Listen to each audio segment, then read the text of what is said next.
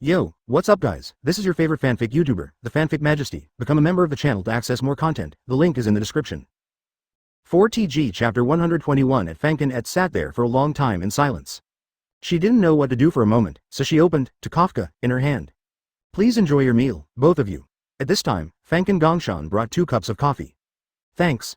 Uchiha Baiye took the 2 cups of coffee, said something politely, and handed one of the cups to Fanken. Yoshimura did not have any contact with Yoshimura-kosen. She didn't want to speak and didn't know how to speak. At this time, Yoshimura-kosen's attention was no longer on Yoshimura-ta, because he had already ruled out the possibility that the other party was ta. What he cared about most now was Uchiha Baiye. He had been paying attention to the young man in black from the beginning, and felt that the other party did not seem to recognize him. After all, he did not reveal his true face during the battle. But if the other party is a member of the V organization, then it is another matter. Fanken was reading a book while drinking coffee, thinking that the coffee tasted really good. Kirishima Tuka didn't dare to get close to her older brother and sister, because judging from her uncle's reaction just now, it seemed that he had a lot of dissatisfaction with her older brother and sister. As for whether the investigator was still in danger or not, she didn't quite understand.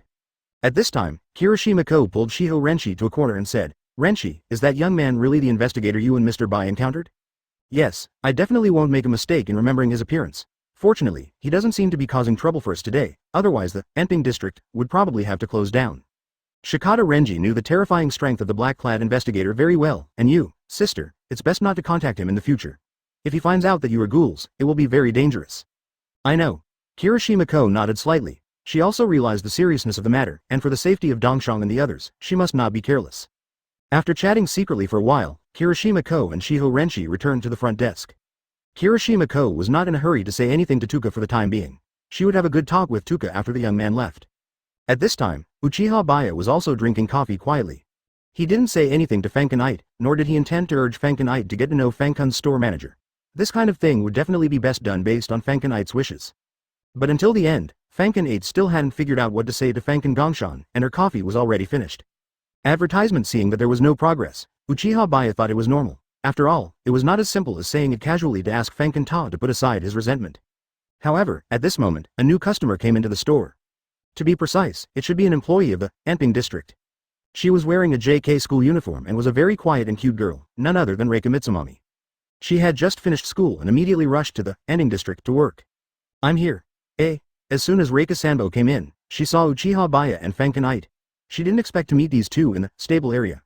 But she hesitated and did not greet him immediately because she knew that Uchiha Baiye was a CCG investigator and had been to the stable zone with her before.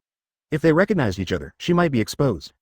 Little did they know that several store managers and employees in the Enping district already knew that Uchiha Baiye was an investigator. After careful consideration, Reika Sanbo decided to pretend that she didn't know Uchiha Baiye. "But there should be no problem if I say hello to Teacher At." After all, she had just said, subconsciously, and it would be suspicious if she pretended that she didn't know either of them. "Teacher 8, I didn't expect to meet you here. By the way, is this guy next to you your boyfriend?" Reika Sanbo also mentioned Uchiha Baiye, just to make it sound like she didn't know Uchiha Baiye at all. It just so happened that she was the only one in the entire Enping district who knew Fanken and also knew the name, It. When they heard the word, It, no one else reacted, except Yoshimura-kosen, whose squinted eyes suddenly opened. Not only does she look somewhat similar to Yuna, but her name is also, It. Could this really be such a coincidence? This can't be a coincidence. However, Yoshimura-kosen was not completely sure. He just looked over there silently and continued to listen to the conversation between Sanbo Reika and Yoshimura. "Yes, Xiaolahua, are you working here?" A somewhat complicated smile appeared on Fanken's face. Because Xiaolahua just said her name, Gongshan must have suspected her identity. Unexpectedly, it was through this method that Gongshan recognized her. But this is not a bad thing. Xiaolahua actually helped her resolve her inner hesitation and entanglement in disguise. "Yes, everyone here is very nice to me. I like working here very much." Advertisement Sanbo Lahua said, "That's really nice." Fanken said. At this time, Yoshimura-kosen became more and more suspicious that the girl was his and Yuna's child. He even felt that the reason why Ed was so cold towards him just now was because he recognized him. But when a girl who looked like his daughter appeared in front of him, Fanken Gongshan did not dare to ask her. After all, he felt too guilty about Fanken and was too ashamed to face It. Except for Yoshimura-kosen, the other shop assistants were just a little surprised that Sanbo Reika and Yoshimura knew each other. Sister Lahua actually knows that older sister too, what a coincidence. Kirishima Tuka couldn't help but exclaimed. The name Mr. It sounds like a writer or something, maybe a well-known writer. Xiaolahua also likes reading, so it's no wonder they know each other. Kirishima-ko speculated reasonably. Sifon Lianchi remained calm, but was still very alert in his heart. After Fankin had chatted with Sanran Reika for a while, Sanran Reika started working.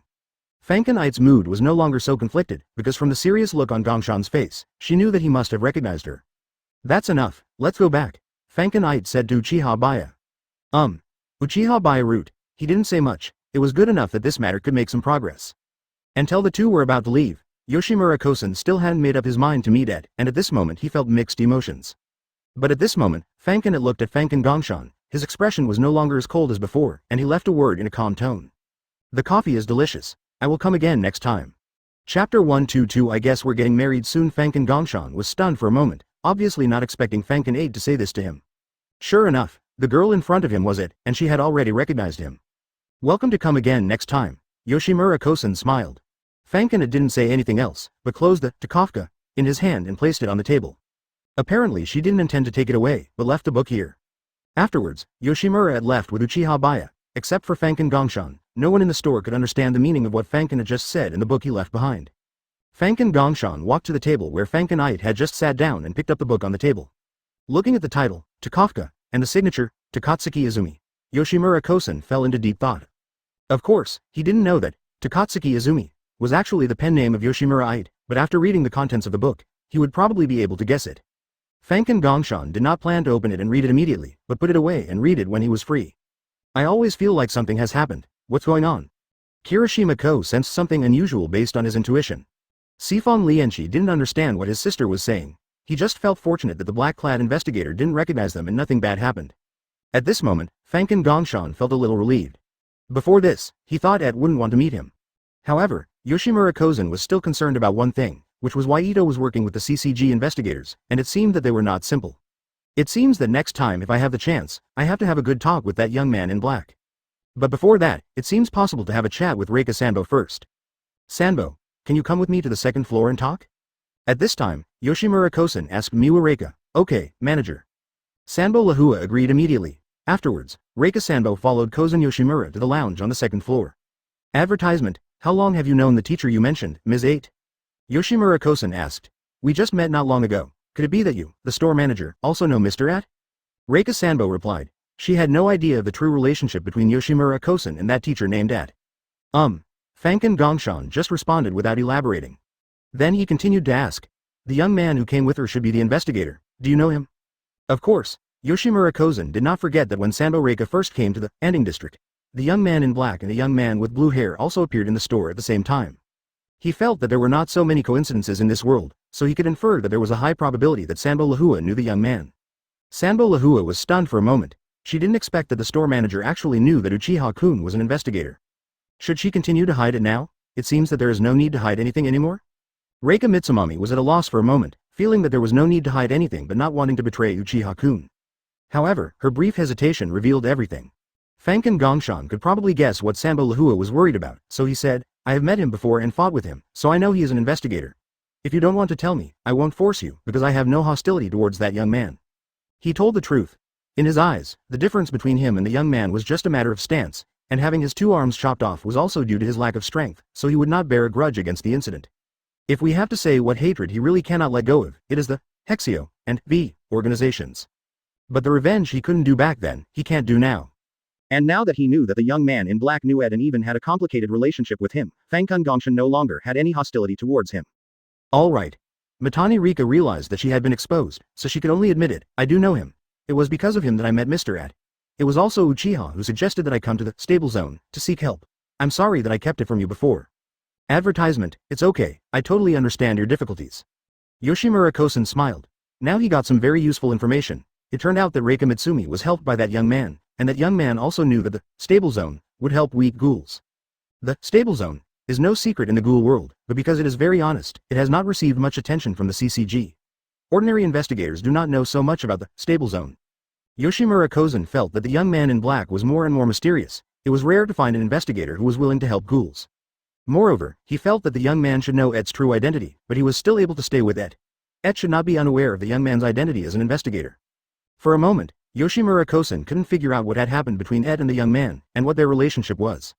By the way, do you know what the full name of that Mr. Ed is? At this time, Yoshimura Kosen wanted to confirm completely whether the child was Ait.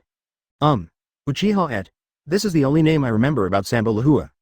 But then she remembered that this seemed to be a joke made by Teacher At. But the status of Mr. At and Uchiha-kun is almost the same, even if they are not a real couple. Anyway, they will have to change their names to this in the future. Sanbo Lahua thought about it for a while, but still didn't change her words. Uchiha At. Yoshimura-kosen couldn't help but ask, are they siblings of the Uchiha-kun you mentioned? No, they're not brother and sister, but that's the name Mr. At told me at the time. Although it was said in a joking tone, I guess they're going to get married soon. Sanbo Lahua felt that her guess was reasonable, but what she didn't know was that even she was older than Yoshimura Edo's real age. Mary. Fanken Gongshan suddenly found it hard to imagine. He couldn't possibly remember Eder's age wrong, so. But he didn't tell this to Sanbo Lahua. In short, Yoshimura-kosen has already learned that the relationship between Ed and the young man is indeed unusual, or to be more precise, it is very close. He was surprised that Ito was so close to the CCG investigator. There must be some unspeakable secret among them. Chapter 123 Lil Walnut, remember to call Grandpa. Suddenly, a guess came to Yoshimura-kosen's mind. Does Ed want to unite with CCG's special investigators to fight against the V organization and Hishu? While this idea is a bit scary, it is not completely impossible. Thank you for coming up here. Fanken Gongshan already had a general idea of what he wanted to know. Nothing. Sanbo Lahua couldn't help but breathe a sigh of relief. Fortunately, the store manager Fanken was very easy to talk to and didn't mind her hiding these things. By the way, the blue-haired young man who came to our place to drink coffee with Uchiha-kun before was also someone you knew, right? And he was also a ghoul investigator? Yoshimura-kosen suddenly thought of the blue-haired young man. Because Sifong Lianchi had told him before that there were two main investigators in District 4 at that time. One of them was described as a young man with blue hair, and the other had just been confirmed to be a young man in black. So if nothing unexpected happens, the blue-haired young man should be the same person who first appeared in the store. Ah, yes.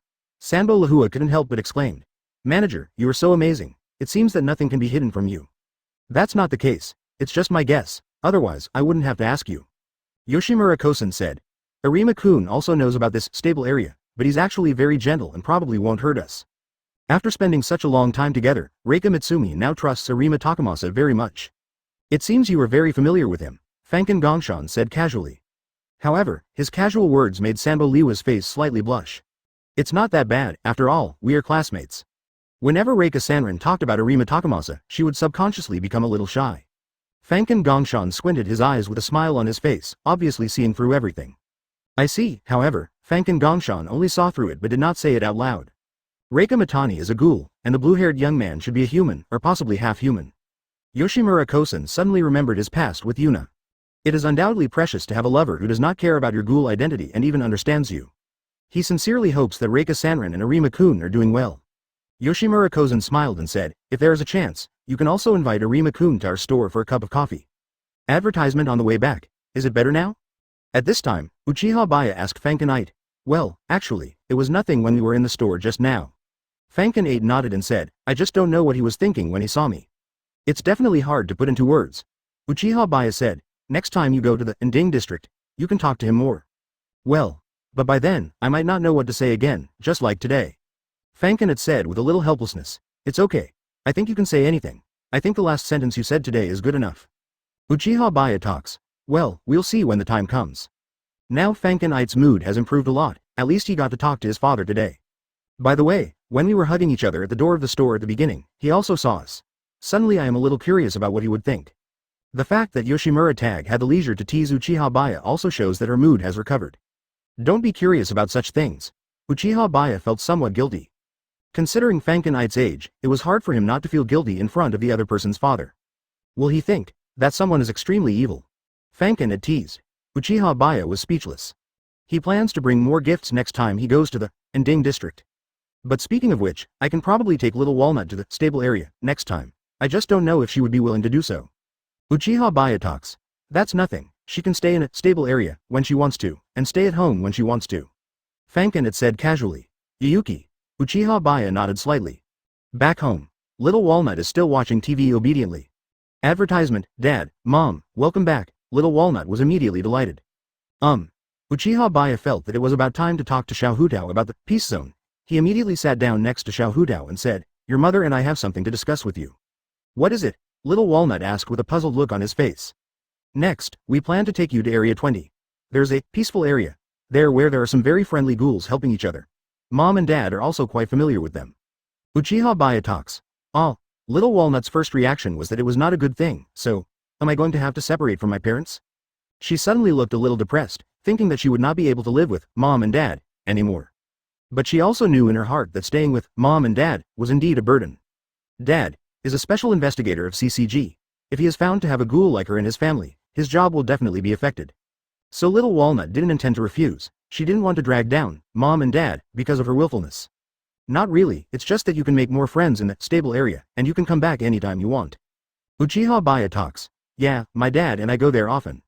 Fankin, who was sitting next to him, also said this. Okay. Little Walnut nodded obediently, and a smile bloomed on his cute little face. She almost thought she was going to be separated from mom and dad, but mom and dad were still so gentle to her. Actually, you don't have to take care of me like this. I want to try not to cause you any trouble. Little Walnut said with a guilty tone. It won't cause any trouble. Do you know why? Because my dad is there too. Fankin said with a playful smile. That is to say, when we meet, little Hutao, remember to call me Grandpa. Uchiha Baiye immediately looked at Fankin with some surprise. What does this guy want to do, grandfather? Little Walnut didn't think too much about it and kept his name in mind. Chapter 124 Grandpa. A few days later. During this period, Fankin spent most of his time writing new books. The affairs of the Bronze Tree are basically handed over to other cadres to handle, unless there are difficult problems to solve, such as strong enemies. Now, Uchiha Baiye and Fankin are shopping in the mall. They were purchasing daily necessities, especially Uchiha Baiye, who wanted to buy some gifts to take to the Anting district. After bringing their daily necessities home, they prepared to head to District 20. But this time they also brought Walnut with them. I'm going to meet Grandpa. At this time, Xiao Hutao looked a little excited, not at all like the lost look she had when Uchiha Baiye first approached her to discuss this matter. After all, Grandpa's house is also home to her. P.S. In Japanese, grandfather and grandpa are the same word, so you can call them both grandfather. Is this really okay? Let Little Walnut just call me Grandpa? At this time, Uchiha Baiye couldn't help but ask Fankin in a low voice. It's okay. Even if Karumi accidentally knew that my father is a ghoul, she still doesn't understand that no matter whether it's humans and ghouls or ghouls and ghouls, pure-blooded humans can't be born. And Karumi is very well behaved and sensible. I think she can be trusted. Fankin doesn't care about these issues. She had her own purpose in asking Xiao Hutao to do this. Firstly, it allows him to clarify his relationship with Yoshimura Kozen more naturally, and secondly, it allows him to tease Uchiha Baiye a bit. Then, Fankin raised his lips slightly, or is it that someone is guilty? He doesn't even dare to let his daughter see Grandpa? Uchiha Baiye's mouth twitched slightly. It's one thing to feel guilty or not, but it's also quite troublesome to explain it clearly when the time comes. District 20, Anting District Coffee Shop. A few days have passed since Uchiha Baiye and Fankin last came to the Anting District. Of course, Yoshimura Kozen had already read the content of Takatsuki, and was basically certain that the girl that day was his daughter and that Takatsuki was also the work of because the content of Takatsuki is too similar to the life story of Yoshimura Ito. Through the plot of this work, Yoshimura Kozen can even feel how much pain and suffering Ed has experienced over the past decade. At this time, Yoshimura Gongshan was standing by the window looking out, without any other movement for a long time. Advertisement. I don't know when 8 will come again. I say. Have you noticed that the store manager has been acting strangely these past few days, as if he has something on his mind? At this time, Kirishima-ko whispered to the other employees. I noticed that, too. I didn't expect the store manager would be in this situation. Sifon Lianchi looked a little surprised. He always thought that the store manager was very calm and capable, but he didn't expect that he would be absent-minded sometimes. I've known the store manager for so many years, and this is the first time I've seen him like this. Isn't there going to be anything serious? I'm a little worried. Jiu Jianyuan and Ru Jianxuan also nodded. Why don't you ask the store manager later? Fanchiroma suddenly suggested. She was also very curious about what was going on. Since Bei often came to the Anting district to find Sifon Lianchi, Fanchiroma gradually discovered that Bei was also a member of the Joker organization, and they became very close after getting to know each other privately. Through the information provided by Bei, she learned about the strength composition of the Anting district, especially that the Fankin store manager was the strongest. However, this is all the information Fan Shiluo Ma knows. She does not know about the deeper identity of the V organization's cleanser. Kirishima Arata and Kirishima Tuka are both at school, and Kirishima Arata went to pick up Tuka and Arata, who were about to finish school, so they are not in the store for the time being. Just at this moment, Yoshimura Kozen saw Uchiha Baiye and Yoshimura walking towards them through the window. But this time there was a little girl compared to last time, and she was holding hands with Uchiha Baiye and Yoshimura Ito. While feeling surprised, Fankin Gongshan couldn't help but wonder who this little girl was. Compared to last time, Fankin was much more natural this time, and the expression on his face was relaxed and lively. Without any hesitation or entanglement, she pushed open the door of Anting District Coffee Shop. And Fankin Gongshan was already waiting at the door of the store. When he wanted to call out the name, Little Walnut spoke first. Grandfather. Xiao Hutao shouted directly to Fanken Gongshan. Advertisement, Mom, had already told her what Grandpa looked like, so she quickly identified the person in front of her as Yoshimura Gongshan. The word, Grandpa, not only stunned Yoshimura-kosen, but also attracted the attention of Kirishima-ko and others at the counter. Grandfather, to be honest, none of them knew the relatives of the Fanken store manager? However, they were not too surprised, because considering the age of the Fanken store manager, it was not surprising that he had children and grandchildren, but they had never heard the Fanken store manager mention it. This. Fanken Gongshan was a little stunned for a moment. He has only one daughter, Et. According to the way this little girl addressed him, doesn't that mean he is Et's daughter? But how old is 8?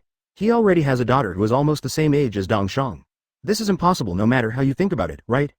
Child, your parents are. Fanken Gongshan couldn't help but ask the little girl in front of him. Huh? Little Walnut tilted his head slightly. Doesn't Grandpa know Dad and Mom? With this doubt, Little Walnut immediately held Uchiha Baiye and Fankenite's hands tightly and said directly, "This is Daddy, this is Mommy." Yoshimura-kosen looked at Uchiha Baiye and Yoshimura and suddenly fell silent. He had already determined that the green-haired girl was Et. Turns out that Et and that Uchiha-kun already have a daughter? Fanken Gongshan still finds this unbelievable, but if it is true, then he must have a good talk with that Uchiha-kun. In order to prevent the situation from getting serious, Uchiha Baiye immediately explained, "I think we may have some misunderstandings. Xiao Hutao is actually the daughter adopted by me and 8. Oh, so that's how it is." Fanken Gongshan nodded. That was nothing. Could it be that Grandpa hates me? Little Walnut felt that Grandpa looked a little strange and thought that he was hated, so he asked in a wrong tone. Chapter 125 Son-in-law. Of course not. How could I possibly hate Kurumi-chan? Rather, I am a little excited because I like him so much. Yoshimura-kosen explained with a smile. Really? Little Walnut's sadness turned into joy immediately. Real. Fanken Gongshan nodded affirmatively. Hey, I like Grandpa too. Little Walnut immediately hugged Fanken Gongshan. However, the height difference was too big, so she could only hug Yoshimura Gongshan's thighs. The innocent and simple Little Walnut is easy to coax. Fanken Gongshan gently touched Xiao Hutao's head. Upon learning that the little girl was the adopted daughter of Ito and Uchiha-kun, Yoshimura-kosen was not only relieved but also very happy. Because this shows that Et is willing to contact him, otherwise he would not bring Little Walnut to see him. Et and Uchiha-kun, come in and sit down. After speaking to Uchiha Baiye and Yoshimura, Yoshimura-kosen first took Kurumi to one of the seats and sat down. He made coffee for them himself, just like last time. At the same time, Kirishima-ko and many other store employees also heard the conversation between Yoshimura-kosen, Uchiha Baiye and Kurumi. While Yoshimura-kosen was making coffee, Kirishima-ko said to him in surprise, "Manager, so your daughter and son-in-law are them?" She felt it was such a coincidence. The family had already known Uchiha Baiye and Yoshimura-ite, but they didn't know their names yet. Yes. Fanken Gongshan thought about it and decided not to explain too much. In front of outsiders, he tried his best not to reveal Et's affairs, in order to be wary of the V organization. Therefore, he could only acknowledge the relationship between Uchiha Baiye and Yoshimura-ite in front of outsiders to avoid having to explain so much. But having said that, in his mind, it wasn't entirely a good thing that Et took the initiative to come to him. Advertisement because he knew that the V organization was already suspecting that the real, one-eyed owl, was not him but his child, so once the V organization knew that he had a daughter, they would definitely mobilize all their forces. What a coincidence. Kirishima-ko sighed, but the store manager's daughter should also be a ghoul, right? I heard from Renshi that the young man is also an investigator of the CCG. I have never seen a ghoul marrying a human or even a ghoul investigator before. She had no doubt about Fankenite's age at all, because Fankenite's behavior had always been completely inconsistent with his actual age. Sifong Lianshi was a little confused. The black-clad investigator was actually the store manager's son-in-law? No wonder the store manager has been acting a little strange these days since these two customers came to the store last time. Although I still don't know what the specific situation is, at least I know why the manager has been behaving strangely recently. At this time, Shiga Renshi's mind was a little confused. He remembered clearly how strong the black-clad investigator was, and how he was merciless to him and Bei. If they had not been rescued by an unknown ghoul in the end, they would definitely have died there. But at the same time, he is the store manager's son-in-law and is willing to marry a ghoul. Wait. Sifong Lianshi seemed to suddenly understand something. It was that unknown ghoul who sent him and Bei to the stable zone. Could it be that the ghoul knew the store manager and the black-clad investigator? If that's the case, then the black-clad detective was also acting with him. Thinking of this, Sifong Renshi's mind became more and more confused, because he couldn't understand why the other party, a ghoul investigator, would do this. That's not bad. Didn't Mr. Sifong say that young man is very strong? This way we have one less enemy. That young man is the son-in-law of the store manager, so he won't make things difficult for us, right? Jiu Jianyuan was wiping something with a wet wipe while talking. That's hard to say. You don't even know how many dirty things you did in the past. Ru Jianxuan habitually nagged Jiu Jianyuaner. Don't mention the past, don't mention the past. I have been reflecting on myself, and you were the same back then. Jiu Jianyuan said somewhat embarrassedly. Fancy Roma was watching the fun from the side. She still didn't notice anything strange about Uchiha Baiye and Yoshimura Ito. After all, Fanshiroma didn't know Yoshimura Kosen's Kakuza form, so she didn't doubt the one-eyed owl. At this time, Fanken Gongshan brought over 3 cups of coffee. Can I drink this? Looking at the coffee in front of him, Xiao Hutao couldn't help but whisper to Fanken advertisement. She didn't know that ghouls could drink coffee, and she didn't even know what coffee was. Sure, just drink it, Yoshimura Ito replied. Good. Little Walnut was relieved now. She tried taking a sip and it really wasn't as unpalatable as other water or drinks. Although the taste was a little strange, it was much better than those foods that made her feel sick. She was surprised that she could eat anything besides human flesh. It can even give you a sense of fullness. Kurumi-chan should be a ghoul too, right? In fact, coffee is the only normal food that ghouls can eat. Yoshimura Kosen explained. He had just added more sugar to Little Walnut's cup of coffee, considering that children might not be used to the taste of coffee when they first start drinking it. Oh. Little Walnut nodded. Because the other person is her grandfather, she is not worried about being discovered as a ghoul. At this time, Uchiha Baiye gave the gift he brought to Fanken Gongshan. This is some of my thoughts. He bought a watch and a hat for Fanken Gongshan. The watch is just a famous brand, without any special meaning. As for the hat, it was because during this period, Yoshimura Kosen still liked to use the image of the V organization when going out, which was a black hat and a black coat, so Uchiha Baiye deliberately chose a black hat. Fanken Gongshan did not open it to see what it was, but accepted it directly. Thank you very much. Of course, it wasn't just Yoshimura Kosen. Uchiha Baiye also prepared gifts for other store employees, and he gave them to them one by one. Kirishima Ko, Furuma Enji, and Arimi-zan all looked very happy, except for Shiho Renji, whose expression looked a little weird and stiff. However, he still accepted it and said, thank you. When it was Fan Shi Luoma's turn, she seemed less wary of Uchiha Baiye and even took the initiative to talk to him. Little handsome boy, do you still remember me? Chapter 126 Your relationship with him? Fan Shi Luoma feels that Uchiha Baiye is not just a simple enemy. So she tried to strike up a conversation. Of course, I didn't expect you to come here. Uchiha Baiye said expressionlessly. Naturally, he did not intend to let Fancy Roma know his identity as the one-eyed king. This guy knows a lot of secrets, and has even met the real, one-eyed king, in the underground. However, he has always intended to be a spectator, who watches the fire from the other side and has fun. But in the end, he got out of control and was killed by Weihira Hisao. Aren't you going to take me back, Mr. Terrible Investigator? Fanshiroma said as if trying. This is not my mission, but if you really want, I can help you. Uchiha Baiye said lightly. There was indeed a mission within CCG to capture the SSS-level ghoul, Mother of Chaos, but his Squad Zero was not responsible for carrying out this mission. Their only mission at the moment is to target the bronze tree. Forget it, I don't want to suffer. An expression of fear suddenly appeared on Fancy Roma's face. Do you know him, too? At this time, Sifon Lianchi couldn't help but ask Fancy Roma. Yeah, I was an ordinary ghoul imprisoned in Kuklia before. When Kuklia fell, I was almost killed by this handsome boy when I tried to escape. Fanshiroma said half-truthfully, is that so? Sifon Lianchi would not completely believe the nonsense that Fanshiroma said. There are almost no ordinary ghouls who can be imprisoned in Kuklia. They are either ghouls who have important information or ghouls with high danger levels. But this guy seems to have a good relationship with Baiye, so it shouldn't be too bad. At this time, Uchiha Baiye gave the prepared gift to Fanshiroma. Although he always thought that Fanshiroma was unreliable, he still had to give her the gift, which was a valuable ladies' watch. Thank you so much. Fanshiroma was very happy when she received the gift. I can't help but want to kiss you, handsome boy. Advertisement. As soon as she finished speaking, she could feel a deep cold gaze. Ahaha, just kidding. Fanshiroma laughed. She was actually just testing the waters and was very interested in the relationship between Uchiha Baiye and Yoshimura Ito. Being able to feel that gaze instantly, she was sure it was real. Fancy Roma has seen a lot of the world, but this was the first time she had seen a ghoul and a ghoul investigator teamed up together. Fankenite withdrew his gaze. Of course, she could sense that Fancy Roma was testing her, not simply provoking her. But she didn't think it mattered. There was nothing to hide about her relationship with Uchiha Baiye. It would be better to let Fancy Roma know. Yoshimura Kosen wanted to say something to Fanken had said, actually, there is no need to say anything, because at least I am living a good life now. That's good. What Fanken Gongshan wanted to say suddenly came back into his stomach. But after a while, Fanken Gongshan finally managed to say, no matter what, I'm sorry for all these years. You don't have to apologize to me, I understand you. Fanken had said calmly, it's not any of us who are at fault. If we can defeat them, won't all problems be solved? The they she mentioned naturally refers to the entire he-shu. Of course, Yoshimura Kosen could also hear that Ed was talking about he-shu, and his expression suddenly became a little solemn. But this kind of thing is too unrealistic and too dangerous. Yoshimura Kosen is well aware of the strength of the V organization, and he has to face not only the V organization but also the entire Hexio. In the original novel, the demise of the Kazushi family was too hasty, as they were easily wiped out by the Joker members led by Furuta Jifuku. However, every member of the Hexio family is a natural-born Huja, so no matter how strong they are not too weak. It can only be said that their combat power has collapsed a bit seriously. Moreover, the Hexio family has many branch houses, such as Arima, Ibing, Sentu, and so on. These are all Hexio branch houses and were directly downplayed in the original work. So what if it's dangerous? Is hiding here and they're a good thing? Fankin had said casually. Advertisement. Fankin Gongshan remained silent.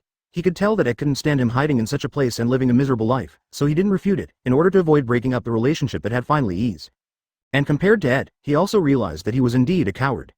Feeling that he couldn't resist V and he simply gave up. As he felt deeply guilty towards Ed, it was impossible for him to refute Ed's ideas. The conversation between Yoshimura Kosen and Yoshimura Ed was quite quiet. Kirishima Ko and the others were focusing on Uchiha Baiye and were not paying attention to this side. Only Little Walnut heard the conversation, but she couldn't understand what Mom and Grandpa were saying at all. It was like she was listening to a riddle. Since she didn't understand, she simply stopped listening and slowly savored the cup of coffee, which tasted strange but very novel. But I'm definitely not here to argue with you. Why don't we talk about something else? Fankin Ad changed the subject, as she didn't want to make the atmosphere unpleasant. Then let's go upstairs, it'll be more convenient. Yoshimura Kosen said. Well, Little Walnut, you sit here with Daddy first. Fankin Aid said something to Xiao Hutao, and then went upstairs with Fankin Gongshan. Did you open this coffee shop here to commemorate your mother? At this time, Fankin Ed asked. The notebook left by Yuna not only records some secrets of the V organization, but also records every detail of her encounter with Yoshimura Kosen. So Yoshimura Ed knew that his father and mother first met in a coffee shop. Yes. When Yona was mentioned, Yoshimura Kosen felt guilty. It looks pretty good. I feel like you're quite happy here with them. Luckily, Baiye and Xiao Hutao are with me, otherwise I'd be really jealous. He was still very resentful about this last time, but today Fankin can mention this matter with a smile. Yoshimura Kosen was silent for a while, then couldn't help asking, Ed, what is your relationship with that Uchiha-kun? Chapter 127 Husband and Wife. Our relationship is whatever you think it is. Yoshimura Ed said with a smile. Are you really already a couple? Yoshimura Kosen asked. It's not impossible. Ghouls don't care about the appropriate age for marriage like humans do. After all, they don't have the same rights as humans, and things like marriage are impossible to be discussed openly. Even if Ed really married that young man in secret, it wouldn't be a strange thing. What if I say yes? What will you do? Fankin had said deliberately. I'm fine, I just think it's a little early. The smile on Fankin Gongshan's face was slightly awkward. But if this is true, then of course I wish you the best. He believes that he is not a qualified father, so he has no right to interfere in Ed's life. But at least Ed is living a decent life like this. If Ed likes it this way, it must be a good thing in his eyes overall. It's actually fake. We haven't even gotten married yet, and that guy doesn't have the guts to do that. Fankin had stopped joking and said seriously, besides, we have your previous experience and we have to worry about V and Hishu. This is also very troublesome. Fankin Gongshan was silent for a moment again. His experience with Yuna really had a huge impact on Ed. But I heard that Uchiha-kun is an investigator of the CCG. I didn't expect you to be so close to an investigator. Fankin Gongshan said with some surprise, because that guy is trustworthy. Fankin had simply said this.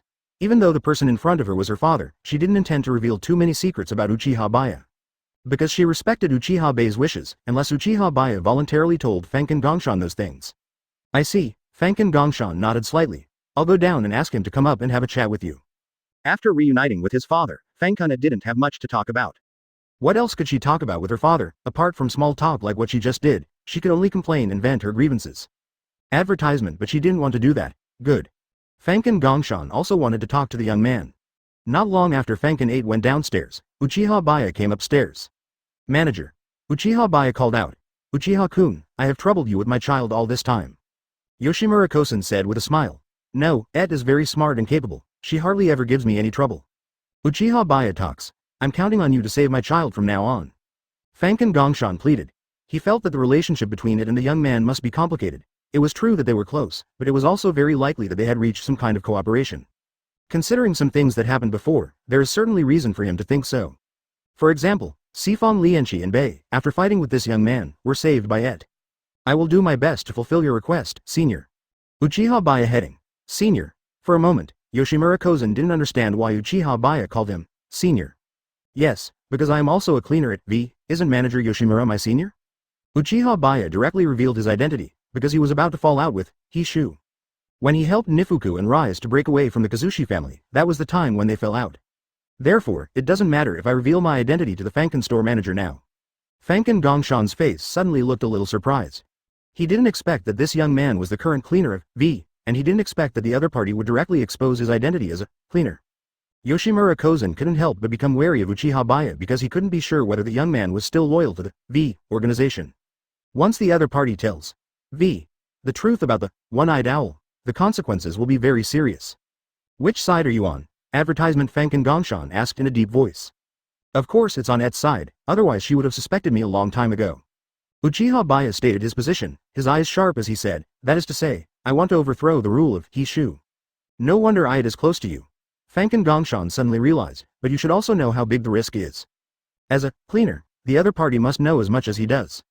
The situation this young man faces is even more dangerous than that of Et. Because, Washi, and V's attitude towards Et is not to kill him, but to capture him and control him. The natural half-ghoul is very attractive to the Washi family. Those experiments on the fusion of humans and ghouls are the best proof. This young man is both an investigator of CCG and a cleaner of V. He was obviously born into the Hexio family. Even if he is not an orthodox Hexio, he is a half-human of the branch house. The Hexio family will definitely not allow the existence of traitors. This was the case with the first-generation one-eyed king, who was eventually expelled underground. I have already made up my mind, and I am naturally aware of the consequences. Uchiha Baiye said with a calm expression. There was no trace of fear on his face. Fanken Gongshan was shocked and ashamed by this. In his eyes, the Hexio family was invincible, so he was unwilling to do such a meaningless thing. He even felt that Et was on a path of no return, but he had no right to say anything to Et, so he could only ask the young man to save Et. But now it seems that both Et and the young man have become irreversibly determined. If there's anything an old man like me can do, please tell me. Since it was irreversible, Yoshimura Gongshan wondered if he could do something for them. It's also for Et, to fulfill my responsibilities as a father. When Et is in danger, protect Et. This is all Uchiha Baiye can think of for now. He actually didn't want the store manager and Et to face the entire Hishu directly, which was also very dangerous. He is the only one who has the ability to protect himself in this situation. No problem. Fanken Gongshan has made up his mind. Even if he dies, he will protect Et to the end. Chapter 128 My boyfriend. Also, I'll have to trouble you to take care of Kurumi-chan from now on, just like you did with Sanbo Reika. Uchiha Baiye would naturally not forget what happened to little Walnut. Well, since Walnut is the daughter you and Et adopted, she is also my granddaughter. Yoshimura Gongshan agreed without hesitation. He has always liked to help weak ghouls, not to mention that this is the adopted daughter of Baiye and Et. When Uchiha Baiye was talking to Yoshimura Kosen, Kirishima Tuka and Mitsumi Rika also came back one after another. Teacher Et is actually the daughter of manager Yoshimura? When she came back and learned the news, Sanbo Lahua was immediately surprised. She has known manager Fanken and teacher Et for such a long time, but she never thought that the two might be father and daughter. She suddenly realized that it was no wonder that manager Fanken had been acting a little strange these days. Something was wrong since the last time teacher Et came to the store. But before this, she had never associated the relationship between them with father and daughter. Daughter? Dad? Kirishima Tuka thought for a while. The store manager is my elder sister's father? Oh, I never told you before, but my full name is actually Yoshimura Ito. Now that things have developed to this point, there is of course no need for Yoshimura to hide her full name from Rika Mitsumi and Tuka. Oh, but in this case, Sanbo Lahua suddenly thought of a question. Although she had never seen manager Yoshimura's wife, she didn't care whether manager Yoshimura's wife was a human or a ghoul. Normally, the offspring born would not be pure humans, right? But Fankenite usually gave her the feeling that he was no different from a normal human being. She had also seen Fankenite eat human food more than once. Reika Sanrin didn't know much about this and didn't know about the extremely special existence of half-ghouls. Therefore, Reika Sanbo thought that this might be because the wife of store manager Yoshimura should be a human, and mistakenly believed that the children born from the union of humans and ghouls would be the same as normal humans. From this, she even thought, if her child with Arima-kun could also be like teacher Et? Thinking of this, Sanbo Lahua blushed immediately. Advertisement she slapped her face, she was actually thinking such shameless things. Sister Lahua, why is your face a little red? Are you feeling unwell? At this time, Kirishima Tuka noticed the expression on Reika Mitsumi's face and asked directly. No, nothing. Sanbo Lahua smiled slightly awkwardly. No matter what, she couldn't let Xiao Dongshang know what she was thinking. Not only would it be embarrassing, but it would also teach the child bad habits. Fanken knew at a glance that Sanbo Lahua was just thinking about Arima Kisho, and she immediately teased. Xiao Lahua, when will you bring your boyfriend to the Anting district to sit down? Boyfriend? Kirishima Tuma's bright eyes revealed a hint of doubt. Suddenly she remembered that she seemed to have seen this in a comic book and roughly understood what it meant. Sister Lahua already has a boyfriend, so cool. Kirishima Tuka seemed to think this was a very impressive thing. On the other hand, Kirishima Ayato is even younger than Tuka, so she couldn't understand what this was at all. Huh? Xiao Lahua already has a boyfriend? Did you meet him at school? Isn't he a human? Kirishima Ko immediately came over with great interest. Next time, let your boyfriend come to the store and we can give him a free meal. Ru Jianxuan also said, no, it's not what you think. Sanbo Lahua quickly explained, he and I are just classmates and... She swallowed the words that came to her lips. What she wanted to say was, and Arima-kun is a Ghoul investigator.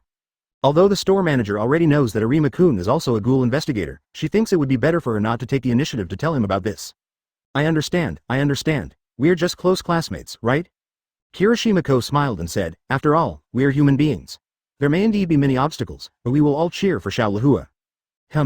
Sanbo Liu's face became more and more red with embarrassment. Because Kirishima's sister's guess was so accurate, she was unable to refute it. Okay, Guang, don't let Xiao Lahua be too troubled. Advertisement Kirishima Rada advised from the side. Just then, Uchiha Baiye and Yoshimura Kozen came down from the second floor together. You guys seemed quite lively during the time when Baiye and I were away. Yoshimura Kozen spoke. Seeing Yoshimura Kozen and Uchiha Baiye walking together, Sanranrika immediately thought, didn't Uchiha have already met with the family of Mr. At? This speed of progress made Sanbo Lahua admire and envy. It would be nice if she could be like this, but let alone meeting the family, she and Arima-kun don't even have that kind of relationship.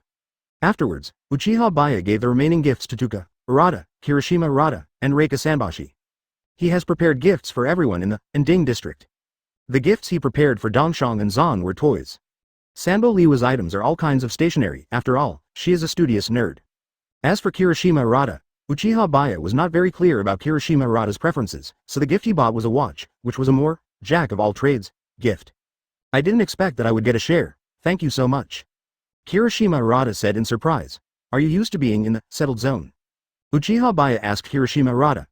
You guys, he mentioned naturally refers to the Kirishima family.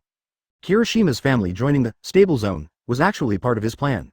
When he took action against Sifong Lianqi and Bei, he had already thought that Sifong Lianqi might bring his sister and her family to the stable area afterwards. All of this was caused by him, so he also wanted to care about the situation of Kirishima's family. Yeah, it feels good here. Tuka and Ayato are also very happy. Kirishima Rada said. Looking at Uchiha Baiye chatting and laughing with his sister and brother-in-law, Sifong Lianqi's expression looked a little strange again.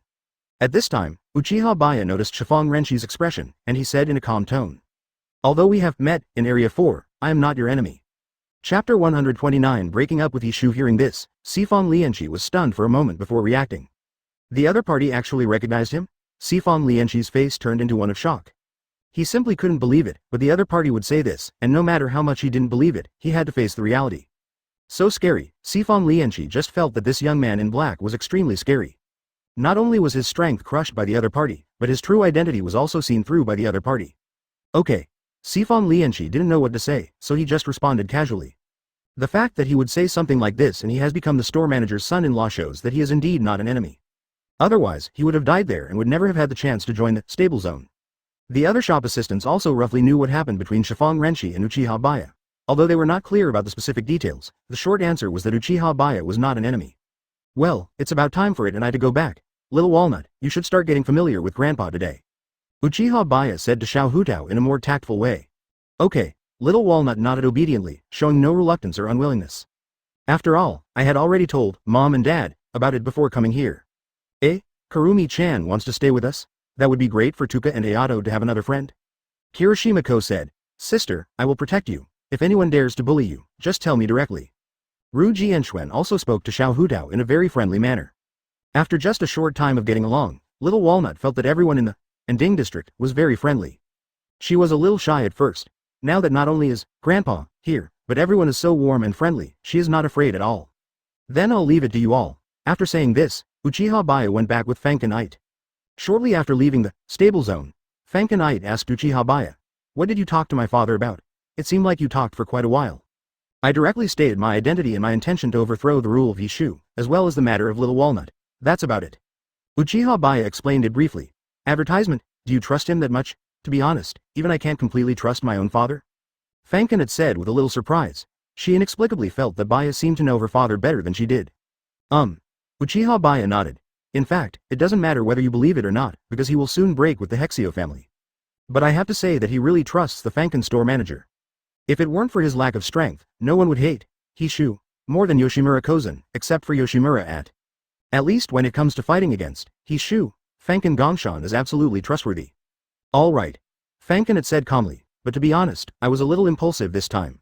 What happened today may put the Enping district in danger, and it may also expose your identity.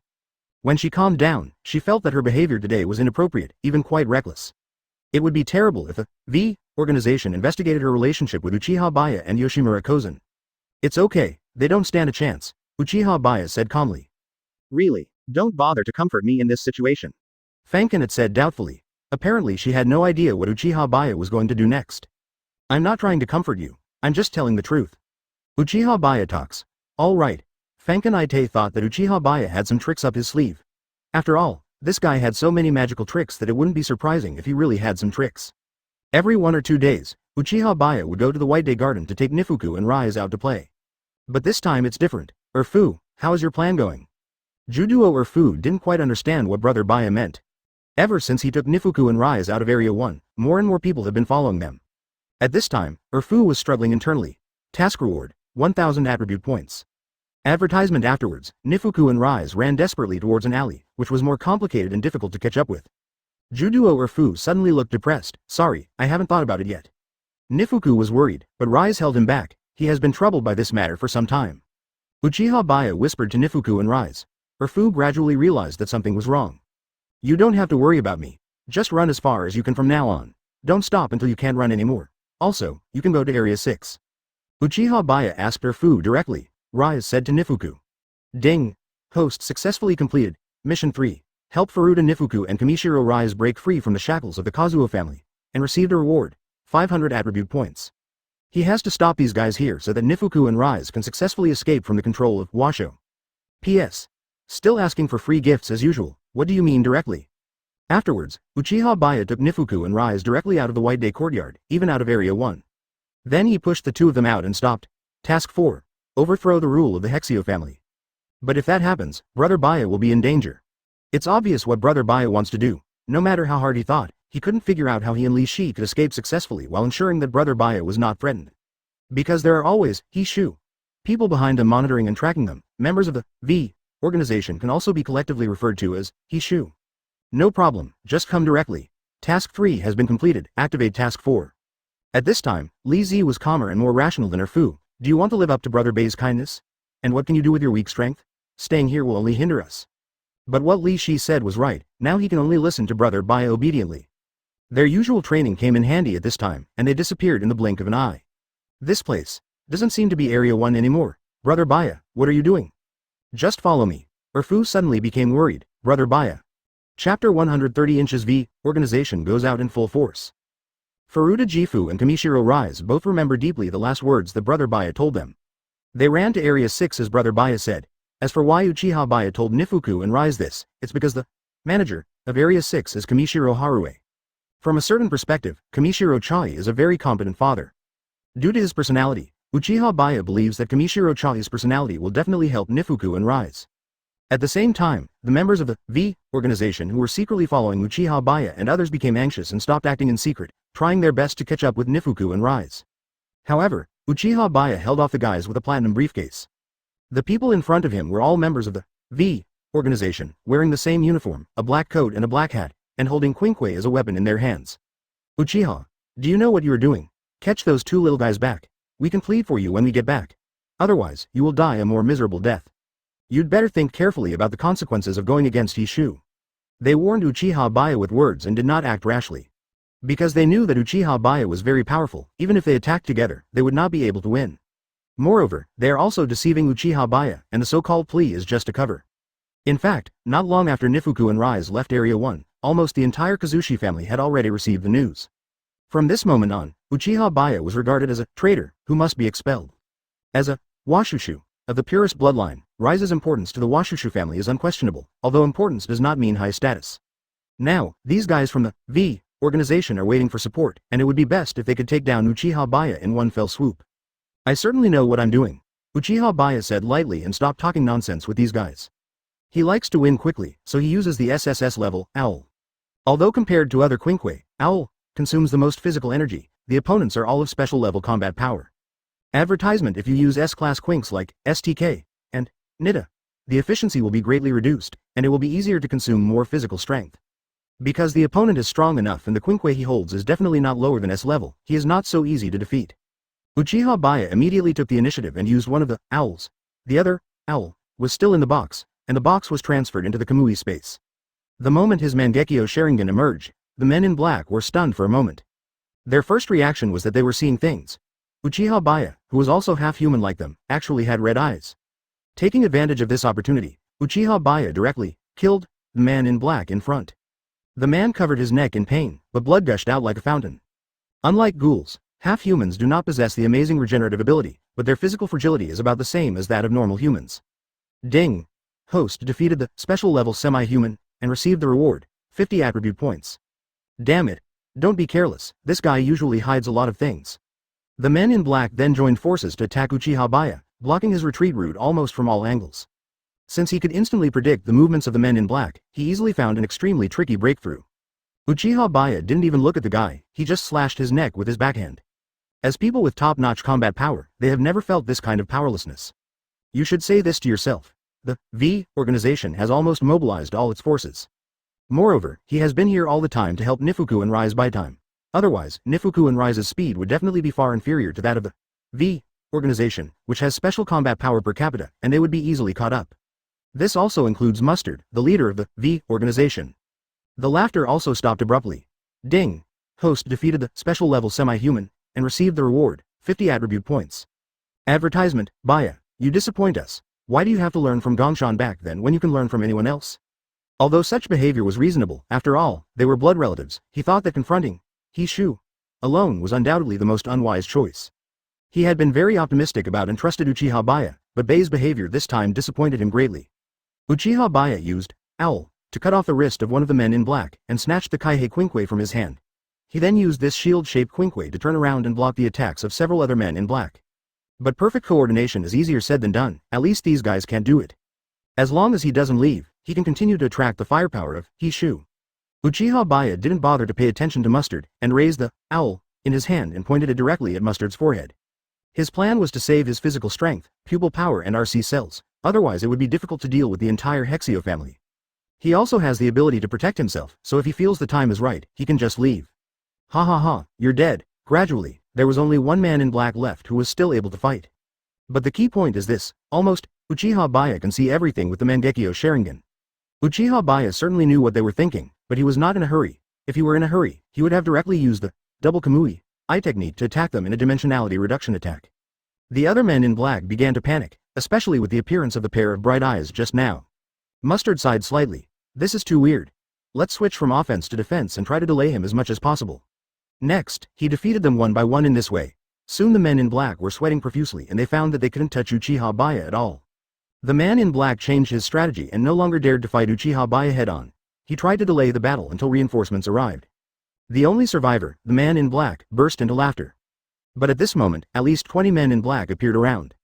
Unless these guys can cooperate perfectly and he can't find any loopholes, they will be worn down by him one by one.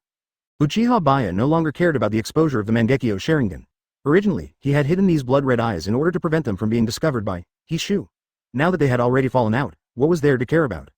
Chapter 131. Kamishiro Chai. Let's go together, his strength should not be underestimated. Mustard gave orders to the members of the V organization around him. More than 20 men in black rushed towards Uchiha Baiye. Even Mustard was holding a cannon-shaped Uchiha Quinkwe in his hand, which was probably an SS or even SSS level Quinkwe, specially used to deal with Uchiha Baiye.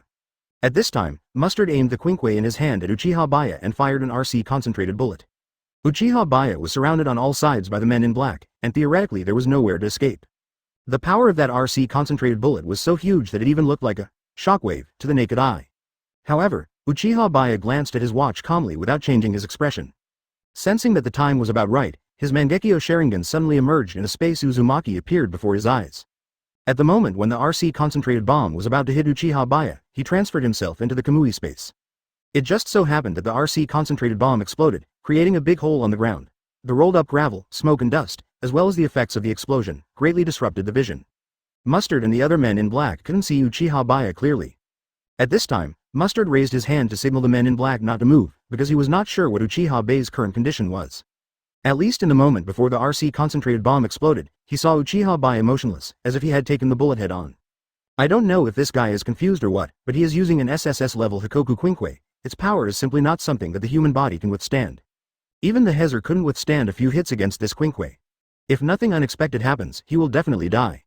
After waiting for a while, the smoke and dust cleared, and Jiezi and the men in black could not see where Uchiha Baiye was at all.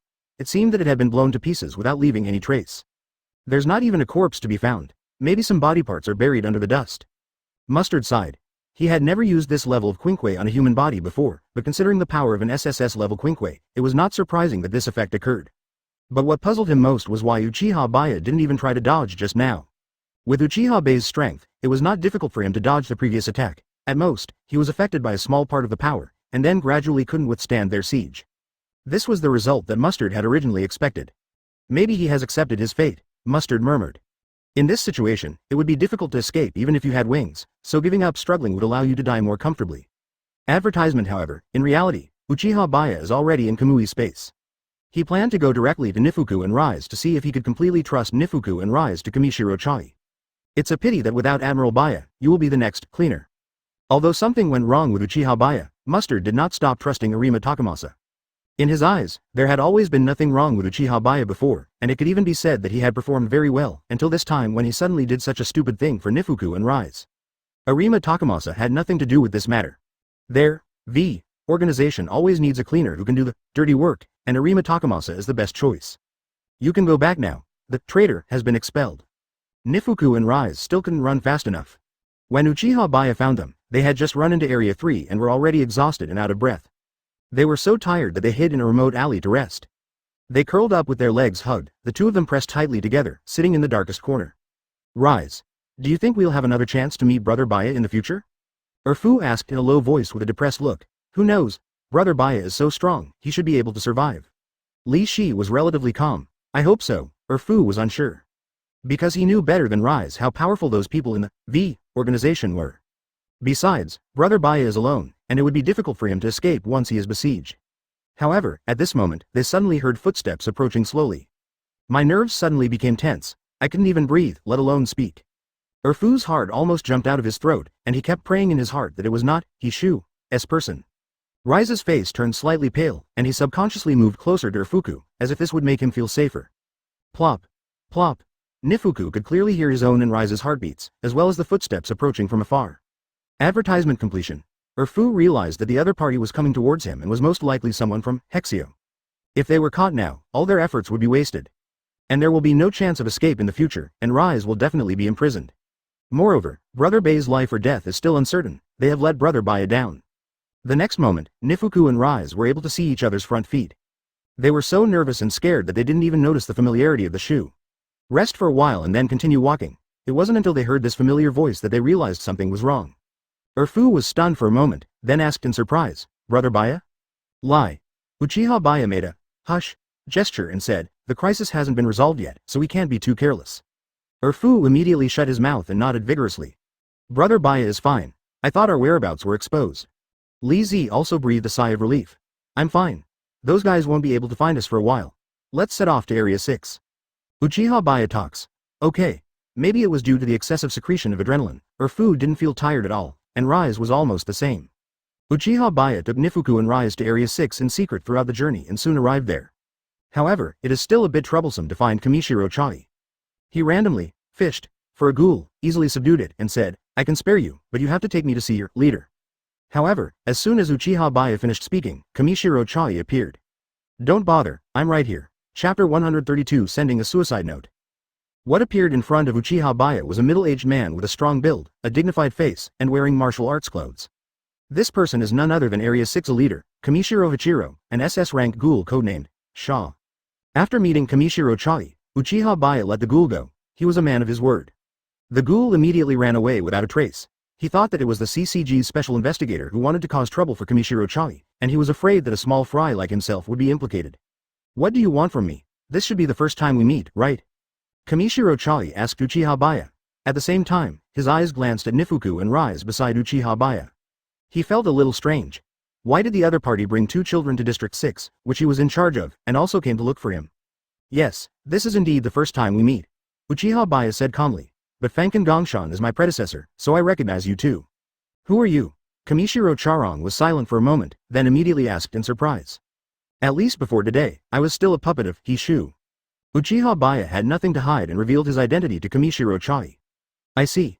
As soon as Kamishiro Chai heard the word, washu, puppet, he knew what it meant.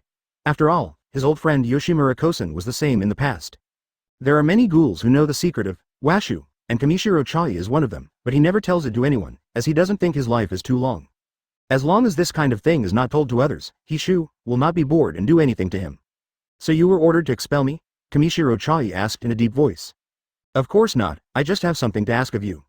Advertisement. As he spoke, Uchiha Baiye pulled Nifuku and Rise in front of him. These two children are both from Washi, and their identities are very special, so I am now regarded as a traitor by Washi. Kamishiro Charong would naturally not easily believe what a guy he just met said. What good will this do me? If what you said is true, it will only put me in danger, right? That's true. The benefit to you is that you will have an adopted son and daughter, but I think that Kamishiro Senpai is trustworthy, so I came to ask you. If you are unwilling, I will find another way. Uchiha Baiye is a straightforward person. What he said was all true, and he did not use things like blank checks to fool Kamishiro Chai. Hearing that the other party even knew his last name, Kamishiro Chai became more and more convinced of the truthfulness of what the other party said. The black Shinigami that appeared at that auction before, that should be you, right? Kamishiro Chai asked.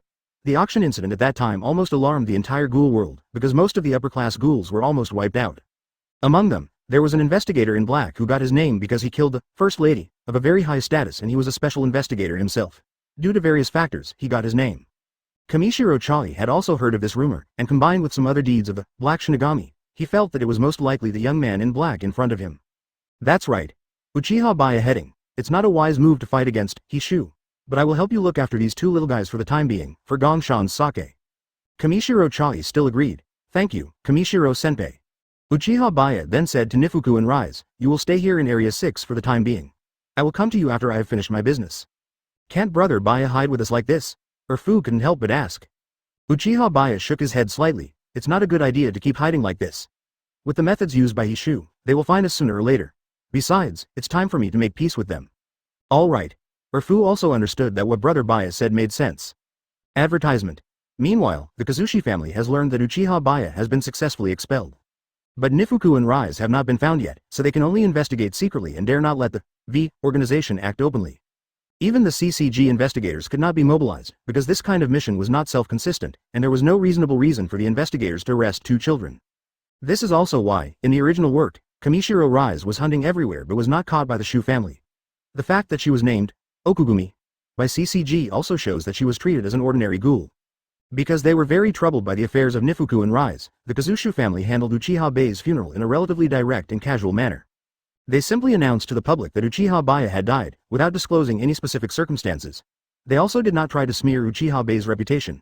To be more precise, they did not have the leisure to consider how to smear him. Is this true? Uchiha Special Class died.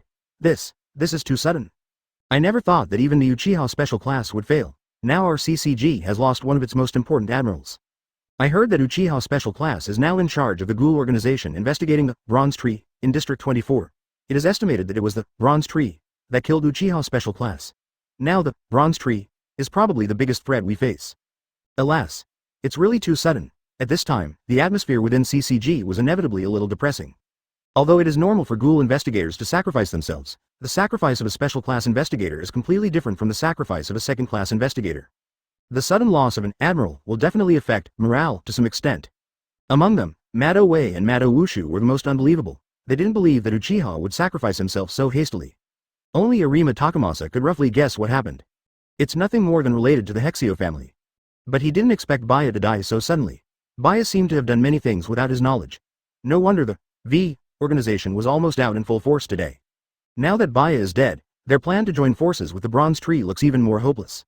But he still won't give up. Although the real top leaders of CCG are the Hexio family, they still have to act in a way that is visible to those human investigators. So according to convention, CCG is about to hold a funeral for Uchiha Baiye and send out all the suicide notes left by Uchiha Baiye. Chapter 133. Miss Takatsuki, I am in deep sorrow at the same time. Uchiha Baiye did not know that CCG would also hold a funeral for him. He hadn't thought about this problem, and the Hexio family directly assumed he was dead. So after he brought Nifuku and Rise to Area 6 and handed them over to Kamishiro Chai, he was quite leisurely adding points to himself. as well as restoring physical strength, pupil power, and RC cells. Be fully prepared for the final decisive battle. Current attribute points, 1550. Open black lens bracket ding. Host added points successfully. Close black lens bracket open black lens bracket constitution plus 55 close black lens bracket. Open black lens bracket RC cell value plus 950 close black lens bracket. Attribute points minus 1500. As always, Uchiha Baiye kept some attribute points for backup. Almost unknowingly, Uchiha Baiye has accumulated so many attribute points during this period of time. After this wave of points added, Uchiha Baiye's physique and RC cell value almost doubled. Open black lens bracket constitution, 120 close black lens bracket, RC cell value, 500, storage plus 2000. Now, Uchiha Baiye's RC cell value should be able to support the relatively casual use of the double Kamui eye technique. The suicide notes sent by CCG were delivered to Shueisha, the company to which the writer Izumi Takatsuki belonged. Xiang Yingsha sent it to Ending District, in the 20th district based on the recently updated address of Takatsuki Izumi, Ending District Coffee Shop. At this time, Fanken was drinking coffee and reading a book in the store, when he suddenly received some strange things. The person responsible for sending these suicide notes is a young female ghoul investigator from CCG. Ms. Takatsuki, this is something that Uchiha left behind. The female investigator handed the suicide note to Fanken personally, speaking in a heavy tone. What's this? Fanken obviously didn't realize what was happening. However, the other party's expression and tone had already made her realize that things might not be good. Uchiha waited for him. He sacrificed himself, and these are the things left for you. The female investigator hesitated but still said it. Okay. Advertisement. Fanken took the envelopes calmly. Each suicide note was wrapped individually, but Uchiha Baiye wrote them all to the same person. Also, we will hold a funeral for Uchiha tomorrow. Ms. Takatsuki, if it is convenient, I hope you can come. My condolences. After leaving these words, the female investigator left. Fortunately, Uchiha's family member was in a relatively stable mood. What she was most worried about was that the family member would be too emotional, which would put her under great psychological pressure. Yoshimura Kozen and the store employees had just heard the news of Uchiha Baiye's sacrifice. The expressions on their faces were either sadness, solemnity, or disbelief. The store clerks didn't know about Uchiha Baiye and the Kazushu family. They thought that Uchiha Baiye died while carrying out the CCG's mission. It was hard to imagine what kind of ghoul could cause Uchiha Baiye to sacrifice himself. Could it be the one-eyed king, or one-eyed owl, of the bronze tree? Even someone as strong as Shiho Renshi and Uchiha Baiye were powerless to fight back, so after much thought, they thought the only possible candidates were the two SSS-level ghouls from the bronze tree. Apparently, with the exception of Yoshimura Kozen, none of these shop assistants knew the true identities of the one-eyed king and the one-eyed owl, who were actually Uchiha Baiye and Yoshimura. Even Yoshimura Kozen only knew that the one-eyed owl was an et, but he didn't know where the one-eyed king was a ghoul from. Fortunately, Kurumi, Dongshang and the others were playing upstairs and did not hear the news. Fanken Gongshan couldn't help but come over to ask about Et's situation. He could also guess what happened to Uchiha Baiye. Having fought against Uchiha Baiye before, he knew very well that with Baiye's strength, only the V organization could pose a threat to Baiye. Adding Baiye's identity in the conversation with him at that time, it is enough to explain what happened. Only Fanken had a blank expression on his face. She slowly tore open the envelope and took out several suicide notes inside. I wish, to Kafka, a hot sale, to Takatsuki-shin. Currently, the publishing process is going smoothly. Mr. Takatsuki can just focus on his creation. To Takatsuki-shin, open black lens bracket. Close black lens bracket. As soon as Fanken saw the handwriting and sentence structure, he knew that Uchiha Baiye wrote these suicide notes very casually, and most of them were just nonsense. I guess it was just to be perfunctory. After all, CCG didn't have any missions that could threaten Uchiha Baiye. Advertisement, but every one of them was written to her. After reading it, Fanken had put the suicide note back into the envelope. On the surface, he still looked expressionless, but deep in his eyes there was hatred and cold murderous intent flashing. She just no longer showed her weak side. In her eyes, this was meaningless. It was better to take action directly. What an idiot, Fanken whispered in a complicated tone.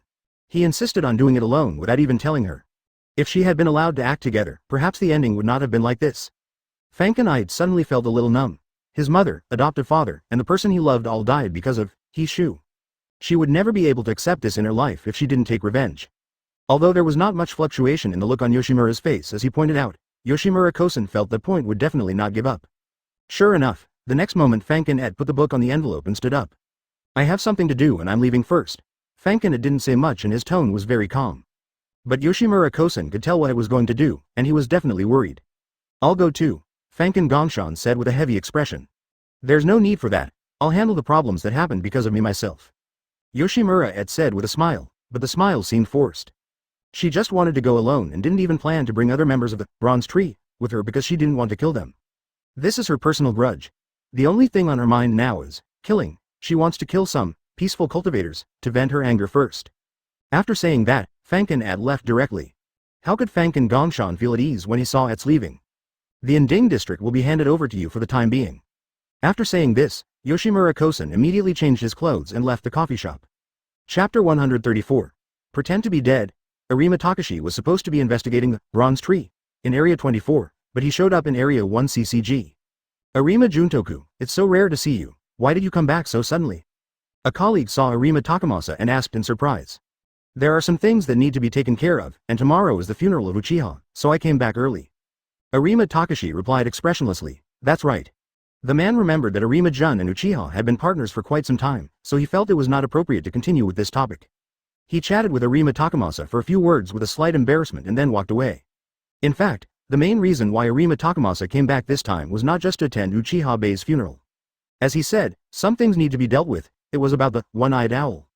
Arima Takamasa was worried that Uchiha Baiye's death would stimulate Yoshimura Ito, and Yoshimura Edo's impulse would completely disrupt their plans. If something unexpected happens to Fankin Et, then there will be no more power of revolving heaven. If the one-eyed owl really appeared, he would need to stop it.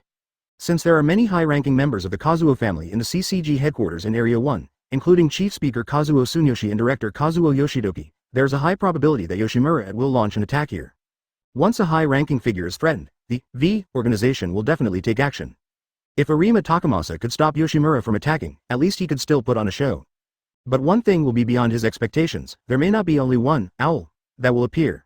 Not long after Fankin It and Fankin Gongshan left the stable area, one after another, Uchiha Baiye happened to return to the store a step late. When Kirishima Ko and the others were racking their brains over how to explain Uchiha Baiye's whereabouts to Kurumi, they saw Uchiha Baiye suddenly come back. They were all stunned, as if they had seen a ghost. Didn't Uchiha Baiye already die? Even the suicide note has been delivered. But the Uchiha Baiye in front of him looked full of energy, without even a trace of injury on his body. Is this a fake corpse? No, Baiye, didn't CCG say you were already sacrificed? Kirishima Ko couldn't help but ask Uchiha Baiye. I sacrificed myself? Advertisement. Uchiha Baiye was immediately confused. He didn't even know he had died, but he immediately realized that the situation was not good.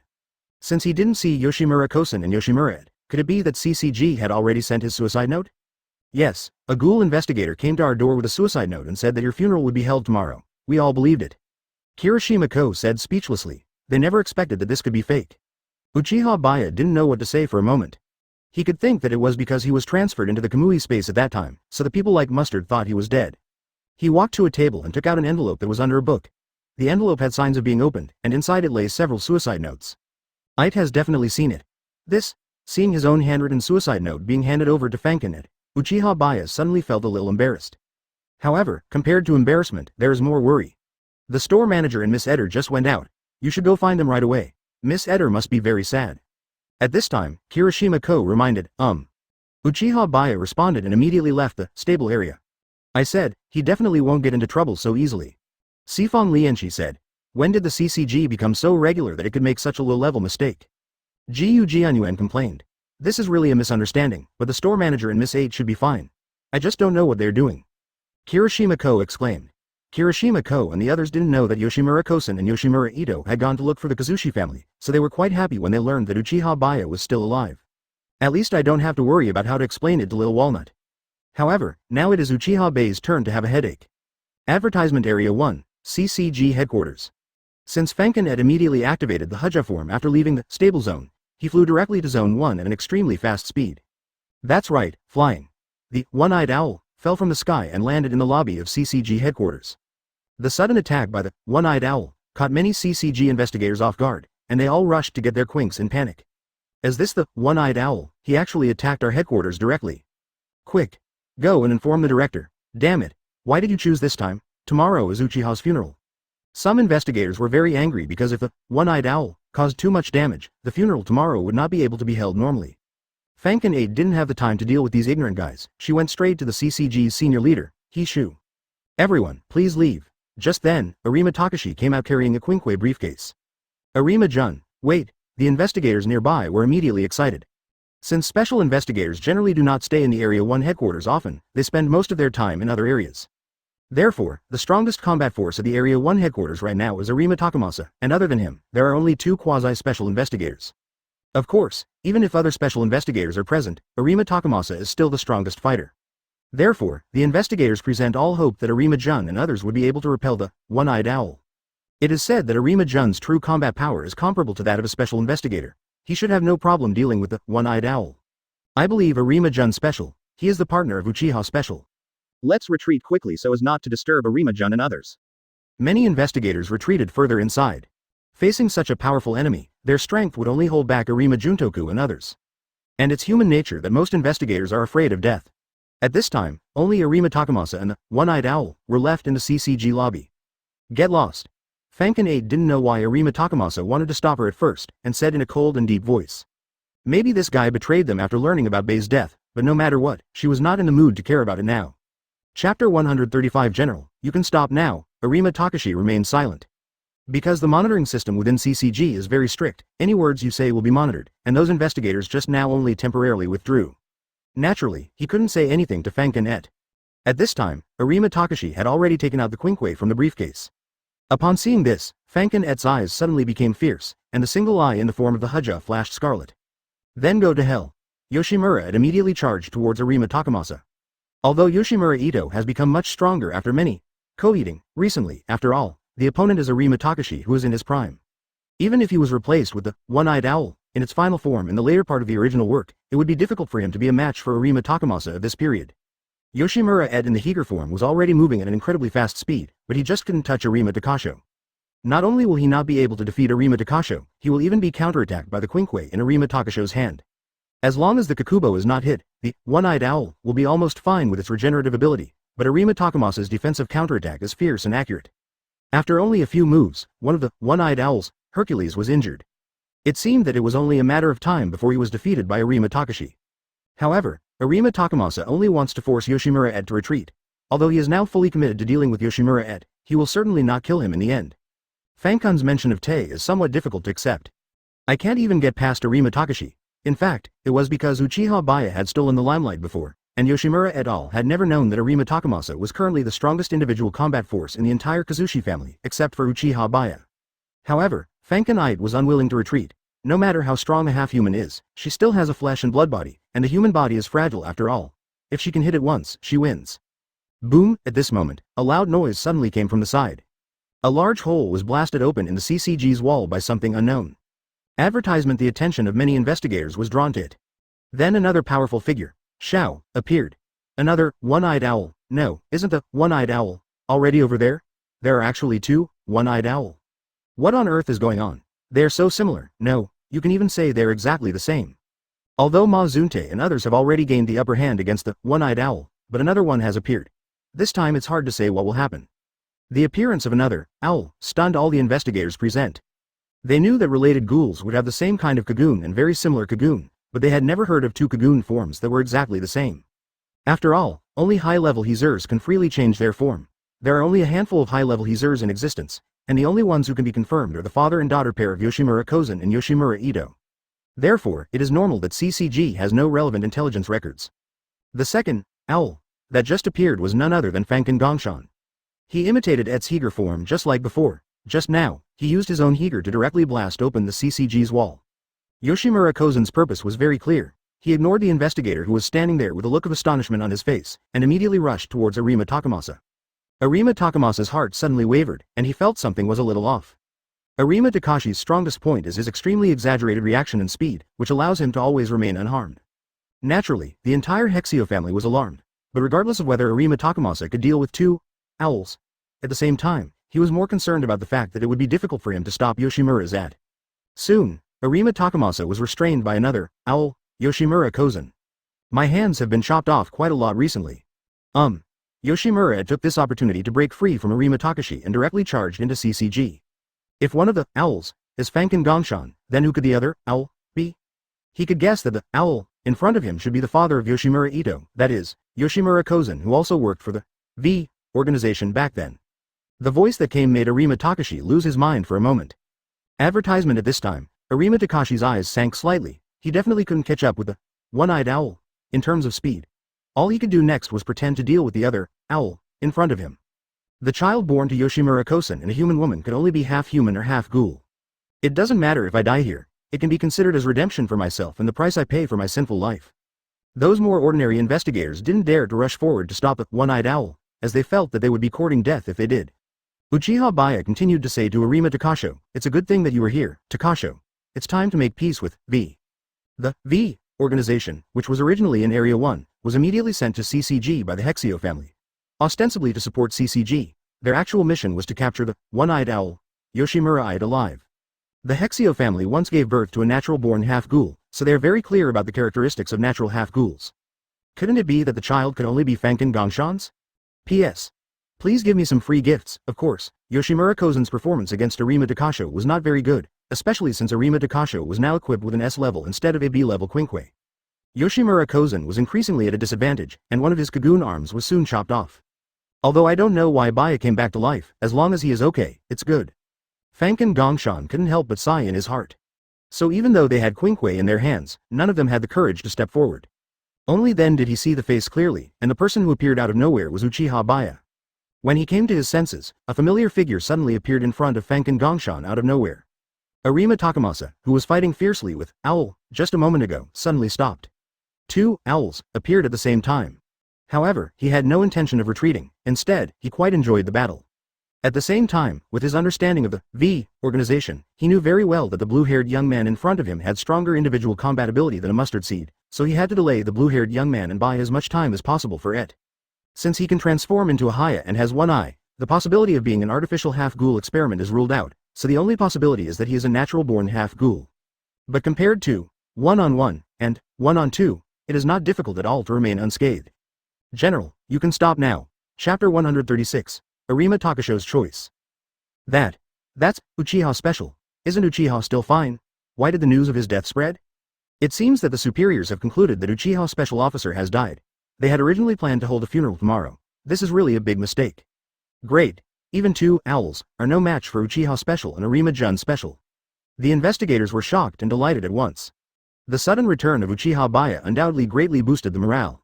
But what they didn't realize was that Uchiha Baiye was not here to help them deal with Owl. In fact, it was quite the opposite. Manager, I'm sorry to have caused you worry. At this time, Uchiha Baiye said to Yoshimura Kosen. However, Yoshimura Kosen has not yet released his Hezer form. The investigators also did not notice that Uchiha Baiye was talking to Owl. But it doesn't matter even if they notice it. After all, Uchiha Baiye is ready to fight to the death with the Kazushi family. She's in danger, Yoshimura Kosen said. He hoped that Uchiha Baiye could quickly rescue it. I see. I'll go over first. Before leaving, Uchiha Baiye left a message to Arima Takasho. Takasho, do whatever you want to do. He said this specifically to Arima Takamasa because he knew that he might not be able to make Arima Takamasa completely believe it. I believe that with such a small force they can overthrow the Hexio family. If the Watari family cannot be overthrown successfully, both Arima Takamasa and Mitsumi Reika will be in danger. Therefore, it is a very important decision for Arima Takamasa to choose to stand firm in his camp or to continue to be loyal to the Wasui family. Even if Arima Takashi chose to be loyal to the Kazuo family, Uchiha Baiye would understand. Arima Takashi nodded slightly. Then Uchiha Baiye disappeared again, actually transferring into the Kamui space.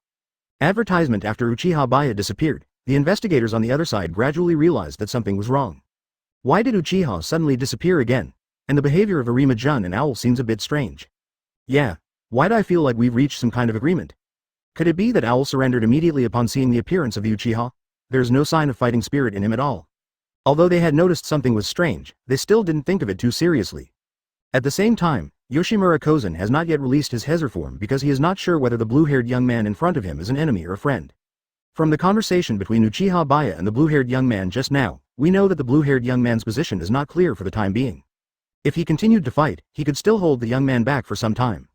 However, the next moment, Arima Takashi directly put the Quinkwe in his hand back into the briefcase. Let's go in together to support Baiye. Arima Takamasa had almost no hesitation, and his position had already been decided. Although he did feel that such an action was a bit rash, as they were alone and without any complete plan, they went directly to war with the Hexio family. But given his character, he would not change his mind since he decided to join forces with Uchiha Baiye and Yoshimura Ito. So, he doesn't need to choose at all. As for the event of failure, he will protect Mitsumi Reika in his own way. The other party's attitude and position surprised Yoshimura Kosen. The investigators looked panic-stricken. The whole family of Kazuo is made up of ghouls. I don't know, it's impossible that Ma Hunte and others betrayed us. Are you kidding them?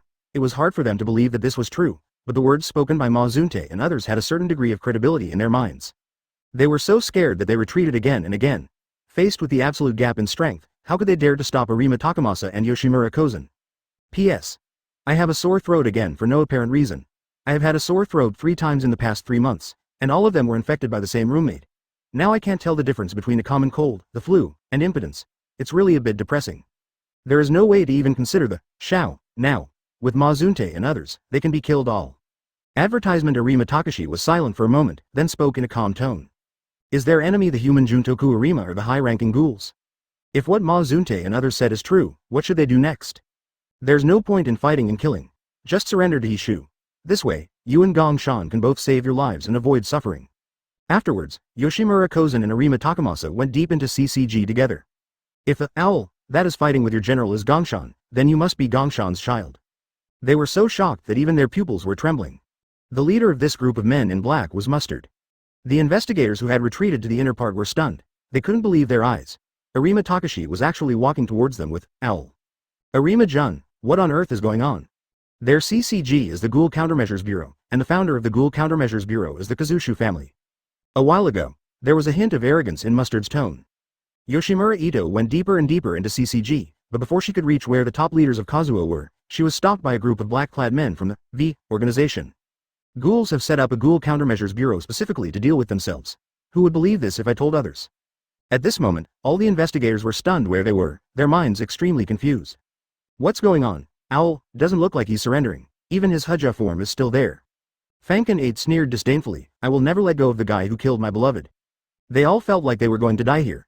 If Ma Zunte and others really rebel, then no one among them will be able to resist, shao.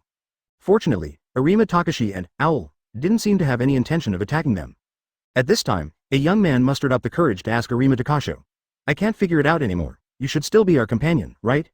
Mustard looked confident of victory, and even had the time to chat with Yoshimura. Kushan is really amazing. The half-ghoul that, Washu, hadn't been able to succeed in all these years, but Koshan made it happen. This sentence is undoubtedly very breaking news for these investigators. Owl is not our real enemy. The top leaders of CCG and the Shu family are all ghouls who have taken advantage of all of us.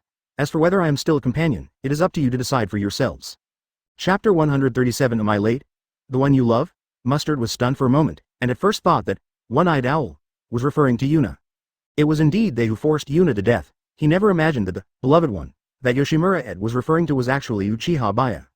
It's up to you to choose whether to avenge Yuna or to save your life. Mustard said casually. Fankin 8 was too lazy to say any more nonsense to Jiezi, and he rushed forward even though he was facing 20 or 30 men in black. Because these men in black are her most direct enemies, the V organization. In the world of Tokyo Ghoul, the more powerful the fighters are, the faster the fight will be.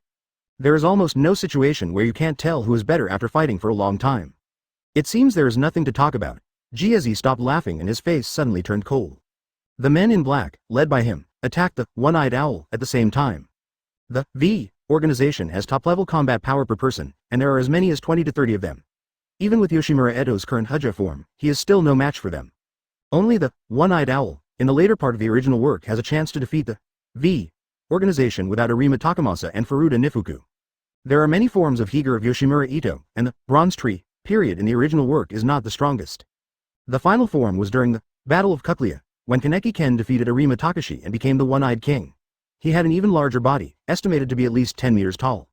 It has 6 legs and 2 knives on its arms, and its overall body size is several times larger than that of the Bronze Tree period in the original work.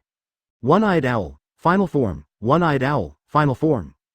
At that time, he instantly killed many special-level black men of the V organization, but was finally killed by Furuta Nifuku, who had transplanted the Rise Hyukbag. His combat power in the later period was more exaggerated than the other.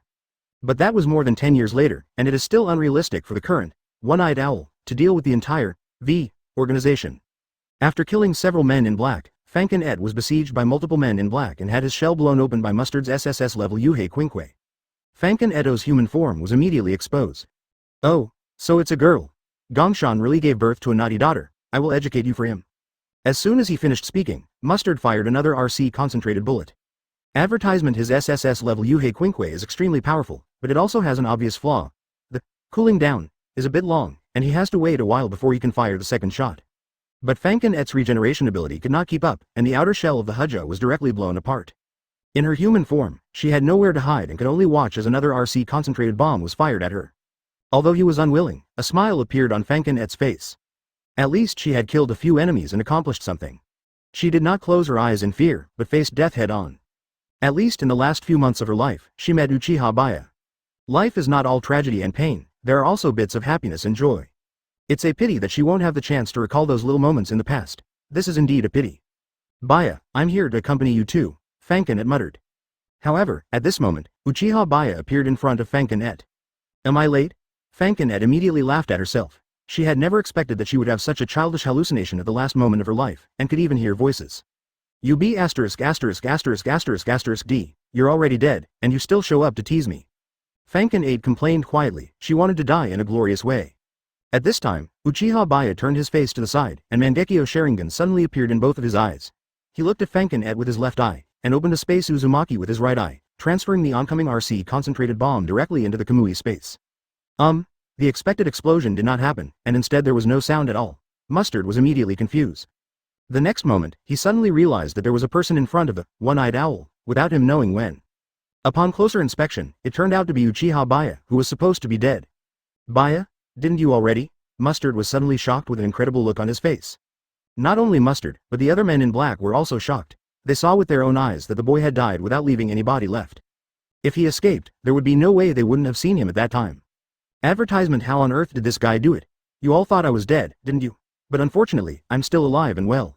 Uchiha Baiye said lightly. At this time, Fankin-et also realized that he was not dreaming, and the Uchiha Baiye in front of him was not an illusion. You are really still alive? At this moment, Fankin-et felt as if in a dream, and still could not believe that the person in front of him was the living Uchiha Baiye. Of course it's true. Uchiha Baiye immediately turned around, reached out and took Fankin-et out of the Uchiha body. Now, Fankin-et finally believed it. After all, if it was an illusion, it would not be possible to have such a real and familiar touch. You're not going to run away. Fankin-et's reaction was very quick and rational, and his expression was very calm. Not only did she not blame Uchiha Baiye for not telling her in time that he was not dead, she also did not complain at all, as if nothing had happened. What is more important right now is how to deal with the organization. She felt that Uchiha Baiye didn't seem to have any intention of running away, so she continued, if you don't run away, put me down first, so that I won't become a burden to you. It's okay. It's safer for me to hold you like this. Uchiha Baiye said. Really, then it's up to you. Fankin-et didn't know what Uchiha Baiye could do, but this B************ D always managed to achieve the impossible, so she inexplicably believed in this B********** D. All she could do was hold him tighter, wrapping her arms around Uchiha Baiye's neck. At this moment, Mustard suddenly noticed that Uchiha Baiye's eyes were the same blood red as his eyes. But he discovered it too late. The next moment, a blue-green Susanoo suddenly appeared. Huge ribs and arms were formed instantly, protecting Uchiha Baiye and Yoshimura. Even Uchiha Baiye did not stop at its initial form. Its giant ribs began to grow rapidly outward, and its body size was increasing at a terrifying rate. Chapter 138 Inches The Power of God, Susanoo, Yasaka Magatama.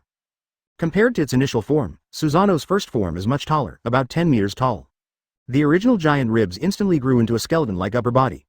The upper body alone could reach such a height, and Susanoo's arms were also much larger than before.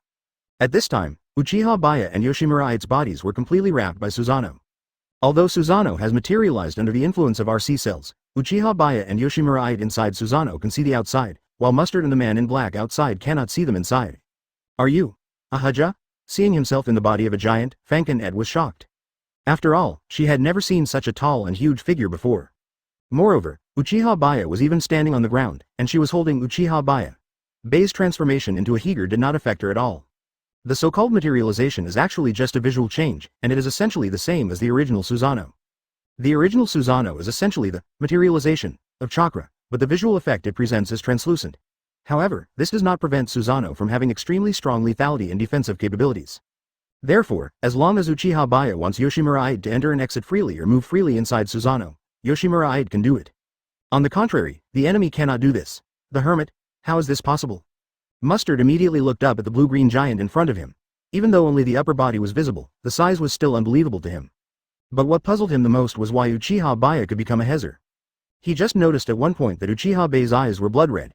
Could it be that this guy secretly transplanted a hermaphrodite? Moreover, their entire harmony cultivation was completely unaware of it, and even the size of the Uchiha had reached a level far beyond that of the one-eyed owl. The rest of the men in black were also stunned where they stood. Their reactions were not much better than Mustard Seed's. Mustard was the first to come to his senses, and he fired a shot at Susanoo with the Hahe Quinkwe in his hand. Bang! The RC concentrated bomb actually exploded. Seeing that this shot hit the target, Mustard was immediately delighted. I thought it was so powerful, but even though it's huge, it's just this good. Mustard smiled contemptuously. Advertisement obviously, he was very confident in the Quinkwe in his hand, and thought that Uchiha Baiye would not feel good after taking this RC concentrated bullet. If the movement speed is so slow, then isn't this Huja form just a big sandbag? However, the next scene left him dumbfounded. After the smoke and dust cleared, the surface of Susanoo remained intact. What? Mustard was horrified. The other men in black were also dumbfounded. They couldn't believe that Mustard's SSS level Quinkwe had no effect on this Hezer. They panicked all of a sudden. What should they do when even an SSS class Quinkwe can't break through their defense? In the world of Tokyo Ghoul, Susanoo can be called an absolute attacker and defender in the true sense. This is a pure dimensionality reduction attack, the real power of God. That's amazing. Let's defeat them all like this.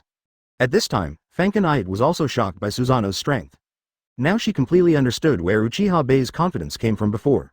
Don't worry, there's more to it than that, Uchiha Baiye said lightly. Because his current Susanoo still lacks a weapon, and cannot get rid of so many men in black at once. Susanoo's second form can resolve this problem. As Uchiha Baiye moved his mind, Susanoo underwent another drastic change. This time the size almost doubled again, flesh and outer clothing grew on the basis of the skull-like appearance, and Susanoo also had an extra weapon in his hand. Such a weapon is actually an enlarged version of the S+ class armor Herquink, STK, which has been transformed into a sword form. This is due to Uchiha Baiye's awareness. He designated the S+ level, STK, and the SSS level, Owl, as Susanoo's exclusive weapons. But this would increase consumption, so he did not use Shao directly. Fanken looked up at Uchiha Baiye's body, which had grown much larger, and exclaimed, I suddenly want to know what your body structure is. Logically speaking, as a half-human, Uchiha Baiye can eat normal food, so the RC cell value in his body must not be high. Advertisement, and there is no kukuri on his body, so it is impossible for him to have such a tall kukuri body. This is almost 20 meters. Are upgraded half-humans really that outrageous? At the same time, Mustard and the men in black were completely dumbfounded. They looked at the huge giant, Heger, in front of them with astonishment, and even had a Quinkwe-like weapon in his hand. Uchiha Baiye didn't intend to give these guys a chance to recover, and a Yasaka Magatama appeared in Susanoo's other hand. This is a huge Magatama with a Sharingan pattern. It is the same blue-green color as Susanoo. It is extremely powerful. This is also a unique ability of Susanoo's second form and above. The casting method is very simple, just throw it out.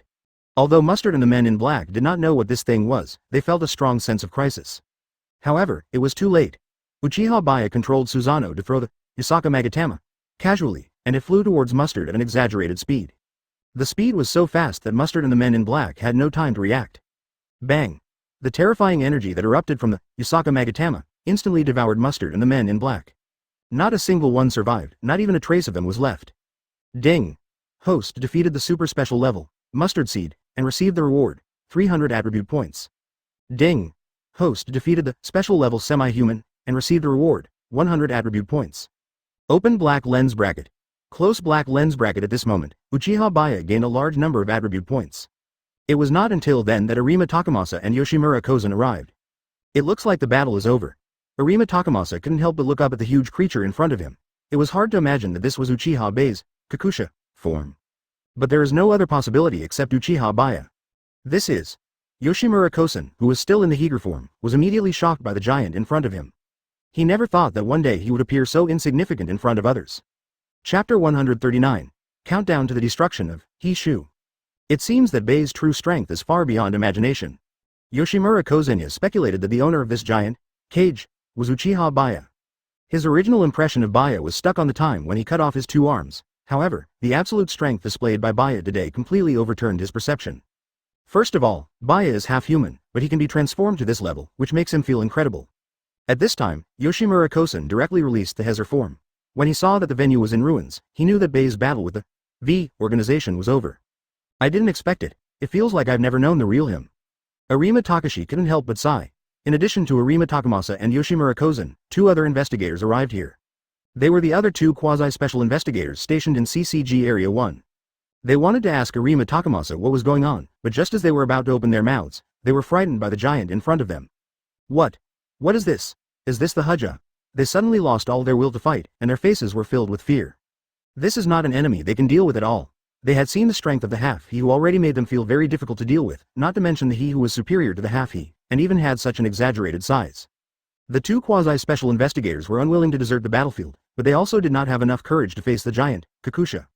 Uchiha Baiye simply ignored the two guys. He only targeted the Hexio family. As long as these ordinary human investigators didn't seek death and provoke him, he would not do anything to them.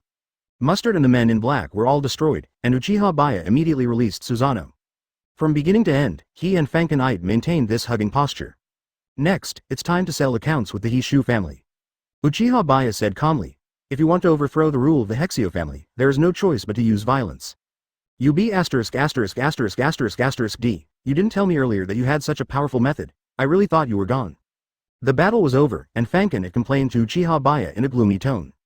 Advertisement before this, she could not imagine that Uchiha Baiye's strength could reach this level, and even the entire organization was wiped out in an instant. With such terrifying strength, overthrowing the Hexio family is no problem at all. If she had known that Uchiha Baiye was so strong, she wouldn't have worried about whether her dream could be realized. I didn't think of this at the moment. Anyway, I'm sorry. Uchiha Baiye immediately apologized for the blunder. He knew that because of this incident, Ed wanted to avenge him and was in danger. Don't do this again. What should I do if something happens to you? Yoshimura stared straight into Uchiha Baiye's eyes, and although there was almost no emotion on his face, a slight tremor could be heard in his words. Uchiha Baiye could feel that his death, this time, had caused great shock to Fanken Ite's heart. If it were a normal situation, Fanken Ite would not be so impulsive. I understand. I will discuss this with you before doing anything like this next time. Uchiha Baiye nodded sincerely. His original intention was not to let Yoshimura and Arima Takamasa worry about him, so he went to deal with the matters of Nifuku and Rise alone. After all, he could indeed deal with the Kazushi family by himself. But I didn't expect that Mustard would so hastily determine that he was dead, which actually had the opposite effect. Looking at the intimate behavior of Baiye and Ite, Fanken Gongshan smiled with relief. Of course, Ed was happy from the bottom of his heart that he had met the person he loved and that they could understand each other. On the other hand, even as a father, I was unable to support Ed's ideals, and the debt that had accumulated over the years continued to accumulate. Will you stay here and recover first, or will you continue to move with me? At this time, Uchiha Baiye asked Fanken Ite. Of course it's the latter. After that, Fanken Ite released Uchiha Baiye's embrace and said, I have almost recovered. There is no problem. Okay. Then, Uchiha Baiye nodded to Arima Takamasa and Yoshimura Kozen. They rushed into the place where the senior officials were. Advertisement. These guys ran pretty fast. It seems that only a few were left who didn't have time to escape. Uchiha Baiye and his men have searched all the top CCG executives, but only found a few people from the Shu family. The most important people, such as the chief speaker, Shu Chongji, the director and Shu Jishi, have all disappeared. It was probably when he was fighting the organization that Susanoo alarmed these guys, and when he saw that something was wrong, he immediately ran away. There is nothing we can do about it. After all, Uchiha Baiye is not like Furuta Jifu in the original work, who carefully planned for many years, lured away the people from CCG and the organization, and then raided and massacred the entire Kazushi family as a clown. Like him, he directly declared war on the organization. No matter how stupid the Shu family is, they would not be so stupid as to sit and wait for death. But there is no need for him to plan slowly like Furuta or Fuku did. With his absolute strength, he can just take action directly. Why waste so much time? His goal has been achieved. It is not necessary to massacre the entire Hexio family. It is only a matter of time before he finds the remaining members of the Hexio family. The countdown to the demise of the Hexio family has begun. Please don't kill me. These captured peace practitioners did not dare to resist at all. Although they are all born as Hizers, not every Hizer is as strong as the father and daughter duo of Yoshimura Kosen and Yoshimura Ite. There are also differences in strong and weak among Hizers. The Hexio family, who have been eating the corpses of investigators, that is, rotten meat, for a long time and who always think about becoming humans, are the weaker ones. Moreover, they have already witnessed the terrifying power of Uchiha Baiye through the monitoring system. There are also two SSS-level owls, and Arima Takashi next to him. In this situation, if you dare to resist, you will die. Okay, I can spare you, but you have to obey my orders. Uchiha Baiye said lightly. Okay, I will absolutely obey your orders. Among them, there was a man who was practicing Buddhism and immediately agreed. The others quickly accepted it one after another. No matter what order they had to obey, being alive was better than dying.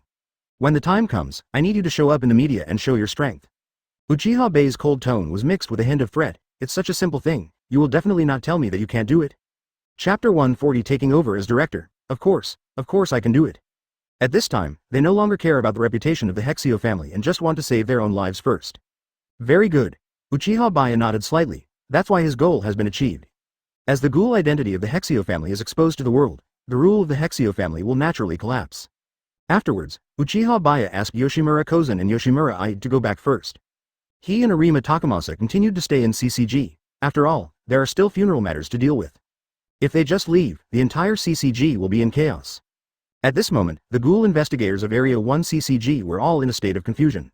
They never expected that Uchiha Special Class and Arima-jun Special Class were actually in the same group with the One-Eyed Owl.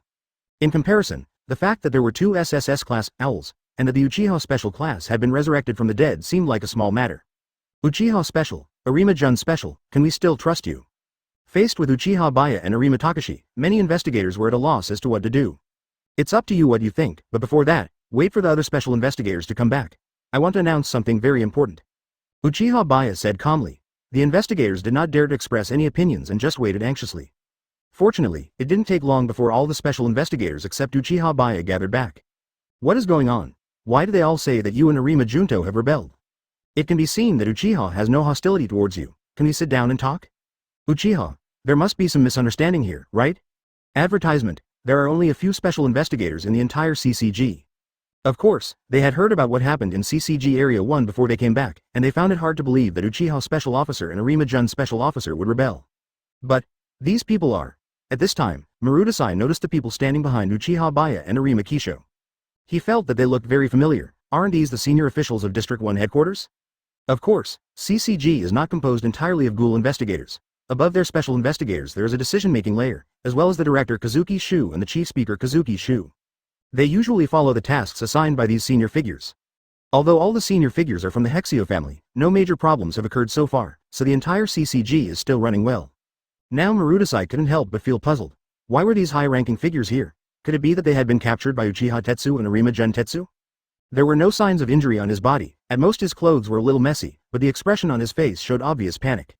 I just want to have a good talk with you. At this time, Uchiha Baiye spoke. He then turned to the few Hishu people behind him. I'm sure you all recognize these guys. They are all orthodox members of the Hishu family, but have you ever thought that the Hishu family is not human, but ghouls? Ghoul? How is this possible? Yeah, if they were really ghouls, they wouldn't even be able to get through the RC detection gate. Several special investigators were all amazed. First of all, they can't pass the RC detection gate, and usually they don't notice any abnormalities on the senior officials. What if the RC detection door was tampered with by the Hexio family? Uchiha Baiye said calmly. By the way, your general and I are not human, but we are not ghouls either. We are a hybrid of human and ghoul, half human. The RC cell values in our bodies are high, so theoretically, it should also trigger the alarm of the RC detection gate. Things have come to this point, so it doesn't matter whether he and Arima Takashi's half-human identities are hidden or not. It's actually half-human. After all, they're special investigators, and they know some things that ordinary people don't know. It's just that they've never seen a half-human in person, and even if they did they wouldn't be able to tell the difference. Advertisement, but they knew that Uchiha Special Class and Arima-jun Special Class both came from a place called White Day Court. From this point of view, the White Sun Court is probably related to half-humans. To put it in detail, both you and I have the blood of the Washu family in our bodies. All the RC detection gates that are in circulation have been modified by the Washu family. They are unable to detect ghouls and half-humans with the blood of Washu, or even people related to Washu. Uchiha Baiye explained slowly and calmly. Several special investigators looked at each other. Obviously they were skeptical about what Uchiha Baiye said. This is normal. After all, Uchiha Baiye has not yet produced irrefutable evidence. Next, Uchiha Baiye directly said to the senior leaders of Hexio, it's your turn to perform. The high-ranking officials of Hexio nodded one after another. They naturally understood what Uchiha Baiye meant. The next moment, they revealed their bright eyes in front of the special investigators. This is enough. There is no need to show the knives. A pair of bright eyes can prove everything. The special investigators finally believed that the Hexio family was actually a ghoul family. What on earth is going on here? CCG was actually founded by a ghoul family. This is simply a huge joke. So, the director and the chief speaker are also ghouls. To be honest, I'm confused. The special investigators found it difficult to accept this reality for a while.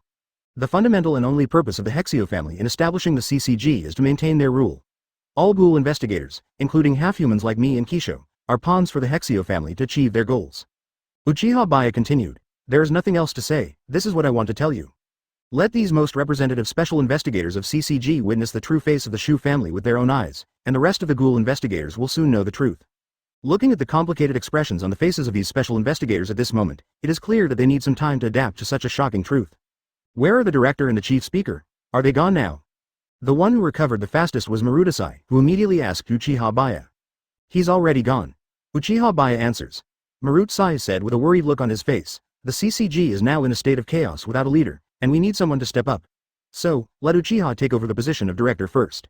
Chapter 141 New CCG Director, to the capital, Uchiha Baiye said casually. But he was too lazy to deal with so many tedious matters, and at most he just had the title of Director. Then, just like he did when he was the head of the CCG branch in District 2, he would hand over the affairs to people with sufficient capabilities. Do you have any objections to Uchiha taking over as Director? At this time, Marudasai asked the other special investigators. No objection. Now that the Kazuo family is in such a big problem, there really is no one more suitable than Uchiha Tokugawa. The others shook their heads. Although they had not had much contact with Uchiha Baiye, they knew that Uchiha Baiye's strength was undoubtedly the strongest. As for the relationship between Uchiha Baiye, the one-eyed owl, and the bronze tree, although they had some concerns, they did not dare to ask. To put it bluntly, the current Uchiha Baiye cannot gain the full trust of these special investigators because they don't know which side Uchiha Baiye is on. All I know is that Uchiha Baiye is at least not a ghoul but half human. But, can we really trust you? It was Marudasai again who first raised the issue they were all worried about. Don't worry, Your Excellency and I both advocate peace, otherwise I wouldn't have to talk to you like this. Uchiha Baiye talks, too. Marudasai and other special investigators felt relieved. Since the original decision-makers were all from the Kazuo family, they have either fled or been subdued by Uchiha Baiye. Therefore, there is no decision-making level for the time being. As all the special investigators have no objection, Uchiha Baiye is undoubtedly the new director. Advertisement: they are currently holding a special meeting, which is the most important meeting other than the decision-making level meeting. If we follow the system set by the Kazushi family, Uchiha Baiye will still need to change its name. Just like in the original work, Furuta Nifuku changed his name to Washu Yoshifuku. The names of all successive CCG directors must have the character G in them, such as Washu Sunyoshi and Washu Yoshidoki. But now that the Hexio family has begun to fall apart, how could Uchiha Baiye still take this system to heart? CCG will continue to operate according to the original system in the future. Everything will remain the same. After Uchiha Baiye took over the position of director, he did not plan to make any changes, and the existing system of CCG was sufficient. Previously, the tool that the Shu family actually used to manipulate the balance between humans and ghouls was the V organization rather than the CCG. The greatest significance of the CCG was to enhance the status and prestige of the Shu family in human society, and it also personally controlled the strongest military force in the entire Japan. Although Uchiha Baiye's ultimate ideal is to change the world, simply overthrowing and repairing the family is far from enough. It is also impossible to directly castrate the CCG and prevent it from dealing with ghouls. If this happens, ghouls will prey on humans even more unscrupulously. Therefore, this cannot fundamentally solve the problem. At present, the most effective way is to develop special food that can replace human flesh to help ghouls solve their hunger problem. Even if it is impossible to completely resolve the conflict between humans and ghouls, it can be suppressed to a great extent. At least those ghouls who don't really want to harm humans don't have to force themselves to hunt humans because of hunger. And if there are still ghouls who intentionally harm humans at that time, then the CCG will come in handy. According to Uchiha Baiye's idea, as the laws regarding ghouls continue to improve and perfect, the conflicts between humans and ghouls can be continuously eased, and this will take time to slowly push forward. Now that he is the director of CCG, he is actually no different from the chief speaker. Now he has the power to slowly realize his ideas. The special session is still ongoing. Let me tell you about the future direction of CCG. It will no longer be a pure ghoul countermeasure bureau, but will try to ease the conflict between humans and ghouls while protecting humans. Otherwise, the killing will never stop. As the new director, Uchiha Baiye will develop CCG in this direction in the future. But this is almost impossible to achieve. Ghouls must feed on humans, so it will never be possible to resolve the conflict. Marudasai suddenly said helplessly, "Yes, that's the key issue." Advertisement: Uchiha Baiye's tone became sharper. As long as we develop food that ghouls can eat, or adjust the ghouls' taste for normal food, we can alleviate the conflict to a great extent. In the original work, that kind of food was successfully developed, which was the research result of Akihiro Kano, Takami Nishino, Hisashi Ogura and others. It was later explained that the organization that Takami Nishino belonged to, Dahuan Act, was dedicated to adjusting the ghouls' sense of taste and helping them to taste normal food. Although the ghouls' body structure means that eating normal human food will weaken their strength, they can at least taste delicious food like humans, and as research progresses, the problem of body structure may be solved. After all, the most fundamental difference between humans and ghouls lies in RC cells. If we can thoroughly study RC cells, then it would probably be almost the same. Can this really be done? Marudasai and the special investigators were a little skeptical. Very hopeful. Uchiha Baiye said confidently. In fact, it has always been the Shu family who has been secretly obstructing research in this area. Otherwise, the special food that ghouls can eat might have been developed long ago. I know two people who can do research in this area, Akihiro Kano and Hisashi Ogura. However, it seems that Akihiro Kano was studying in Germany during this period. Is Hisashi Ogura the expert on ghouls on TV? Marudasai and others felt that the name sounded familiar. Because you can often see this person on TV disseminating some knowledge about ghouls. As for Akihiro Kano, they were not sure. That's him. Then there's Kano Akihiro. Next we should invite them to join CCG. Uchiha Baiye heading. It is actually very easy to invite Akihiro Kano, because Akihiro Kano himself wants to study ghouls. In the original work, Akihiro Kano joined CCG as a researcher after completing his studies in Germany, and conducted experiments for CCG to transform humans into ghouls. Uchiha Baiye knew Akihiro Kano very well, and he was the medical genius who best met the requirements of his plan. Chapter 142 Garnamingbo. In the original work, Akihiro Kano is undoubtedly a pure villain. For example, he transformed Kaneki Ken, Akuhuna and Akuhuna Shiro into artificial half-ghouls, and even subjected Takizawa Masamichi to inhumane experiments and abuse. This is a character who does not need to be whitewashed at all. He himself considers himself a bad person, so in the end he shot himself in front of his mother's tombstone. He is also an ambitious villain. The death of his mother from an incurable disease was a great blow to Akihiro Kano, and it completely changed his life. In his opinion, it was clearly a terminal illness that could be cured. As the son of the director of Kana General Hospital, and a genius who graduated from the School of Medicine of Teiho University, Akihiro Kano already had certain insights into ghouls and RC cells very early on. He believes that the RC cells and ghouls can be used in medicine, but for some reason the medical community has almost no idea about this. It was later discovered that it was the Hexio family who was behind this. Since his mother's death, Akihiro Kano has actually begun to secretly study ghouls. After returning from studying in Germany, he joined the CCG. After learning some things he shouldn't know in the CCG, he quit the CCG and conducted his own experiments on artificial half-ghouls in private. The so-called things that shouldn't be known should be certain secrets of the Hexio family. It can be said that Akihiro Kano is also an important figure in promoting all developments. His character was such that he would do anything to achieve his goals. In order to promote the advancement of medicine, he personally created many tragedies. In the end, he succeeded and committed suicide without any regrets. So Akihiro Kano never regrets doing those things. Let's make this arrangement and let Akihiro Kano and Hisashi Ogura become researchers at our CCG. Uchiha Baiye said to the special investigators in front of him. During this period, Akihiro Kano had only secretly studied ghouls and had not yet come into contact with the experiments of artificially transforming half-ghouls. Uchiha Baiye definitely does not support such an inhumane experiment as artificial half-ghoul, not to mention that the only truly successful product of the artificial half-ghoul experiment is Kaneki Ken, and besides Kaneki Ken, there are countless tragic defective products. Even in the later part of the original work, what truly broke through the medical bottleneck were the dragon cells, dragon poison gas, etc. produced after Kaneki Ken transformed into a dragon, which had little to do with the artificial half-ghoul experiment. Akihiro Kano's greatest contribution was that he inadvertently transformed the future one-eyed king, Ken Kaneki, and he also promoted the research on special food edible by ghouls. But is there a possibility that transformation into a dragon does not necessarily need to be achieved by torturing Kaneki Ken? Isn't there a ready-made dragon in Area 24 underground? That is the first-generation one-eyed king of the Hexio family. Although the first-generation one-eyed king is dead, the dragon body he left behind can probably still be used. It's just that the Hexio family has kept it buried deep underground and don't want it to appear in front of the world, so it is also called Hexia's taboo. Advertisement, okay, but originally the funds for this were provided by the Hishu family in the political circles, but now the Hishu family. Marudasai considered this problem. Don't worry about that. I will solve the funding problem. Uchiha Baiye talks. On his side, he also has Furuta Nifuku and Kamishiro Rise. One is the biological son of Washu Tsunyoshi, and the other is Washushu, with the purest blood. By then, with a little packaging, Nifuku and Rise will be able to take charge of the Kazushige family. This is still orthodoxy and revisionism, but the leadership has been reshuffled. Leaving aside Rise for now, according to the performance in the original work, Nifuku would definitely be happy to change his name to Washi. In the original novel, Furuta or Fuku is shrewd, cruel, and unscrupulous, but his dream has always been very simple. Including the top leaders of the Hexio family, Uchiha Baiye also planned to leave some of them alive to assist Fu. To put it bluntly, those who are disobedient will be killed, and those who are obedient can be considered to be left alive.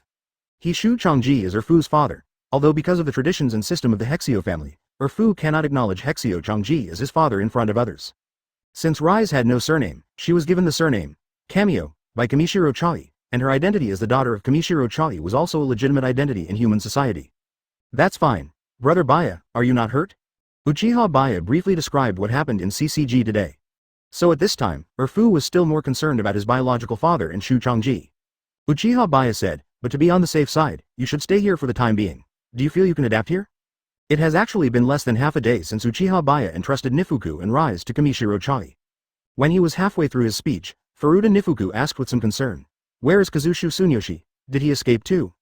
Uchiha Baiye nodded slightly. Advertisement. After saying goodbye to Nifuku and Rise, it was time for him to contact the media and make the truth about the Kazuo family known to the public. Out of selfishness, he didn't want his father to be killed by Brother Baiye. The V organization has been completely destroyed, so you are no longer in any danger. As for his half-brother and Shujishi, Fu had basically no contact with them, so he didn't care that much. Uchiha Baiye talks. Li Zi also nodded.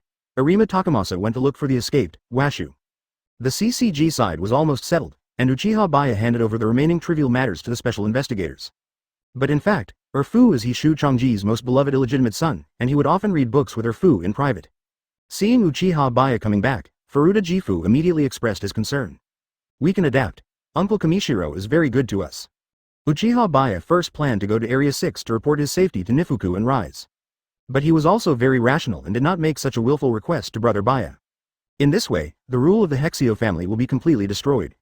Otherwise, all the branches of the Heshu branch, including Nifuku, Rise, Heshujung, Arima, Ibe, and Sengtu, would have been slaughtered, which is completely unnecessary. Kamishiro Charong was meditating there and was a little surprised that the other party came back so soon. What needs to be overthrown is the Hishu family, not all its members. Without, the old duo Fu responded. Well, he escaped too. Oh. Fu felt a little relieved. Moreover, there were no signs of fighting on his body. Could it be that he felt that the Hexio family was too difficult to deal with and gave up halfway? Chapter 143 Underground World, First Generation One-Eyed King. Area 24, the Underground World. Although CCG has been sending search teams to explore Area 24 on the surface, it is actually just a show. In fact, no one knows the situation and origin of District 24 better than the Hexio family. Those Hexio who escaped from CCG, Hexio Changji, Hexio Jishi and a group of Hexio high-ranking officials, hid in the deepest part of Area 24, which they thought was the safest. The deepest part of Area 24 is not a winding maze, but an underground world. Most of the combatants of the Bronze Tree were expanding outside. With the strength of all the natural-born heroes in the Hexio family, it was naturally not difficult for them to pass through the maze and reach the deepest underground world. We are finally here. The former Tokyo. The first person to arrive here was Hishu Changji. Looking at the large city in front of him, he couldn't help but sigh. However, the city before us had already lost its vitality and was now in complete ruins, but the buildings were all in modern style. There was also a very huge monster, whose countless parts like a giant snake had invaded almost half of the streets and buildings in the entire city. But the monster didn't move at all, as if it was sleeping, and the whole city was as silent as death. Yes, this is Tokyo. To be precise, it was the former Tokyo. After the first generation one-eyed king of the Hexio family, transformed into a dragon, he almost destroyed the entire Tokyo, and the Hexio family's response was to drive the one-eyed king underground. In other words, the entire Tokyo was destroyed and turned into a relic, buried in the underground world. Before being killed by Kotaro Amon, father, Donato Palupra said that he had done all kinds of bad things after becoming the third generation Clown King, and didn't care how many people he killed. It is precisely because human beings have amazing regenerative power that, as long as there is enough time, no matter how many people die or how many cities are destroyed, they can regenerate. This former Tokyo in the deepest part of the 24th district, and looking at the Tokyo on the ground today, is just as the priest said. Uchiha Baiye, Arima Takashi, I never saw any sign of rebellion from them. At this time, Kazuki Kichido beside him frowned and said in a deep voice, especially Uchiha Baiye, his appearance is very similar to the one-eyed king of the Bronze Tree. This is indeed not just a coincidence. The one-eyed king of the first generation betrayed the Hexio family and almost destroyed the entire Hexio family. Now there is another, one-eyed king, who directly undermines their rule and the Shu family's rule. Advertisement. In fact, the one-eyed king of the first generation was too gentle. Even after he went berserk and turned into a dragon, he did not want to kill his own people easily. Otherwise, the power of the dragon would definitely destroy the Hexio family. Now this one-eyed king is different. He destroyed the organization that they had cultivated for a long time in an instant. They can only hide here as the situation is hopeless. There is only one way left. Use the power of the one-eyed king to defeat the one-eyed king. The one-eyed king should have died, but the dragon's body has not dissipated so quickly. The dragon cells should still be somewhat active. I hope we can do it, otherwise there will be no chance for us to recover. The other, Hishu, people behind Hishu Jishi started talking. Hearing this, Hishu Jishi suddenly felt something was wrong. What do you mean? Do you want to let the dragon return to the earth? Hishu Jishi couldn't help but ask. They were right. The dragon that was so huge that it could almost affect the entire Tokyo was powered by the dragon core, which was the first generation one-eyed king. The underground world must have been filled with poisonous gas before the death of the first generation one-eyed king. At that time, a part of the human race must have sunk into the ground along with this city, and all of them would have been transformed into ghouls. When Hishu Jishi got closer, the little girl became alert and immediately regarded Hishu Jishi as an enemy. Now that the one-eyed king of the first generation has died, the dragon has lost its energy supply, but it will take at least 200 years for it to dissipate naturally. Just when Hishu and his group were about to disperse and look for him, they suddenly saw a figure not far ahead.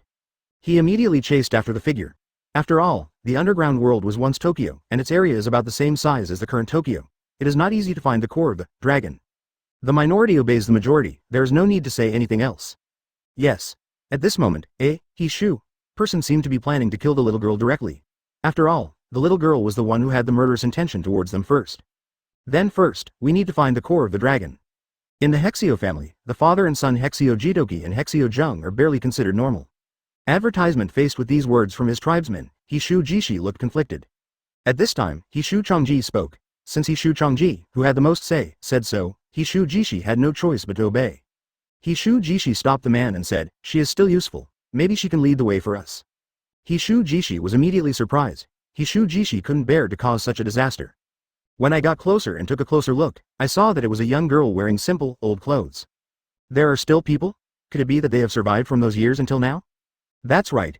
After all, we have the same blood as the first-generation one-eyed king. As long as we have the blood of Kazuo and Kakubu, we can awaken the dragon.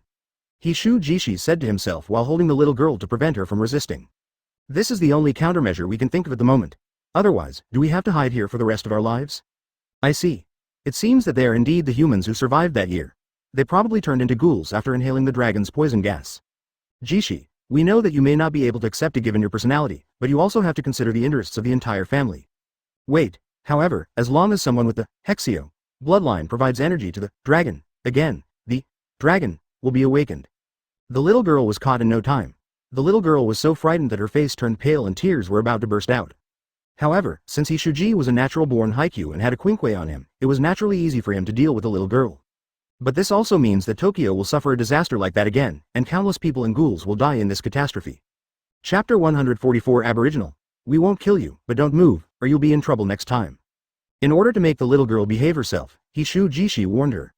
After saying that, he let go of the little girl. However, the little girl was not honest at all. She even bared her teeth at Shujishi and her eyes were dead fish eyes. Even so, she still looked very cute. A weak girl will only look cute no matter how angry she is. But he really didn't dare to release the Kagun attack or repair Jishi anymore. After all, she is not stupid. The fact that she was easily subdued by the other party just now shows that the other party is much stronger than her. Hishuji didn't pay attention to the little girl's grinning behavior, but asked, "Little guy, how many ghouls are still alive in this underground world?" "Ghoul? What the hell are you talking about? I'm human." The Japanese spoken by the little girl sounded very strange, like it was spoken with a strong dialect accent. After all, the first-generation one-eyed king happened many years ago, and the indigenous people of the underground world have always been isolated from the outside world, and the language difference between the underground and the surface has gradually become larger. I could barely understand some of what Shuji said. The fact that you can use Kagun means you are no longer human, but it seems that you don't know that you are a ghoul. The survivors who sank underground with the first-generation one-eyed king were completely transformed into ghouls by the dragon's poison gas. Since they are all ghouls, their descendants can only be ghouls as well. But these ghouls in the underground world still consider themselves human. What are you talking about? You're just saying something incomprehensible. The little girl's tone was not friendly. He was obviously very afraid of death just now, but now his attitude shows no sign of weakness at all. Then let me put it another way. How many people are there here? Hishujishi continued to ask. The little girl didn't seem to want to answer this question. Her eyes were suddenly filled with coldness and hostility. Do you want to eat us too? No, we don't mean that. We just want you to help us lead the way. Said when talking to Shujishi. What road? The little girl's face still showed a look of vigilance. You should know this, dragon, right? Advertisement? Hishujishi raised his hand and pointed at the body of the dragon in front of him. Are you talking about Nagarahe? The little girl was stunned for a moment and said. Nagarahe. The first-generation one-eyed king seemed to be called Nagarahe by the natives of the underworld. He and Shujishi reacted quickly and did not show any confusion. He continued, yes, we want to find the core of Nagarahe. You are talking about something I can't understand again. What the hell is the core? The little girl rolled her dead eyes at Hishujishi. It seems that we can't count on her to lead the way. Let's just get rid of her so as not to affect our plan. A certain Hishu person behind him seemed to be getting a little impatient. From what she said, there should be other natives in this underground world. Don't rush to act rashly. At this time, Hishu Chongji spoke. It is still the most effective to let Hishu Chongji speak first. Once this was said, the other people in Hishu had no objection. Can you take us to see your companions? In exchange, I can provide you with some food. Hishuji put forward conditions to the little girl. Just think about it, there are no humans in this underground world, and the ghouls living here have no food source at all. Then they can only eat each other. After saying that, he put his hand on Fankin-ite's shoulder. They said that a group of suspicious people broke into Area 24. Some of them were wearing CCG combat uniforms. They were all very strong and kept moving deeper. I suspect they were the Hishu who escaped from CCG. Fanken immediately stood up and prepared to follow Uchiha Baiye to Area 24. She turned her head and saw Uchiha Baiye opening the door and coming in. Before leaving, Uchiha Baiye said hello to Fanken Gongshan and the others, see you later. In this underground world, the only food is one's own kind. Uchiha Baiye's Mangekyō Sharingan suddenly manifested. Aren't you still in CCG? How come you're here so soon? Or were you already outside the door? Take me with you too. Advertisement. When Shu Changji and his group just arrived in the underground world, Fanken learned from the members of Bronze Tree that a group of suspicious people had broken into Area 24. Fanken asked with a hint of doubt, aren't you leaving? It seemed as if he had come to a completely unfamiliar place, but before Fanken had time to see clearly where this place was, the dizzy feeling came again. Uchiha Baiye didn't have time to explain so much. Uchiha Baiye certainly wouldn't refuse, then I'll go pick you up now. Shujishi suddenly realized that something seemed to have gone wrong, but it was too late. Fanken offered to go along, food. However, the little girl seemed to have misunderstood and her reaction suddenly became very violent. Fanken looked around in surprise and found that this was the familiar District 24. We're here already? Then, Uchiha Baiye and Yoshimura appeared in the 24th area. After at least 100 years of co-eating, there are probably not many indigenous people left in the underground world. However, the next moment after hanging up the phone, Fanken, who was sitting in the ending district coffee shop, heard the door opening. I'm leaving now. The little girl immediately started shouting, but it was not just a shout, it seemed like she was reminding her companions nearby to run away quickly. As soon as he heard Uchiha Baiye's words, Fanken felt dazed. At a certain moment, there was a feeling of dizziness. Although it was very short and fleeting, it was a real feeling. Fanken was immediately surprised. Based on this description, it is indeed very possible. No matter what, we must go and confirm the situation. I will go there now. She also notified Uchiha Baiye immediately, no. This was probably why the little girl suddenly showed hostility again and asked if they were coming to eat her and her companions. Since Uchiha Baiye went back to CCG to deal with some matters, namely contacting the media, Fanken communicated with him via phone. No, I was indeed in CCG just now, but that's not the point. We should leave as soon as possible. After all, there was a bit of a language barrier, and they probably thought they were being treated as food. Chapter 145 Fanken's exclamation. Whether it is the ending district or the 24th district, these are the places that Uchiha Baiye has visited. As long as it is a place he has been to, he can achieve precise spatial transfer. But he had never been to the underground world, so there was no way to transfer to the underground world directly through the Kamui space. Well, this is Area 24. Those guys from the Shu family have probably already reached the underground world. We have to hurry. Uchiha Baiye talks. After saying that, he took Fanken's hand. Double Kamui can achieve short distance instant movement, which does not require passing through the Kamui space. Because double Kamui can open multiple space Uzumaki at the same time. For example, open a space Uzumaki on yourself, and at the same time open another space Uzumaki at the target location within your sight. Then you can directly transfer to another door through this door. If it is far away, beyond the line of sight, it can only be transferred through the Kamui space. Uchiha Baiye had never been to the underground world and could not transfer long distances through the Kamui space. After all, it was unrealistic to blindly transfer to a place he had never been to. So fast. Feeling that his body was being teleported by Uchiha Baiye, Fanken couldn't help but exclaimed.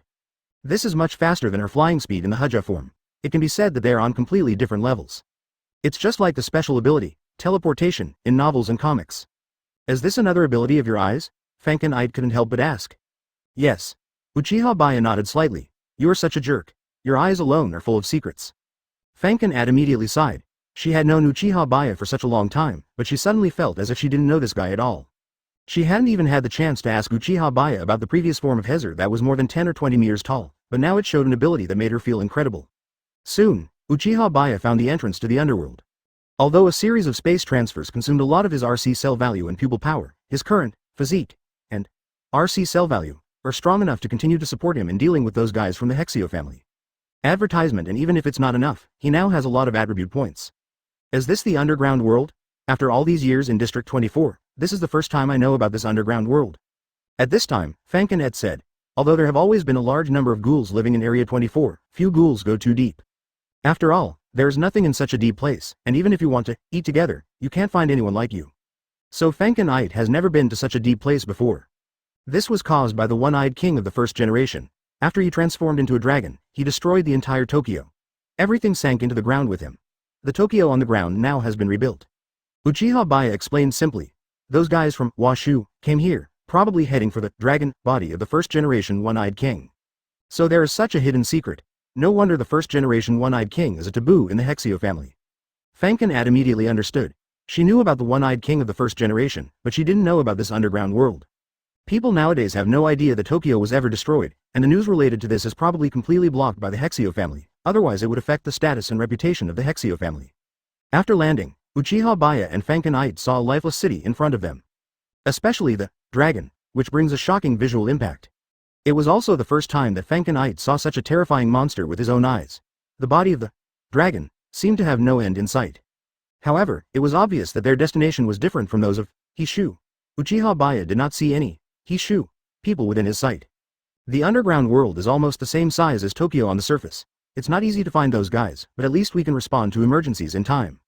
Uchiha Baiye glanced around but didn't see any sign of Hishu. He has already been to the underground world, so he can transfer here through the Kamui space at any time in the future. Let's take a look here first. I'm quite interested in the body of the dragon. Fanken Ite said. Uchiha Baiye nodded slightly. He also wanted to see if this dragon body was still useful. This was a treasure that could bring about a great breakthrough in medicine. But it is also a double-edged sword. In the original work, Furuta Gifu said that the first-generation one-eyed king could share his life with others, but it also caused great damage. Since those guys from the Shu family escaped here specifically from CCG, it means that the body of dragon is likely not completely dead. Advertisement at this moment, 3 petite figures suddenly emerged from the darkness. Uchiha Baiye's reaction was quick, needless to say. He took the initiative and dodged in front of the 3 little guys, pinning 2 of them to the ground with his backhand. Immediately afterwards, Fanken had also held down the 3rd person. Little sister, if you don't behave, you will be spanked. Fanken had said with a faint smile. She was thinking that there were still people alive in such a place. These 3 little ones are all girls and are natives of the underground world. And they are all dead fish eyes, 3 aboriginal sisters. I am not your enemy, but if you insist on taking action, don't blame me for being rude. Uchiha Baiye said calmly with a blank expression. He released the 2 little girls who had been pinned to the ground by him, but he had not used much force, so the 2 little girls were barely injured. They immediately got up from the ground, their faces clearly showing sweat from fear, yet they acted unconvinced and fierce. Come on, there was a little girl rolling up her sleeves and still thinking about fighting. Are you guys going to stew us all? Another little girl pretended to be fierce and questioned Uchiha Baiye. No. I just said it, I am not your enemy. Uchiha Baiye knew there were indigenous people here, so he didn't show any surprise. But the Japanese these little girls speak with a heavy accent is really hard to understand. At this time, Fanken Ite also released the little girl in his hands. Sister, I don't mean to hurt you, I won't eat you. Fanken Ite also said with a smile. Chapter 146, Seducing Little Loli. I don't know why, but I feel like you guys smell sweet. At this time, a little girl couldn't help but speak. Of course, since you are ghouls, the smell of food is naturally fragrant to you. Uchiha Baiye explanation. Although he is half human and Yoshimura Ito is half ghoul, neither of them is a pure human. But their meat is also delicious to ghouls, only the taste of pure-blooded ghouls is unpalatable to ghouls. Food. Among them, there was a girl with short hair who didn't hear clearly what Uchiha Baiye said. Her first reaction was to mistakenly think that the food he was talking about referred to her. However, the other 2 little girls immediately explained it to her, and the misunderstanding did not expand further. Next, what are ghouls?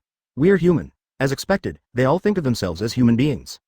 You should all be able to release Kagoon, which is a method of attack that protrudes from a certain part of your back. Uchiha Baiye patiently explained to them. Is this what you mean? The little girl with long golden hair nodded as if she understood, and released her Kagoon.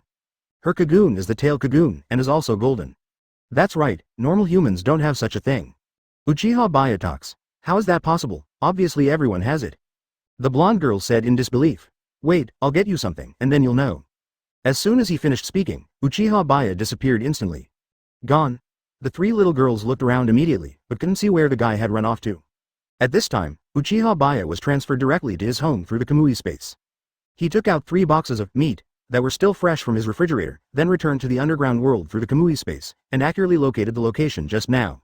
Advertisement. The 3 little girls were still looking around for Uchiha Baiye when Uchiha Baiye suddenly appeared in front of them out of nowhere, which naturally scared them.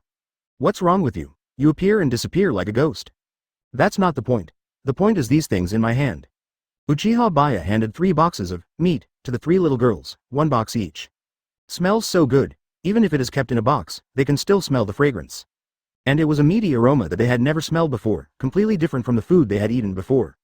Since the ghouls in the underground world can only feed on other ghouls, the meat of ghouls tastes very ordinary in the mouths of their own kind, and can even be said to be unpalatable. So these 3 boxes of meat are like the most delicious delicacies to them. Guess what kind of meat this is? Uchiha Baiye said in a slightly mysterious tone. I can't guess, but it's definitely not human flesh. Human flesh doesn't taste good at all. Yes, if there were no other food, I wouldn't want to eat the flesh of my own kind. I heard from my elders that many years ago there were all kinds of animals in the world, and the meat of those animals was delicious. Could this be one of them? They couldn't imagine that what they had in their hands was real human flesh. You all guessed wrong. The 3 boxes of things I gave you were actually human flesh. This means that the same kind you ate in the past were also ghouls. Uchiha Baiye said, and she and I can be considered human beings, so you think we have a fragrance. This. If we are not human, then we.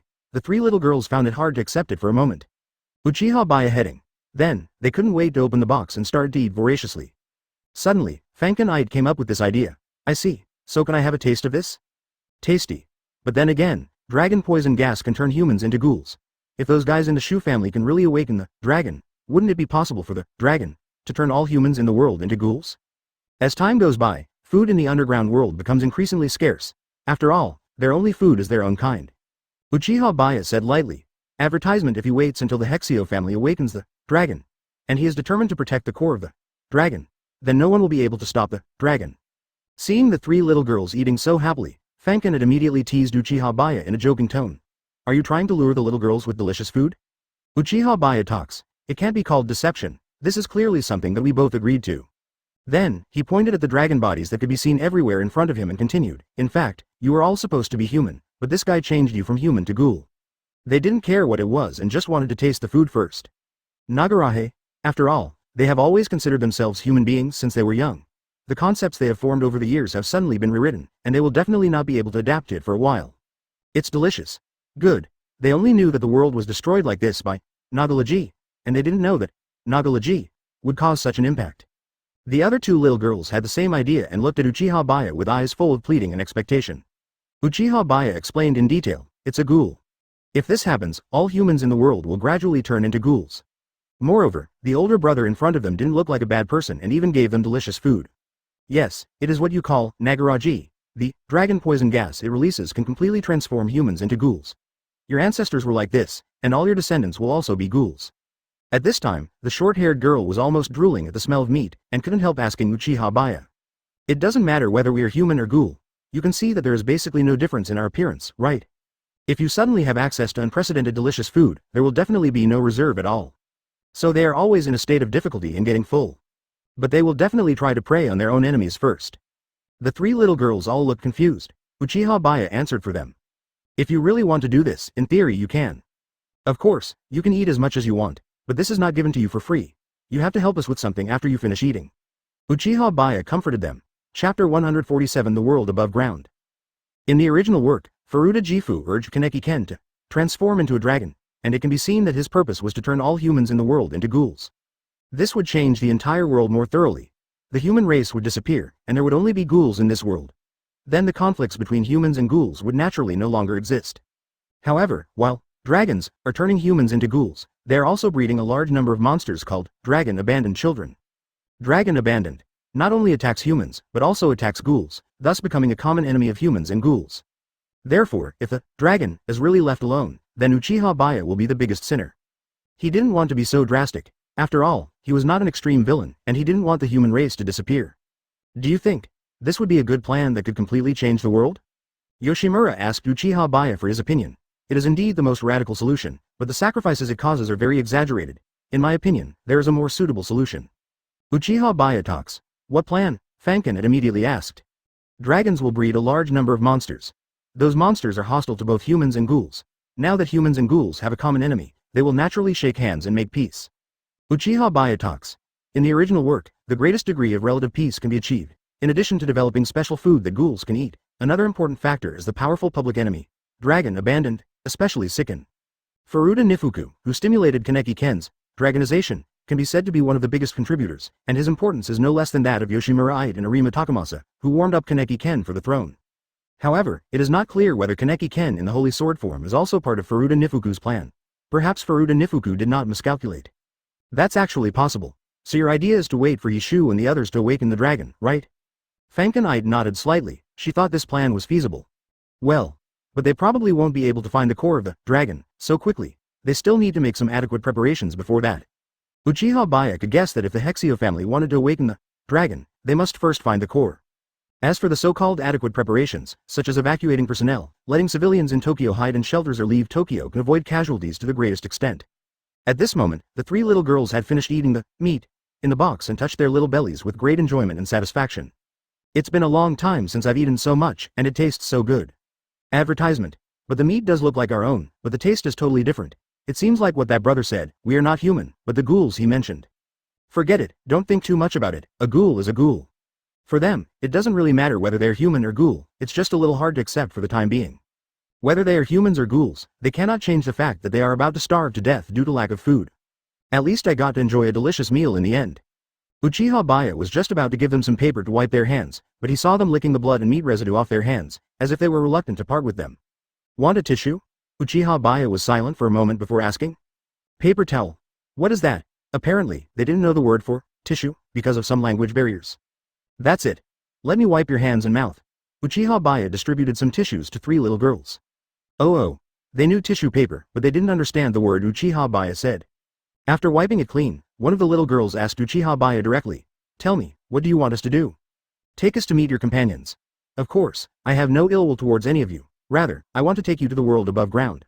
Uchiha Baiye talks. Once the dragon here is awakened, he will definitely not be able to stay in the underground world. Before that, he wants to bring all the natives of the underground world to the ground. The world above? What is that? The three little girls again couldn't understand what Uchiha Baiye was saying. You see, those things above your head are actually rocks, soil and the light, while the world below has the sun and clouds, and at night you can see the stars and the moon, and there is enough food. Uchiha Baiye talks. In this dark underground world, only various luminous objects can provide faint light, and the entire environment is dark and depressing. Really? There's enough food? Advertisement? I have indeed heard that there should be the sun and the moon in the world, and when the sun rises the world is bright, instead of the endless darkness like now. Where is the world on the ground? Hearing this, Uchiha Baiye immediately replied, the 3 boxes of food I just gave you were brought from the world above. As for where the world above is, it is naturally above your head. Above us. They looked up and saw nothing but darkness.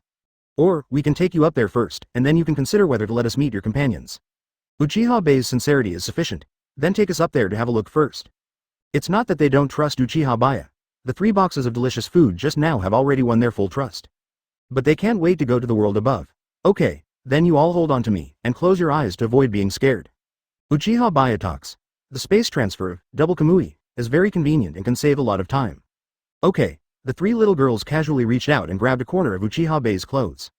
Yoshimura directly held Uchiha Baiye's hand. The next moment, Uchiha Baiye took them through space transfer. This was not the first time that Fankin had experienced this ability, so he looked calm. But it was the first time for the 3 little girls, and they were immediately frightened by the dizzying feeling. In panic, they subconsciously hugged Uchiha Baiye and Yoshimura. 2 were hung on Uchiha Baiye's thighs and arms, and 1 was hung on Fankin body, and then they appeared in the Anting district. Chapter 148. Amy, Echo, and Alia. The 3 little girls didn't know they had arrived and still had their eyes closed, hanging on Uchiha Baiye and Yoshimura.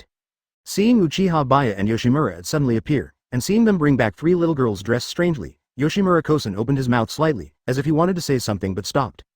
The 3 little girls were not wearing normal clothes. Instead, they were wearing gray robes that were convenient for moving at night. Baiye. Who are these 3? Fankin Gongshan couldn't help but ask. Could it be that there are 3 more adopted daughters? The store manager is really having a hard time, taking care of so many children at such an old age. Kirishima-ko said in a joking tone, it's okay. I'll help the manager too. And it would be nice to give Tuka and Ayana some more company. Sifong Lianchi said seriously. Only Fancy Roma knew what was going on with these 3 little girls, and a hint of surprise appeared in the depths of her eyes. Because she had been to the underground world of Zone 24 and met the king of the underground, the one-eyed king of the first generation, so naturally she had also seen those indigenous people. She didn't expect that Uchiha Baiye and Fankin went directly to the underground world to bring the natives out, and their action speed was ridiculously fast. In fact, Fan Shi Luo Ma had already learned through gossip that Uchiha Baiye was the one-eyed king of the bronze tree, and also knew that Fankin was the one-eyed owl. After hearing the news, she instantly understood why she had always felt a little weird. After being defeated by Uchiha Baiye in Kuklia, she was immediately captured by the one-eyed owl. A series of events that happened afterwards made her feel strange. Now, she suddenly understood. We've arrived, and you don't have to be so scared. At this time, Uchiha Baiye reminded the 3 little girls. They then opened their eyes, made sure that they were on the ground, and then let go of Uchiha Baiye and Yoshimura. Having just lost their composure, their faces looked a little embarrassed, but their hands were still clasped across their chests in a very imposing manner. They're the natives I brought up from the underground world. Uchiha Baiye explained to Yoshimura Kozen and the others. The underworld? What is that place? Fank and Gongshan couldn't help but ask. The other employees except Fanshi Roma were also confused about this. It is at the deepest part of Area 24. There's actually an underground world. A one-eyed king once appeared in the Hexio family. Uchiha Baiye told them a brief story about the Kazushi family and the first-generation one-eyed king. So there is such a place. Advertisement. Fank and Gongshan's tone was slightly amazed. The Shu family that runs CCG is actually a Ghoul family. This is incredible news. It will shock the whole of Tokyo once it gets out. Yoshimura Kosen and Hoshiro Roma know the secret of the Kazuo family, but Kirishima Ko and the others don't. Compared to what happened in the underground world of District 24, the truth about the Shu family undoubtedly shocked them more.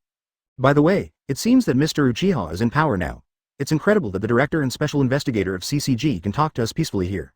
Sifong Lianchi couldn't help but sigh. After Uchiha Baiye reorganized the CCG headquarters, he also learned a lot from manager Yoshimura and Miss Yoshimura. The barrier in his heart towards Uchiha Baiye was also eliminated, and now he respects Mr. Uchiha very much. Really? Then I hope the director can show some leniency to us. Jiu Jianyuan said jokingly. Commander, there is no need to show mercy to this guy. He should have been arrested and thrown into Kuklia long ago. Ru Jianxuan deliberately mocked Jiu Jianyuan. The current CCG is no longer the original CCG. We are committed to the peaceful coexistence of humans and ghouls.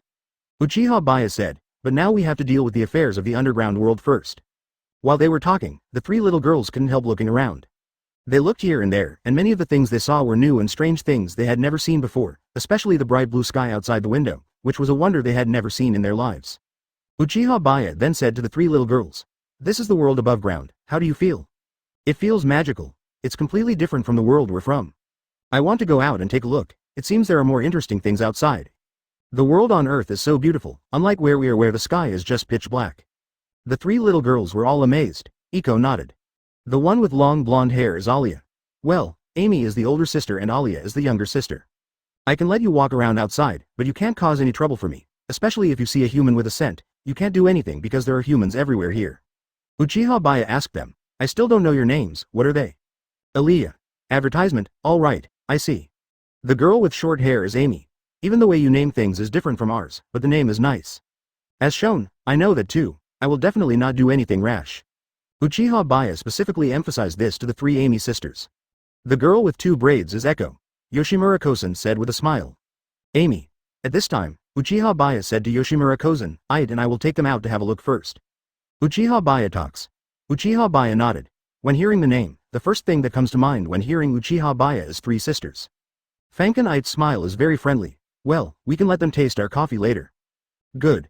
The three little girls said almost at the same time. Only Echo raised doubts.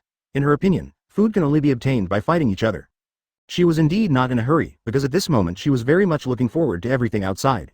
Echo responded, it seems you are three sisters? Don't worry now. You will find out later that the 3 boxes of meat I gave you before were not obtained through fighting. Echo. He and Fankenite then went out with the 3 little girls. Uchiha Baiye nodded slightly, but didn't you say that there is plenty of food on Earth? Where can we get food if we can't do anything to them? Yeah, I see. Chapter 149. He is my sister's exclusive property. Walking out of the Ending District coffee shop, the 3 sisters suddenly felt that everything before their eyes was so beautiful.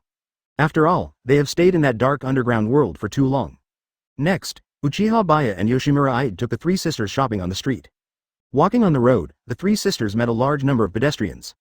There are so many people. Sure enough, these guys are real humans. They all have a very nice smell. It would be nice if we could do whatever we want, then we would never be short of food. The 3 sisters walked, looked and talked. Don't talk nonsense on the street. Even if I don't stop you, you will be punished if you do that. There are many people who are stronger than you. Uchiha Baiye awakening path. Really? Well then. The 3 sisters still believed what Uchiha Baiye said. They behaved themselves and stopped talking nonsense. Just then, they passed a clothing store.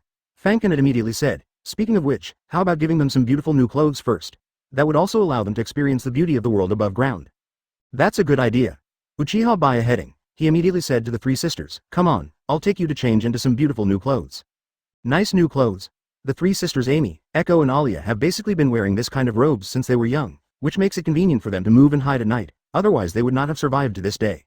There were no such things as beautiful clothes in the underground world, so they had no idea about beautiful new clothes. Until they saw the colorful 8-gay clothing in the clothing store. When they saw the beautiful and novel clothes in the clothing store through the glass, they were immediately attracted and couldn't take their eyes off them. Although they have no idea about beautiful new clothes, Their yearning for beautiful things is almost engraved in their DNA. So beautiful, are these clothes from the upper world? I want it so badly, how can I get it, should we exchange something for it? Since the underground world is unable to produce currency, over time it has become the most primitive form of exchange. So the three sisters have no idea about money. Advertisement. I'll take you in to buy it now so you can experience it. Uchiha Baiye talks. Really? That's great, the three sisters were immediately surprised. In particular, Alya hugged Uchiha Baiye with joy, and even seemed to want to kiss Uchiha Baiye on the face. However, Fankin 8 was quick to stop Alya and said to her with a smile, "He is my exclusive property, you can't steal him."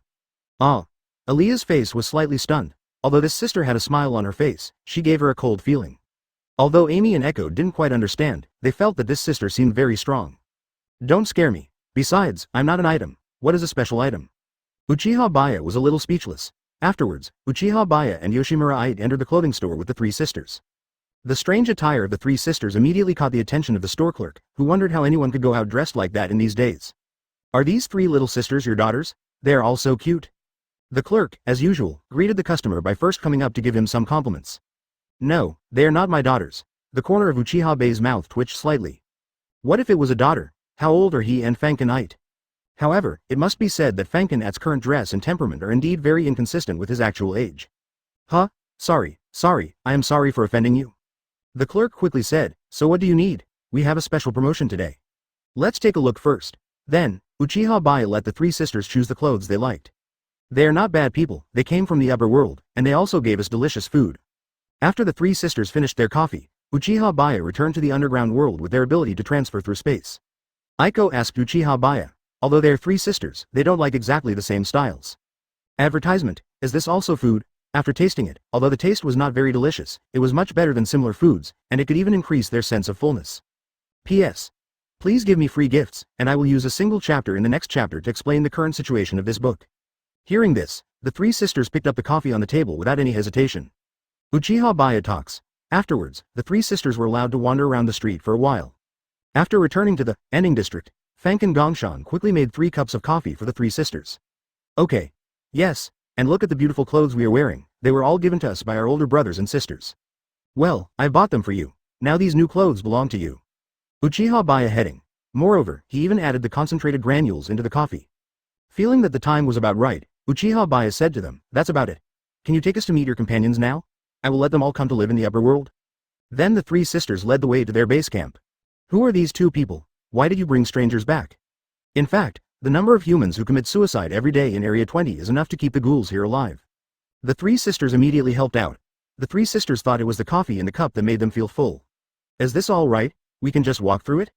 However, the people guarding the entrance would not let Uchiha Baiye and Yoshimura in easily. Then he also explained to the three sisters what the so-called abundance of food meant. But before that, let's go back to the coffee shop. The three sisters had no objections. After they made their selection, Uchiha Baiye paid for them. Amy, who has short hair, likes jeans, Echo likes sportswear, and Alya likes cute little skirts. This is called coffee, and it is a kind of food in itself, but what really fills you up is the human flesh particles soaked in the coffee. You can have a taste. Uchiha Baiye explanation. In such a short period of time, they already felt that the world above ground was 1,000 times more beautiful than the world below ground. Chapter 150. Level 2 System Mall, answering some comments at the end of the chapter. Rather than asking the three sisters to help speak, Uchiha Baiye has a more direct and effective way. Before returning to the underground world, he took some fresh meat from the refrigerator. Just put it in the Kamui space and take it out at any time. A box of meat immediately bribed the security guard. After all, it was a delicacy that the natives of the underground world had never tasted in their lives. In each other's eyes, Uchiha Baiye and Yoshimura instantly turned from suspicious strangers into good people.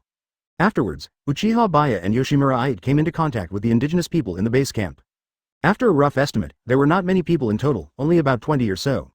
Most of them were still children like Amy, Echo, and Alya, but their vigilant and fierce expressions were very inconsistent with their age. The living environment in the underground world is extremely cruel, and it is already very good to have more than 20 people. Uchiha Baiye got a general idea of the situation from the elders among these people and learned that there were almost no indigenous people nearby and they were facing a situation where they could not find food. Amy, are these 2 people you brought back really okay? By the way, Alya, what is that thing in your hands? It smells so good. Your clothes are so pretty, where did they come from? The other children present asked the 3 Amy sisters various questions in a low voice. The 3 sisters then distributed the meat in the box to other children. Of course, Uchiha Baiye had told them to do so in advance. After tasting the meat, the children were shocked. There was such a delicious thing in the world. Next, after the three sisters' descriptions, such as abundant food, blue sky, beautiful clothes. Suddenly, all the children were filled with longing for the world on earth. The whole process went smoothly, and there were no mistakes in Uchiha Baiye and Fankenite's conversations with the elders. However, one of our children has not returned yet. I heard that he encountered the enemy. The natives were not opposed to going to the upper world, but they were still worried about the child who had not returned. What kind of enemy did you encounter? Uchiha Baiye then asked. His first reaction was to wonder if it was someone from the Hexio family. I heard from the kids who were there that the person was dressed very differently from us. Could he also be someone who came from your world? Advertisement, it is very likely. Uchiha Baiye thought so too. However, just at this moment, the guard suddenly ran in and said, "Ja is back, she is fine, but she also brought back two strangers. I'm glad you're okay. I wonder if those two strangers might be people these two know." The elder looked at Uchiha Baiye and Yoshimura Ito. Soon, Ja came in with two people, and those two people were none other than Hishu Changji and Hishu Jishi. What a coincidence, we met in a place like this. Uchiha Baiye greeted Watsukichi and Watsukichi with a nonchalant expression. He's really restless. An old man of his age is still running around everywhere. Yoshimura Ito said sarcastically to Kazushi Changji in a teasing tone. The faces of Kazushi Tsunoyoshi and Kazushi Yoshidoki changed suddenly. They never expected to meet Uchiha Baiye in the underground world at this time, and the girl next to him should be the one-eyed owl. But they did not act rashly. Don't be so nervous, why don't we sit down and have a good talk? Uchiha Baiye did not start right away. Kazushi Tsunoyoshi and Kazushi Yoshidoki had no better choice for the time being, so they sat opposite Uchiha Baiye and Yoshimura Ito. I think you are in charge of CCG now? Or did you destroy the entire CCG? Hishu Jishi asked. CCG is still fine, but its future direction is different from before. Uchiha Baiye said lightly, well, maybe you are indeed more suitable to manage CCG than me. Hishuji sighed. He could actually see that the purpose of Uchiha Baiye's actions was to achieve peace between humans and ghouls. Although he also hoped for peace, he was restricted by the Hexio family and could only do very little. In the past, he could only do his best to fulfill his duties as the director. What do you want to talk to us about? At this time, Hishu Changji asked directly to the point. What I want to say is that we can cooperate, and the Hexio family does not have to perish, but the future king of Hexio will be your Fu. Advertisement Uchiha Baiye was also very refreshing. Although this does not bring any benefit to us, we have no choice given the current situation. Hishu Changji said bluntly. He knew very well that even he and Yoshidoki together were no match for Uchiha Baiye, not to mention that there was also the one-eyed owl next to him. So now they have no choice but to agree to Uchiha Baiye. But the other party probably doesn't know their plan to awaken the dragon. He plans to delay Uchiha Baiye to let him relax his vigilance and buy time for other tribesmen. The moment the dragon wakes up, it will be the time for them and the Shu family to turn the tables. However, how could Uchiha Baiye not know about the dragon? Everything is under his control. After talking for a while, Kazukichi and Kazukichi prepared to follow Uchiha Baiye and the others back to the upper world. As for the affairs of the rest of the tribesmen, Kazuo Tsunoyoshi and Kazuo Yoshidoki did not mention it, and Uchiha Baiye also deliberately did not ask. This group of indigenous people of the underground world are taken care of by the bronze tree.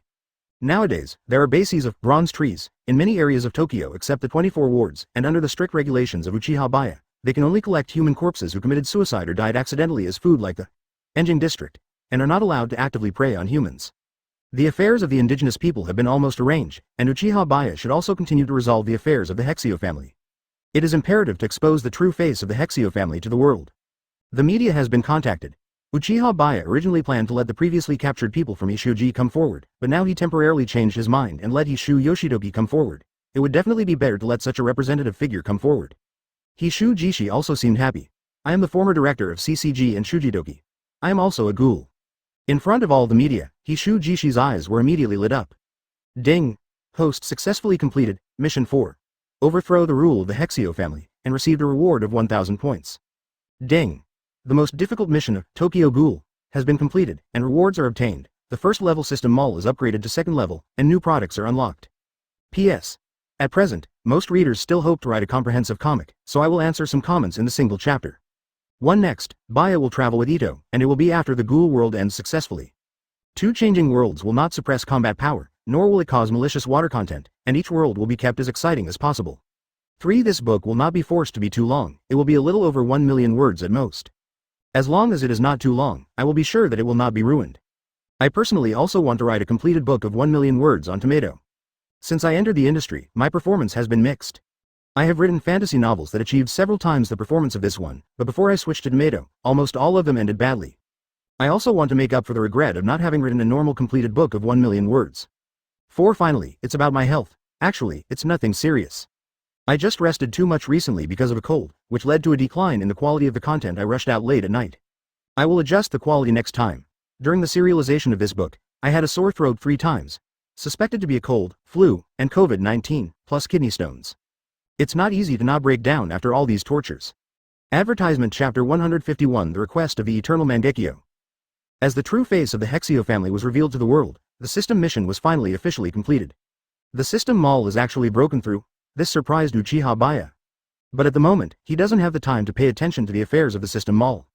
The pair of bright eyes revealed at this moment when he and Shujishi appeared immediately caused a shocking sensation.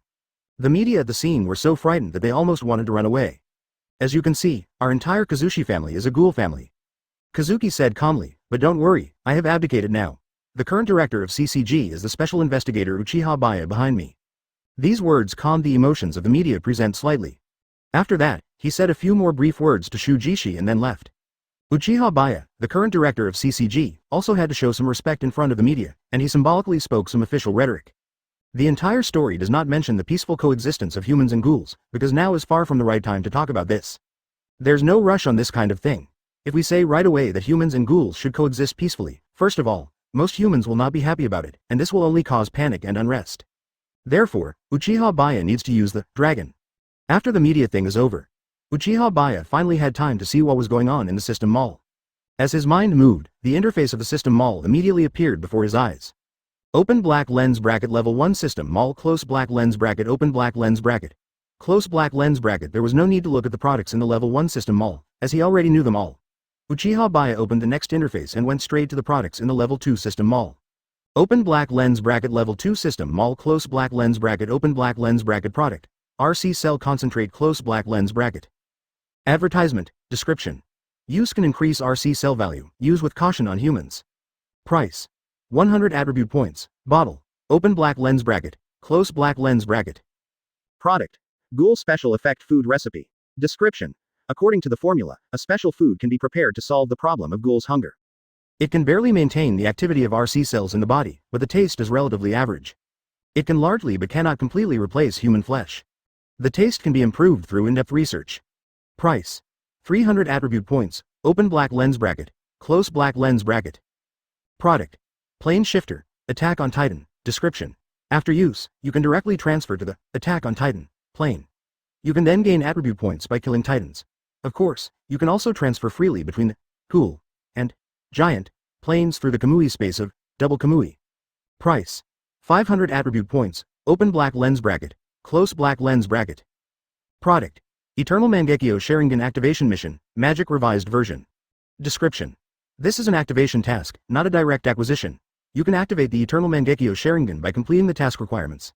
The principle is that the system directly activates it, so it is a modified version. Price. 1000 attribute points. Uchiha Baiye took a quick look at the level 2 system mall and found that there were still some products that surprised him, and each one was useful. Leaving aside the RC cell concentrate, the Ghoul-specific food formula is undoubtedly very useful. Because if the development speed is followed as in the original book, this special effect food will take at least several years to develop.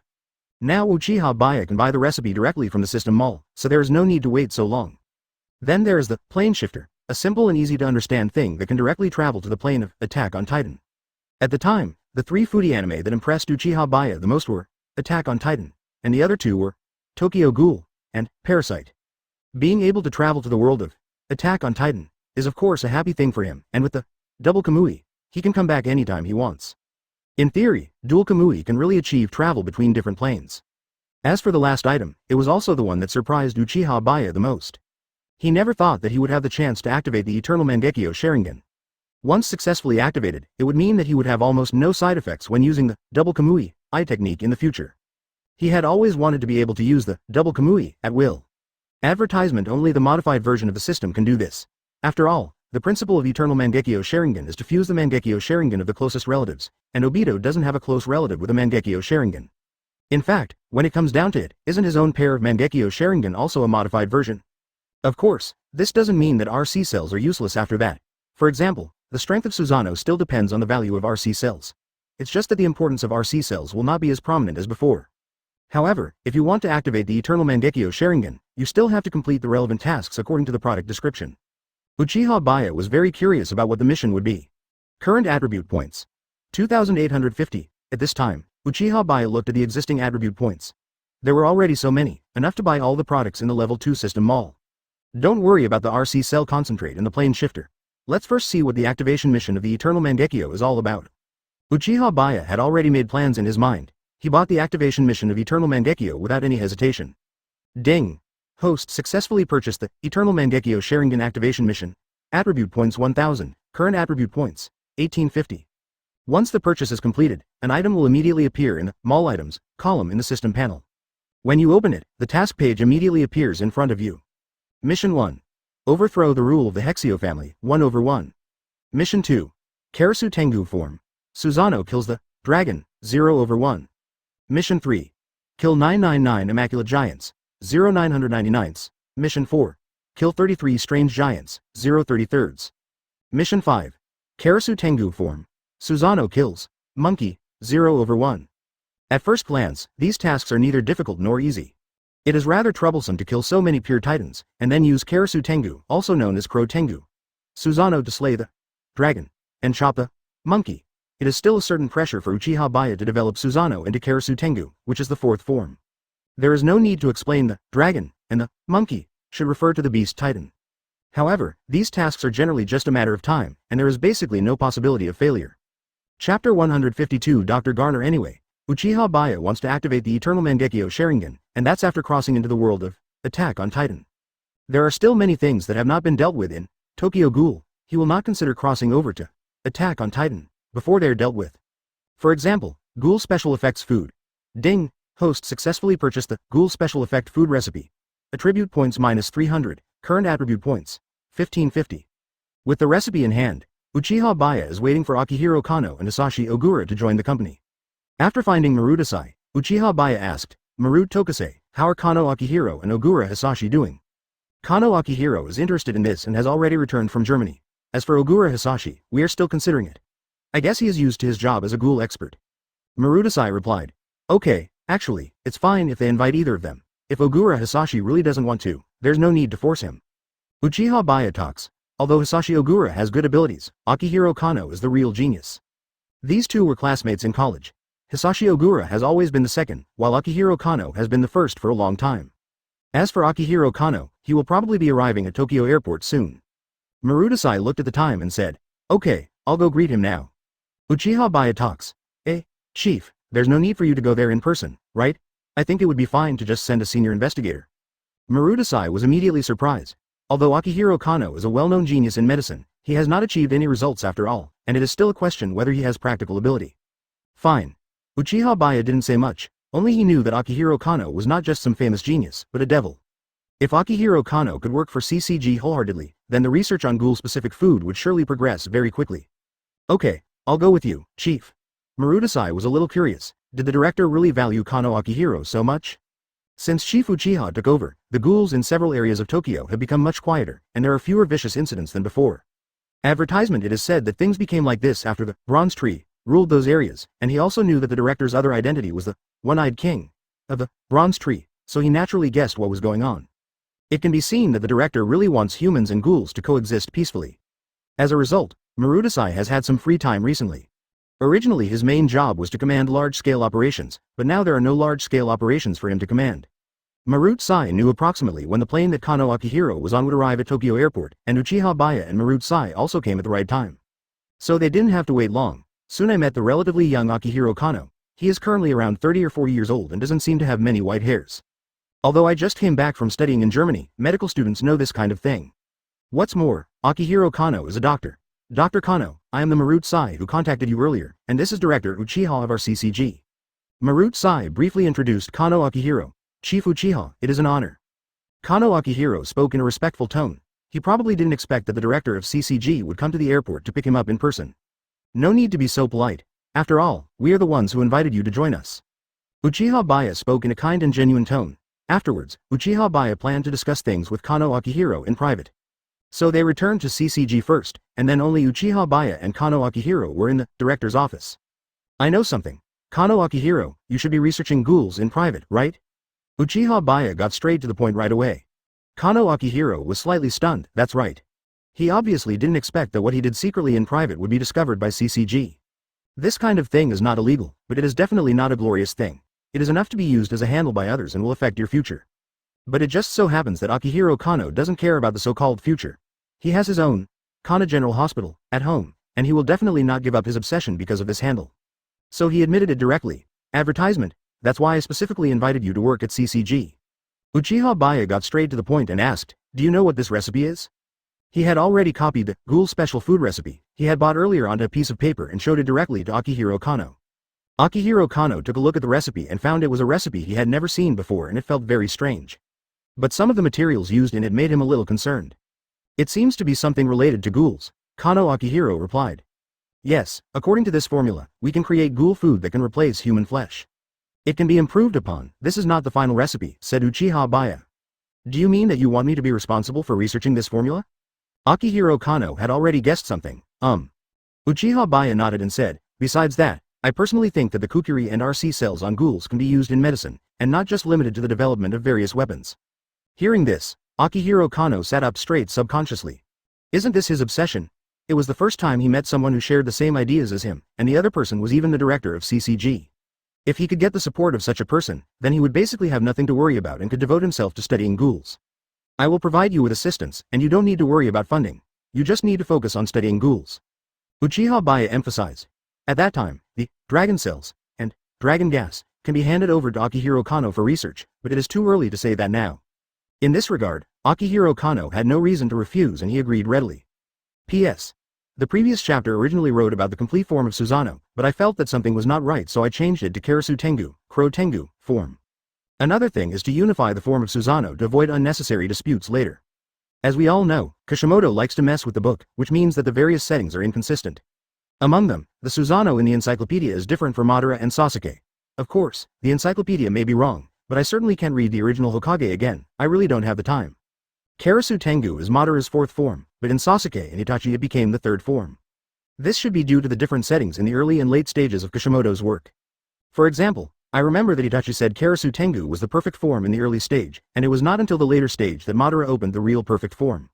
Some people also called it the completed form. These settings are too confusing. In short, I personally think that Madara's is more reasonable.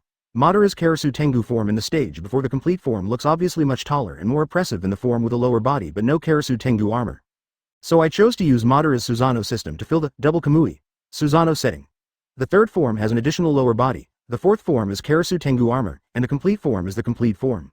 Chapter 153 Mouth-to-mouth feeding. Although it was not yet time to get off work, Uchiha Baiye would not sit in the director's office unless there was something important. Uchiha Baiye returned to the stable area as usual. Fankenite also drinks coffee, reads books and writes in the stable zone, almost every day. Not long ago, Uchiha Baiye specially gave her a thin and light laptop so that she can carry it with her for writing. Mr. Uchiha is back. Kirishima-ko was sweeping the floor near the gate. Well, thank you for your hard work. Uchiha Baiye greeted Kirishima-ko. Seeing Uchiha Baiye coming back, Fankenite immediately put down the book in his hand. She picked up an apple on the table and asked Uchiha Baiye, would you like an apple? Well, it would be good to eat more fruit. Uchiha Baiye heading. Fankenite then went to the counter, got a small peeling knife and peeled the apple himself. There's no need to go through so much trouble. Seeing this, Uchiha Baiye immediately said, I've already peeled it, why are you still talking about whether it's troublesome or not? Fankenite has excellent knife skills and can peel an apple cleanly in just a few strokes. So do you want me to cut it into pieces and feed it to you next? Fankenite's tone was slightly playful. If you really don't mind the trouble, then that's fine. Uchiha Baiye knew that Yoshimura was teasing him again, and if he backed down, he would be in trouble. Of course it won't be a problem. Fankenite then cut the apple into small pieces. And there was a toothpick right next to her, but she refused to use it and insisted on using her hands. Come on, open your mouth, Yoshimura said with a smile. Uchiha Baiye opened his mouth expressionlessly and ate the small piece of apple. Naturally, he inevitably touched Fankenite's fingers, but his face remained calm. At this moment, the two seemed to be competing to see who would become shy first. Oh my, Baiye and Ite have a really close relationship. The store manager is probably going to be a grandfather soon. Kirishima-ko exclaimed. However, she still doesn't know the real age of Fankenite until now. She had never doubted it either. After all, Fankenite's words and actions had always been mature. Advertisement. It's a bit too early for this, Fanken Gongshan said with a slightly solemn expression. How can it be early? I think it's quite appropriate.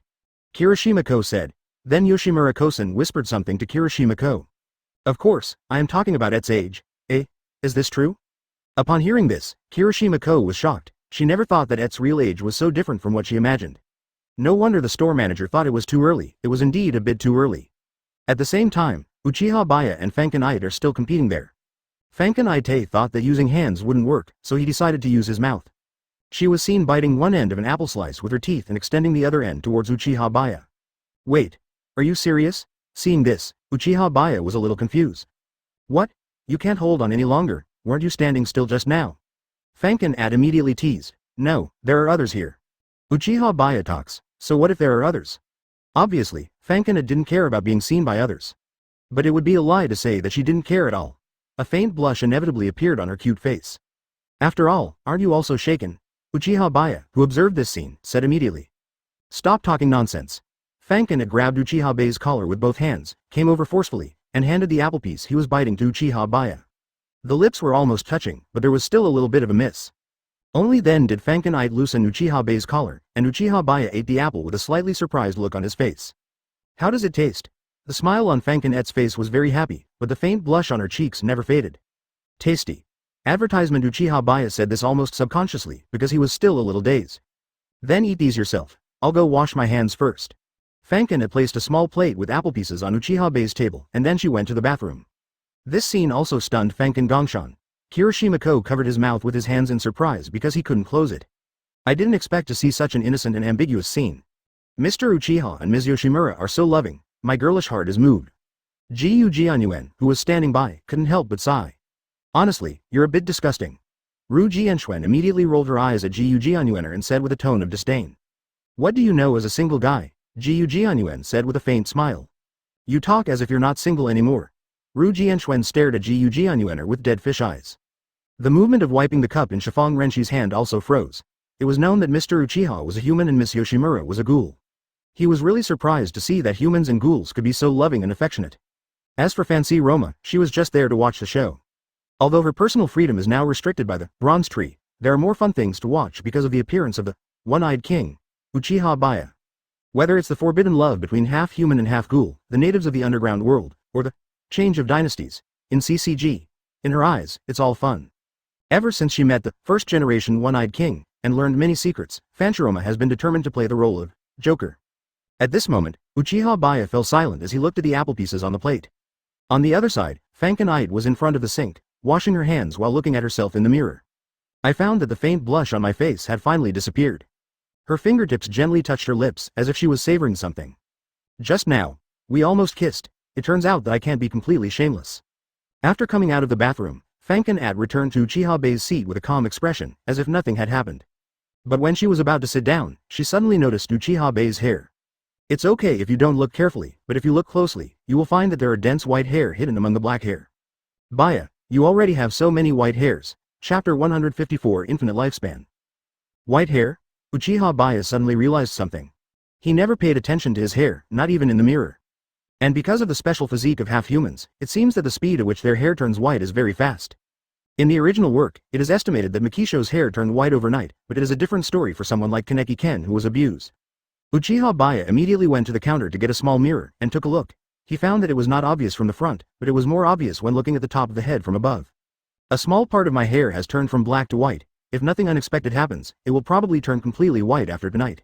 Although it was still possible to purchase the low-level longevity pill directly from the system mall at this moment, Uchiha Baiye felt that it was no longer necessary. Because his appearance will be frozen at the moment he takes the low-level longevity pill, so his hair, which is partly black and partly white, will make him look uglier. It would be better to just have a head full of white hair. Anyway, his physical fitness is still at its peak, but his hair has turned white first. Fanken Gongshan's expression suddenly seemed a little worried and helpless. He knew that the half-humans in the White Sun Court didn't have long lifespans, and Baiye's lifespan was probably less than half of what it was. Oh my, Fanchiroma rested her chin on her hands. The atmosphere suddenly became sad. Come to think of it, this guy won't live to be her current age. What's wrong? Unlike Yoshimura-kosen and Hoshiro Roma, Kirishima-ko and the others did not know that Uchiha Baiye was half-human. They just felt that the atmosphere suddenly became wrong. That's right, after all, you are half-human. Fanken had immediately remembered that as a half-human, Uchiha Baiye had a short lifespan. But she still didn't expect that Uchiha Baiye had already started to age at the age of 18.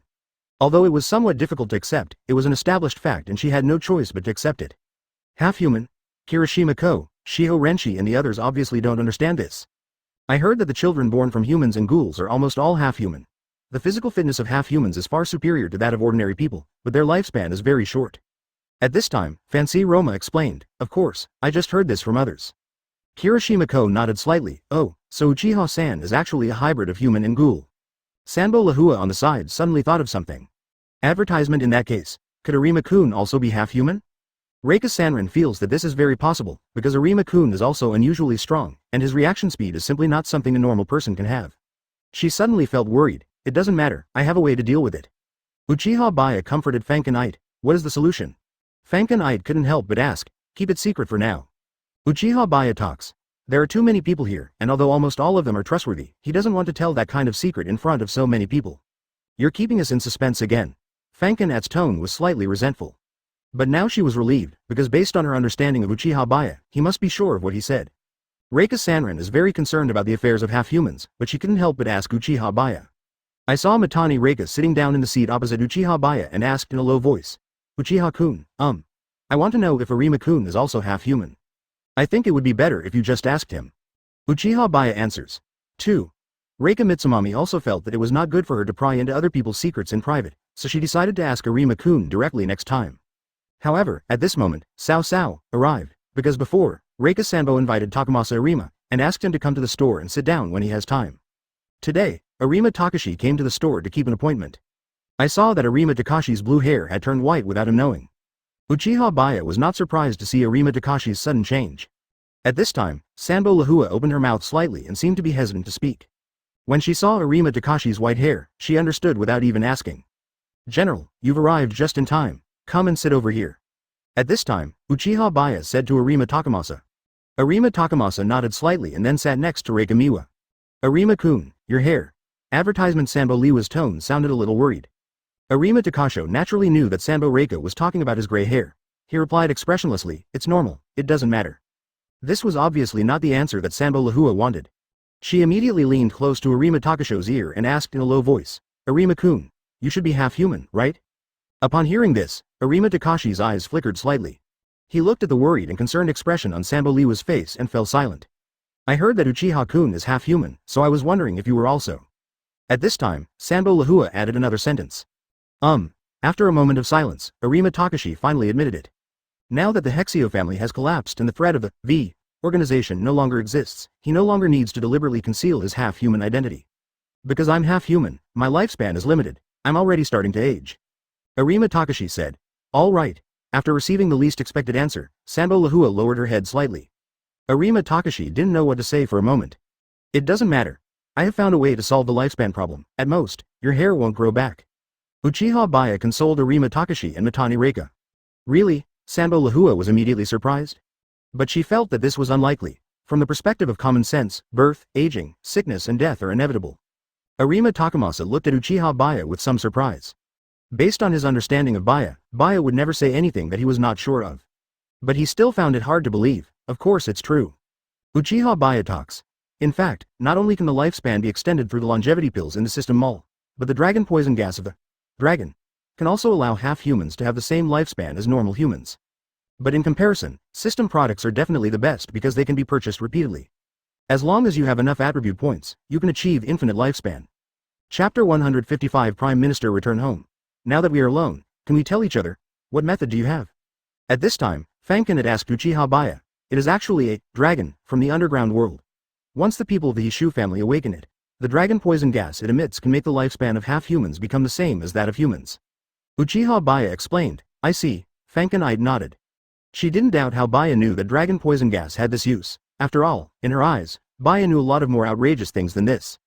Now she was completely relieved. A night passed. Uchiha Baiye woke up and looked in the mirror, and sure enough, his hair had turned completely white. He immediately opened the system mall and purchased the low-level longevity pill in the level 1 mall interface. Ding! Host successfully purchased low-level life pill. Attribute points 10, current attribute points 1540. After buying the pill, Uchiha Baiye took it immediately to prevent his body from further aging.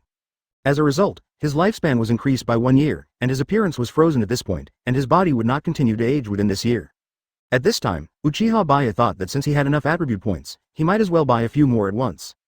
Ding! Host successfully purchased, low-level life pill. Attribute points 10, current attribute points, 1530. Ding! Host successfully purchased, low-level life pill. Attribute points 10, current attribute points, 1520. Open black lens bracket.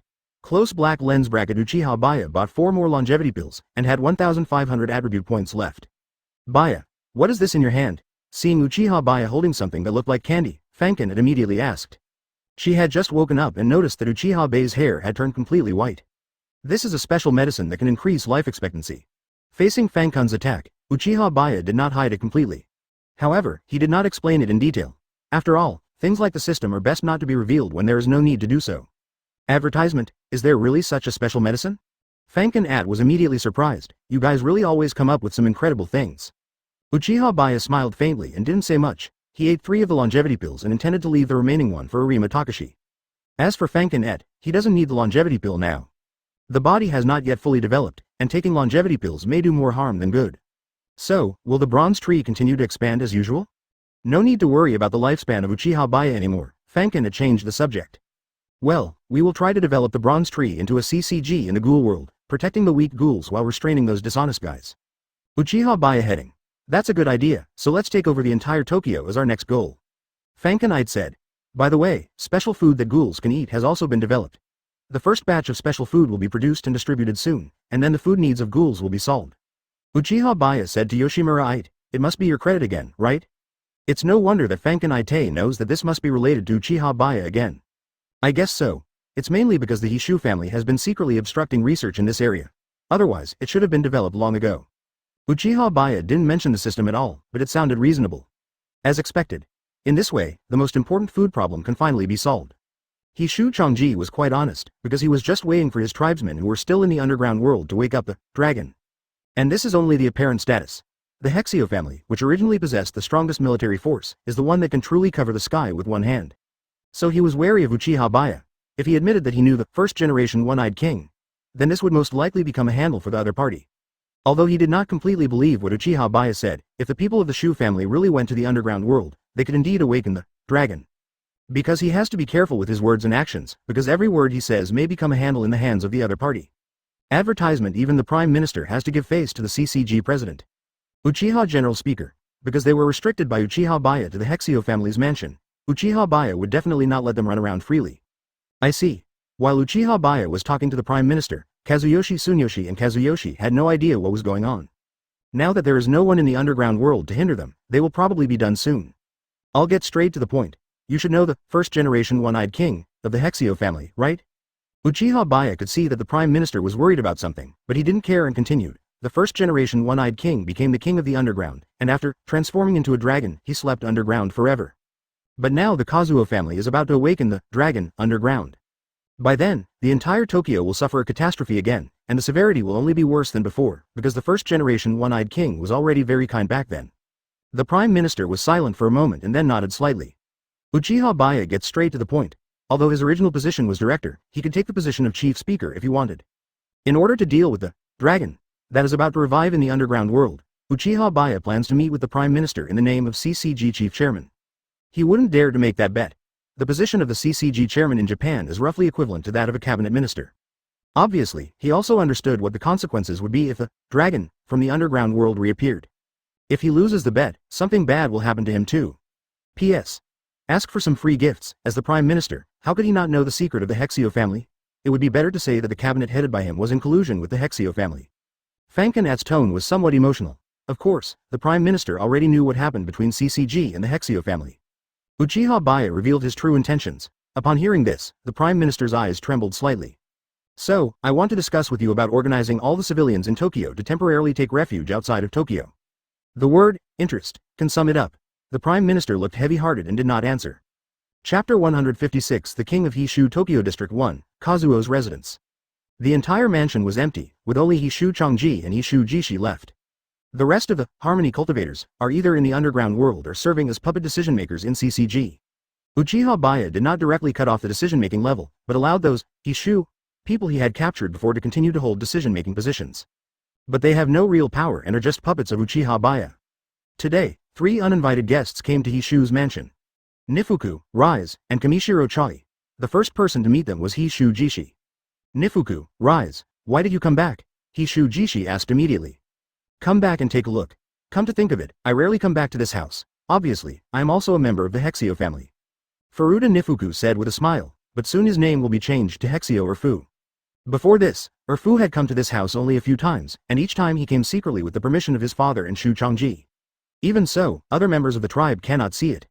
Hishuji was suddenly silent. He knew very well that the harm caused by the Hexio family to Nifuku and Rise was enormous. He was obviously Urfu's half-brother, but he hardly knew Urfu and didn't know what to say for a moment. Kamishiro Chai followed Nifuku and Rise silently. This time he came along just to protect Nifuku and Rise. Next, Hishu Jishi did not stop Urfu and the others. Urfu and his friends soon met Hishu Changji. Hishu Changji was originally meditating with his eyes closed. When he heard footsteps that did not sound like Hishu Jishi's, he immediately opened his eyes.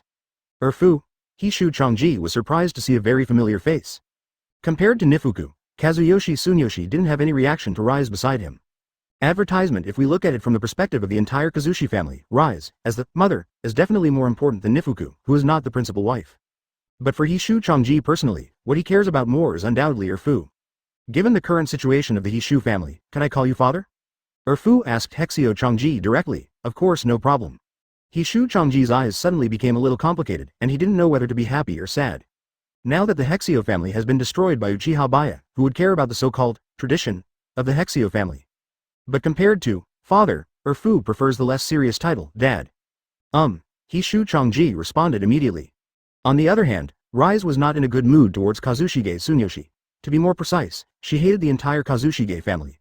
Only her childhood sweetheart, Nifuku, was better in her eyes. Urfu, from now on you are the king of Hexio, from now on you will stay here. Hishu Changji said.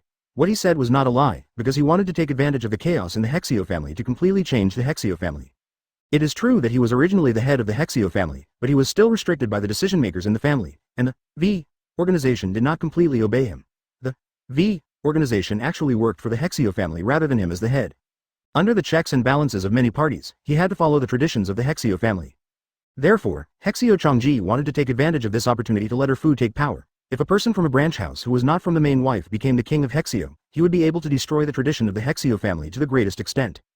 Based on his understanding of Urfu, his brain is more than enough, which is one of the reasons why he favors Urfu more.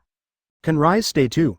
Urfu was naturally very happy, but he was still concerned about Rise's situation. Yes, Rise can also restore the name, Washu, and no longer serve as the mother body. Hishu Changji fulfilled Urfu's wish. He tried so hard to keep Urfu here because the dragon in the underground world was about to revive, and he was worried that Urfu would be accidentally injured, so he wanted Urfu to stay by his side.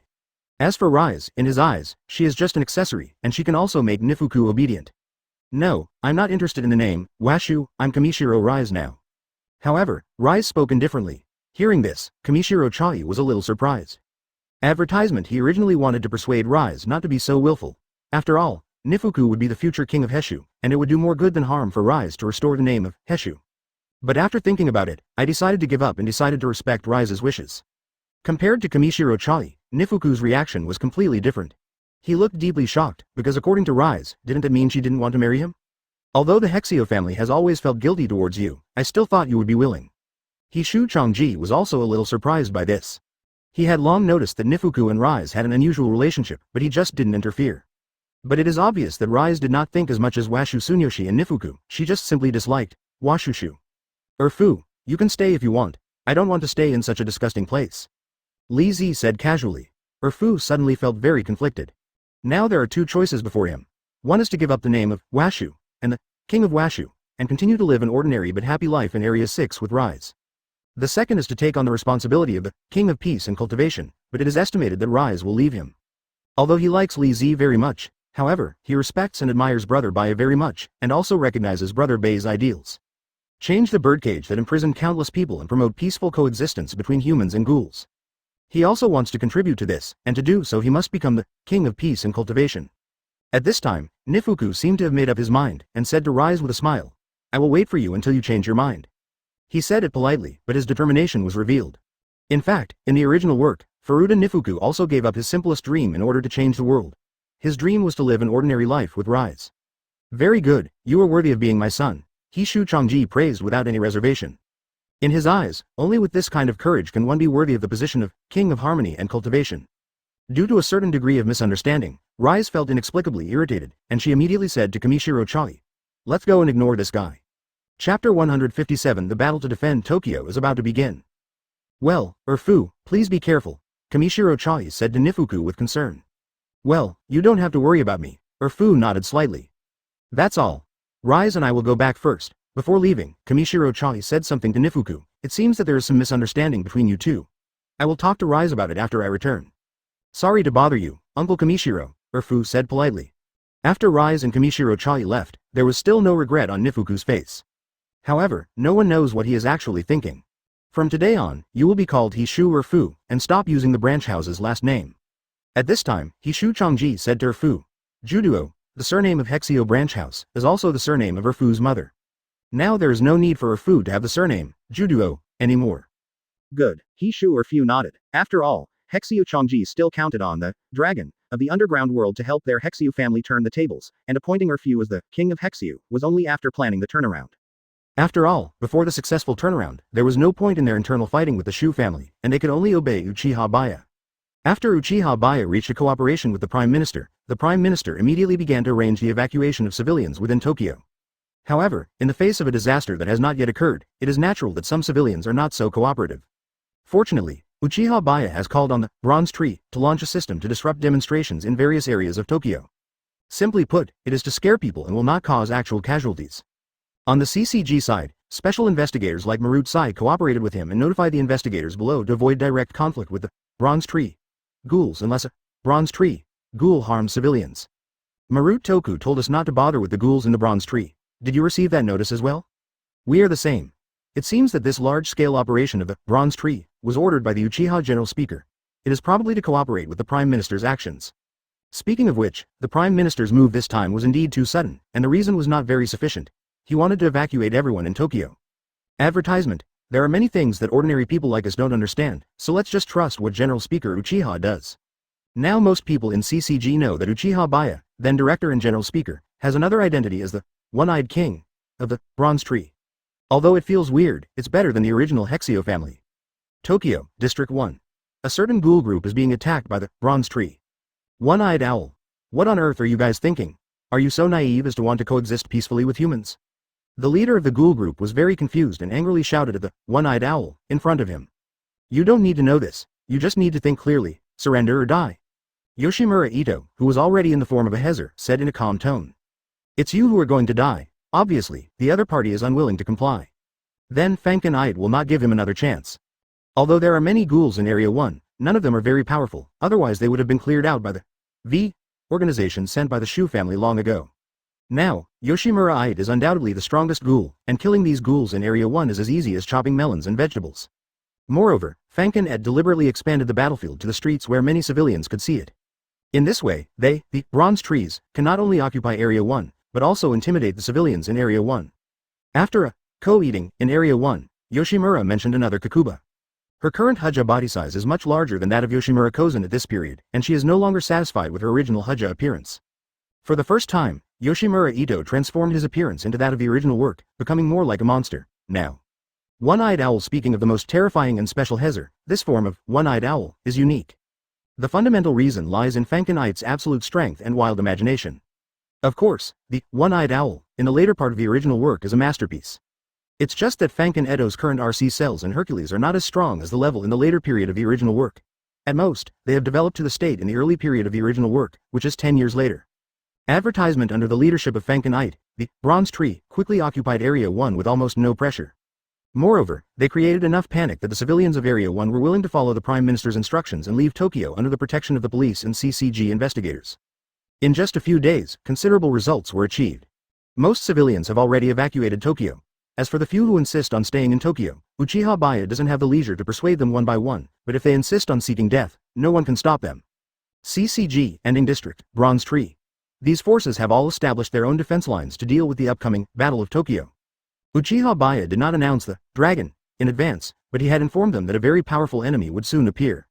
At the Kazuo residence, Kazuo Tsunoyoshi and Kazuo Yoshidoki only now realized that the entire Tokyo was evacuating civilians. At this time, Hishu Chongji and Hishu Jishi sat face to face to discuss the matter. It seems that the Prime Minister already knows about the dragon. I don't know if he guessed it or someone told him.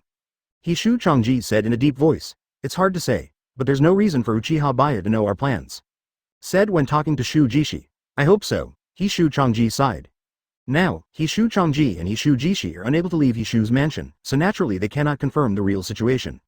But no matter what, it has come to this, and the dragon underground will surely wake up. Where's Erfu?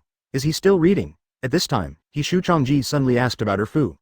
Well, it can be seen that he is working hard to prepare for the position of King of Peace and Cultivation. Hishu Jishi nodded. He was shocked when he heard Erfu say that he wanted to read all the books in the library. Most of the books in the Hexio family's library were not ordinary books. He found them boring after reading just a few. Hishu Chongji said, okay, now it depends on whether our Hishu family can successfully turn the tables. Chapter 158. Token of Love, lips touching on a subway line heading to Chiba. Kaneki Ken and Nagachika Hideyoshi were huddled together with the Kirishima family. The Kirishima family were not combatants, and Kirishima Rada and Kirishima Ko were not as strong as they would later become. What's more, they also have to protect Kirishima Tuka and Kirishima Rada, so they can't participate in the Battle of Tokyo. Including Kurumi and Suzuya Juzu, they also followed the Kirishima family. Kirishima, thank you for taking Yingliang and I with you. At this time, Kaneki Ken said to Kirishima Tuka beside him. Basically everyone leaves Tokyo by various means of transportation, and there is plenty of time, so the subway that Kaneki Ken and the others are taking will not be very crowded. You're welcome, you're Tuka-chan's good friend. Kirishima Ko said with a smile. You can call that guy by his name, but you won't call me by my name. At this time, Kirishima Tuka said somewhat dissatisfiedly. This is not good. It's not that Kaneki Ken was unwilling, but he was embarrassed. What's wrong with this? We're already friends, so it's normal to call each other by our first names, right? Kirishima Tuka said immediately. That's not what I meant.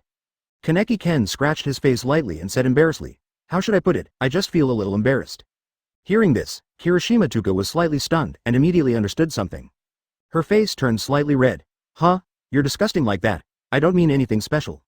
Eh? Is that disgusting? Kaneki Ken was immediately surprised. It's a bit disgusting indeed. Nagachika Hideyoshi on the side deliberately teased Kaneki Ken. Kaneki Ken took it seriously. I understand. His expression turned serious, not wanting to be laughed at for being coy about something like this. Tuka, is this okay? Advertisement. That's all right. Hearing Kaneki Ken shouting her name so seriously and loudly, it was Kirishima Toka's turn to feel a little embarrassed. Looking at this scene, Kirishima Rada and Kirishima Ko smiled at each other. Sitting on the other side, Kurumi found that Tuka seemed very interesting, but she and Suzuya Juzu had already called each other by their names. Little Hutao is lively and cheerful. He started calling me Shizao not long after we met. As for Suzuya Juzu, he only knew that little Kurumi's name was Kurumi, and he didn't know her last name at all, so he had no choice. 2 more days passed. The whole of Tokyo is like a ghost town. It was a very prosperous city, but the streets were empty. It's like the calm before the storm. Uchiha Baiye and Fanken were both sitting in the Ending District coffee shop, drinking coffee leisurely. However, they have the confidence that comes from their absolute strength, so they can be so leisurely. Shop assistants like Yoshimura Kozan and Shiho Renshi were all there as usual, including Sanbo Reika.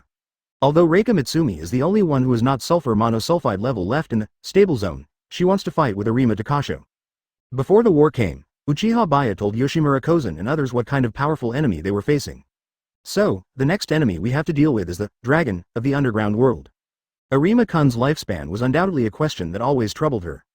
Death at this time, Fanshi Roma praised with a smile. That's right. But once humans inhale too much dragon poison gas, they will become ghouls. So in fact, Shikan is still a normal ghoul, but he became mentally abnormal after being abused many times, and it was not the RC cells of dragon abandoned that made him lose his mind. For a force like the Ending District, where almost every member is sulfur monosulfide level, the son of the dragon is not difficult to deal with. Uchiha Baiye heading. While he was distracted, Fanken suddenly came close to him. Advertisement. She directly revealed that she knew Uchiha Baiye's true identity. After all, it was no longer an unknown secret, so it was okay to say it.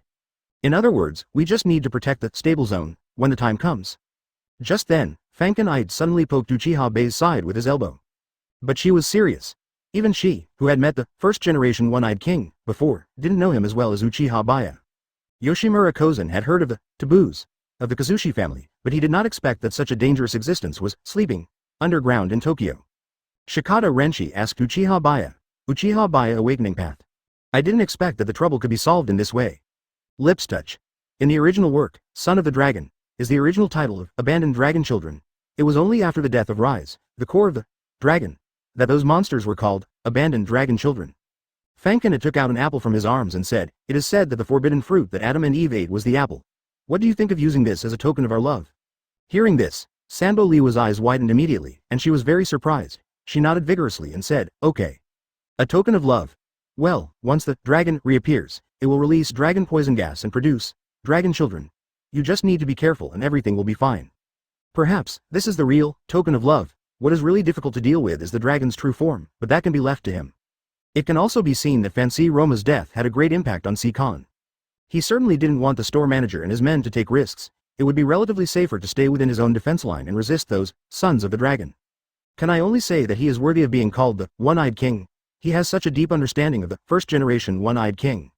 Because when Fanchiroma was killed by Yu Hisao, Shikan subconsciously shouted, "Brother," as if awakening his psychological shadow, including the heater form that Shikan formed after absorbing the dragon cells was very similar to Fanchiroma's, Mother of Chaos.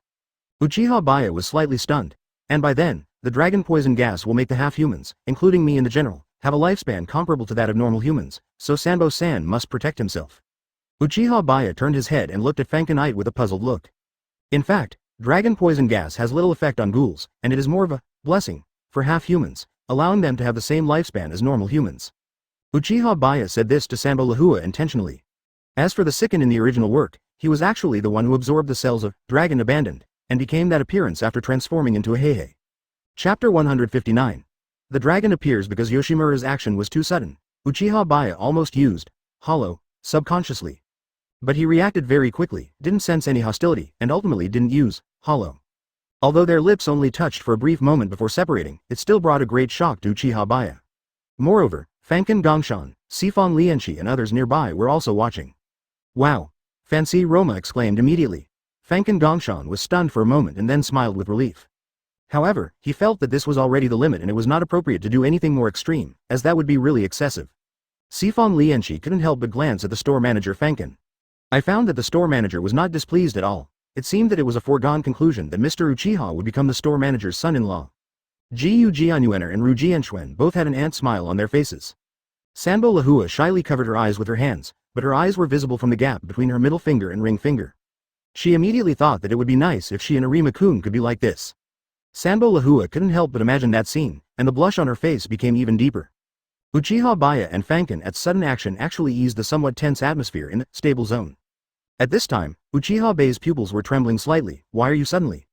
"Maybe I'm worrying too much. What if there's no chance in the future?" Fankin looked Uchiha Baiye straight in the eye, "So take advantage of this time to do what you want to do." The last time something like that happened, although she later found out it was a misunderstanding, it was still a big blow to her at the time. "Then you are indeed worrying too much. I can assure you that nothing will ever happen to me," Uchiha Baiye said in a serious tone. "Stop talking big. Anyway, I want to act with you this time. You are not allowed to act alone again," Fankin said. However, Uchiha Baiye was not bragging. With his double Kamui, and the things that can be purchased in the system mall, no one in this world can kill him, let alone the next world. Attack on Titan. "Okay, I'll listen to you." Uchiha Baiye's eyes softened instantly. If it hadn't been unexpected last time, he wouldn't have wanted to make Fankin sad. "Advertisement, by the way, just now, was that your first time?" At this time, Fankin suddenly asked. "That's for sure." Yoshimura's tag was obviously asking whether that was their first kiss or not, which made Uchiha Baiye feel a little embarrassed. Not to mention in this world, even before he traveled through time, he had never experienced such a thing. "Me too." Fankin gently touched his lips with his fingers and smiled happily. However, at this moment, the ground suddenly shook violently, like an earthquake. The tables and chairs in the coffee shop in Ending District were also shaking violently. The chandeliers and fans on the ceiling were shaky and even the floor showed signs of cracking. Uchiha Baiye suddenly realized something. This must be the dragon of the underworld being awakened. "The battle has begun." Uchiha Baiye is a silent voice. At this time, Fankin took the initiative to grab Uchiha Baiye's hand, as if to remind him not to forget. It was impossible for Uchiha Baiye to forget the promise he had just made. "Be safe," Yoshimura-kosen said to Uchiha Baiye and Yoshimura Uchiha Baiye nodded. "You have to protect yourself too." Yoshimura also said. Afterwards, Uchiha Baiye and Yoshimura disappeared on the spot. Through Kamui's space, he brought Yoshimura to the top of Tokyo Skytree and looked down at the scene below. Standing high and seeing far, with the help of Mangekyō Sharingan, he can observe the situation below to the greatest extent. Meanwhile, it's time for Uchiha Baiye to give himself some credit. Open black lens bracket ding. Host added points successfully. close black lens bracket, constitution plus 50. RC cell value plus 1000, advertisement, attribute points minus 1500. As the big battle is approaching, Uchiha Baiye naturally wants to get himself into the best possible condition. In particular, he has to complete the activation tasks of the eternal Mangekyō Sharingan, one of which is to slay the dragon, with Susanoo in Karasu Tengu form.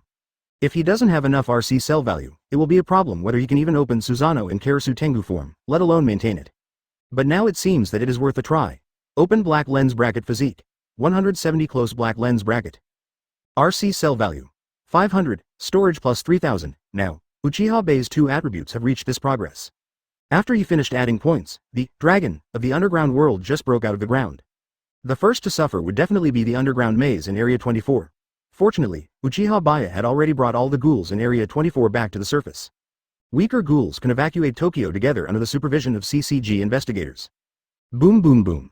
One after another, dragon bodies as huge as giant snakes that were suffocating emerged from the ground. Almost the entire Tokyo was not spared. Countless giant snakes would entangle themselves around any buildings, and would lie directly on the streets if there were no buildings. Even the Tokyo Skytree was not immune to it. The body of the dragon really kept moving towards the top of the Tokyo Skytree like a python, and it seemed that it would not stop until it entangled the entire Tokyo Skytree.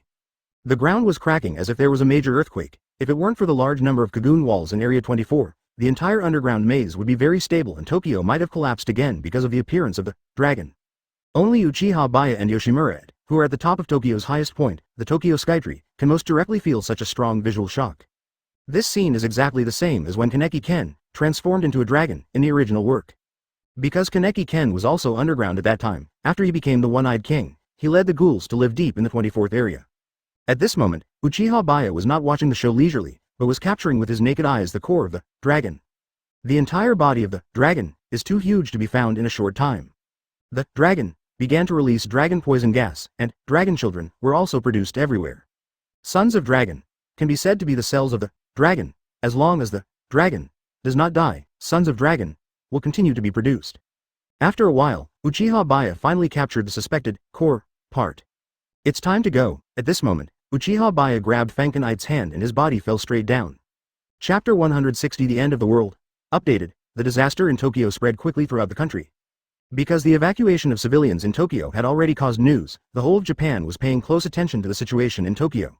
Not only is there an official large screen projection, but there are also many media outlets who are not afraid of death but are afraid of not being popular and follow the CCG investigators to stay in Tokyo.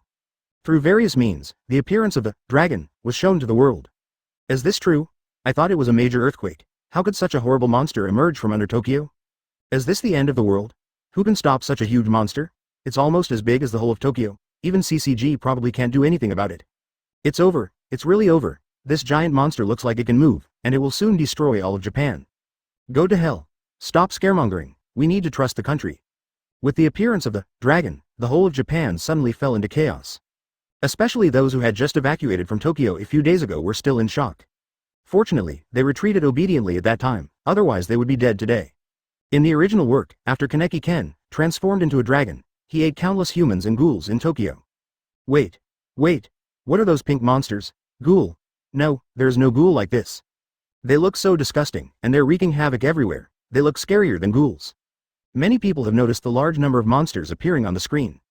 They are all humanoid monsters that look the same, with a body shape similar to that of ordinary humans, but they look very ugly. His whole body is pink, he has strong muscles, and there are no other organs on his face except ugly teeth. Son of the dragon, they possess strange brute strength like ghouls, but seem to have little intelligence and simply destroy whatever they see on the street. However, according to the situation in the original book, we can learn that the sons of dragon will repeatedly alternate generations and evolve continuously and rapidly. Not only will their appearance become more and more similar to that of humans, but their wisdom will also continue to grow. In the original novel, within just a few years, an individual with the intelligence of a 5-year-old human child appeared among the sons of dragon, and was able to lead the other sons of dragon. This even led to a speculation that a dragon war might have occurred many years ago, and that the sons of dragon became abandoned dragon children after the death of their mothers. The remaining abandoned dragon children evolved over hundreds or even thousands of years and turned into ghouls with the same appearance as humans. Maybe this is why humans turn into ghouls if they inhale too much dragon poison gas. Advertisement. What a scary monster. Will brother Baiye and sister A be okay? Seeing such a horrifying scene on TV, Kirishima Tuka immediately became worried. The Kirishima family and Kurumi were placed somewhere, and although it was crowded, it was barely livable. Dad. Mom. In addition to Kirishima Tuka, Kurumi is also very worried about the situation of Mom and Dad. No, Baiye and Ite are both very powerful, they will be fine. In fact, Kirishima-ko didn't have much confidence, but she definitely couldn't let Tuka and the others worry too much about this matter. She knew that Baiye and Ite were very strong, but this dragon was unprecedented, and she didn't know whether Baiye and Ite could do it. Dong Shang and Xiao Hu Dao immediately felt much more at ease. Hexio Mansion. Hishu Changji and Yishu Jishi also understood what happened at the first moment when the earth shook. They were all sitting in the study with calm expressions, including Erfu. The dragon, with the tribe members as the core, should still have a certain degree of rationality and will not actively attack or repair the mansion. The only variable is the son of the dragon, appearing all over the streets. Hexio Changji and Hexio Jishi are here to protect Erfu. What on earth is going on outside? Why is there such a big commotion? Erfu wanted to go out and see what was going on. This kind of noise is definitely not an ordinary earthquake. But Hishu Changji didn't let him go out. It's very dangerous outside. You can't just go out casually. But, Brother Baiye and the others, Erfu suddenly became worried. He is the enemy of our Hishu family. As the king of Hishu, do you still care about the enemy? Hishu Changji said. No, Brother Baiye is my benefactor and the person I admire the most. Erfu immediately retorted. Advertisement, that's right. After all, you have been in contact with him for such a long time. Hishu Changji could understand Erfu's thoughts. However, from now on, it is our Hishu family's world. Baiye and his guys can't defeat that kind of monster. Hearing this, Erfu thought that something unusual had happened outside. I think Brother Baiye will win. Then we'll have to wait and see. Hishu Changji said calmly. If our Hishu family loses, you can kill me or chop me up, and you can just establish a new Hishu family. On the contrary, I will definitely put the interests of the family first. Hishu Changji was not confident enough to think that he would win, because there were many uncontrollable factors about the dragon. But in his opinion, there is a great chance of winning.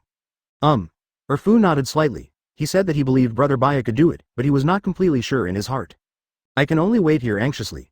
The appearance of dragon and child of dragon caused widespread panic throughout Japan in just a few minutes. Under pressure from the public, the Japanese government also sent troops to suppress the dragon, but it was actually useless. The military's power is not as good as CCG's. Direct nuclear bombing may be the only way, but whether Japan has nuclear bombs is another question. But soon something happened that brought hope to people. That is, the CCG's Ghoul investigators have joined forces with a Ghoul force called Bronze Tree. Those media outlets that remained in CCG rushed to report on the incident. As expected, it immediately caused a nationwide sensation. Bronze Tree? I heard it's the most powerful Ghoul force in Tokyo? Really? I remember that Tokyo was the city with the most ghouls. How strong would the strongest Ghoul be? Anyway, this is good news. At least we have hope. It is rumored that the newly appointed CCG chairman is the most mysterious and powerful person in Tokyo. Why haven't we seen him? Chapter 161. Susanoo's appearance, shocking the nation. Our king is also the chief speaker of your CCG. We're here on the orders of the king. Tadara and Noroi led a group of Bronze Tree members to CCG. Uchiha Baiye asked them to join forces with CCG, which could reduce the casualties of CCG and Bronze Tree, and also allow them to adapt to teamwork after the Dragon War in advance. Noroi is also equivalent to the clone of Yoshimura Ito. After all, he is supported by Yoshimura Edo's Kagun. In other words, the actions of CCG and the Bronze Tree are always under the surveillance of Yoshimura Et. We naturally trust General Speaker Uchiha. Marudasai walked out and shook hands with Tadara without hesitation. But what was a bit embarrassing was that FAC Shangjia was also present. Although FAC Shangjia is only a quasi-special investigator, his strength is no less than that of an ordinary special investigator. It's just that his achievements are not enough for him to be promoted to a special investigator. The embarrassing aspect is that Hoji Sosuke once assisted the Celestial Empire's Ghoul hunting team in wiping out the Celestial Empire's Ghoul organization, Akagatsu Lien. He also killed Duoduo Liang's brothers, Fei and Yan, so Duoduo Liang and Fashi Shangji are mortal enemies. At this time, Duoduo Liang also noticed Fashi Shangji, and murderous intent suddenly flashed in his eyes. But his face was calm, and he said calmly, after this war is over, we will settle the old accounts. Now in the middle of a life and death battle, he forced himself to put aside his personal grudges for the time being. But it does not mean that he will make peace with FAC Shangjia so easily after the war. To be precise, there is no room for peace at all. Otherwise he would not have come to Japan. Duoduo Liang had made up his mind long ago that only one of him and Fashi Shangji could survive. Yeah, FAC Shangjia responded in a low voice. It seemed that he also understood Duoduo Liang's determination. At this point, CCG and Bronze Tree officially joined forces. At the same time, Uchiha Baiye falls from the top of the Tokyo Skytree with Yoshimura at advertisement. Both of them looked calm, because even such a height did not pose any threat to them. The dragon obviously has a certain degree of intelligence, and seems to be controlled by a peaceful person who serves as the core of the dragon. At this time, several things like huge tentacles emerged from the body of the dragon, and attacked Uchiha Baiye and Yoshimura et. Fankinet was about to transform directly into a Huja, but was stopped by Uchiha Baiye. Fankinet looked at Uchiha Baiye with a little confusion, and immediately saw that Uchiha Baiye's eyes suddenly turned into blood pupils. She realized what Uchiha Baiye might be going to do. The next moment, Susanoo arrived. Skipping the initial form and the first form, Uchiha Baiye's Susanoo immediately advanced to the second form. The second form of Susanoo not only has a relatively complete upper body, but is also wrapped in the Susanoo robe. She can use the Yusaka Magatama and her own exclusive weapon. Second form, P.S. Kamui's Susanoo has never appeared in any form except the perfect form, so let's use Shisui's for reference. The second form is the Susanoo form with the highest cost-effectiveness. The so-called cost-effectiveness is the ratio of ability to consumption. The consumption of the second form is not as high as the previous forms, but the ability is sufficient. Is this really the Ghoul's Heger form? I've never heard of such a terrifying Heger. He never thought that the big brother who treated him so well in the past would be such a person. I guess I will never have the chance to see such a shocking scene again in my life. It's just as outrageous as something in novels or comics. If ghouls can turn into monsters like this, what chance do humans have of winning? Regardless of whether the CCG chief chairman is a human or a ghoul, the fact that he can transform into such a huge giant breaks their cognition. Kirishima Toka's reaction in front of the TV was somewhat excited. The Eternal Mangekyō Sharingan mission requires the Karasu Tengu form, which is the fourth form. After Uchiha Baiye used the second form of Susanoo to easily break free from the tentacles of the dragon. With a thought, Susanoo immediately entered the third form. Baiye is really too strong. It's hard for us normal ghouls to even exceed 5 meters in their Heger form. Advertisement Kirishima Ko and Kirishima Arata witnessed the power of Uchiha Baiye for the first time. Although it was through the TV screen, they could still feel the oppression. Kirishima Arata said, based on the original second form, the third form grew a lower body, possessed legs, and both Uchiha Baiye and Yoshimura were transferred from the bottom of Susanoo to the head. What is that thing? Is there another monster? Little Walnut said proudly. Susanoo's height has doubled or more than doubled, almost reaching 50 meters. It shouldn't be. The monster called Dragon is obviously attacking this guy. More importantly, countless people in front of the screen have no idea whether Susanoo is a friend or an enemy. My dad, is awesome, right? Kirishima Ko exclaimed. A group of people were discussing crazily on public screens and forums. Now the truth about the Shu family is basically known to everyone, so it is not surprising even if the new CCG chairman is a ghoul. By the way, isn't Mr. Uchiha half-human? A half-human can actually do this. It not only became bigger, but it more than doubled. Kaneki Ken was stunned. Although she still seemed a little small in front of the dragon that affected the entire Tokyo, this was not Susanoo's limit. What? This monster turned out to be the CCG chief chairman, so he is helping us fight against that dragon. Although it is not as huge as a dragon, it is still a huge monster that has never been seen before. You're crazy. It's still getting bigger, so it's not our enemy? It can't be a ghoul in the form of a Heisha. I heard that ghouls who can transform into Heisha will become monster-like beings, but can they really become so huge? Susanoo's sudden appearance shocked the whole country. Is that giant brother Baiye? So awesome. However, an even more shocking scene is about to come, because Uchiha Baiye will definitely not stop at the second form. You didn't look carefully. That was the CCG's chief speaker. I just saw him fall from the skytree. I almost thought he was going to commit suicide. Chapter 162. Karu Tengu form, breaking through 100 meters. The emergence of Susanoo has brought great hope to people, which is far more exciting than the news of CCG's cooperation with the Bronze Tree. Even Yoshimura Kosen and others in the Enping district, as well as the people from CCG and the Bronze Tree, could vaguely see the blue-green giant in the distance. Yoshimura Kosen recognized Uchiha Baiye at a glance. Baiye is already fighting hard, we have to work hard too. At this time, many Sons of Dragon had surrounded the Ending district, and Fankin Gongshan was standing in the front, having transformed himself into the unkillable owl. As long as the unkillable owl does not let go, no matter how many Sons of Dragon come, it will be useless. The damage caused by Son of the Dragon is not as fast as the regeneration ability of unkillable owl. In particular, ghouls are actually able to absorb the cells of Sons of Dragon. In other words, Sons of Dragon are walking RC cells. The more the unkillable owl and the Son of Dragon fight, the stronger they may become.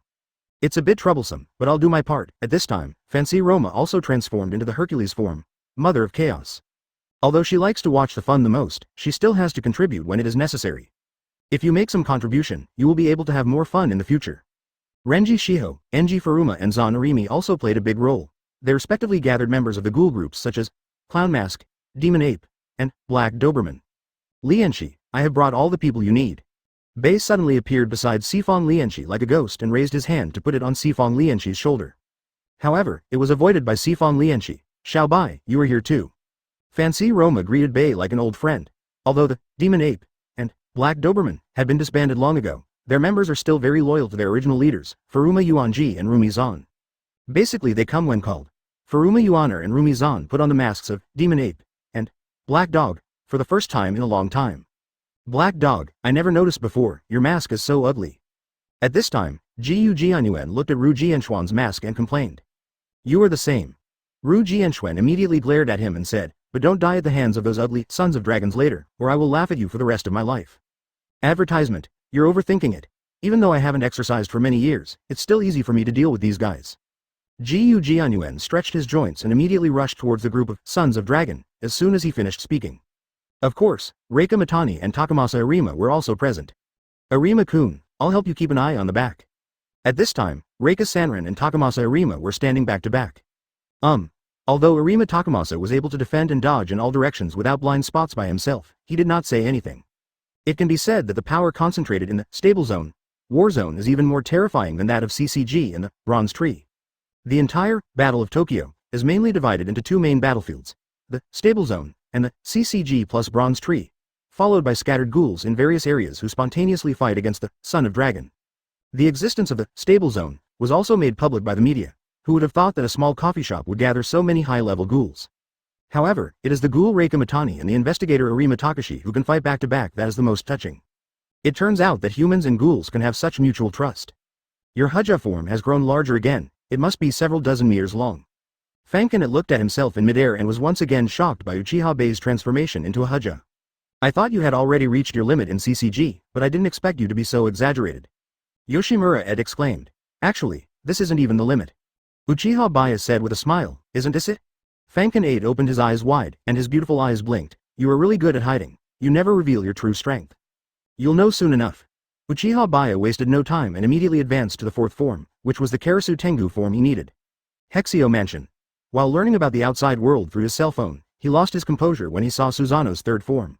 Advertisement, look, this is Baiye's Hujja form. Hishujishi immediately handed the phone to Hishu Changji who was next to him. However, Hishu Changji is old and a little presbyopic. Not only does he have to frown, but he also has to hold the phone far away to see clearly. This scene is somewhat funny, his previous form of Hujja was not his limit. Hishu Changji suddenly murmured with a trembling voice. They have never understood how Uchiha Baiye, a half-human, managed to become a cage. It is possible that he had a cage bag transplant performed at an institution that they and the Shu family were completely unaware of. Apart from that, they could not think of any other possibility. But the most important thing right now is Uchiha Baiye's Hesha form. The size of several dozen meters already made Hishu Changji feel a little panicked. The dragon is big in size, but that doesn't mean it has absolute strength. If Uchiha Baiye finds its core and destroys it, then everything will be over. I knew that Brother Baiye would win. Among the three father and son in the library, only Shu or Fu had a completely different reaction. Don't be too happy before the dust settles, I said to Shu Jishi. In fact, he also hopes that Uchiha Baiye can stop the dragon. He did not particularly value the interests of the Hexio family and had always been following orders. If the dragon gets out of control, they and the Shu family will not be able to stop it with their current strength. In that case, not only Tokyo but the whole of Japan will suffer. Although this several dozen meters tall hermit may not be able to successfully defeat the dragon. The next moment when Shu Jishi had this thought, Susanoo on the screen suddenly sat down cross-legged. When everyone was wondering what Uchiha Baiye was going to do, Susanoo's whole body underwent a drastic change. Not only was its size rapidly expanding, it also grew a set of Karasu Tengu armor, and its entire body seemed to be burning with blue flames. Even without legs, Susanoo in Karasu Tengu form reached a height of 100 meters. Refer to Madaras. 5TG Chapter 163. A slash that destroys heaven and earth, updated. It's getting bigger again. Is it probably over 100 meters long? Hiss. Is this the full strength of the CCG chief chairman? Too exaggerated? If Chiba couldn't feel the huge movement in Tokyo, I would have doubted whether I was watching a movie. The whole of Japan was in a state of excitement. Finding himself hundreds of meters in the air, Fankin was about to say something when he saw that Uchiha Baiye had sweat on his forehead and his brows were visibly furrowed. It was the first time she saw Uchiha Baiye struggling so much and she couldn't help but worry. As expected, such a huge Higer form consumes a lot of energy on Uchiha Baiye. Rather, it would be ridiculous if such an exaggerated form of Higer could be so relaxed. Are you okay? Fankin immediately helped Uchiha Baiye wipe the sweat off his face. Uchiha Baiye just responded, he didn't want to say another word. Susanoo's fourth form was already putting him under tremendous pressure, and he felt he could only hold on for a while. And it's not just a matter of stress. Susanoo will cause pain all over the body. After all, it's like extracting cells from the body and materializing them. Now Uchiha Baiye felt severe pain all over his body, but it was not to the point where he could not bear it, so his expression was no longer as calm as usual. Not to mention the complete form of Susanoo, which he definitely can't open with his current abilities. Therefore, a quick victory is necessary. 2 SSS class Quinque, Owl, suddenly appeared in Susanoo's hands. Now, Owl has become Susanoo's exclusive weapon, and Owl has also been enlarged in the same proportion as Susanoo. The blade is also covered with blue flames, making it look like one with Susanoo. This is a real sword that is hundreds of meters long. Fanken Gongshan, who was far away, immediately saw the huge sword. Isn't this his arm? Yoshimura Kosen felt incredible that his Kagun arm could become so big after being made into a Quinque. At this time, Uchiha Baiye manipulated Susanoo to use 2 swords at the same time, and made a horizontal slash in a certain direction. Advertisement that direction was exactly the location of the core he had determined before. The double swords slashed horizontally, creating 2 blue-green sword waves with a diameter of over 100 meters. They rushed towards the direction of the dragon core, with a terrifying momentum that could swallow the sky and the earth. Even the space seemed to be torn apart, giving a visual feeling of spatial distortion. All the buildings it passed by were flattened in an instant. The low-rise houses were fine, but the tall buildings were in trouble. The bodies of those dragons were as fragile as paper in front of this knife. Boom, even the people in front of the screen could hear the earth-shaking roar. They were all stunned when they saw the knife. Those most shocked were undoubtedly those within the Tokyo area. Even the sons of dragon, all over the street, stopped their vandalism and looked up blankly. At this moment, Fanken Gongshan was extremely shocked. He had seen everything in his life, but he had never seen such a horrifying scene. The ghouls from the Demon Ape, Black Doberman, and Clown Mask groups all stood there in a daze, staring at Susanoo in the distance in amazement. Fortunately, I didn't offend that guy before, otherwise I wouldn't have the chance to witness all this. Fancy Roma was immediately overjoyed. Lianshi, thanks to my good mood, we are still alive today. Bei said to Sifong Lianshi with a wry smile. Yes. Sifong Lianshi couldn't help but respond. The same situation also occurred on the CCG side. Is it possible to destroy the entire Tokyo? Marudasai muttered in astonishment. He suddenly felt fortunate that Uchiha Chief Speaker's ideal was for humans and ghouls to coexist peacefully, and that he was a very nice person. Otherwise, with the power of the Speaker General, he could completely establish a dictatorial rule. Of course, Hexia's residence was also affected, but Erfu and the other 2 who were in the library were fine. But this blow also made Hishu Chongji completely give up. With this kind of country-destroying lethality, it would be no problem to defeat the dragon. He had already started thinking about his last words. Advertisement, Erfu, you still win in the end. On the contrary, Hishu Jishi seemed somewhat relieved. However, Hishu Erfu was already stunned and seemed not to hear what Hishu Jishi said. Almost in an instant, the core of the dragon was also annihilated by the sword wave. Although the dragon core is actually located underground, Uchiha Baiye slashed at a perfect angle, and the sword wave was not completely parallel to the ground. The knife wave hit the dragon core at a perfect angle, and even the buildings within a 1,000-meter diameter were almost destroyed. Fortunately, the civilians in Tokyo were evacuated in advance, and even those stubborn troublemakers who did not want to leave were protected by CCG. Otherwise, the casualties caused by Uchiha Baiye using Susanoo might be more serious than that of dragon. The Prime Minister in front of the screen suddenly realized this. It turned out that this was why Uchiha Baiye forced him to evacuate civilians. With the dragon core destroyed, the entire dragon body lost its activity at this moment. But it will take at least 200 years for the dragon body to disappear naturally, and its hardness is far stronger than the Kagun of a ghoul. It's just like thin paper in front of Susanoo, which doesn't mean that the dragon body is really thin paper. Ding!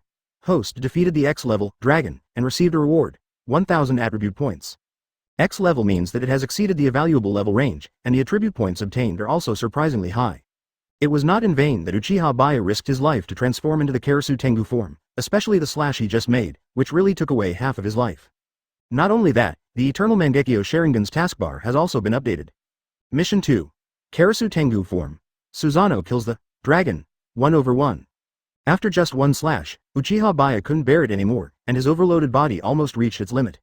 He immediately relieved Susanoo. Fankenite reacted very quickly. She had already discovered that Uchiha Baiye's body was seriously overdrawn.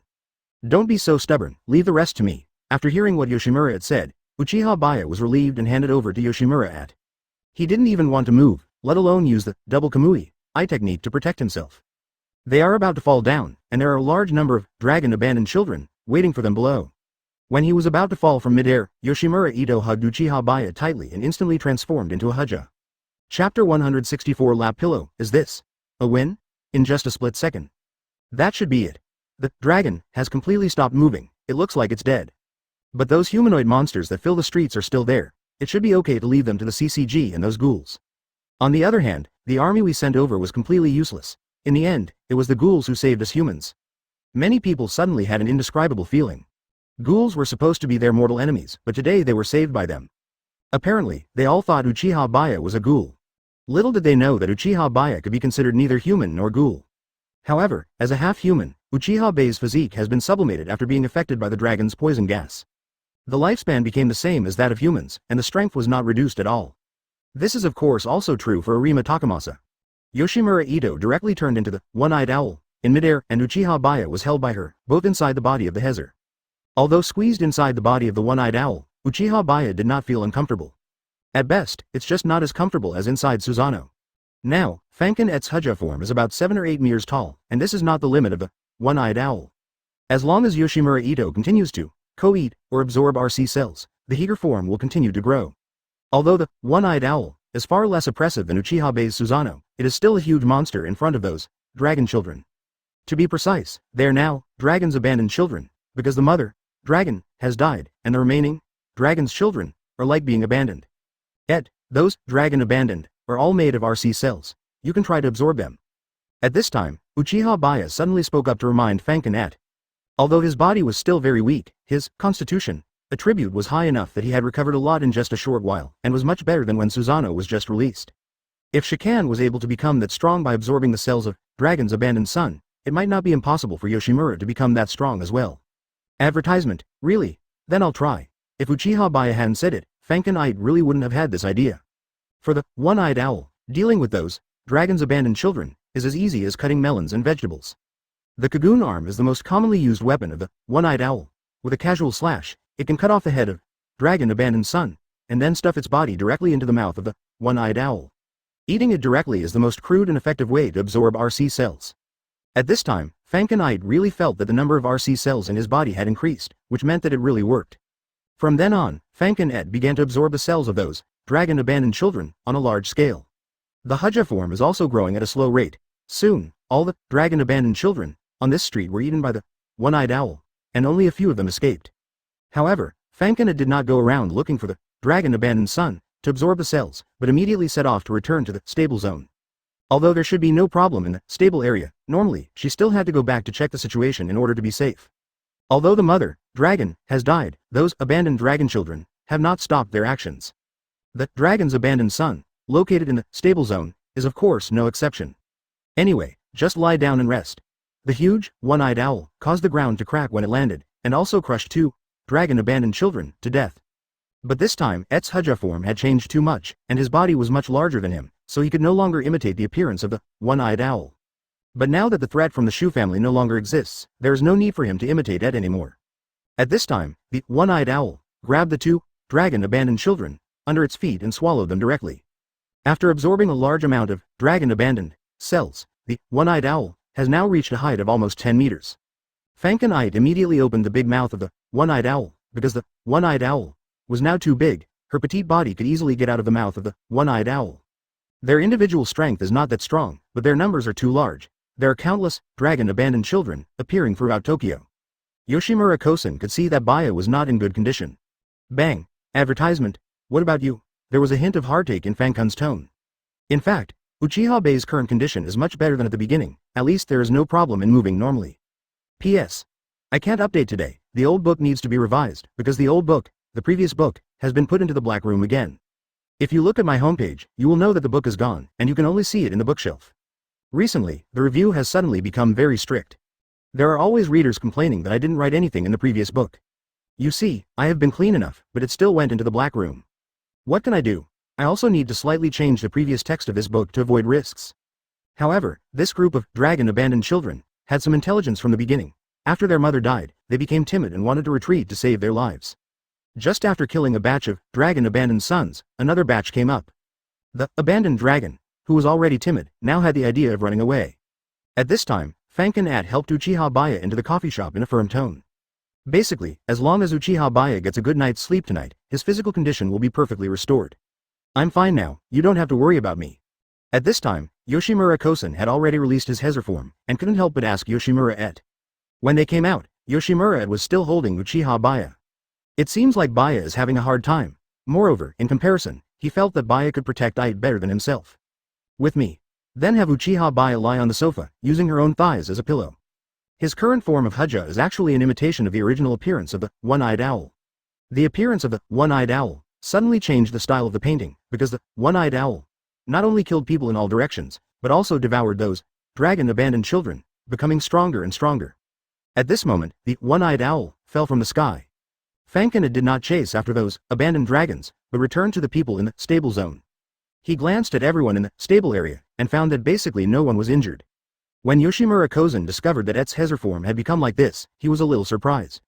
The unfamiliar faces in the ghoul groups were just some injured ordinary ghouls, but with the ghouls' regenerative abilities, they would not be in any danger. Well, let him have a good rest first. Chapter 165 I will always be with you. Okay. Uchiha Baiye didn't have anything to do now, so lying down and resting was a good choice. With the death of the dragon, and the escape of those dragons' abandoned children, the Dragon War, also known as the Tokyo Defense War, came to an end. Although a large number of buildings were destroyed and even some terrain was changed, there were few casualties, which was the best result. The destruction of buildings and terrain was partly due to the dragon that reappeared from the underground world, and partly due to Uchiha Baiye who used the Karasu Tengu form to kill the dragon. It is equivalent to using the funds for rebuilding Tokyo in exchange for dragon cells, which are of great medical value. The medical value is extremely high. You have to know that in the later part of the original work, even a vegetative state like Yukinori Shinohara was awakened. If it weren't for the rapid progress in medicine, it is unknown how long it would take Yukinori Shinohara to wake up. And many previously incurable diseases can be conquered. It's the same reason as the ghoul's exaggerated regenerative abilities. As for the funds to rebuild Tokyo, that's easy. The Hexio family is not short of money, and the Prime Minister also has the ability. Back then, the first-generation One-Eyed King directly sank the entire Tokyo into the ground, and he could have built another Tokyo on the ground. What's more, the current situation is not as tragic as it was back then. The battle is over. Let others handle the rest. You should take a good rest for a while. Fankin had touched Uchiha Baiye's forehead, but there was no sweat on his forehead. She thought that today's terrifying transformation to Hujja would consume a lot of energy from Uchiha Baiye, and that was indeed the case, but she didn't expect that Uchiha Baiye's recovery ability was also so exaggerated. In fact, it doesn't take some time at all. Everything will be fine tomorrow at the latest. Uchiha Baiye didn't say much either, at least for now he really wanted to have a good rest. Today I tried Susanoo in Karasu Tengu form for the first time, and it felt pretty good. Although it's very difficult, at least it can be opened. In order to activate the eternal Mangekyō Sharingan, there are still 3 tasks left to be completed. Among them, killing 999 pure titans and 33 abnormal titans is more troublesome. The other task is to use Susanoo in the form of Karasu Tengu to chop the monkey. He has already tried to slay the dragon today and it went quite smoothly, so he doesn't have to worry about chopping the monkey later. Speaking of which, it's time for Uchiha Baiye to start thinking about when to cross over to the next world, which is Attack on Titan. Advertisement currently, this is the only world that can be traveled through in the system store, and the activation task of Eternal Mangekyō Sharingan is also tied to Attack on Titan. However, he did not want to abandon Yoshimura Ito and go to Attack on Titan alone. He was considering whether he should reveal a little about this matter to Fankin soon, I might go to a very far place. At this time, Uchiha Baiye suddenly spoke. Where? Are you going alone? Fankin immediately asked. How should I put it? I don't really want to go there alone, although I can always come back with my ability. Uchiha Baiye talks. The system has also described this matter, that is, he who possesses double Kamui can transfer between the 2 worlds of Tokyo Ghoul and Attack on Titan through the Kamui space. Then why don't I go with you, or will you despise me for being too weak? Although Fankin is not the type of person who will give up easily. But in front of Uchiha Baiye, she had to admit that she was not strong enough. Today, she witnessed Uchiha Baiye's terrifying true strength. Through Fankin's behavior just now, they discovered that these dragon-abandoned children can be used as food and can even enhance their strength. After all, our chief speaker is also the leader of the Bronze Tree, so it would be easier for us to cooperate with him. Uchiha Baiye has already thought of a plan, and next he intends to let Fankin slowly understand that world. After all, this was not the first or second time that this happened. Every time she thought that Uchiha Baiye had used all his strength, Uchiha Baiye would break her perception again. Uchiha Baiye talks. CCG side, he couldn't be sure whether Yoshimura Ito was willing to run to an Attack on Titan. That was completely different from this world, so he wanted to understand Yoshimura Ito's wishes first. Their One-Eyed King is also the boss of CCG, which makes them more trusting of CCG. Advertisement, then we will need to continue to work together with the Bronze Tree. It will be difficult for our CCG to deal with such an exaggerated number of monsters with just its strength. Fortunately, those monsters aren't particularly strong, but I don't know if they will evolve. Although the dragon has fallen, those monsters don't seem to be affected by the dragon's death. The battle is not over yet. And they obey the instructions of the One-Eyed King, also known as Uchiha Baiye. Duodwoliang was silent for a moment. Let's talk about it after we clean up those dragon-abandoned children. Therefore, the cooperation between CCG and Bronze Tree continues. At this time, Hei's Shangji said to Duodwoliang, the CCG investigators and the Bronze Tree ghouls joined forces and successfully repelled the group of dragon-abandoned children. They all cheered immediately. The ghouls on the Bronze Tree side had the same idea. Marudasai looked at the abandoned dragons, fleeing into the distance, and spoke with a serious expression. But until now, there are still many dragon-abandoned children scattered throughout Tokyo. It seems that we can't decide the fate of one party right now. Many CCG investigators are aware of the current situation and believe that it is best to continue to work together with the Bronze Tree, rather than fighting among themselves. Does this even require an if, no matter where you go, I will always be with you? At the same time, Fanken Gongshan and everyone in the Ending district were cleaning up the bodies of those dragon-abandoned children. It may not even be his true strength. Who knows what else this guy has hidden?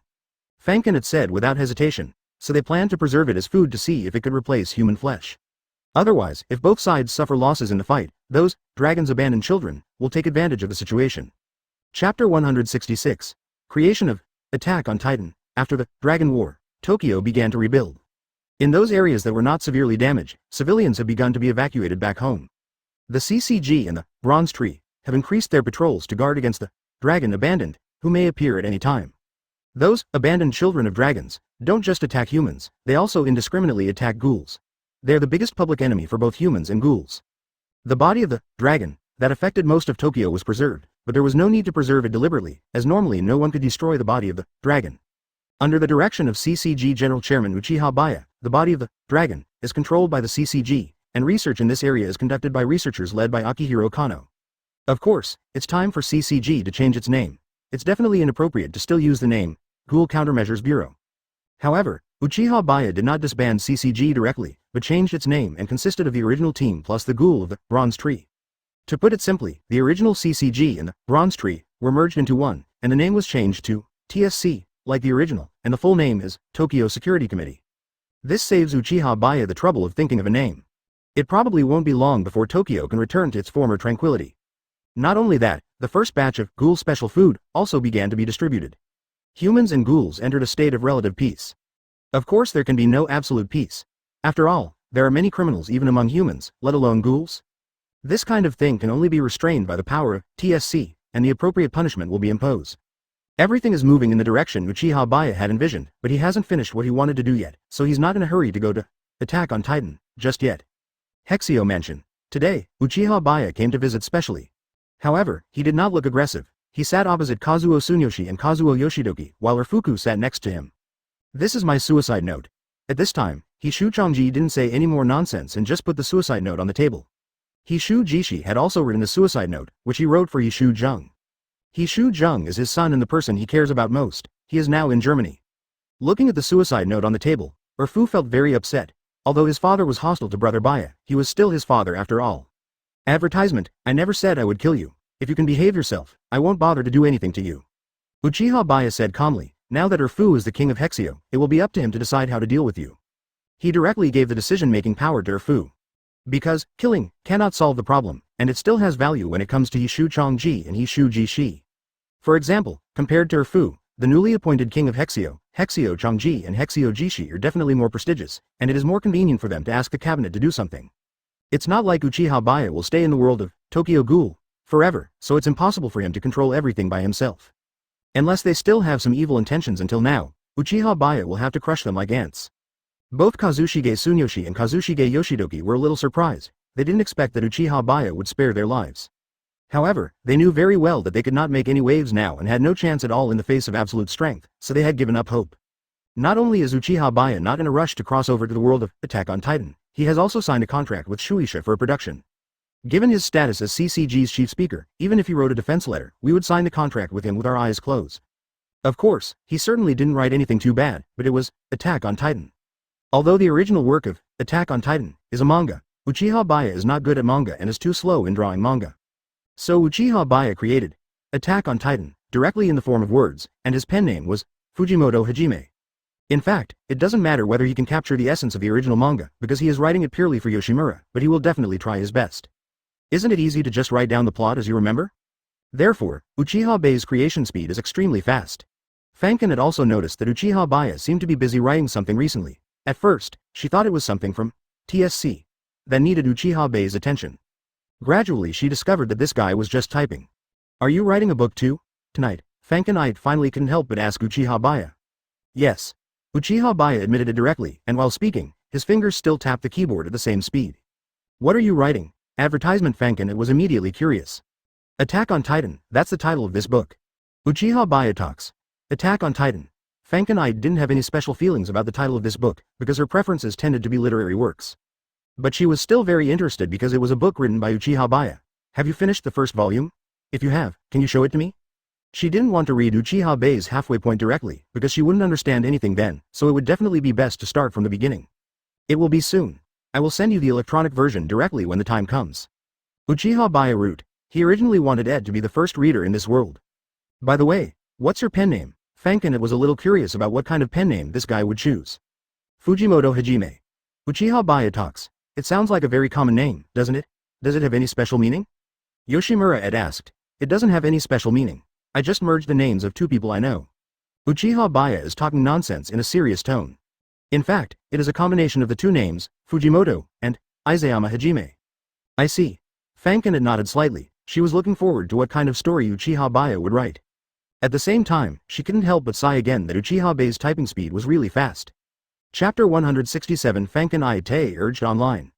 Uchiha Baiye sent the electronic version of the first volume to Fankin as soon as possible. Fankin immediately became his first reader. Fankin quickly finished reading the first volume and was wedded by the magical twist of I am Keita Chow. The essence of I'm Keita Chow lies in the fact that Reiner is schizophrenic. Mentally abnormal, he suddenly exposed his and Bertolt's true identities. Even Bertolt was probably confused at the time. And then there was no more. Is that all? I was clearly enjoying the show. Fankin immediately complained. That will only come after I write it down. Uchiha Baiye smiled slightly awkwardly. In fact, he chose to end the first volume here out of habit. In his previous life, when he had just entered the online writing industry, almost every editor would emphasize the importance of breaking chapters. If you can't even do the basic paragraphing, the editor will reject your manuscript directly.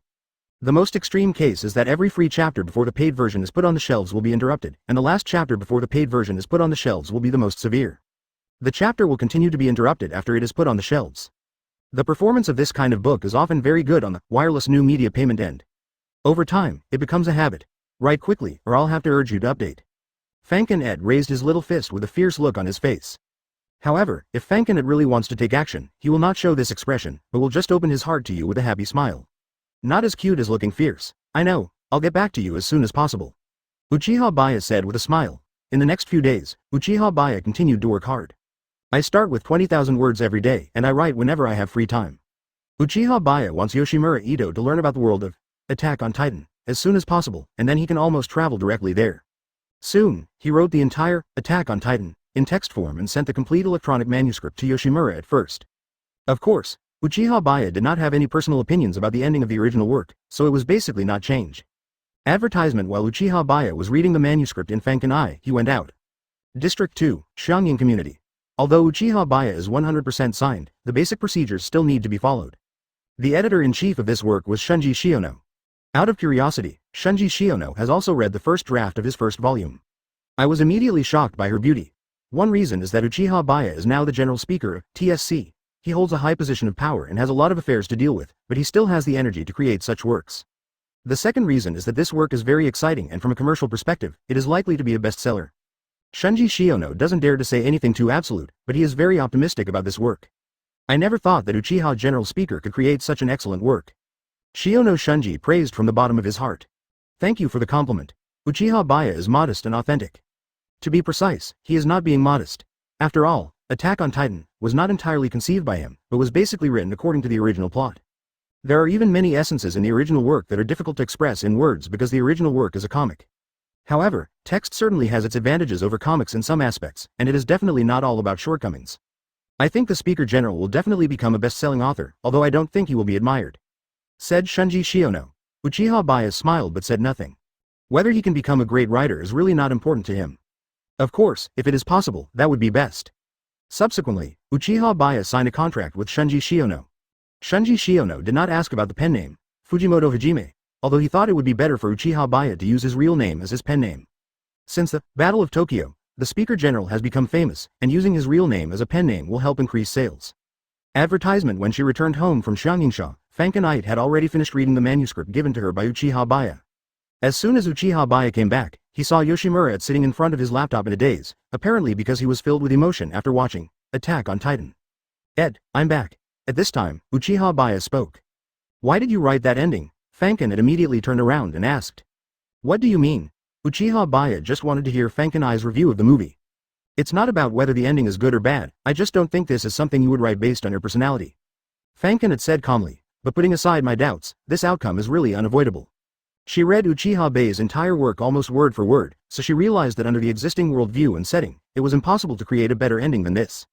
What made her most dissatisfied was that after the death of these characters who were called savior heroes by the world and who stopped Eren Yeager, Parody Island was still destroyed by powerful ships and cannons. Except for the fact that the savior team gained a temporary happy and peaceful life with the help of Eren Yeager, the world has not changed much after all. Even though this was probably the best ending, it was hard for her to accept given her personality. That's right. This ending can't be described simply as good or bad. As for the character issue, it's because this was not a work I conceived in the first place. Uchiha Baiye explanation. What does this mean? Fankenite didn't understand what Uchiha Baiye was talking about for a moment. That is to say, I am not the original author of this work, and the place I will go next is the world of Attack on Titan. Uchiha Baiye directly revealed the matter of time travel to Fankenite. Fankenite was silent for a moment. Are you saying that the world of Attack on Titan is real? Yes, my eyes can not only teleport, but also travel to another world, a world completely different from the one we live in, so. As he spoke, Uchiha Baiye manifested the Mangekyō Sharingan. Instead of going through the trouble of explaining a difficult-to-understand system to Fankenite, it would be better to explain the situation directly with 8's eyes, which he already understood. Chapter 168. A certain B************ D is really popular. Fankenite opened her mouth slightly, her face suddenly showing some disbelief. Is this the parallel world that's been rumored? Yoshimura came up with the hypothesis of parallel world. That's understandable. Uchiha Baiye heading, he couldn't help but think that there was also a parallel world in this world. Perhaps. Both the world of Tokyo Ghoul and the world of Attack on Titan may be parallel worlds. If this thing were real, I think it would be very interesting. Fankenite said, I wrote this work specifically to give you a glimpse into that world. Uchiha Baiye explained, after all, it is a completely different world from here, so I want to know what your wishes are. Although we can come back anytime if we want. Didn't I say it before? No matter where you go, I will always be with you. Fankenite said bluntly. Uchiha Baiye smiled slightly. But then again, you must have a purpose for going to that world, right? What do you plan to do? At this time, Fankenite asked, do whatever you want. Uchiha Baiye replied, for example, is there anything you want to do after you arrive in that world? Things I want to do. Fankenite was silent for a moment. That is undoubtedly using one's own power to change that world. In the end, Parody Island was destroyed because the savior heroes, led by Armin and Mikasa, passed away, and the relative peace they maintained collapsed. The Eldians of Parody Island have lost the power of the Titans, and cannot catch up with the technological development of the outside world so quickly. If they fall behind, they will only be bullied. However, even if the power of the giants has not been lost, with the rapid development of technology, the role of the giants is becoming weaker and weaker. Human nature is what it is. Absolute peace is never possible, and even relative peace is difficult to achieve and maintain. However, after reading what Uchiha Baiye wrote, Yoshimura et al. Found that the overall military power of the world of Attack on Titan was not high. Advertisement. The military level is far lower than that of her world, and the giants only rely on the advantage of their size. Even the special abilities of the 9 intelligent giants are not enough. Therefore, with her power, it is easy for her to do anything she wants in that world. But this idea is a bit too far-fetched. Given the complex situations of the Eldians, Marlians, and people from other countries, it is definitely impossible to achieve it in a short period of time. I don't like to rule by brutal force unless it is necessary. Fankenite said, before that, just treat it as a trip for fun. To be honest, I am very interested in parallel worlds. It is impossible for a writer with such rich imagination as Yoshimura to not be interested in a parallel world. Uchiha Baiye's idea is similar to that of Fankenite. As an outsider, he does not want to interfere too much in the world of Attack on Titan, and he cannot do such a thing as using force to forcibly rule the entire world of Titans. Just like in Tokyo Ghoul, even though he is now the chief speaker of TSC, he basically has no say in anything. People like Marut Sai, Mado Wei, and Kano Akihiro are all trustworthy. As long as the general direction is correct, just leave things to them. The Hexio family is still playing a role, which is why he wants Urfu to become the king of Hexio. Urfu is top-notch in both intelligence and ability. Of course, Uchiha Baiye has a very straightforward goal right now. That is to complete the activation quest for the eternal Mangekyō Sharingan. So when do we leave? Yoshimura had asked. Any time is fine, but before that, let me tell everyone in the stable zone that I won't be coming back very often after I get to that world. Uchiha Baiye talks. I see. Fankin nodded slightly. Those who want to sign must sign. Those people surrounded them immediately. What kind of girls does the chairman like? Can you tell me a little bit? Although he opened this coffee shop not for making money, but to help those weak ghouls, it can be said that he is not short of money at all. The salary given to him by the V organization has not been spent yet. And the appearance of Uchiha Baiye immediately attracted the attention of those people. Fankin had said to the girls with a smile. After the Dragon War, the Ending District coffee shop continued to operate as normal as usual. I had the same idea. Advertisement, this is such a rare opportunity, I must go get an autograph right away. Just then, Uchiha Baiye and Yoshimura came over together. Manager, why don't we expand the building? There are too many people. Fankin Gongshan nodded. At this time, Gu Jianyuan said with a helpless look. A certain B************** D is really popular. Most importantly, it is said that President Uchiha often appears in the Ending District. So many people come here to try their luck and see if they can meet President Uchiha. A large number of human customers come to visit every day, and the Fankin store manager and others are very friendly. The Ending District is very popular and well known online. Look, isn't that Chief Uchiha? What bothered Fankin Gongshan was that the popularity was too high. His coffee shop was not big, and it was really too crowded with so many customers every day. However, because of its performance in the Dragon War, countless people have learned the true face of the Ending District, and recently the Ending District has become a tourist attraction. Uchiha Baiye was quite helpless. He didn't want to do it if he could. But if human customers come to patronize him, he can't refuse to entertain them, which would be very embarrassing.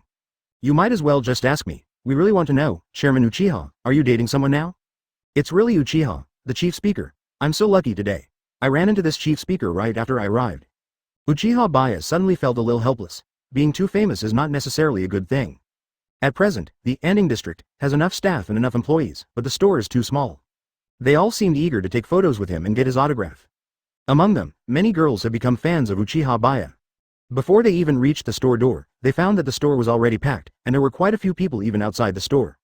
At this time, Fankin beside him laughed. Some of the more lively and outgoing girls even asked some bold questions. Chapter 169 Honeymoon, Tokyo Ghoul temporarily ends.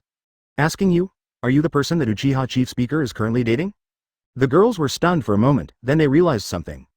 Not just for now, but forever, Fankin always has a smile on her face. However, there was no coldness or murderous intent hidden in the smile. After all, these girls did not pose any threat in her eyes. Wow, so amazing. The girls were immediately shocked by Fankin's confidence, calmness and domineering aura. Speaking of the previous Battle of Tokyo, the one-eyed owl that appeared later was said to have a close relationship with Chairman Uchiha. Could it be that? One of the girls suddenly thought of this, and she immediately suspected that the cute girl in front of her was the one-eyed owl. Yes, I am the one-eyed owl, Yoshimura had said casually. Today, the true identity of the one-eyed owl is no longer a secret. Besides, there are no enemies that pose a threat to her right now, so it's okay to just reveal it. When the girls learned that the other party was really the one-eyed owl, they were immediately frightened. After all, the one-eyed owl was notorious before. Even though we are now promoting the peaceful coexistence of humans and ghouls, people cannot forget the one-eyed owl's previous notoriety. Don't be afraid, I won't hurt you. Seeing that the girls were very frightened, Fankin tried to comfort them. Oh, even so, they couldn't help but feel a little scared. They didn't dare to continue asking Fankin those questions, so they made up an excuse and left quickly. Really? I'm not going to eat them, why are you so scared? Fankin's tone was slightly helpless. Okay, let's go in first, otherwise more and more people will gather around us. Uchiha Baiye talks. Then, the two of them entered the store. In order to facilitate the conversation, Uchiha Baiye, Yoshimura and Yoshimura Kozen discussed things directly on the second floor. Is there something important? Looking at the situation of Baiye and Yoshimura Kozen feels that it will not be a trivial matter. Advertisement, me and Uchiha Baiye just opened his mouth. Fankin also said, Dad, we are planning to go to another country for our honeymoon, so we may not be back in the short term. Hearing this, Uchiha Baiye couldn't help but look at Fankin. This explanation is really amazing. I see. I hope you guys can have fun, but I also hope you guys pay attention to certain aspects of safety. Fankin Gongshan was naturally very happy, but he also had some concerns. This, certain aspects of security, is what he is concerned about. It doesn't matter, right? Don't you want to be a grandfather sooner? Fankin said in a playful tone. That's a bit bad. Fankin Gongshan looked a little worried. I understand. We will pay attention to it. Fankin stopped joking. After explaining the situation to Yoshimura Kozen, Uchiha Baiye and Yoshimura certainly did not forget about Katori. Little Walnut, we are going to a very far place, but we have something more important to do, so we can't take you with us. Uchiha Baiye said to Little Walnut. After all, we are not really going to the world of Attack on Titan to play, so it is definitely not convenient to bring Kurumi with us. And it is a completely unfamiliar world. Oh, then it will take a long time for Mom and Dad to come back? Little Walnut asked. It won't take long, it will come back from time to time. Uchiha Baiye talks. In addition, Uchiha Baiye also explained the situation to Marudasai and others from TSC. At this time, Uchiha Baiye used the plane shifter he had just purchased. As soon as he finished speaking, he moved into the Kamui space with Fank and Ito. Although a laptop computer cannot be connected to the internet when placed in the Attack on Titan world, you don't need an internet connection to type. Advertisement turned to the page of the Level 2 System Mall and purchased the plane shifter, Attack on Titan. Fank and I immediately started packing up. Then I discovered that this mysterious space seemed dark and very wide, giving people a boundless feeling, with huge gray pillars on all sides. In a flash, Fank and Ed arrived at this mysterious space that she was curious about. Really? Then bring your laptop and some clothes. So good. But in fact, the impact is not that big. After all, whether he is there or not, he basically doesn't care about things. At this time, Uchiha Baiye said to Fank and Ed. In this way, Fank and Ed can use his laptop to type when he is bored in another world, which is a wonderful thing. Come to think of it, I haven't even seen clearly what the space in your eyes looks like. Before you leave, you can take whatever you want and just put it in my eyes. That's good, Mom and Dad, please be safe. I think we have seen enough. It is time for us to set off. The two held hands and stepped into a new world together. After Fankin had packed up his things, Uchiha Baiye transferred them into the Kamui space in one go, so that he could take them out at any time no matter where he went. Not to mention the parallel world of Attack on Titan, this mysterious space has already given her an incredible feeling. I'll let you go in and take a look now. At this point, Uchiha Baiye's Kamui space is no longer a secret that must be hidden from Fankinite. Uchiha Baiye then touched Lil Walnut's head. Fankinite suddenly sighed. Since I got a reward of 1000 attribute points for defeating the dragon last time, I still have some attribute points left after purchasing the plane transfer. P.S. Ask for some free gifts. A halo that looked like a portal appeared in front of him and Fankinet, flashing with a faint golden light, as if by walking into this halo they could go to the world of giants. It was almost time to set off. Uchiha Baiye opened the system mall through his mind. As for the charging issue, according to Baiye, you can come back at any time, so when you need to charge, you can just bring it back and charge it. Apparently this kind of thing can also be used in Kamui space. Little Walnut was still very sensible and didn't say much. Now she has made many friends, and people in the safe zone also take good care of her. She won't feel lonely even when her parents are not around. Ding! Host successfully purchased plane shifter, Attack on Titan, attribute points minus 500, current attribute points, 500. Chapter 170 Attack on Titan, the Titan chapter starts. At this moment, Uchiha Baiye and Fankinite only felt a trance before their eyes, and a dazzling white light disappeared in an instant. When their eyes could see the surrounding scenery clearly, they found that they had come to a completely different world. Looking at the surrounding buildings, it seemed as if time had gone back 100 years. There is also a huge city wall as high as 50 meters that can be seen with the naked eye in the distance. 50 meters wall. There is no doubt that they have traveled to the world of Attack on Titan, and are still within the walls of Parody Island. This is a world dominated by giants. Humans are nothing more than their food. 100 years ago, the surviving humans built a 50-meter high wall to keep the giants out of the wall at the cost of losing their freedom. But is all this really the truth? The tall walls. It seems this is the world of giants. Fankinet also saw the wall in the distance. Uchiha nodded slightly and said, well, I just don't know what year we are in the giant world right now. Even you don't know what year it is? Fankinet was slightly surprised. Yes, although I can travel between worlds, it seems that the timelines are all random. Uchiha Baiye talks.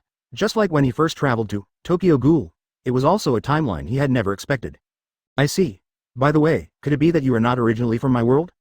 Fankinite suddenly came up with this guess, because there are many suspicious points about Baiye. The biggest suspicious point is Baiye's incredible abilities, which are not like the abilities that people in the world she lives in can have at all. Yes. Uchiha Baiye was silent for a moment, but finally admitted it. Really, since he had guessed it correctly, he was not surprised that Fankin mentioned Tae. Even after learning that Baiye was not from her world, she didn't feel anything. What she was more concerned about was whether Baiye would know the world she was in advance, just like in the world of giants. So, could it be that you already knew my world well before you came here? Fankinet asked curiously. She felt that this possibility was not small. Advertisement. Although many of Baiye's usual behaviors can be explained, it feels like this guy knows too many things, as if everything is under his control. That's right. Uchiha Baiye nodded again and admitted, I can't really hide this from you. Et's consciousness is very sharp, and he can detect many things once he finds any clues. However, since Baiye dared to bring Et with him to the world of giants, he was not afraid that Et would know these things. If you hadn't taken the initiative to reveal those important secrets to me, I wouldn't have guessed such a magical thing. Fankinite knew very well that Baiye had revealed enough secrets to her. This is probably enough to prove her importance in Baiye's heart. But speaking of which, will we have a language barrier here?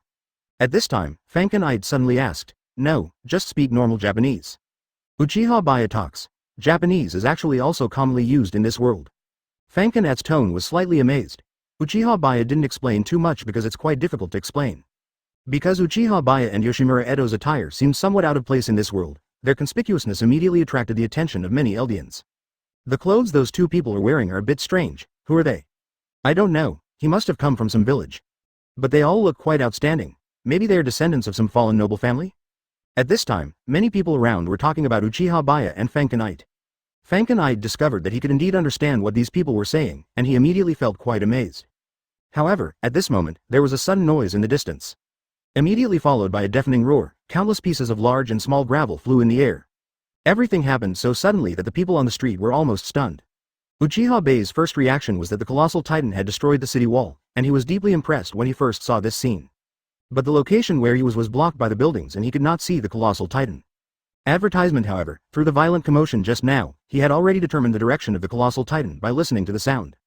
Uchiha Baiye immediately took Yoshimura to the top of a tall building, and immediately saw the colossal titan that had just destroyed the city wall in the distance, but the colossal titan had already begun to evaporate. Bertolt's colossal titan? It looks like we've just arrived at the beginning of the timeline. Fankin had a calm expression on his face, completely ignoring the debris flying from afar. Well, forget about Bertolt for now, we have to find Alan's home first. The first thing Uchiha Baiye wanted to do was to save Alan's mother.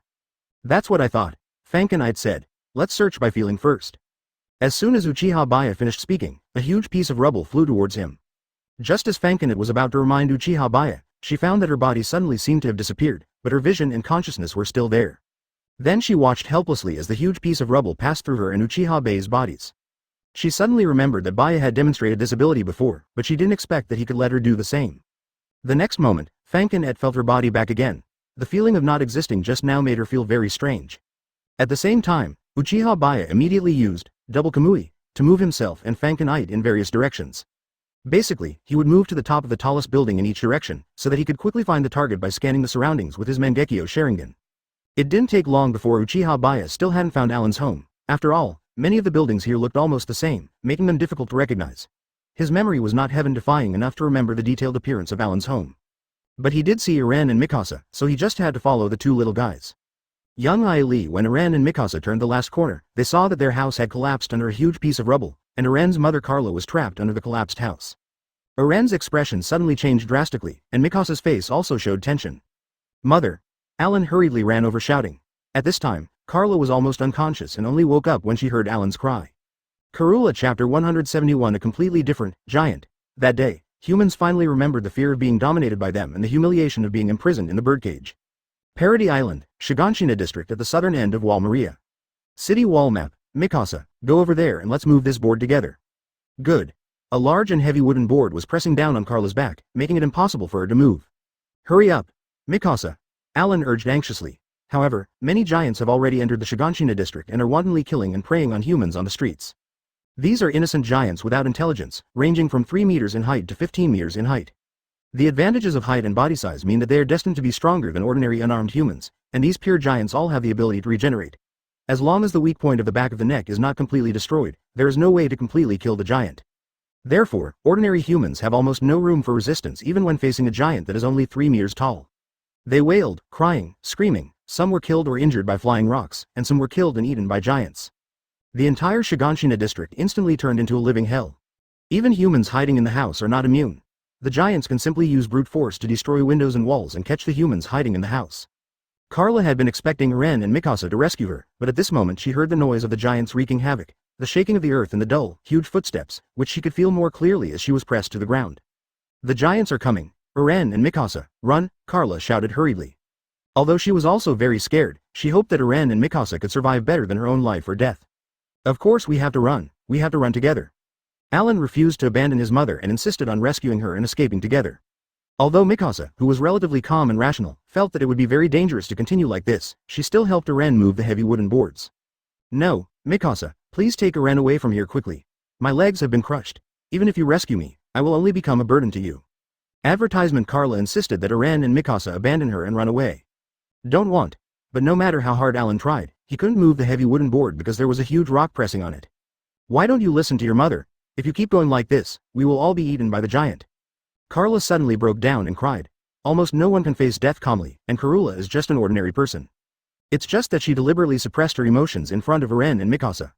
In the next scene in the original work, when Carla saw Eren and Mikasa escape safely, she couldn't help but cover her mouth and tell Eren and Mikasa not to leave. But even so, Alan was still extremely unwilling. At this moment, a giant was already striding towards the direction of Alan's house. This giant was about 12 meters tall, with short golden hair and a weird and creepy smile on his face. This smile alone made him much more terrifying than an ordinary giant. Moreover, its behavior was a bit strange. It seemed to completely ignore the other humans around it and came specifically towards Alan. Noticing the giant getting closer, Eren and Mikasa became more and more panicked and nervous. Carla tried to persuade the two children, but they refused to listen. At this time, an uncle wearing special clothes ran towards the giant, with a three-dimensional maneuvering device hanging on both sides of his thighs. This was a special device that could use the terrain to achieve low-altitude flight. He also held two blades in his hands, which were obviously weapons used to fight against giants. Mr. Hannes. No, please take them away from here. Karula quickly shouted to stop Hannes. Don't underestimate me. I am also a member of the Garrison Corps. Once I defeat the giant, I will rescue you all. Hannes's momentum is not low. He was evidently acquainted with the Jaegers. He was once saved by Grisha Jaeger, Eren's father, so he regarded Grisha as his benefactor and wanted to save the Jaeger family to repay his kindness. But, when the giant was right in front of him, his tall body and terrifying smile made him shudder, and his will to fight almost disappeared. He immediately sheathed the blade, turned around and ran towards Eren, forcibly taking Eren and Mikasa away. Mr. Hannes, thank you very much. A relieved, yet forced smile suddenly appeared on Carla's face. Let me go. Mom is still there. Advertisement. Alan struggled desperately, but still couldn't break free from Hannes' arms. All she could do was watch the giant approach her mother and eat her. At this time, Carla hopes that Eren and Mikasa can survive, but she also hopes that Eren and Mikasa are saving her. Conflicting thoughts fill her heart. Seeing this, Uchiha Baiye felt that it was time. Should we keep her, or should we just kill Dana? At this time, Fanken Knight asked Uchiha Baiye. Having learned the full story in advance, she knew that this strange giant was actually Dina Fritz. Keep it, just knock her down, don't damage the back of her neck. Uchiha Baiye said lightly. Fanken nodded slightly, then glided from the top of the building towards Karula. In midair, she instantly turned into a red star. Now her one-eyed owl form is about 10 meters long, and both the sense of oppression and the horror of her appearance far exceed those of the giants. There was a loud noise when the huge body fell to the ground, and the ground shook violently. Eren and Mikasa saw another giant, with a very scary and strange appearance appeared on Carla's side, wearing a dark red robe. They suddenly became even more desperate, but the next moment, an incredible scene happened. I saw that Yoshimura had cut off the head of the giant, Dina, with his backhand, but did not damage the back of the neck, so it was not completely dead. Bang! As a dull sound rang out, Dana's head fell to the ground with a bang. After dealing with Dina, Fanken immediately attacked the other giants. Although it is definitely impossible to save everyone in the entire Shiganshina district, at least we can save as many people as possible. This is a lie, right? That giant is actually attacking giants? Alan was immediately shocked. Mikasa also had a look of surprise on her face. Hannes couldn't help but look back and saw this shocking scene. Moreover, that was a giant he had never seen before, and its appearance was completely different from other giants. Chapter 172. Eating Mom's Giant. But Hannes didn't dare slow down and forced himself to turn around and continue to run at full speed with Eren and Mikasa. At this time, Alan quickly came to his senses. Quick, go back and save Mom. Mom is safe now. Alan's words made Hannes start to feel conflicted again. Should I abandon Carla completely, or take this opportunity to go back and rescue Carla? Uncle Hannes. With the strength of the three of us, we can definitely rescue Mom. Hurry. Alan finally saw a glimmer of hope, and he tried his best to persuade Hannes. At this time, the roar of the one-eyed owl attracted a large number of pure giants nearby. Seeing this, Hannes was still shaken. The opportunity was now good, and he really couldn't abandon Mrs. Jaeger. However, when he put Eren and Mikasa down and was about to go back to save Carla, he found that a tall and strange figure suddenly appeared where Carla was. Who is that? Hannes suddenly felt confused. He quickly shouted, "It's dangerous there, hide quickly." However, the other party seemed not to hear what he said. The other person suddenly approached Carla, and then lifted up the large piece of wood with one hand seemingly easily, and even pried up the huge rock on it. Eren, Mikasa and Hannes were all stunned. Especially Eren and Mikasa, they just tried their best to move something but couldn't, but that big brother just lifted it up so casually. Hannes also felt that this strange power was not something a normal person could possess. At this time, Uchiha Baiye cleaned up everything that was pressing on Karula, and was as careful as possible to prevent Karula from suffering secondary damage. Of course, if he used the power of Hollow, Uchiha Baiye could have rescued Karula without any effort, because he could attach the power of hollow, to others. But this ability cannot be explained clearly, and he does not want to show it off too much at the moment, otherwise it will be detrimental to his next actions. Carla looked up at the white-haired young man in front of her with shock, as if she had forgotten the pain in her crushed leg. She didn't know the other person at all, and she was shocked by his terrifying power. Advertisement. Who are you? Carla asked in a surprised tone. Uchiha Baiye didn't say anything and helped Kalula up first. He observed Carla's injured right leg. It was actually not a big deal, but it did affect her movements. After treatment, there will basically be no problem. At this time, Uren and Mikasa both ran over. Mother. Alan hugged Carla and cried with joy. Why haven't you escaped yet? However, Carla still used a reprimanding tone, with tears streaming down her face, not sure whether they were of joy or sorrow. Although she hoped that Uren and Mikasa could save her, she hoped that Uren and Mikasa could survive. Uchiha Baiye muttered these words to himself, completely ignoring the pure giants rushing towards him from all directions. Uchiha Baiye returned route. However, Dana is actually a tragic character. He could hear the sound of steam behind him. It was the giant, Dina, regenerating. The area currently being attacked by the Titans is the Shiganshina area. As long as Wall Maria is not breached, humans will still have more than 95% of the territory. Because at the beginning of the original book, Dana ate Alan's mother, Kalula. I will. But Alan obviously didn't care about his mother's rebuke. He was about to take his mother away. Mikasa, go to the other side and support Mom. Let's go quickly. Then he instantly returned to Fankin through Kamui's space. Fankin had immediately released her heater form, and then she said, I can't replenish RC cells from these pure giants. It's too dangerous for you to do this, let me do it. At this time, Yoshimura had already killed many pure giants. Advertisement. At this moment, Uchiha Baiye suddenly appeared on the shoulder of Yoshimura's Adazer form. Mikasa also said, thank you, to Uchiha Baiye, and then reminded Uren. Uren, we can't delay any longer. After watching Uren, Mikasa and the others go away and making sure they were not in danger, Uchiha Baiye continued his action. The Shiganshina district where they were originally located was an area protruding from the southern end of Wall Maria. After a while, Uchiha Baiye found a pit with the Mangekyō Sharingan. He teleported there instantly, then transferred Dina from Kamui's space and threw it into the deep pit.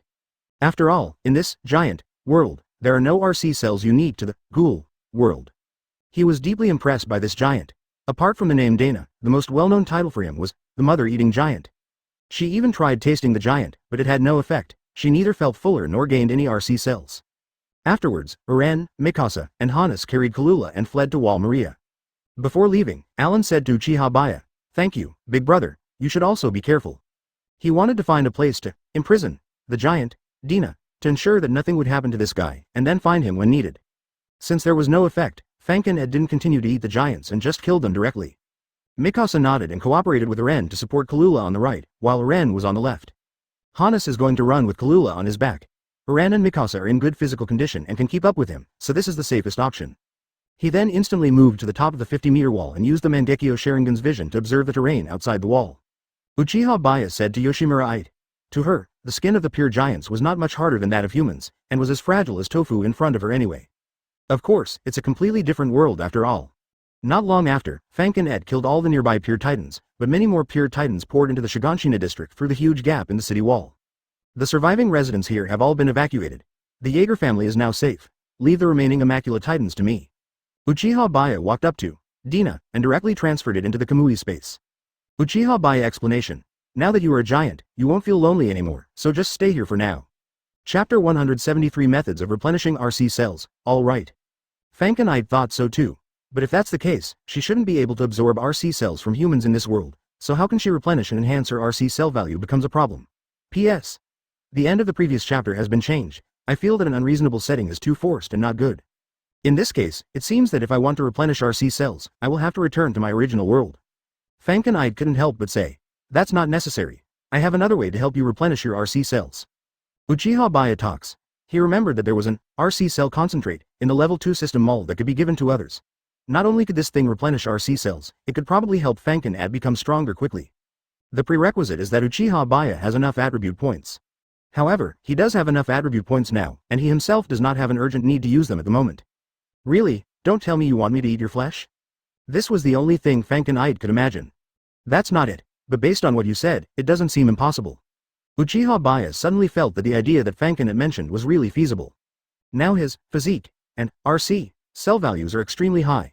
For ghouls and half-ghouls, the effect of his meat is definitely n times that of ordinary humans. If you don't mind, it's possible. Fankin was a little surprised. She just mentioned it casually, but Uchiha Baiye really did it. But sucking blood should be fine, but if you want to chew off a big piece of meat, forget it. I don't have that kind of masochistic tendency. Uchiha Baiye actually continued talking about this topic. Let's not talk about this for now. There are more and more pure giants breaking in. At this time, Fankin-et's gaze turned towards the gap in the city wall. She actually didn't really want to replenish her RC cells that way, because she didn't want to hurt Uchiha Baiye. It would be better if it sucked blood. Advertisement. Next, Uchiha Baiye will deal with the pure giants to buy some time for the civilians who are evacuating. By the way, it can also slightly increase the activation progress of Eternal Mangekyō Sharingan. The solution is also very simple. For the time being, just use the spatial ability of the double Kamui to deal with those pure titans. If you use Susanoo to chop the pure titans, it would be a waste of talent and a waste of RC cells and pupil power. Using Susanoo to slash the dragon and chop the monkey is at least to activate the Eternal Mangekyō. Besides, the entire Shiganshina area is already in chaos enough, and if he shows Susanoo, it will only make it more chaotic. At this time, Uchiha Baiye's eyes were focused on those pure giants, and he twisted their necks and the back of their necks together. Ding! Host defeated the pure giant and received a reward, 5 attribute points. Ding! Host defeated the pure giant and received a reward, 5 attribute points. Open black lens bracket. Close black lens bracket in the world of Attack on Titan. The bonus attribute points are obviously not of the same standard as in the world of Ghoul. Otherwise, with the combat power of the pure titan, let alone 5 attribute points, it might not even have 2 attribute points.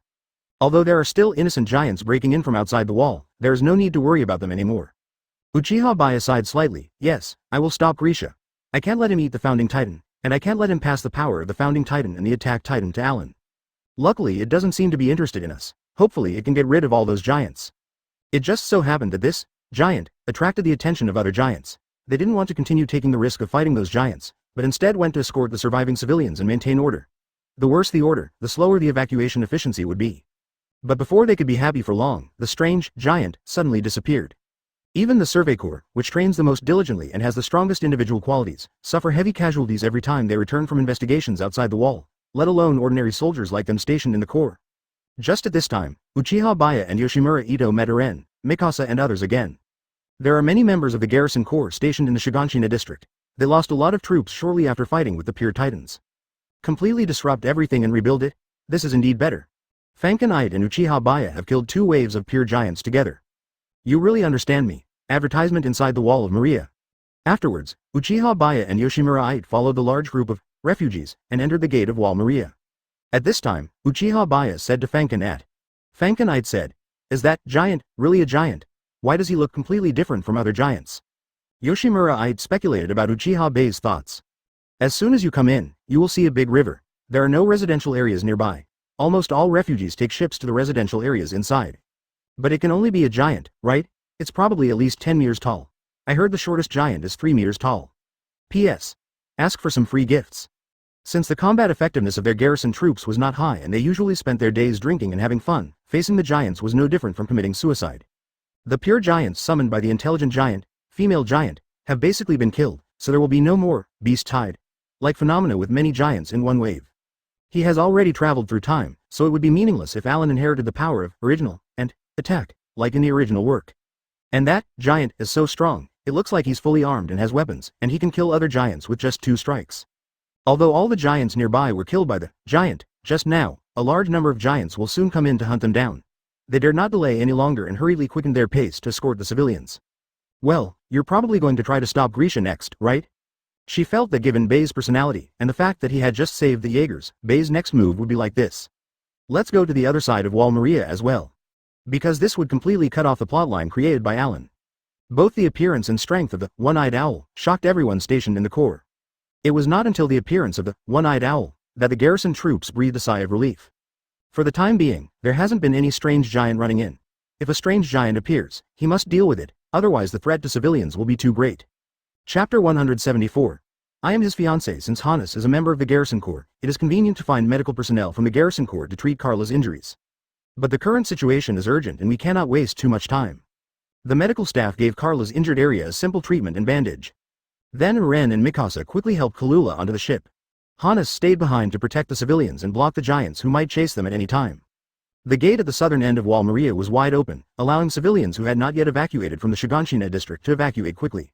There are several cannons mounted on the ground at the gate, and there are also cannons on the top of the 50-meter wall, all used to deal with the giants. But since people have been living in comfort within the huge city walls for too long, especially the garrison troops, who to put it bluntly are a group of people who just eat and wait to die, they don't even know the giant's weaknesses, and their physical and mental qualities are not strong enough. Any pure giant can give them a hard time. At this moment, Uran and Mikasa met the white-haired big brother again when they were helping Kalula board the ship. Big brother. Alan spoke immediately. Carla also realized that the person next to her was her savior. My benefactor, I am so grateful. If it weren't for you, I would have been eaten by the giant, right? Carla said with a somewhat excited tone. It's my duty to save people. Uchiha Baiye said lightly. Carla thought to herself that this person was a really good person. By the way, is that person next to you your family member? At this time, Karula noticed the green-haired girl next to her savior. Green hair is extremely rare, and her face is also very pretty and cute, making her the most conspicuous in the crowd. Uchiha Baiye was about to speak. Fankin 8 had already answered, yes, I am his fiancé. Uchiha Baiye's expression suddenly changed slightly. His relationship with Fankin 8 was really too complicated. Sometimes they are lovers, sometimes they are married, sometimes they are unmarried couples.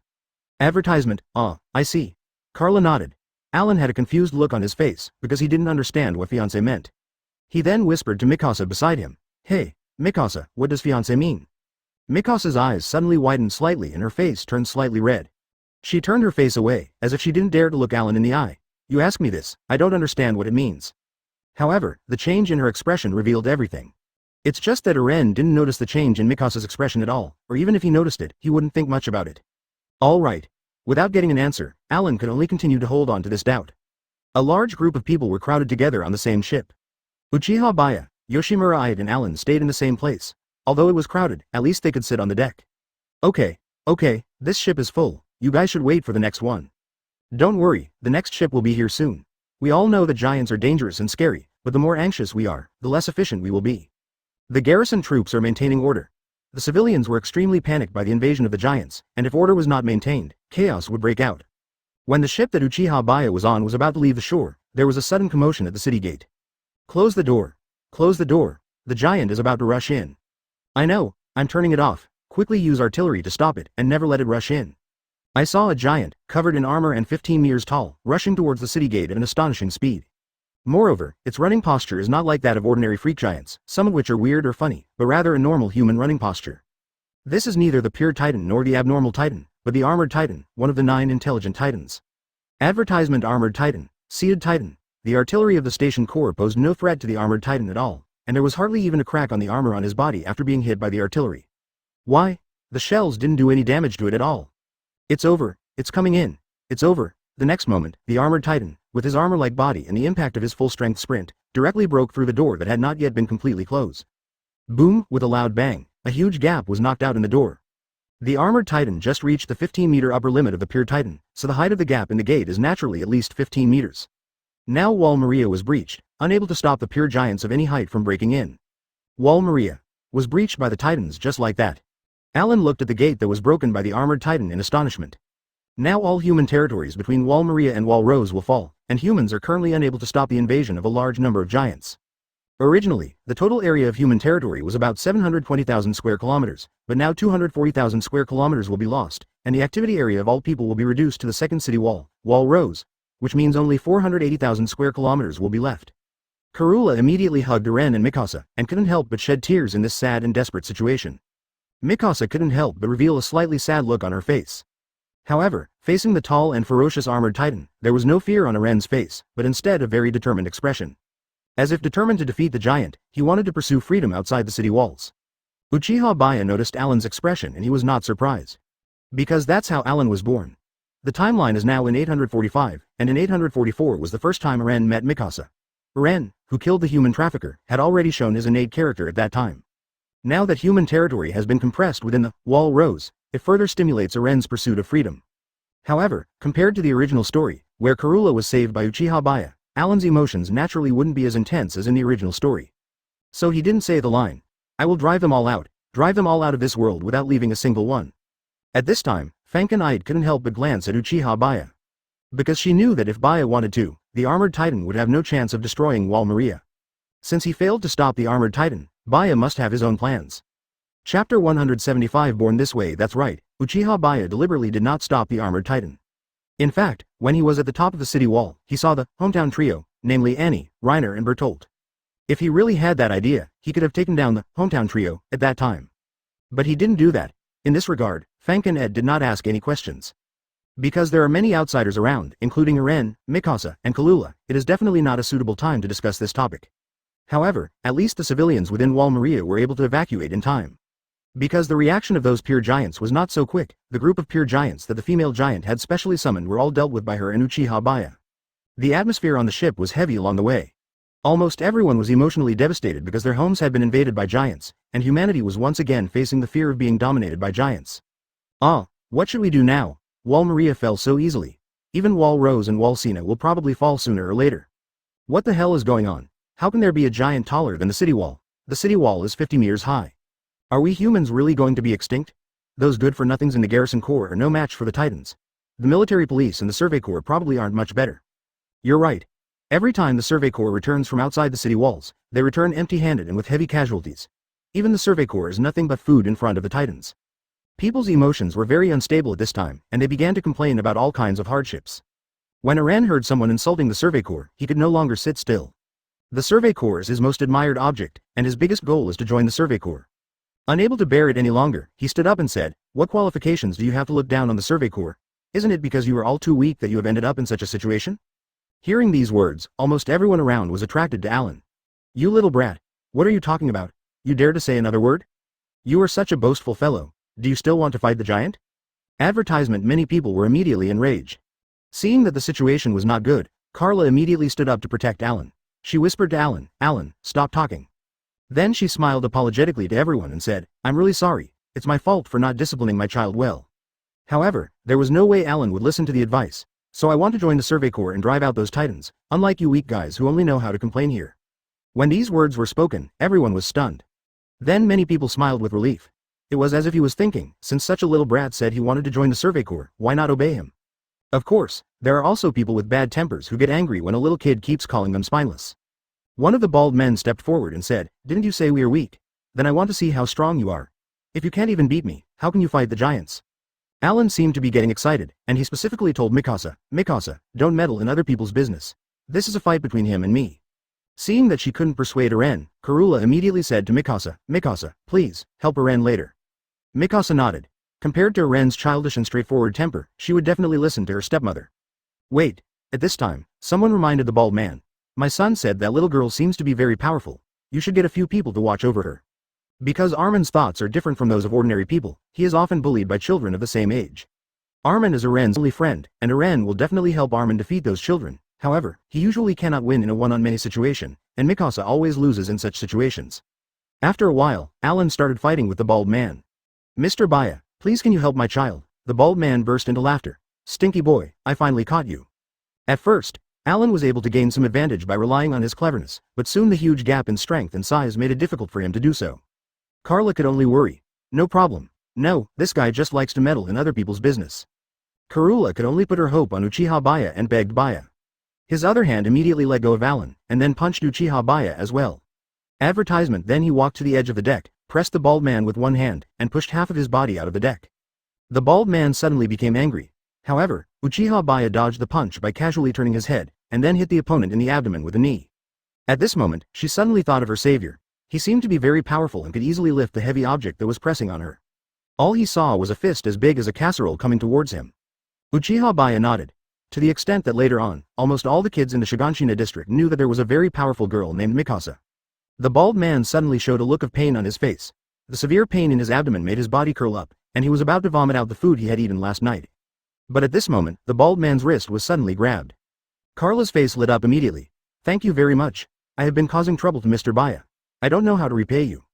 Mikasa was being watched by several adults, and a look of worry immediately appeared on her face. She couldn't help Eren now. Uchiha Baiye was holding back a lot of his strength, otherwise, with his physical fitness that was more than 10 times that of an ordinary person, this knee strike would have been enough to kill the bald man on the spot. P.S. Ask for some free gifts. Alan tried to break free but couldn't. The other person was pushed so hard that he vomited. As long as Uchiha Baiye lets go, this guy will fall into the bottomless river. Are you looking for death? At this time, Eren didn't think much of it. He didn't need Mikasa's help in the first place. Although for a tough guy like Alan, getting beaten up is nothing. It was Uchiha Baiye who grabbed the bald man's wrist. And he was unable to move. No matter how hard he tried, he could hardly budge at all. At this time, Fankin had said with a smile, "Who do you think is seeking death now?" At this point he had no intention of letting the bald man go, so he grabbed the back of the man's clothes with one hand and lifted him up. "Let me go." Chapter 176 Inches Ancestor, and, "Attack, it's me, I'm the one who's looking for death." Feeling that he was about to fall, the bald man suddenly changed his attitude and begged for mercy frantically. "I was too arrogant and shouldn't have offended you. It's not just a question of whether you will drown or not. The most crucial point is that the direction of the river here will cause him to eventually flow into the giant's mouth. Because the upper reaches of the river are in the central capital, and then it goes down further and further outward. That is to say, if he fell into the river now, unless he was lucky enough to get ashore in time, he would be carried out of Wall Maria by the river flow. Outside the wall, there are giants. Many people around were stunned and couldn't help but marvel at how amazing this white-haired young man was. That strength is incredible. That guy must have weighed at least 180 kilograms, but this young man actually lifted him up with one hand. And he looked so relaxed. That guy definitely didn't expect to run into such a tough guy when teaching a kid a lesson. This is the first time I've seen white hair on someone so young, and it's even completely white. Could it be caused by some disease? It's a pity that no matter how strong we humans are, we are no match for those giants. Everyone was amazed. Uran and Mikasa were once again shocked by Uchiha Baiye's exaggerated strength. "Mikasa, your strength shouldn't be as outrageous as that big brother's, right?" At this time, Uran couldn't help but ask Mikasa. Mikasa shook her head. She didn't know why she suddenly awakened extraordinary powers, but her powers were not as exaggerated as this older brother's. Seeing the other party begging for mercy frantically, Uchiha Baiye threw the man back onto the deck. He had no intention of killing this guy, otherwise that knee strike would have been enough to kill him. Uchiha Baiye's face remained expressionless the entire time. Even when he had just attacked the bald man, his expression was cold and calm. Advertisement he ignored the bald man and turned his gaze to other people. The others felt his gaze and were suddenly frightened, especially those who had just been angered by Alan. They all got goosebumps. They were deeply afraid that they would suffer the same fate as that bald man. His name is Alan Yeager, the son of Dr. Yeager. There must be quite a few people on the ship who have been saved by Dr. Yeager. Is this how you repay Dr. Yeager's kindness? Uchiha Baiye questioned everyone in a calm tone. Everyone fell silent at once. What the white-haired young man said was right. If it weren't for the serum developed by Dr. Yeager, countless people would have died from the mysterious infectious disease not only in the Shiganshina district but also in many other districts. Therefore, Dr. Yeager is regarded as a lifesaver by countless people. If they had known that the boy who wanted to join the Survey Corps was Dr. Yeager's child, what just happened wouldn't have happened. Everyone was immediately ashamed, and no one dared to respond to Uchiha Baiye's question. However, Uchiha Baiye didn't intend to say anything more. He returned to his original position with an expressionless face, as if nothing had happened. Because of the little farce just now, the atmosphere on the ship was not so heavy. At this time, Alan seemed to have made up his mind. He said to Uchiha Baiye, "Brother Baiye, can you teach me? I also want to be as good as you." Uchiha Baiye was suddenly embarrassed. It's not that he doesn't want to teach Alan, but he doesn't know how to teach and he can't teach. His strength comes from various factors, no single one of which can be replicated in Alan. For example, the system, double Kamui, half-human physique. If I have to say what I can give to Ren, it would probably only be Quinkwe. If we had this thing, killing a giant would be as easy as killing a dog. There is also the RC cell concentrate. He doesn't know what will happen if he gives it to Alan. He only knows that there may be certain risks, so he still doesn't want to give it to Alan casually. Advertisement. Although Uchiha Baiye can take out Quinkwe at will, after all, his current identity is the chief speaker, and he can have as many Quinks as he wants. The CCG has a lot of inventory left over. But Alan is too young now, and Quinkwe is not something that anyone can use casually. It requires high qualities in all aspects from the user. This is why, in the Ghoul world, only second-class investigators are qualified to use Quinkwe. I can't teach you anything for now, but when you grow up, I will give you a very powerful weapon. Uchiha Baiye promised. Because of his time travel, Uran's fate has changed, and he will be prevented from obtaining the power of the Founding Titan and the Attack Titan. Then as compensation, he thought he could give Uran some Quinkwe. From the perspective of hard power alone, Quinkwe is much more powerful than the Founding Titan and the Attack Titan. But comparing it with the special abilities of Origin and Attack is another matter. Compared to the Pure Titan and the Abnormal Titan, both the Origin and the Attack are intelligent. The power of the Originator is to control all Titans and all the people of Ymir, including the Pure Titans, the Abnormal Titans, and the Intelligent Titans except the Attack Titan. The people of Ymir are the vast majority of the Eldians. These are collectively called the Power of Coordinates, but the power of Coordinates is not limited to this. Attack Titan is the only intelligent Titan that is not controlled by the original Titan, and can observe the memories of every past and future host of the Attack Titan. As for how much of the future it can see and when it can see the future, it all depends on the will of the future host. Although these abilities are quite buggy, they are limited to the combat power of this giant world, and their hard power is ultimately not as good as that of a Quinkwe of a higher level. If Uchiha Baiye gave the SSS class Quinkwe, Owl, to Ren, then the finale would be immediate, it would just be a matter of when. A very powerful weapon? Alan was immediately very curious. Can you tell me what kind of weapon it is? We'll keep it secret for now, but we can only say it's a very powerful weapon that can kill giants with ease. Uchiha Baiye talks. Fankin had already guessed what Baiye was talking about, which was nothing more than Quinkwe. Easily kill a giant? Really? Alan was stunned. I was extremely excited. What kind of weapon was so powerful? Chapter 177. The Royal Family, the Founding Titan, Frida. Hearing this, Mikasa also found it incredible. Today she witnessed with her own eyes how powerful the giants were. Whether it was their huge size or their overwhelming strength, they were simply not something that ordinary humans could contend with. Even with the three-dimensional mobile devices and special swords of the Garrison Corps, it is difficult for ordinary people to defeat the giants, but that is already the most advanced equipment of mankind. What weapon could easily kill a giant? This is really unimaginable. Carla didn't know much about this, she just felt that what this benefactor said was highly credible. Of course it's true. Uchiha Baiye heading. It's true. If there's a chance, I can demonstrate it to you. At this time, Fankin had said with a smile. After all, Quinkwe is mainly made of Kagoon. Even if she doesn't ask Uchiha Baiye for Quinkwe, her Kagoon will not be much different from Quinkwe. That's great. Thank you brother Baiye, and sister 8. Alan said with excitement in his tone. His pursuit of strength stems from his desire to drive out the giants. Naturally, what he was most looking forward to was a weapon that could easily kill giants. However, Alan's excitement did not last long because he still didn't know the whereabouts of his father. Mom, is Dad okay now? At this time, Alan asked Carla with a worried look on his face. It should be fine. He said he wanted to go to the interior to practice medicine. He must have been inside Wall Rose a long time ago. Carla comforted Alan, but it's not entirely a comfort, it's just the truth. Normally, Grisha would arrive at Wall Rose earlier than them. That's good. Alan immediately felt much more at ease. Advertisement, Dad said he would take me to the basement after he came back this time, but now the Shiganshina district has been conquered by giants, and we can't go back to that home. Alan sighed slightly. Don't worry about the basement. All that matters is that we, especially you and Mikasa, survive. Karula said. Even if she can't become a great person or be better than others, she just hopes that Alan can live a good and happy life. Karula Uchiha Baiye sat there quietly without saying a word. Fankin had looked at Uchiha Baiye meaningfully. This is what you really want to see, right? Fankin was sitting with Uchiha Baiye and asked Baiye in a low voice. Based on her understanding of Baiye, the so-called prevention of Alan from obtaining the power of origin and attack should only be incidental, and the scene before her is what Baiye really wants to see. Uchiha Baiye smiled faintly and nodded slightly, which was undeniable. Gradually, the ship sailed into the wall of Rosewall. Uchiha Baiye and Alan were among the earliest refugees, followed by countless refugees from the entire Wall Maria. As the earliest batch of refugees, they will be treated better. At least they had a place to stay, a place to temporarily live, even though they were crowded together with a large group of refugees from the same batch. They settled in the Tolos district, which is the urban area protruding from the southern end of the second city wall. Rosewall, which is a Wangsheng, of the same nature as the Shiganshina district.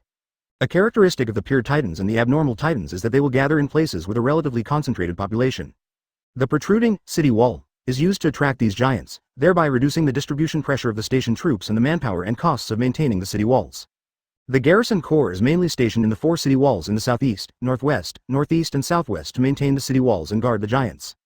Due to the dangerous nature of the location, the people of Wangsheng will also have special honors. Of course, it is just a title and has no other function. The Trost district looks a little more prosperous than the Shiganshina district, but it's not much more prosperous. After all, the technological level of the world of giant is probably close to that of World War I. Moreover, the walls of Parody Island are still isolated from the outside world, and even the World War I technology of the outside world cannot reach it. In any case, the Jaeger family's life seems to be more stable from now on. Moreover, because of the relationship with Dr. Jaeger, Alan and the Jaeger family are not only treated better than ordinary refugees, but are also more respectful to them by fellow refugees. Advertisement. As for Uchiha Baiye and Fankin, they are not concerned about whether they will be treated well or not, they have more important things to do. With so many refugees, the sudden disappearance of 2 of them would not attract much attention. At this time, Uchiha Baiye was constantly transferring space with Fankin. In this way, the 2 of them quickly arrived at the outskirts between Wall Rose and Wall Sina, and no one noticed their actions. This is a remote suburb and the residential areas are far away from here. They came here specifically because the territory of the real royal family, Fritz family, was in this place. They changed their surname to Reese, and lived in seclusion here as the noble Reese family. Of course, the Reese family only appears to not be involved in political affairs, but in fact they secretly monopolize almost all financial and political power within the wall. Of course, this is also the place where the current attack titan, Grisha Jaeger, is about to fight the current founding titan, Frida Reese. Grisha shouldn't be very fast. Let's find a place first and wait for him. At this time Uchiha Baiye said lightly, "Well, we need to find the underground church of the Fritz family, or should I say the Reese family, as soon as possible." Yoshimura had also said, "Not far ahead is the territory of the Reese family. You can see a large area of farms and pastures, and from the outside it seems to be a very common noble family. The real secrets are in places like underground and caves. What Uchiha Baiye and Fankin are looking for now is the entrance to the underground church of the Reese family. As for the fastest way, just escape underground." Uchiha Baiye uses the hollow mechanism and can directly see the basement as if it exists when it goes underground. He immediately found the location of the underground church and saw several members of the Reese family wearing special white clothes and praying in the underground church. The middle-aged man was Rod Reese, the supreme ruler within the walls of Parody Island. The others were also members of the Reese family, 5 of whom were Rod's children. The oldest child, who looks to be about 18 years old, is the eldest daughter and princess of the Reese family, and the heir to the first Titan, Frida Reese. She has a typical tall figure with long straight black hair. Frida and History Chapter 178, Agreement of No War. The Reese family, the underground church. I don't know what material this huge underground church is made of, but it looks as beautiful as a crystal palace. It is very likely that it was made by the hardening of a giant. As a true royal family, the Reese family was naturally the first to learn about the invasion of the Shiganshina district and Wal Maria by giants. However, for some reason, they could not come forward to resolve the matter, so they prayed in the underground church. Rod Reese has 5 other children, but the princess, Histria in the original work is not among these 5 children, because Histria is Rod's illegitimate daughter, and her mother is just a maid of the Reese family. She is an abandoned child, who cannot be recognized by the Reese family. This background is similar to that of Juduo or Fu. The Reese family prayed for quite a while. Before they finished their prayer, an uninvited guest broke into the underground church. This person is none other than Aren's father, Grisha Jaeger. However, Grisha looked very conflicted at this time, because the previous attack titan host asked him to take away the power of the founding titan, but the only way to take away the power of the titan was to eat the host. When he first came inside the wall, his will was still relatively firm. But as time went by, he became a doctor and treated patients everywhere. He also got married and had children inside the wall and lived a peaceful and happy life, over time. And he is a doctor. How could he have the heart to eat human beings? After much struggle, Grisha decided to have a talk with the founding titan. First, if the founding titan could come forward to stop those invaders, and the pure titan, he would not have to listen to the request of the former host of the attack titan. Unless he had no other choice, he really didn't want to hurt anyone, let alone eat anyone. Faced with the strangers, the Reese family immediately became alert. The king of Ymir's people. At this time, Grisha urgently pleaded with the founding titan host Frida in front of him. He hopes Frida can stop the giants that are destroying the city walls and eating people. He is very worried about Kalula, Aren and Mikasa. Hearing this, Frida was immediately shaken. But she slowly closed her eyes, and when she opened them her expression became cold and calm, her eyes became unwavering, and her pupils turned lavender, as if they were controlled by something. Advertisement Frida, she said firmly. We, the people of Ymir, have committed countless crimes. Today is the day of atonement. Grisha's expression suddenly changed. Humanity is still too weak to face the power of the Titans. I and every predecessor must control the power of the Titans, otherwise the tragedy of the past will happen again and the world will become hell again. Frida expressed her thoughts. At this moment, Grisha seemed to be able to see Aren beside him. This was actually a memory that Aren instilled in Grisha. Frida continued to say to Grisha, you can't use the power of the originator, either. It's meaningless. In fact, at the same time, Aren and Zeke from the future are next to Grisha, and Zeke is taking Aren to watch his past memories. And her own guilt, Frida inherited the no war idea of the 145th King Fritz. At this time, Grisha's expression became more and more ferocious. She inherited the power of the founding titan, and also inherited the memories of every previous founding titan host, including of course all the memories of the 145th King Fritz and before. In addition to the constraints of the non-war agreement, this is a contract signed between the 145th King Fritz and the original giant ancestor, Ymir, which will affect every subsequent ancestor giant host with royal blood. He wants to K his hand and turn into attack on Titan. There's no need to say anything more. I made up my mind. After knowing everything, Frida was undoubtedly filled with guilt and pain. At this point, the future Alan can no longer bear to watch it, and he uses the power of the attack Titan to instill some memories of the future into Grisha. Zeke was still chatting with Alan. When he looked at Alan, he saw that Alan's expression was very scary. She is extremely determined and believes that the only path for the Eldians is destruction. Advertisement. Grisha, who obtained the memories from the future Ren, has seen what he will do next, which is to eat Frida and kill all the children present except Rod to sever his bloodline. Grisha yelled, took out a scalpel with a ferocious look, and his whole arm was shaking slightly. My home is in the Shiganshina district that was invaded by the Titans. All my family members are there. However, Grisha mistakenly thought that he could see the future attack Titan, that is, Aren's memory, but in fact it was Aren who showed it to him on purpose. Jike couldn't help but ask, The Eldian Empire once ruled the world for more than 1,000 years with the power of giants. During these 1,000 years, the sins committed were extremely serious, and countless innocent people died tragically under the rule of the Eldians. 3 fathers and sons influenced by the thoughts of the 145th King Fritz. In other words, Frida agreed with the thoughts of the 145th King. Haven't you seen this scene in your memory? Are you going to trick me even about something like this? No matter what Grisha said, Frida remained unmoved and her face remained cold. The future is already determined. Frida will never listen to him. He can only do what he should do. P.S. In order to avoid review issues, I cannot write too many dialogues from the original work, so the content cannot be as rich as the original work. Grisha said excitedly. They all had their memories wiped by the founding titan. They have no idea about the crimes committed by the Eldians in the past. They're all innocent. I feel like I would get along well with this young lady, but it's a pity that this family is about to be wiped out by our father, right? I can only say that our father is just like this. Zeke was chatting with Alan, but he didn't hear Alan's answer for a long time. Before Frida finished her words, Grisha said, "That's right, because I don't have Fritz's royal blood." The Reese family, including Frida, were frightened by Grisha's demeanor. So she was very clear about the giant war 100 years ago, and also knew what crimes the Eldians had committed against other people in the world in the past. Frida was stunned for a moment, as if she was surprised that the other party knew so many secrets. Chapter 179 Conversation with future Alan. Realizing what was going to happen, the Reese family turned around and ran away in fear, except Frida, who stayed where she was and wanted to bite her own hand to transform into the founding titan, to fight. But the next moment, the sound of a scalpel falling to the ground was heard. Clang! Frida hesitated for a moment, and saw Grisha kneeling on the ground. Really? Killing a child? Grisha knelt on the ground and said sadly. He really couldn't bear it. Impossible, this has clearly already happened. The future Zeke was amazed. But Eren simply ignored Zeke and looked at Grisha, who was kneeling on the ground with extremely disappointed eyes. At the same time, the Reese family, led by Rod, urged Frida to quickly transform into the founding titan and kill Grisha. But Frida hesitated. Seeing that Grisha didn't want to fight, she didn't want to kill Grisha actively. Next, Alan continued to instill memories, and in this way he had a direct conversation with Grisha across time and space. Stand up. Alan whispered in Grisha's ear like a devil. My sister who was bitten to death by a dog, the Eldian restorationists, and Dinah. Have you forgotten them all? Zeke began to realize that something was wrong, but he was already stunned and it was too late. Alan's whisper immediately reminded Grisha of the time when he took his sister out and caused her to be bitten to death by a dog. At this moment, Grisha's mind was filled with self-blame and hatred, his face became extremely ferocious, and he was emotionally broken. He made up his mind and pierced the palm of his hand with a scalpel. At this moment, it was as if lightning flashed on Grisha's body, and in the blink of an eye he turned into a 15-meter-tall attack titan. The attack titan he turned into had obvious similarities in appearance to his human form. Seeing this, Frida immediately and decisively bit her own hand and instantly turned into the founding titan. Advertisement influenced by the host, the founding titan, transformed from Frida as a female titan, and her appearance has obvious similarities with Frida.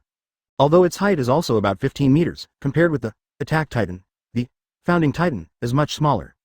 Moreover, not only is Frida unable to fully unleash the power of the founding titan, due to the influence of the Pact of No War, she also lacks experience in using titans. Her fighting ability was inferior to Grisha's, and she soon fell into a disadvantage. We've watched enough of the show, it's time to take action.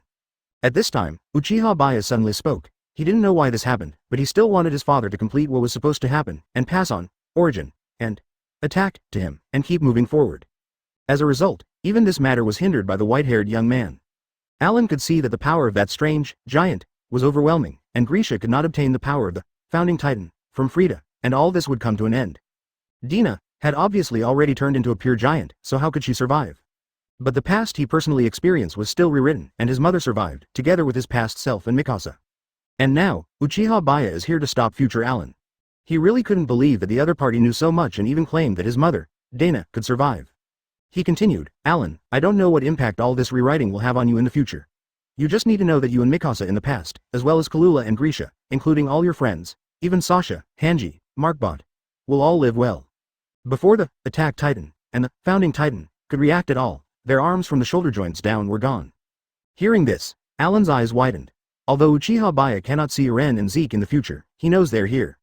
The rest of Risa's family had already taken advantage of the chaos to flee far away.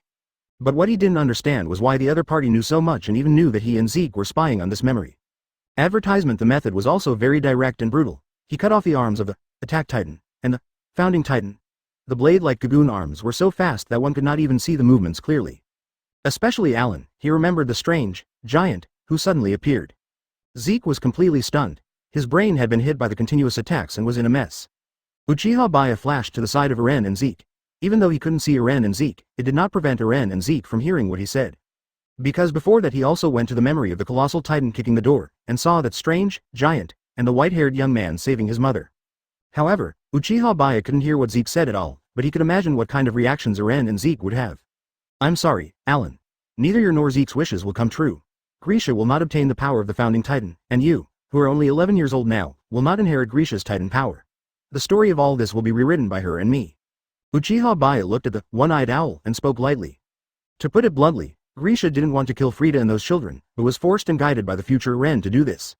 Zeke couldn't help but take a step forward. What did you say? It was he who used the power of the founding titan to control the titan, Dinah, causing Dinah to ignore Bertolt, who in his eyes did not deserve to die, and then. But he was extremely shocked, because the other party obviously knew everything about the past and the future, and could even interfere with those things more directly than he did. So Alan didn't say anything. The future Alan and Zeke were stunned. Compared to Zeke, Alan was much calmer. He always knew that he could not communicate with the other party and only he could hear the other party's voice. P.S. Ask for some free gifts, even the other party must know this. And of course your mother Zeke. Dina. He and Yoshimura Ito had been watching the show in a dark corner of the underground church.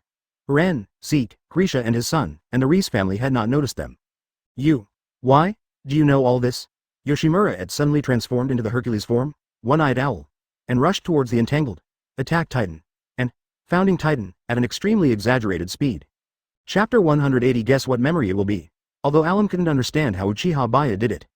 But what he could understand was that his plan was completely shattered. Brother, let's go back. At this time, Alan spoke to Zeke in a calm tone. It was as if he had not just experienced anything extremely shocking. Wait, don't you want to find out what's going on with this guy? Zeke was already dizzy and very emotional. It seems that you have lost your mind. We can't talk to him at all. How do you want to find out? Alan said calmly. Zeke's mouth opened wide and he couldn't close it. His face was still in shock. After hearing what Alan said, he realized that he had lost his composure. There's no need to continue looking at the memories that follow. Let's just go back. Alan reminded Zeke again. All right. Zeke also felt that what Alan said made sense. The next moment, they returned to the road, and the ancestor Ymir, who was carrying a wooden barrel filled with sand, was standing behind them. And at the end of the road, the huge pillar of light connecting heaven and earth as the coordinate. But before they could react, the road suddenly disappeared mysteriously, and the ancestor Ymir and the coordinates no longer existed. Eren and Zeke returned to their original world, inside the walls of Parody Island, intact. Everything they saw before their eyes became different from what they had originally experienced. Advertisement. At this moment, Alan could feel that the power of the giant in his body disappeared in an instant. Uchiha Baiye didn't know that the future Eren and Zeke had left, but he didn't say anything else. Because he had already said everything he wanted to say, it was enough for Eren and Zeke to hear what he just said. At the same time, the one-eyed owl has already dealt with both the founding titan and the attack titan. No matter how strong the titan's regenerative ability is, its head has been cut off and the host inside has been directly pulled out. The bodies of the founding titan and the attack titan began to evaporate. Grisha didn't expect that a giant would suddenly appear to stop him, and it was even so powerful that he had no power to fight back. Due to the appearance of Uchiha Baiye and Yoshimura Ito, future Eren stopped interfering in the past and did not transmit the experience of Kalula in his memory to Grisha. The tone was as if he was talking about a trivial matter. Grisha's face suddenly became extremely desperate and painful. He held his head with both hands, and his brain was in a mess. Yes, it is indeed about Carla. In the events that Eren experienced in the future, Carla was eaten by Dinah on the day when the colossal titan broke through. If it weren't for Eren's interference, Grisha would not have made up his mind to take away the power of the founding titan and sever the royal bloodline, and then there would not have been a sufficiently intense conflict between Grisha and the royal family. Just imagine if he managed to get rid of the hometown trio, prevented the armored titan from breaking through the door, and even went on a killing spree and wiped out all the titans on Parody Island. Seeing all this in the future, Eren would probably have despaired in advance. This, Uchiha Baiye did not reply, but let Grisha recover slowly on his own. At that moment, because of Kalula's tragic death, Grisha hated the people outside the wall so much that his attitude suddenly changed and he accepted Eren's plan to destroy the world. It was not until later when Grisha regretted listening to Eren and killing all the children of the Reese family. He also asked the future Zeke to stop Eren, did not support Eren in launching the rumbling force to destroy the world, and was unwilling to pass the power of the giant to little Eren. That future Eren told Grisha what happened to Kalula. Yes, it was your ex-wife Dina. After she turned into a pure titan, she ate Karula on that day. Uchiha Baiye cold and callous. What he wanted to see most was the memory of whether Karula and Mikasa were still safe, but Eren didn't show him that. Advertisement. Grisha and Frida were caught in the hands of the one-eyed owl. When they thought they were going to be eaten, the other party let them go. In Uchiha Baiye's eyes, what happened between Eren and Grisha in the underground church was necessary. At this time, Uchiha Baiye said in a flat tone. The reason why Uchiha Baiye let the hometown trio go before was that he didn't want Alan to end his interference in the past early in the future because of his interference in too many things. At this time, Uchiha Baiye came over and said to Grisha first. Dr. Jaeger, you just got a lot of memories from the future Alan, right? But he still has a memory that he hasn't shown you yet. Guess what it is? Because in the eyes of the future Alan, what was supposed to happen had to happen, otherwise he would not have controlled the Titan, Dinah, to avoid Bertolt who had just released the colossal Titan, and then. When he heard the name, Grisha's eyes suddenly widened and bloodshot, and he couldn't believe his ears. After a while, Grisha finally recovered. Hearing this, she couldn't help but feel a little sympathy for this person, even though he had just wanted to eat her. He couldn't imagine such a scene, the scene where Karula was eaten by Dina. Fankinet, who was standing by, suddenly felt that Baiye was really mean. Grisha was already miserable enough, and Baiye still wanted to scare him. When Grisha heard this for the first time, his reaction was similar to Zeke's. In fact, even if Uchiha Baiye had not interrupted Alan at this time, Alan would not have shown Grisha his memories of Kalula in the underground church. Then, Yoshimura released her Hezer form, and wrapped in bandages all over her body, she crawled out of the mouth of the one-eyed owl, and landed on one foot very steadily. Grisha and Frida were not surprised to see the bandaged girl coming out of the giant's head, because the intelligent giants also happened to have their hosts located in the head, or to be more precise, in the back of the neck. Dana, Grisha guessed. What memory were you talking about? Was it about Karula and Mikasa? He recalled what Dana had said that year, that no matter where he went, Dana would find him. At this time, Frida next to him didn't quite understand what Uchiha Baiye and Grisha were talking about, but she could hear that Grisha's wife seemed to have been eaten by his ex-wife who had turned into a giant. You. What are you talking about? How do you know all this? Chapter 181 Surrender to me. Frida did not act rashly, but stood there in awe. Given her current condition and the huge gap in strength, the white-haired young man and the bandaged girl could easily kill her. At least this way she could buy time for her father and other siblings to escape.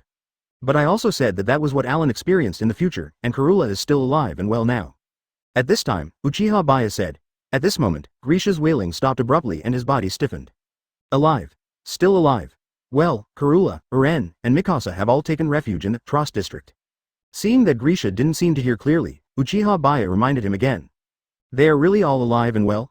That's great, that's great. Grisha burst into tears of joy and covered his face with his hands and cried bitterly. I'll let you meet them later, but before that, I have something else to deal with. As he spoke, Uchiha Baiye's gaze shifted to Frida next to him. Looking at Frida in front of him, he couldn't help but feel that Frida was so similar to the long-haired Alan in the future. This is actually because after Uren inherited Frida's founding titan power from Grisha, he also inherited some of Frida's memories and was influenced by Frida's living habits, and even his appearance seemed to be affected. This made Alan's facial features more and more like Frida's, and he also had long hair like Frida. Feeling the other person's gaze, Frida's expression suddenly tightened slightly. Bring back those members of the Reese family. Uchiha Baiye spoke to Fankin first. Okay, Fankin had responded. As soon as she finished speaking, she instantly turned into a brilliant being. The 10-meter-tall, one-eyed owl appeared again. Advertisement seeing the bandaged girl transform into a giant, again in a short period of time, and with great ease, Grisha and Frida were suddenly shocked. Their control over the power of the giant is far inferior to that of the bandaged girl. But among the 9 intelligent giants, is there such a giant? When Grisha and Frida were both feeling incredible, the one-eyed owl caught up with the Reese family in an instant. The giant hand of the one-eyed owl easily caught these guys. Let me go, help, help, help, Sister Frida. Fankin had paid attention to the strength he used, otherwise he would have accidentally crushed these guys to death if he had used a little more force. Ignoring the guys' shouts, Fankin brought them to Uchiha Baiye's side. The 4 children were so scared that they hid behind Frida. Rhodes and a middle-aged woman looked no better than those children. You. Who are you? What do you want to do? At this time, Rod Reese mustered up the courage to question Uchiha Baiye. Facing Rhodes' questioning, Uchiha Baiye said calmly, You seem to have made a mistake. If we hadn't stopped the attack on Titan, you would have died here. Your lives are in my hands now. Do I need to ask you before I do anything? Hearing this, Rhodes was choked. He was so scared that he dared not speak again, fearing that the other party would kill him if he was in a bad mood. Even Frida's founding Titan is no match for them, let alone ordinary people like them who are courting death. Although you are ordinary nobles on the surface, your actual identity is the real king. Within the wall. From now on, you just need to submit to me and do things for me. Uchiha Baiye said, Then I won't hurt you, but if you don't obey, that's another matter. Rhodes hesitated for a moment, but had no choice but to nod. Rod Reese seems to be an ambitious man. He has been looking for a successor who can resist the will of the 145th king and fight against the giants outside the wall. The founding Titan was inherited by his younger brother Uri and eldest daughter Frida respectively. In the original book, it was even planned that Histria would eat Uren to regain the power of the founding Titan. From the beginning to the end, he was the one who retreated behind, letting his brothers and children inherit the founding titan. Advertisement because the intelligent giant's host only has 13 years left to live from the day he inherits it. Maybe this guy is just afraid of death. So Rode is actually a coward and has no sense of responsibility, which can be seen from the way he treats Histria and her daughter. It was not until the time when Rod was crippled by Histria in the original novel that he had no offspring other than Histria. When he was desperate, he remembered his obligations as a member of the royal family. He kept repeating, Father, Uri, and Frida, referring to the 3 founding titans before him. In the end, it turned into a 120-meter tall giant with an especially appetizing appearance. But he still failed to eat Eren and was killed as a pure titan. But there are a lot of things I can't do. At this time, Frida couldn't help but speak. If the other party asked her to resist the enemy outside the wall, she would definitely not be able to do it. In fact, before Frida inherited the founding titan, her ideal was to expel the titans outside the wall and not be affected by the 145th King Fritz. But she failed, and after learning the truth of everything and the heinous crimes committed by the Eldians, she realized that the giants outside the wall were not just enemies. Her original ideals had already been shaken, and she also had the blood of the Fritz royal family. Under such circumstances, no member of the royal family within the wall could break free from the 145th King's thinking and covenant of non-war. As for the fact that Zeke was able to break free from the non-war agreement in the later part of the original work, it was probably because he did not belong to the lineage of the 145th King. His mother Dana is a royal family outside the wall, and the descendants of the 145th King are royal family inside the wall. The 145th King cannot completely restrain the royal family outside the wall. It's okay. I won't force you to use the power of the originator to fight the enemy. Just leave this matter to me. Uchiha Baiye talks. Okay then. Frida didn't expect the other party to be so easy to talk to. Next, if you want to pray, go ahead and pray. I will come to you when I need you. After speaking to the Reese family, Uchiha Baiye's gaze returned to Grisha. Grisha still looked a little distraught, because too many things had happened today and his brain could no longer bear it. At this time, Uchiha Baiye said, You must be eager to meet Alan and the others, right? Come with me. Chapter 182 History. Grisha nodded vigorously. He couldn't wait to meet Eren, Mikasa and Kalula. Afterwards, Uchiha Baiye and Yoshimura Ito led Grisha out of the underground church. As for the Reese family, they are still in the underground church and there is no need to worry about them now. As long as they are disobedient, Uchiha Baiye can deal with them at any time. Uchiha Baiye has already been to the Reese family's territory. Next time he wants to come over, he can always use the double Kamui to transfer over no matter where he is. They are now in the Truce district. Uchiha Baiye told Grisha the exact location of Eren and the others. He had no intention of taking Grisha there himself, as it would be a waste of time for him. Unless he transferred through Kamui's space, it wouldn't be a waste of time, but he didn't want Grisha to know about his ability. Good. Grisha immediately set off with the medical kit. Although this is the outskirts between Wall Rose and Wall Sina, the Royce family is not the only one in their territory. This place is like a small town, and Rod Reese is the lord here. So there are still means of transportation such as horse-drawn carriages. The people on the ground didn't know what had just happened in the underground church. In their eyes, Grisha was still the highly respected Dr. Jaeger who saved lives. So Grisha got on the carriage smoothly and headed to the Trolls district. After Grisha left, Uchiha Baiye and Yoshimura Ito were not in a hurry to leave. That Queen Historia seems to be here too. At this time, Fankin spoke. According to the timeline, he should still be here. Uchiha Baiye remembers it very clearly. Histria Reese, the illegitimate daughter of Rod Reese, lived on the Reese family ranch before the fall of Wall Maria. She grew up with animals, had never seen her father, and had no idea that she had royal blood. After the fall of Wall Maria, and a few days after the Reese family was massacred by Grisha, Rod suddenly appeared and told Histria her true identity. Originally, Rhodes wanted Histria and her daughter to leave quickly, but Kenny Ackerman suddenly appeared, and Rhodes had to eliminate Histria's mother. Because if he tried to protect the mother and daughter at all costs, it would arouse Kenny's suspicion. Kenny must not be allowed to know that his children were killed and the power of the founding titan was taken away. Advertisement. Kenny is not Rod's servant, but a partner. The only one who can make Kenny obedient is the former founding titan. Uri. After Uri's death, Kenny continued to work for Rod in order to obtain the power of the titan. At that time, Kenny did not know that only royal blood can inherit the founding titan. For example, in the original work, although Ren inherited attack and founding titan from Grisha, he could only exert the power of attack at the beginning. It was not until he came into contact with the giant, Dinah, with royal blood that he suddenly activated the coordinate power unique to the founding titan. After Histria's mother was killed by Kenny, Rod changed his identity and asked to spare Histria. From then on, Histria was sent to the frontier by Rod under the new name, Crystal Lance, and later joined the 104th training soldiers of the same period as Alan. Of course, this was not because Rhodes had a change of heart, but because if he eliminated Histria, there would be no descendants, and he still needed Histria to inherit the power of the founding titan, so he had to find a way to keep Histria alive and then get the power of the founding titan back as soon as possible. I want to go and see her, Fankinite said. Apparently, she was somewhat interested in Histria. Then let's go. Uchiha Baiye easily saw the direction of the ranch and walked towards it. As soon as he reached the edge of the pasture, Uchiha Baiye saw several children bullying a blonde girl and hitting her with small stones on the ground. The blonde girl was none other than Histria, with delicate and lovely features, and a pair of big, watery eyes inherited from Rhodes. Although Rod himself is not very good looking, his children are all very good looking. For example, Histria and Frida inherited almost only Rhodes' greatest advantage, which was their big eyes and beautiful facial features. The gentle and kind Histria would not resist, but even if she did she would probably still be bullied. Historia was seen squatting down and holding her head. At least this way she would not be easily hit and it would not hurt so much if she was hit. These little brats are so naughty. Fankin immediately walked over. He kicked one of the kids casually and made him fall to the ground, which scared the other kids. Bullying a little girl here, is this all you have? Fankin had said with a smile, but the smile on her face looked a little scary. What a fierce big sister. Let's run. The children were all scared away. And the child who was kicked away was abandoned. Advertisement. Wait for me. He quickly got up and ran away with them. Hearing the noise, Histria couldn't help but feel confused and turned her head to see what was going on. Then I saw a beautiful sister with green hair. I've chased those bad boys away. Does it hurt? At this time, Fankin had asked with concern. It still hurts a little, but it's okay. Historia said. In the underground church, after Uchiha Baiye and the other two left, the Reese family was still in shock. What should we do? Do we really have to listen to that person? At this time, the middle-aged woman asked Rhodes. This middle-aged woman seemed to be Rhodes's wife.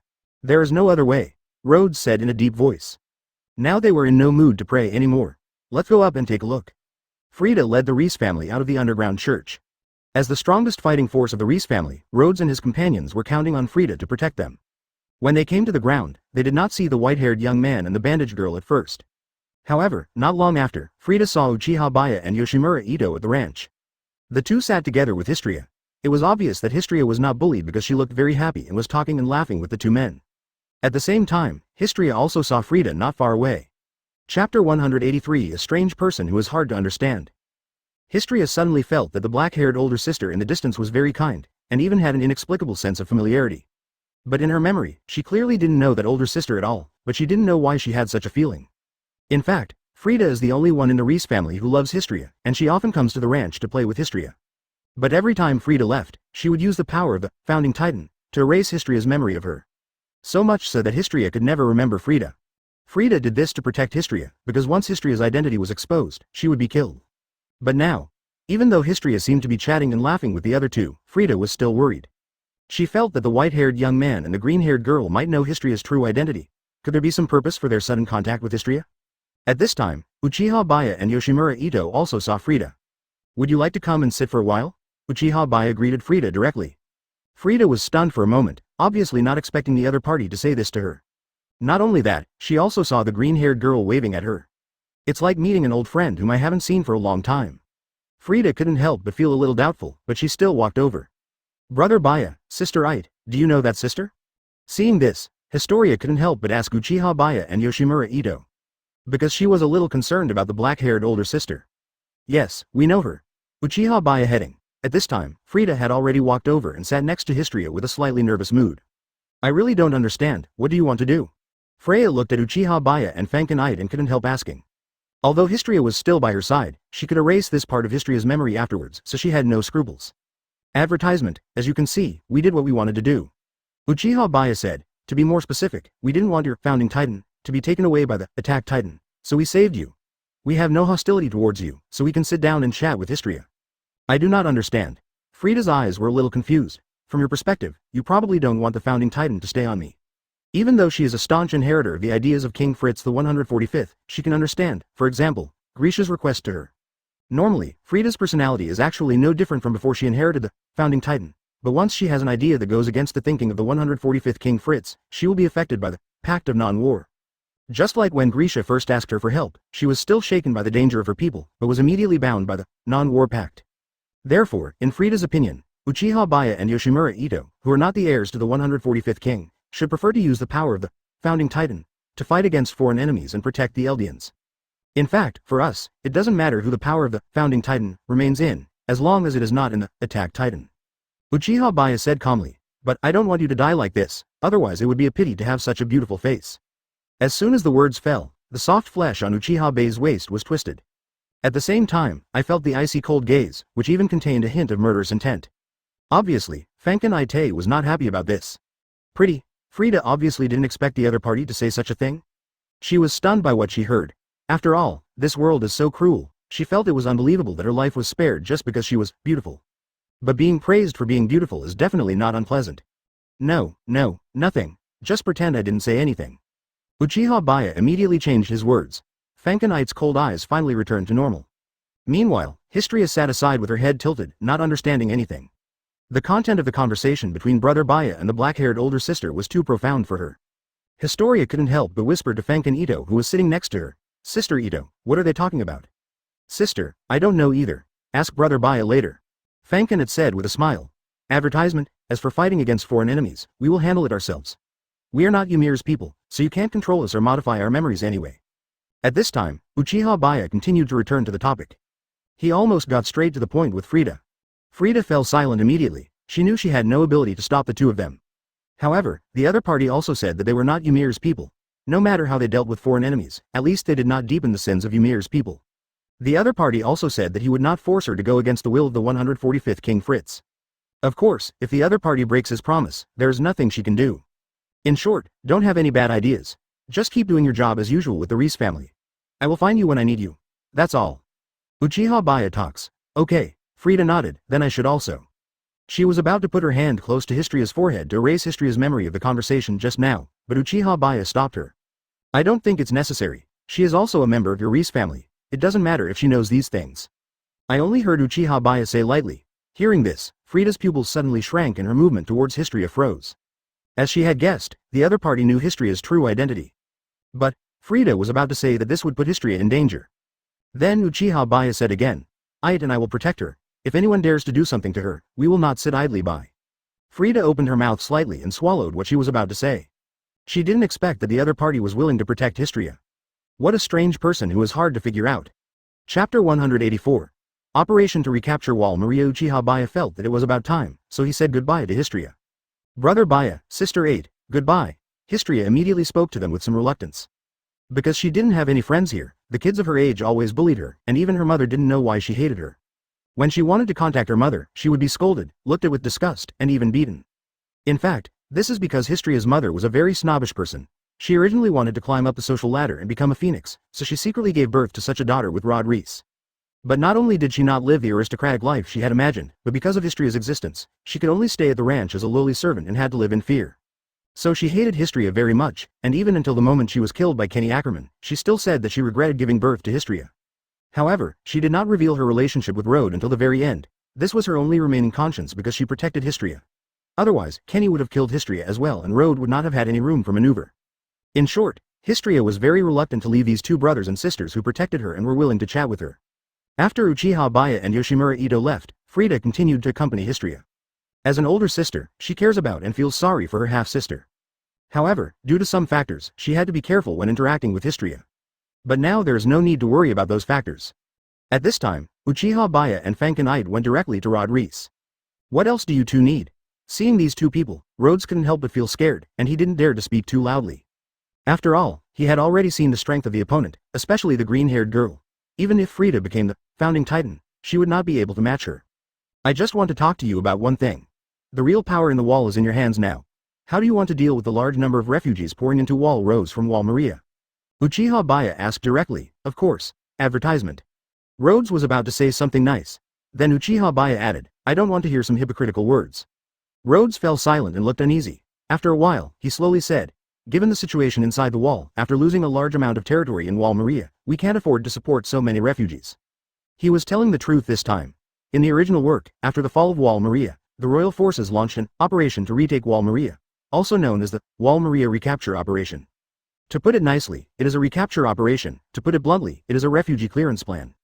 In order to solve the problem of the large number of refugees or unemployed people that they could not afford to support, the aristocratic forces in the royal capital used this method to solve the problem. Those aristocrats can be collectively referred to as royal forces.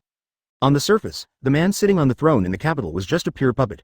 Rhodes had been behind the scenes the whole time, and he must have condoned the actions of those nobles. If he could get those nobles to contribute money to help the refugees, he would definitely be able to afford it, but Rhodes didn't want to offend those nobles for the refugees. After all, those nobles were foreign races brought by the 145th King Fritz when he retreated to Parody Island and built a high wall. They were not Ymir's people, and their memories could not be erased.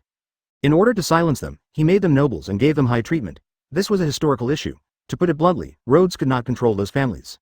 In the end, the recapture operation directly wiped out about 20% of the total population inside the wall, including Armin's parents.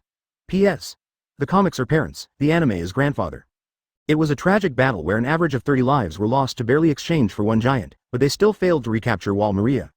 Because there are too many pure giants and abnormal giants wandering around Parody Island. Their instinctive behavior is to eat humans, so they will also look for humans and keep pouring into the gap where Wall Maria was destroyed. The reason for this instinct is that any pure Titan that eats the host of an intelligent Titan can inherit the power of Titan. Even if there is only a very slim chance, the pure Titan will always act according to this instinct. So, we have to clear out some of the refugees, right? Uchiha Baiye questioned Rhodes' soul. Rhodes couldn't deny it, but he didn't dare to admit it either. After we appease the refugees, we will start the operation to retake Wall Maria. Advertisement Uchiha Baiye talks. Rhodes almost thought he had heard wrongly that the other party would actually make such a request. Regarding the operation to retake Wall Maria, the first thing that came to his mind was to fill it with human lives, but that would not be enough. Under the current circumstances, it is almost impossible for the Eldians without the power of giants to defeat those pure giants. After all, isn't this a good way to clear out the refugees? But what I need is a group of elite troops, not refugees who have not even received any training. At this time, Uchiha Baiye continued. Be it the Garrison Corps, the Military Police Corps, or the Survey Corps. With their strength, facing those giants would be like dying.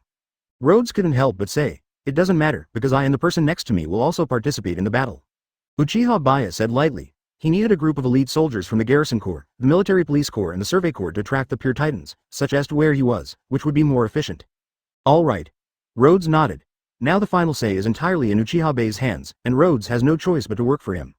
Oh, by the way, there is one more thing I want to tell you in advance. Uchiha Baiye said, after the recapture operation is over, the nobles in the capital will need to give up some of their interests to help the refugees so that they can quickly return to their original lives.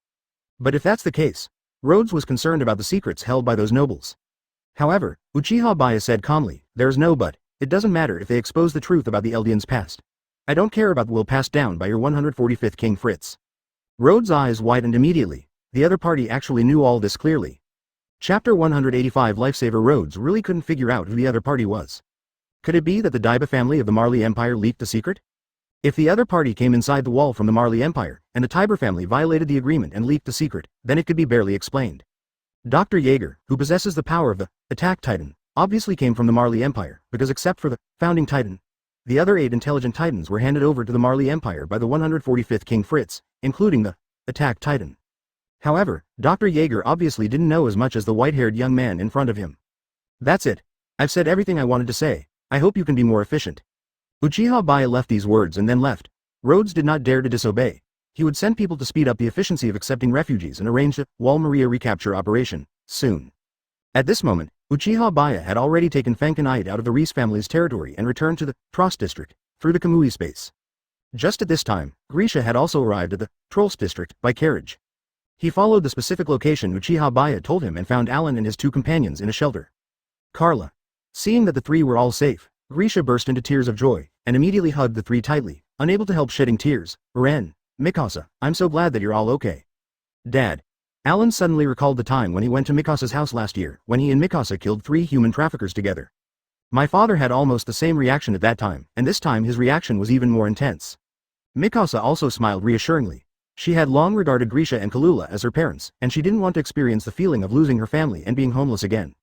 Yeah, we're all fine, Karula said with a smile.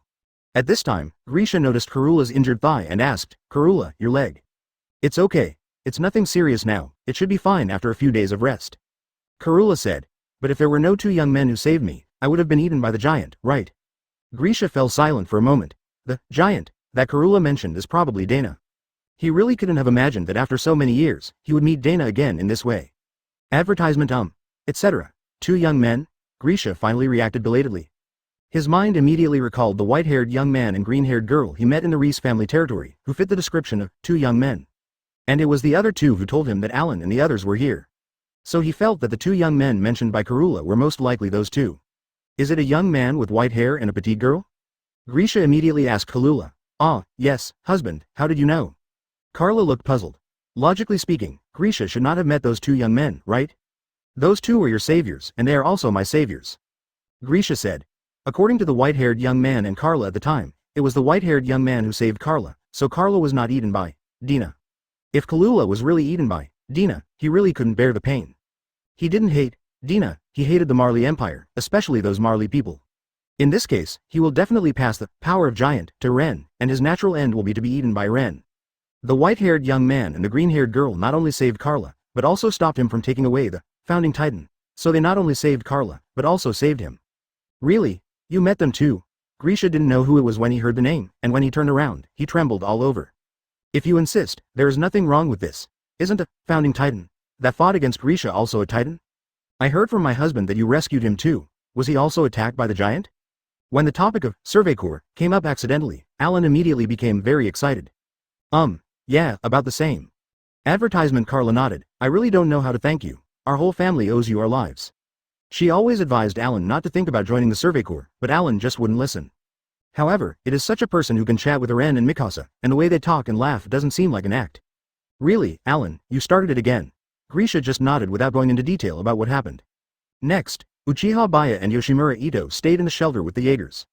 Facing these two benefactors, Grisha didn't know what to say for a moment. Uchiha Baiye heading. You guys know the Survey Corps too. Then you should also know how cool the Survey Corps are, and how they are willing to sacrifice their lives for the freedom of mankind. At this moment Grisha felt very magical. The white-haired young man and the green-haired girl were both very mysterious and terrifyingly powerful in his eyes. He was waiting for Rod to arrange the things he had asked him to do, so he was free now and was chatting with the Jaegers here. Besides, with the other party's terrifying strength, there is no need to show them. The current leader of the Survey Corps was actually an acquaintance of her and Grisha, so she knew how heavy the casualties of the Survey Corps were. Often, less than half of the Survey Corps members could come back alive. Karula suddenly had a headache. Uchiha Baiye said lightly. Neither Carla nor Eren and Mikasa are suitable to know those things. So that's how it is. P.S. Ask for some free gifts. Alan was the first to see them and immediately said, Brother Baiye and Sister Ite, you're back. It's just a small matter. The two people he had just thought of appeared before his eyes. Karula was suddenly surprised, so she definitely didn't want Alan to do such a dangerous thing. After a moment's silence, he uttered, Thank you. Karula asked Uchiha Baiye and Yoshimura Ito, Chapter 186 3 Major Corps. Carla, if Alan really wants to do something, let him do it. At this time, Grisha spoke. He knew from the memories instilled in him by future Eren that Eren would definitely join the Survey Corps. So he didn't intend to stop little Alan from joining the Survey Corps. When his life comes to an end, he will pass the power of Attack Titan to Eren. Eren definitely won't join the Survey Corps so early. He will need to train for at least 3 to 5 years, and only when he reaches the appropriate age will he join the Survey Corps. By that time, he would have already passed on the power of Attack Titan to Eren, and Eren in the Survey Corps would not be in any danger. Although Eren will only have 13 years left to live by then, Grisha has no choice. This is the mission assigned to him by Owl. And it will also be the mission that Eren will assign to Owl in the future. In the original work, as the last host of the Attack Titan, Eren used the power of the Founding Titan to instill memories from the future into the previous Attack Titan, and explained his mission. Owl is the Attack Titan before Grisha, whose full name is Eren Kruger. Because the future Eren transferred his memories to Kruger, Kruger even knew the names of the unborn Eren and Mikasa, and with the encouragement of the future Eren, he passed the power of Attack Titan to Grisha and gave Grisha a mission. In order to commemorate Kruger, Grisha also gave Eren the same name as Eren Kruger. But Carla wanted to continue speaking, but she didn't know what to say. Since Grisha had already said so, it would probably be useless for her to persuade him. And she really couldn't persuade Alan no matter what she did. Don't worry, I will join the Survey Corps with Alan when the time comes. I will protect Alan. At this time, Mikasa comforted Kalula. I'm counting on you, Mikasa, but you also have to be careful. Karula said, Who needs your protection? I'm not your brother. Alan said immediately, But, you're my family. Mikasa's tone clearly paused for a moment. But at this time, Eren's mind was no longer on Mikasa. He continued to chat with Uchiha Baiye about the topic of Survey Corps with great interest. Advertisement, what does Brother Baiye think of the Survey Corps? Alan really wanted someone who would recognize him. Whether it was his mother, Mikasa, or other children of his age, basically none of them agreed with his ideas. Although my father didn't oppose him, he didn't obviously support him either.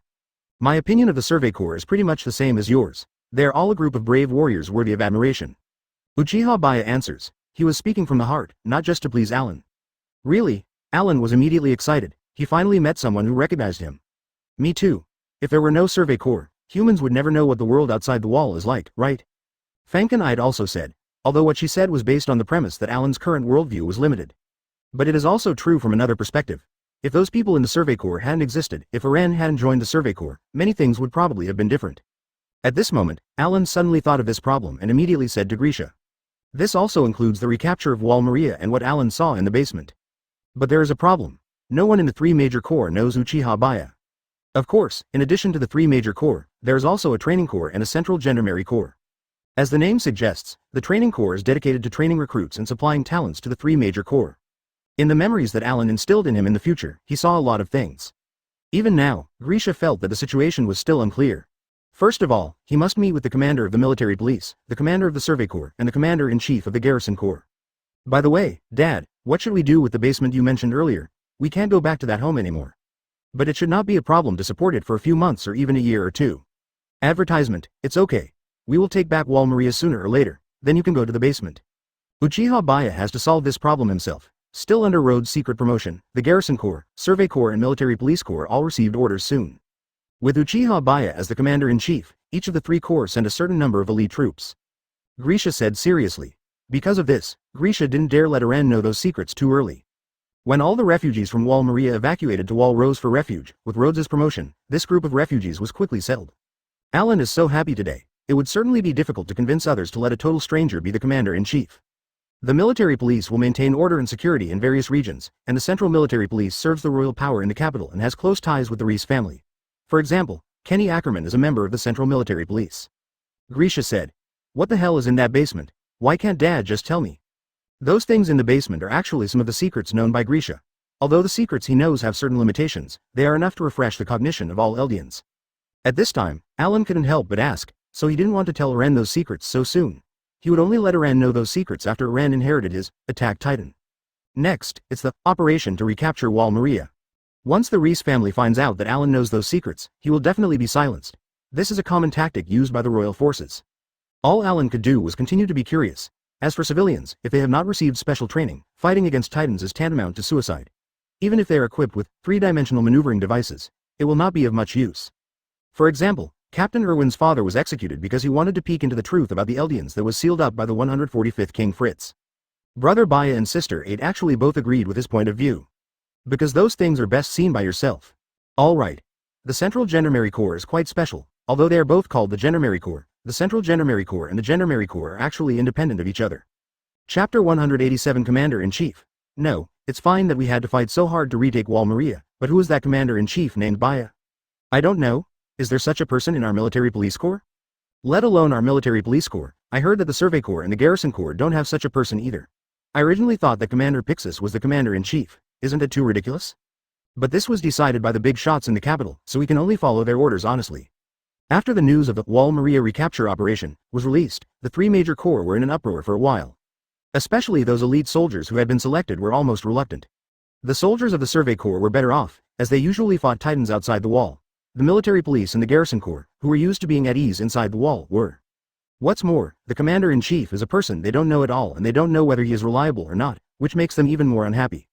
After all, this kind of recapture operation involving fighting a large number of giants is already extremely difficult, and it is almost like going to die. Just as Uchiha Baiye expected, the people from the three major corps would definitely be dissatisfied with him. Inside the wall of Sina, the royal capital. In a meeting room, Neil Decker, current head of the military police regiment. Erwin Smith, the current head of the Survey Corps, is also a good friend of Nell.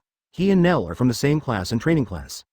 It's just that because the military police and the Survey Corps are in opposition to each other in ideology, Erwin and Nell are also in opposition on the surface.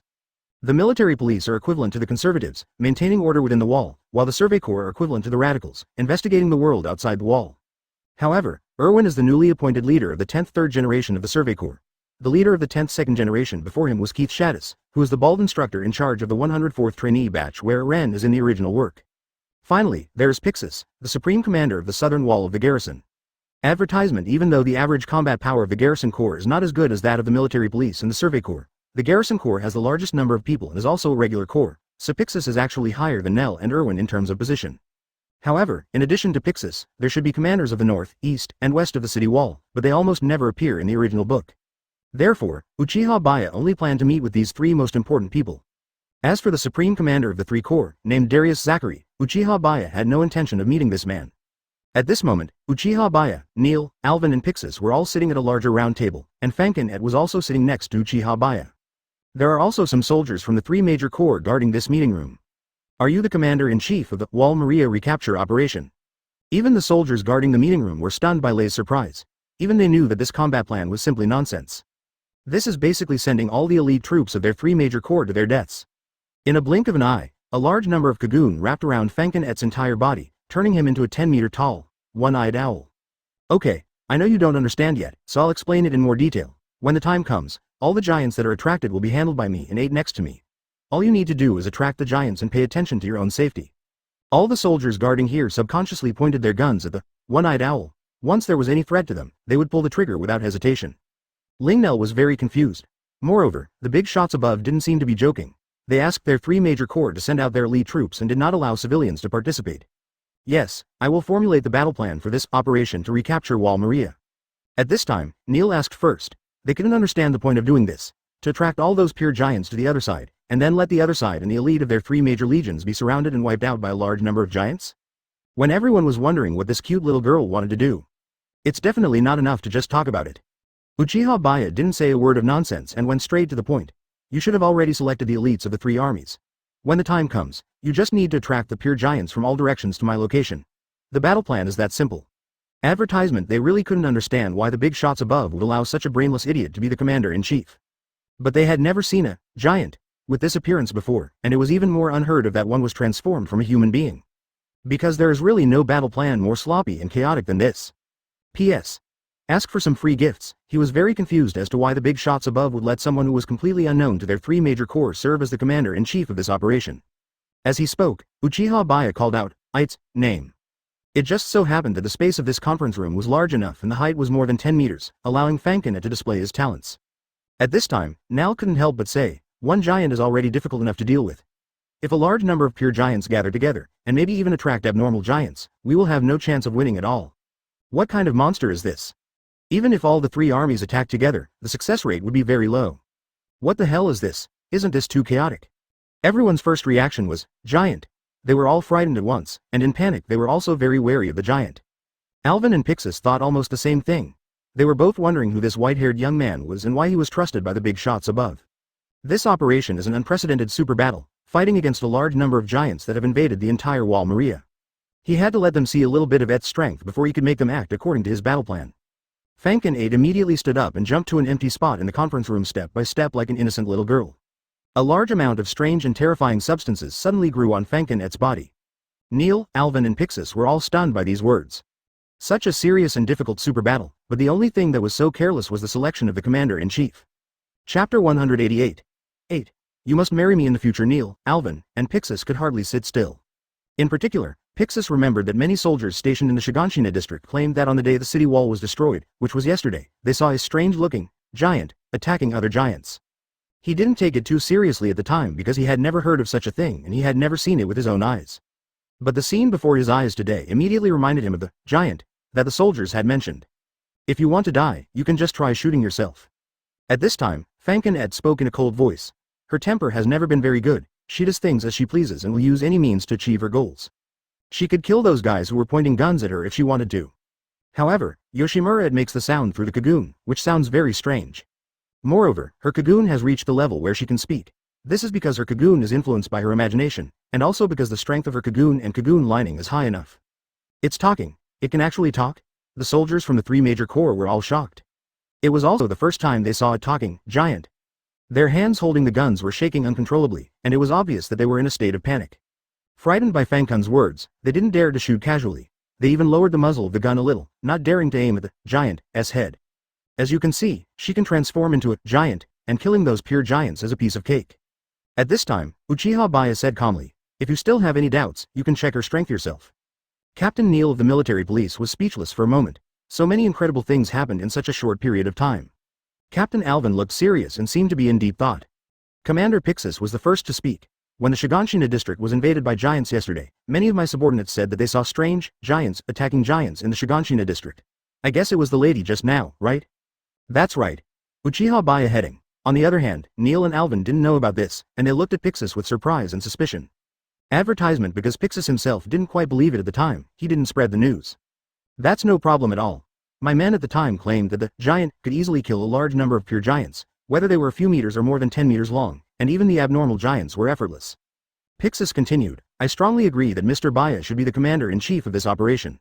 He took the lead in expressing his position, quickly and decisively. I agree. Alvin's reaction was also quick because he trusted Commander Pixis's intuition. I have no objection. Seeing that Commander Pixis and Alvin had already expressed their opinions, Neil was naturally not stupid. Whether he agrees or disagrees, it cannot change the reality that Baiye will become the commander-in-chief. If he objects, he might get himself into trouble. Very good, then let's officially start the Wall Maria recapture operation, tomorrow. Uchiha Baiye said, and I emphasize again, I don't need you to fight the giants, you just need to lead them to where Ed and I are.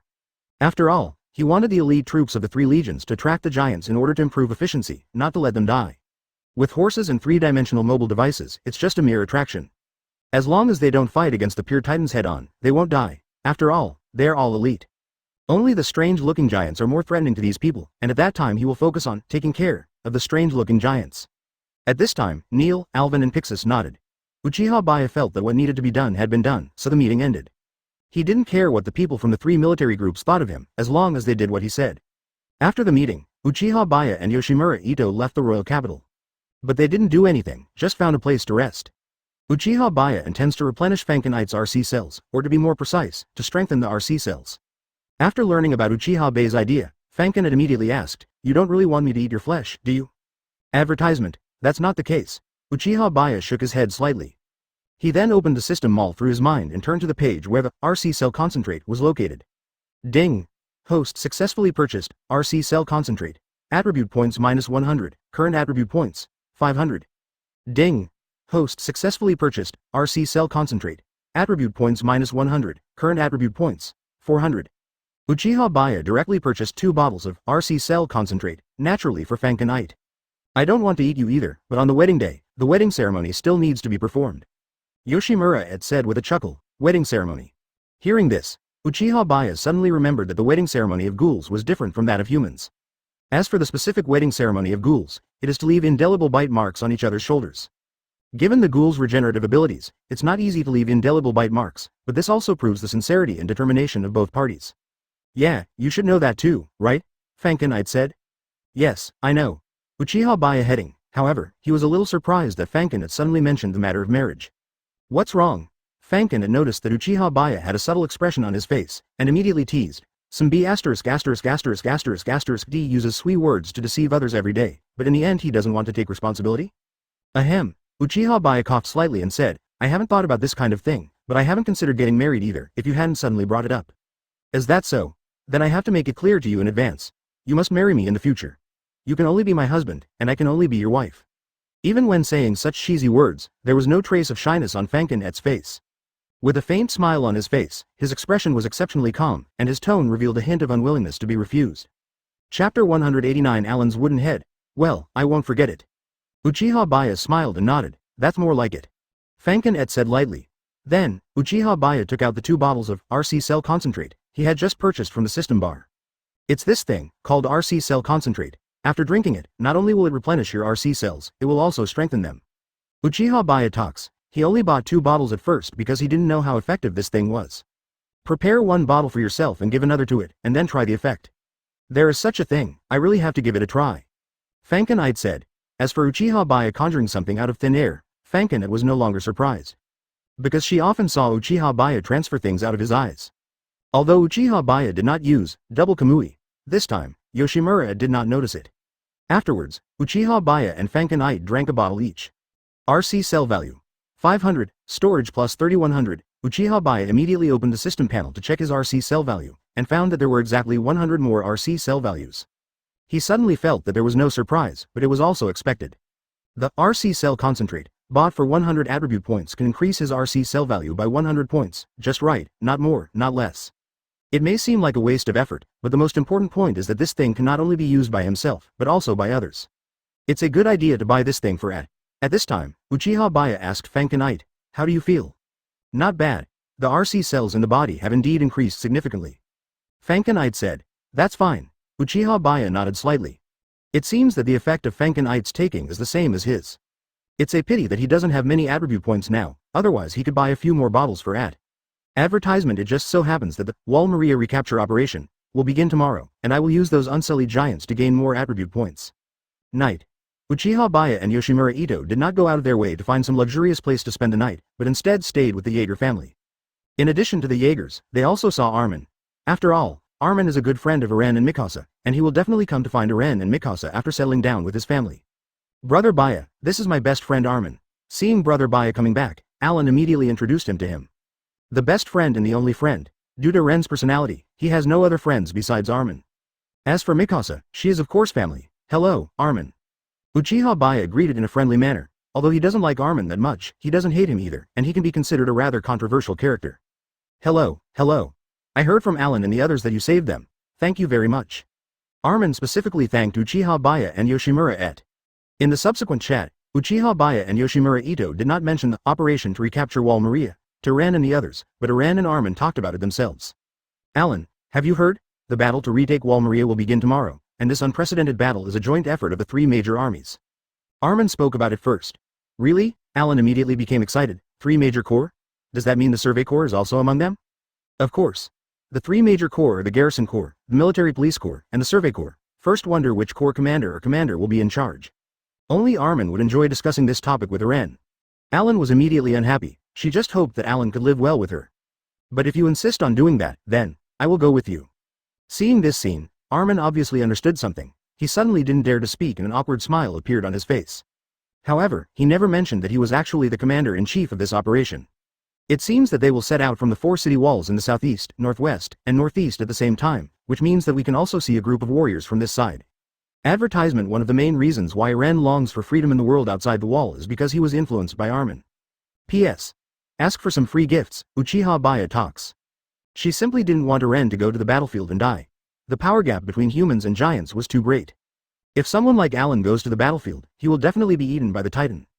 Before Mikasa could finish her words, Eren got up and went to find Uchiha Baiye. Although the giants are difficult to deal with, we humans will definitely win. I really want to see them then. Will they leave from our door on the Truce District side tomorrow? Mikasa fell silent when she saw that Eren had walked over there and wasn't listening to her at all. I'm just stating the obvious. Alan looked excited, having forgotten his depression, but he also forgot about Mikasa. Mikasa said, "You're obviously looking down on me." At this time, Alan was full of fighting spirit. He couldn't help but feel a little strange. Would it really be better to attack in four groups than to concentrate the troops to attack from one direction? Alan asked. Yeah, I also believe that the three armies will be able to return and retake Wall Maria, which originally belonged to us humans. At this moment, Mikasa next to her suddenly said something out of the blue. Although her face was expressionless, she must be sulking in her heart. Of course. You will know when the battle starts tomorrow. Armin said. I just don't know why we need to disperse our forces. Are those giants not that easy to deal with? What? Mikasa, are you looking down on me? Why is Eren so stupid that he always fails to notice Mikasa's feelings? Mikasa and Eren spoke almost at the same time. Since the three major corps did not disclose their combat plans to outsiders, outsiders basically did not know the combat plans. They only knew that the three major corps would disperse their forces. Brother Baiye, Mikasa thinks I'm too weak. I also know that I'm indeed weak in front of the Titans, but humans still have a chance to defeat the Titans, right? When Mikasa said something with a blushing face, Eren didn't hear a word because he had already walked over to Uchiha Baiye. Chapter 190. The battle begins early in the morning. The three corps were ready to set off. Uchiha Baiye and Yoshimura Ito are also in place. They led the elite troops of the three corps assembled in the Trolls district and attacked from the southern city gate. Uchiha Baiye and Fanken Ito were riding on horses at the front of the entire elite team. What is even more noticeable is that they are not wearing the uniforms of any corps, nor are they equipped with three-dimensional maneuvering devices. After all, Fanken Ito doesn't need this kind of thing, and Uchiha Baiye needs it even less. It takes time to get used to equipping this thing. The three-dimensional maneuvering device is not common sense at all. It is a black technology, unique to the world of Attack on Titan. Who are those two young men in the front? Why are they dressed differently? Although I don't know what the three armies' intentions are, they should not be ordinary people, right? After all, they can set out with the three armies and even be at the forefront of the team.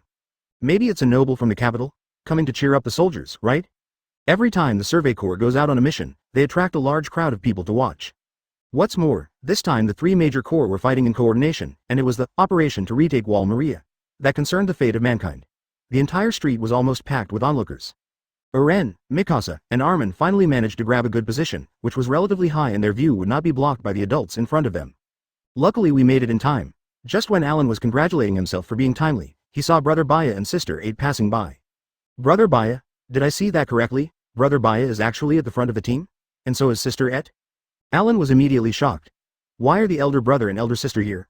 Are they also soldiers of the 3 major corps, and they seem to be the commander-in-chief? Armin also looked very surprised. Advertisement, I see, no wonder Brother Baiye is so awesome.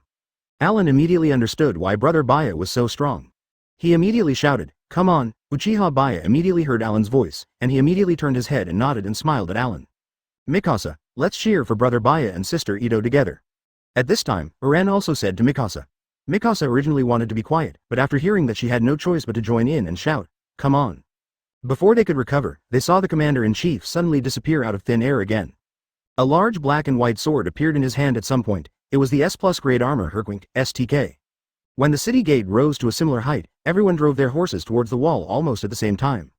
The pure giants injured by the cannons need time to recover automatically. They can take advantage of this time to open the city wall and then cover the elite soldiers of the 3 legions to rush out.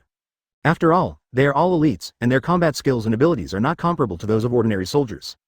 Everyone became more shocked as they watched Uchiha Baiye chop off the entire head of the pure titan. His figure suddenly disappeared from the horse's back and instantly flashed onto the body of a 10-meter high pure giant whose half-head was regenerating. In just a breath of time, several innocent giants around fell down.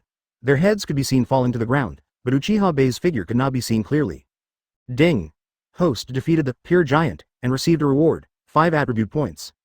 After all, this battle is no joke, and they are almost all determined to die. As soon as you get outside the wall, you can see several unsullied giants whose heads or limbs were blown off by cannons but not killed, repairing themselves there. Even though the commander-in-chief claimed that they should put safety first, if they really had to fight against the giants, they would still offer their hearts without hesitation. As the city gate slowly rose, everyone's mood began to become a little nervous. Advertisement. They looked around quickly and found that the commander-in-chief had appeared on the shoulder of a 10-meter tall innocent giant with an unknown sword in his hand. Uchiha Baiye was ready to take action now. Ding! Host defeated the pure giant and received a reward, 5 attribute points. There is no need to say much about the sharpness of the S+ grade quinkwe. It can easily cut through iron like mud. Facing the onlookers around them, and hearing lots of cheers and encouragement, the elite soldiers from the 3 corps did not have any happy expressions on their faces, but remained serious. At this time, the elite soldiers stopped in front of the closed city gate. The commander-in-chief didn't even have a 3-dimensional maneuvering device equipped. How did he do it? Open black lens bracket. Close black lens bracket. Their minds were tense and their attention was highly focused. Moreover, standing on the shoulders of the pure giant is a very dangerous behavior, and they all subconsciously want to remind Uchiha Baiye. The next moment, Uchiha Baiye swung the greatsword in his hand and easily cut off the entire head of the pure titan, including the flesh on the back of the neck. The blades in the hands of the soldiers of the 3 major corps are made of super hard steel, in addition to which a lot of trace amounts of rare metals are mixed in. After killing those innocent giants, Uchiha Baiye returned to the horse's back through the space transfer of double Kamui, with a calm look on his face as if nothing had happened just now. When the city gate was about to open, the soldiers stationed on the city wall immediately used cannons to bombard the unsullied giants wandering near the city gate. Because something incredible had happened, their attention was immediately drawn to Uchiha Baiye. When the elite soldiers were planning to disperse and attract the pure giants according to the battle plan, they found that the commander-in-chief was suddenly missing.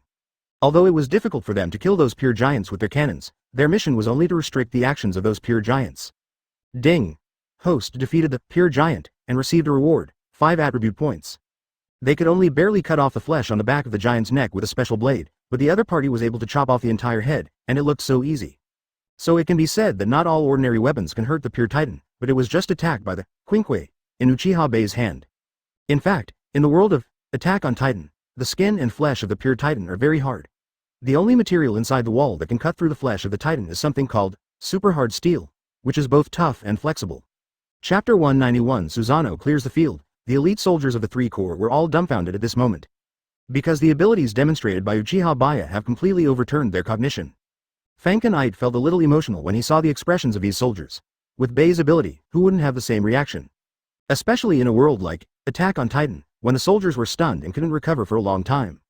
Uchiha Baiye said to them, now you have confidence, right? Go and lead all those pure giants to where I am. Remember to avoid the abnormal giants as much as possible, and then leave all the giants to me and Ito to deal with. Finally, he emphasized, you all need to pay attention to safety. Uchiha Baiye's voice pulled them back from their shock, and they all nodded. With this commander-in-chief who was so powerful that they could not understand him, they were suddenly filled with confidence. It seems that humans can really defeat the giants this time, for the first time in history. All the elite soldiers were in high spirits and took action according to the original battle plan. Uchiha Baiye and Yoshimura Ito went to the originally designated location, and then all the elite soldiers just had to lure the pure titan to that location. Along the way, Uchiha Baiye and Yoshimura Ito will also eliminate the giants they encounter. Especially the abnormal giants, as long as Uchiha Baiye sees them, he will solve them immediately even if they are far away. Because the abnormal titans are a big threat to those elite soldiers, their movement speed is not as slow as the pure titans, on the contrary, they are very agile. Of course, not every strange giant is like this. Their most fundamental characteristic is that their behavior is strange and their actions are unpredictable. In order to avoid unnecessary casualties, Uchiha Baiye will prioritize eliminating any abnormal giants it encounters. Ding! Host defeated the pure giant and received a reward, 5 attribute points. Ding! Host defeated the strange giant and received a reward, 10 attribute points. Open black lens bracket. Close black lens bracket. It can be seen that the attribute points rewarded for killing the strange giant have doubled. Soon, Uchiha Baiye and Fanken Ite arrived at the pre-arranged location. It is a tall tower surrounded by open flat land and there are no residential areas nearby. It is convenient for Uchiha Baiye to observe the situation in all directions, and it is also convenient for those elite soldiers to lead the giants here. Advertisement. At the same time, in the Karanis district east of Wall Rose, another group of elite troops from the 3 major corps set out from here, including Levi's squad from the Survey Corps. After all, Levi's squad is the most famous elite team of the Survey Corps, led by Captain Levi Ackerman. Although Levi had only joined the Survey Corps for more than a year at this time, he had already gained a great reputation through many investigations outside the walls. Really? What the hell is going on?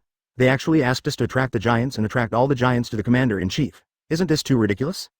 At this time, one of Levi's squad members complained. As an elite team, each of them has a record of defeating many pure giants alone. The commander-in-chief asked them to attract the giants and not let them fight. Levi didn't say anything, so let's just carry out our mission.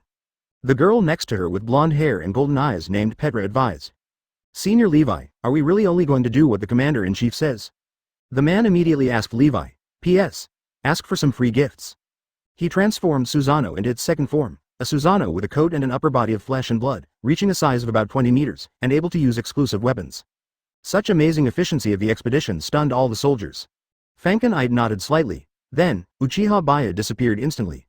Then, in order to be more efficient, Uchiha Baiye directly summoned Susanoo. While Fanken Ite was still gliding in the air, he released countless sharp blades at the pure giants.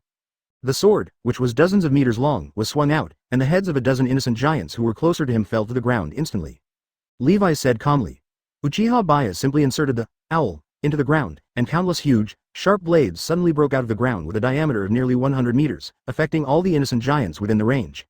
Advertisement. Although he also found such a battle plan a little difficult to understand, he fully believed in Captain Alvin's choice. Countless sharp blades hit the back of the necks of most of the innocent titans, and a large number of innocent titans fell down in one wave. The soldiers on the ground who were riding horses to track the giants couldn't help but look up and saw a huge figure gliding here. They were stunned. I trust Captain Irwin's intuition. He told us to do this, so we just did it. After a while, Uchiha Baiye, standing on the top of the tower, saw that some soldiers had already led a large number of pure giants towards him. In this way, hunting down that large number of pure giants will be faster. This time he directly used the SSS-class Quinkwe owl. After cutting off the head of the strange giant, he used the long-range attack of the owl to shoot a sharp blade at another strange giant. It's actually a flying giant. The extremely terrifying flying speed allowed her to fly quickly to the battlefield. At the same time, Uchiha Baiye had already moved to a strange giant on the other side. Instantly killed 2 strange giants. The owl is magnified in the same proportion to a length of several dozen meters. This seems to be the green-haired girl who has been following the commander-in-chief. I heard that she can turn into a monster like a giant, but she can still keep her sanity and only attack the giants and won't hurt us. After a while, another large group of pure giants were attracted from another direction, including 2 abnormal giants, who were chasing those soldiers. Luckily it's not our enemy, otherwise even a 50-meter high wall wouldn't be able to stop it. Uchiha Baiye immediately said to Fanken Ite, leave the side with the abnormal giant to me, and the other side to you. Of course, some of the owl's attack methods have also been strengthened by Susanoo. Now they finally understood the significance of this battle plan. The dozens of pure giants that they had lured over with great difficulty were unexpectedly dealt with by the other side in an instant. Yoshimura had also instantly turned into a one-eyed owl on the high tower. Relying on Yuhei's ability, his huge body flew towards the direction of the group of pure giants. Chapter 192 Progress is smooth. It was a dozen elite soldiers including Levi's team who brought this large number of pure titans and abnormal titans to Uchiha Baiye. They were rushing to the tower specified in the battle plan. Then they saw the huge, one-eyed owl flying towards another group of unsullied giants. They felt it was incredible that there was such a flying giant who was helping them. Just then, there was another huge noise behind me. They immediately looked back and saw an extremely shocking scene. More than a dozen giants, including the 2 abnormal giants, have been killed, and a large number of pure giants have been pierced through the bodies by the huge blades that emerged from the ground. Some of the pure titans died instantly, while the rest of them had their neck flesh still intact but were pierced by the blades and were unable to move. Uchiha Baiye has even become a 20-meter giant, no matter which incident occurred. The soldiers found it incredible. Moreover, the giant that Uchiha Baiye turned into looks very unusual. It seems that he has reached such a height with only the upper body, and he is holding a huge weapon in his hand. This. Are you kidding me? Our commander-in-chief is such a monster? A member of Levi's squad suddenly exclaimed. No wonder even we have to cooperate with the battle plan. The commander-in-chief's efficiency in defeating the giants is indeed much more terrifying than ours. Petra smiled awkwardly. Let's go to the tower and rest first. Levi's reaction was the calmest, but I was also quite shocked in my heart. Although he knew that Captain Irwin's decision meant that the overall command must be extraordinary, the degree of this extraordinariness was a bit too much. Immediately afterwards, Uchiha Baiye finished off the unsullied giants that were not yet dead. Ding! Host defeated the pure giant and received a reward, 5 attribute points. Ding! Host defeated the pure giant and received a reward, 5 attribute points. Open black lens bracket. Close black lens bracket. In a short while, Uchiha Baiye killed all the pure giants. He transformed back into human form and teleported back to the tower. Advertisement. In this wave, we defeated hundreds of pure giants and 2 strange giants, and gained more than 500 attribute points in one go. And this is just the first wave, there are still many giants to come. When Uchiha Baiye returned to the tower, Fankin had just finished dealing with the pure titan on the other side and returned. Yoshimura Ito has turned back into human form and can also use his Kagoon to fly for a short period of time. It is not only the Kagoon form of one-eyed owl that can fly. Those elite soldiers were almost at the foot of the tower. According to the original plan, they would rest here for a while and then go to attract the giants again. After seeing the power of Uchiha Baiye and Yoshimura the soldiers who had originally doubted the commander-in-chief no longer dared to question him. Let alone questioning it, they simply couldn't understand why the commander-in-chief had such power. It's like, I'm not from the same world as them. As wave after wave of giants were drawn in, Uchiha Baiye and Yoshimura were able to quickly deal with them each time. By now, they have killed several waves of giants. Their combat operations did not come to a temporary end until the sun set. Although the giants will enter a sleeping state at night, their human vision will also be affected, making it inconvenient for them to move.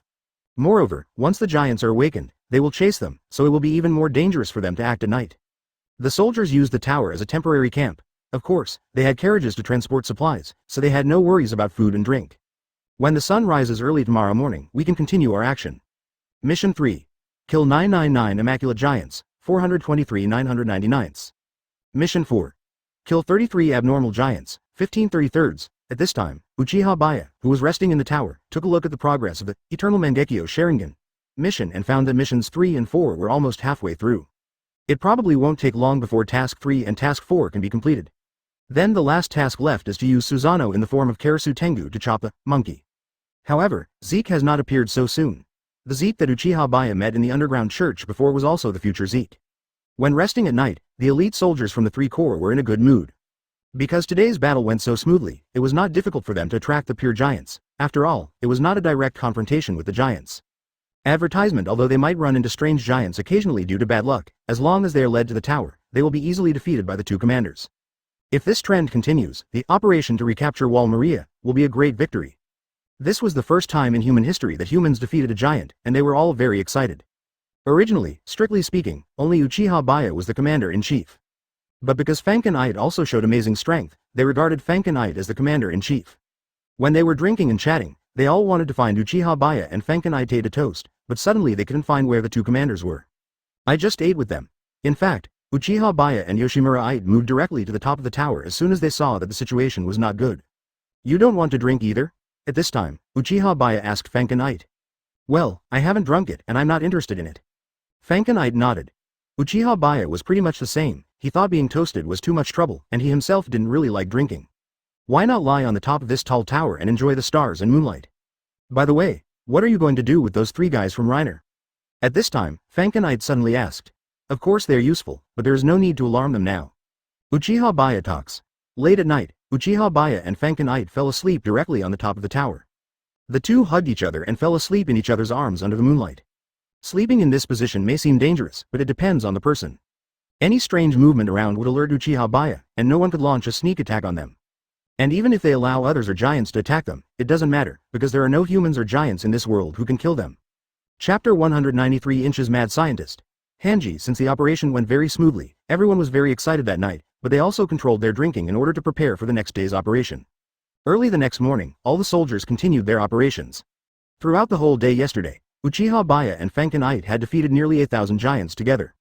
There are fewer and fewer giants inside Wall Maria. It would probably take 3 days at most to clear out all the giants in Wall Maria. But there is a bigger problem next, which is how to fill the huge gap in Wall Maria that was opened by the Armored Titan. If that huge gap is not blocked, there will still be a steady stream of pure giants and abnormal giants breaking in from outside the wall, and people will still not be able to return to their original territory. There are so many pure titans and abnormal titans on the entire Parody Island that it would take a lot of time to kill them all. Only by plugging that gap can the Wall Maria recapture operation be considered a true success. Ding! Host defeated the pure giant and received a reward, 5 attribute points. Ding! Host defeated the strange giant and received a reward, 10 attribute points. Open black lens bracket. Close black lens bracket. Throughout the day, with the cooperation of the elite soldiers from the 3 corps, thousands of giants were attracted to Uchiha Baiye and Fankin. Most of them were solved by Uchiha Baiye, and he gained another 2,000 to 3,000 attribute points. It has to be said that it is really fast to gain attribute points in this way. After a while, he already has several thousand attribute points in total. In addition to the attribute points, his Eternal Mangekyō Sharingan, Mission 3 and Mission 4 were finally completed. Task 3. Kill 999 Immaculate Giants, 999 999s. Mission 4. Kill 33 Strange Giants, 33 33rds. At night, it was the same as yesterday. The elite soldiers from the 3 legions returned to the tower to rest. Even Captain Alvin came to the front line in person. Advertisement Captain Neil of the Military Police Regiment and Commander Pixis of the Garrison Regiment are still inside the Rose Wall. It's not that they are putting on airs, but there is no point in them coming. After all, we already have Uchiha Baiye as the Commander-in-Chief. Captain Irwin is used to this because he has always personally led the Survey Corps to conduct investigations outside the wall. Commander-in-Chief, I've heard that you have already defeated a large number of Titans. The Titans in Wall Maria have probably been mostly dealt with. At this time, Captain Irwin talked to Uchiha Baiye and said, but now we are facing a more important problem. We still need to plug the gap in Wall Maria. Yes, I also think it's time to move on to the next step, while there are not many giants left in Wall Maria. Uchiha Baiye said, send people to the Rose Wall overnight and tell them that they need a giant net that can block the gap in the wall, and then add dense barbs on the surface of the giant net. We take advantage of the fact that the giants have no intelligence. They will only instinctively look for humans. This way, some giants will be caught by the barbs on the giant net first, and the giants behind will be blocked by the giants in front. Compared to the huge project of temporarily repairing the city wall, this is the best solution I can think of at the moment. Uchiha Baiye spoke his mind. Of course, this is actually the method that appeared in the original book a few years later. He just told these people in advance. Indeed, I also think the method you mentioned is feasible. I will send a team back to Wall Rose to inform you of this matter. Alvin nodded. Then our battle plan for tomorrow is to block the giants that want to break into Wall Maria. We just need to gather our forces at that gap and build that giant net. Uchiha Baiye talks. Of course, the task of stopping the giants at that time will mainly be left to him and Yoshimura. I see. After Alvin finished talking to Uchiha Baiye, the girl with glasses, sitting next to Alvin, couldn't wait to speak. I heard that you, the Commander-in-Chief, can turn into a giant. Can you turn into a giant outside and show me later? This is Hange Zoe, who came to the front line with Captain Irwin and is one of the squad leaders of the Survey Corps. Hanji Zoe. Uchiha Baiye naturally knows Hanji, a science madman with a fanatical interest in giants. Advertisement in the original work, many research results related to giants came from Hanji's hands. He even gave names to the pure titans and used them for experiments while interacting with them like friends. The reason why a question mark is added after girl is because Hanji's gender seems to be a mystery. The more common saying is that she is a girl, but Hanji's gender is deliberately blurred in the original work. Her facial features are relatively neutral, but she is quite good looking. Her hair is relatively long, but she has a slender figure and a flat chest. Although the suspicion of breast binding cannot be ruled out, it is indeed difficult to guess Hanji's gender. However, Uchiha Baiye couldn't care about such a small matter. Hanji's fanatical interest in giants made him feel a little troubled. Sorry, it's not convenient. Uchiha Baiye directly rejected Hanji's request.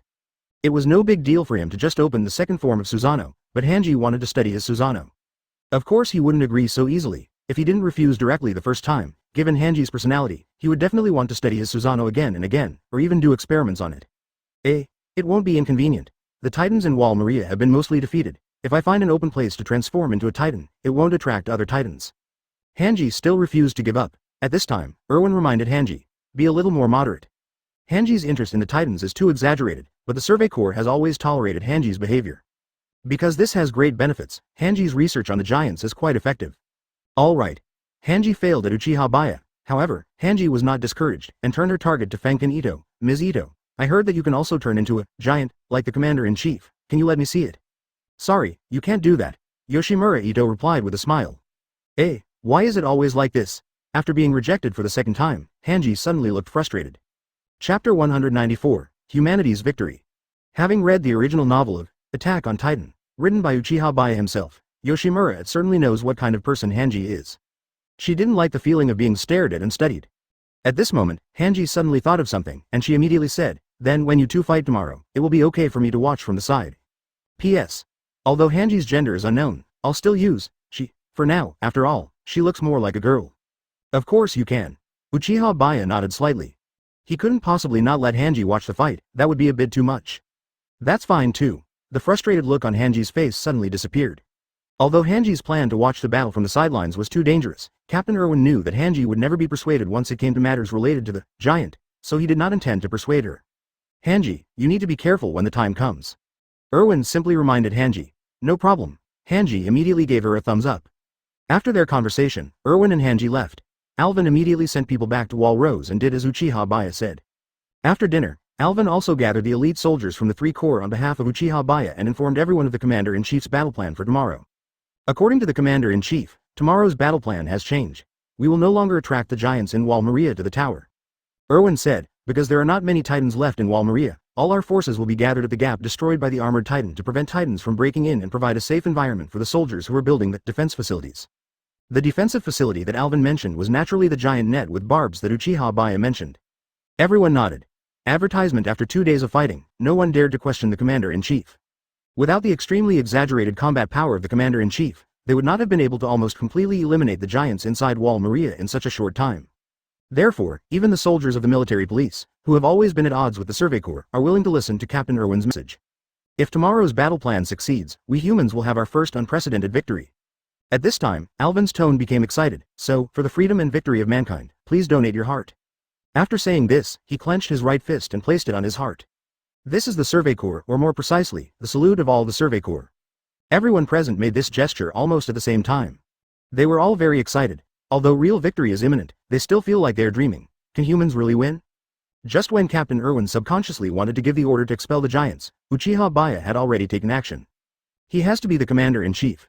This kind of power is really incredible. It is incredible in many ways. It's true. It feels so good to win while lying down, without having to worry about being eaten by a giant. Ever since the 145th King Fritz changed the memories of all Ymir's people, humans have never defeated the Titans in the known history of the 100 years of living within the wall. But now that they have seen real hope, their blood is boiling. I still can't figure out how the Commander-in-Chief could jump from the horse's back to the giant's head in an instant. This ability is too outrageous. At this time, the elite soldiers of the 3 legions had already set out early and headed together to the gap in Wall Maria, which was also the connection with the Shiganshina district. Afterwards, Uchiha Baiye and Fankin were the first to reach the outside of the gap to block the giants roaming in the Shiganshina area. So everyone couldn't help but feel nervous and had trouble falling asleep when it was time to go to bed. The elite soldiers were immediately amazed.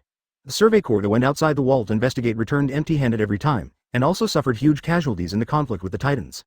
Advertisement. He could just use Quinkwe to kill those scattered giants one by one. Moreover, it is made of special materials and will not be crushed by the weight of the pure Titan. We didn't encounter any giants along the way, which is enough to prove that there are only a few giants left in Wall Maria. Yoshimura had directly transformed into the one-eyed owl, and could block all giants with his own body size. Also setting off together were some people who rushed to the tower overnight. They brought with them the giant net that the Commander-in-Chief wanted. This was the initial version that was rushed out overnight. The length of the giant net was deliberately made to be about 60 meters so that it could perfectly cover the city wall. Some soldiers had to go to the top of the 50-meter city wall and throw the giant net down from the top, while other soldiers had to fix the 2 ends of the giant net on the ground. If they were not fixed firmly, the giants would easily break through it. At the same time, the soldiers responsible for building the giant net immediately prepared to take their positions. The military police and the Survey Corps are at odds with each other because of their relatively conservative ideas. They feel that it is impossible for humans to defeat the Titans and there is no need to run outside the wall every day to be slaughtered by the Titans. Captain Erwin had just opened his mouth to give an order when the pure Titan was dealt with by Uchiha Baiye. They can only stay within the 50-meter high wall forever, just like pigs imprisoned in a pigsty. With the one-eyed owl around, Uchiha Baiye was too lazy to use Susanoo's power. If successful, a large amount of territory in Wall Maria can be recaptured. As long as the Commander-in-Chief takes action, it feels like we don't need to do anything and can just wait to welcome victory.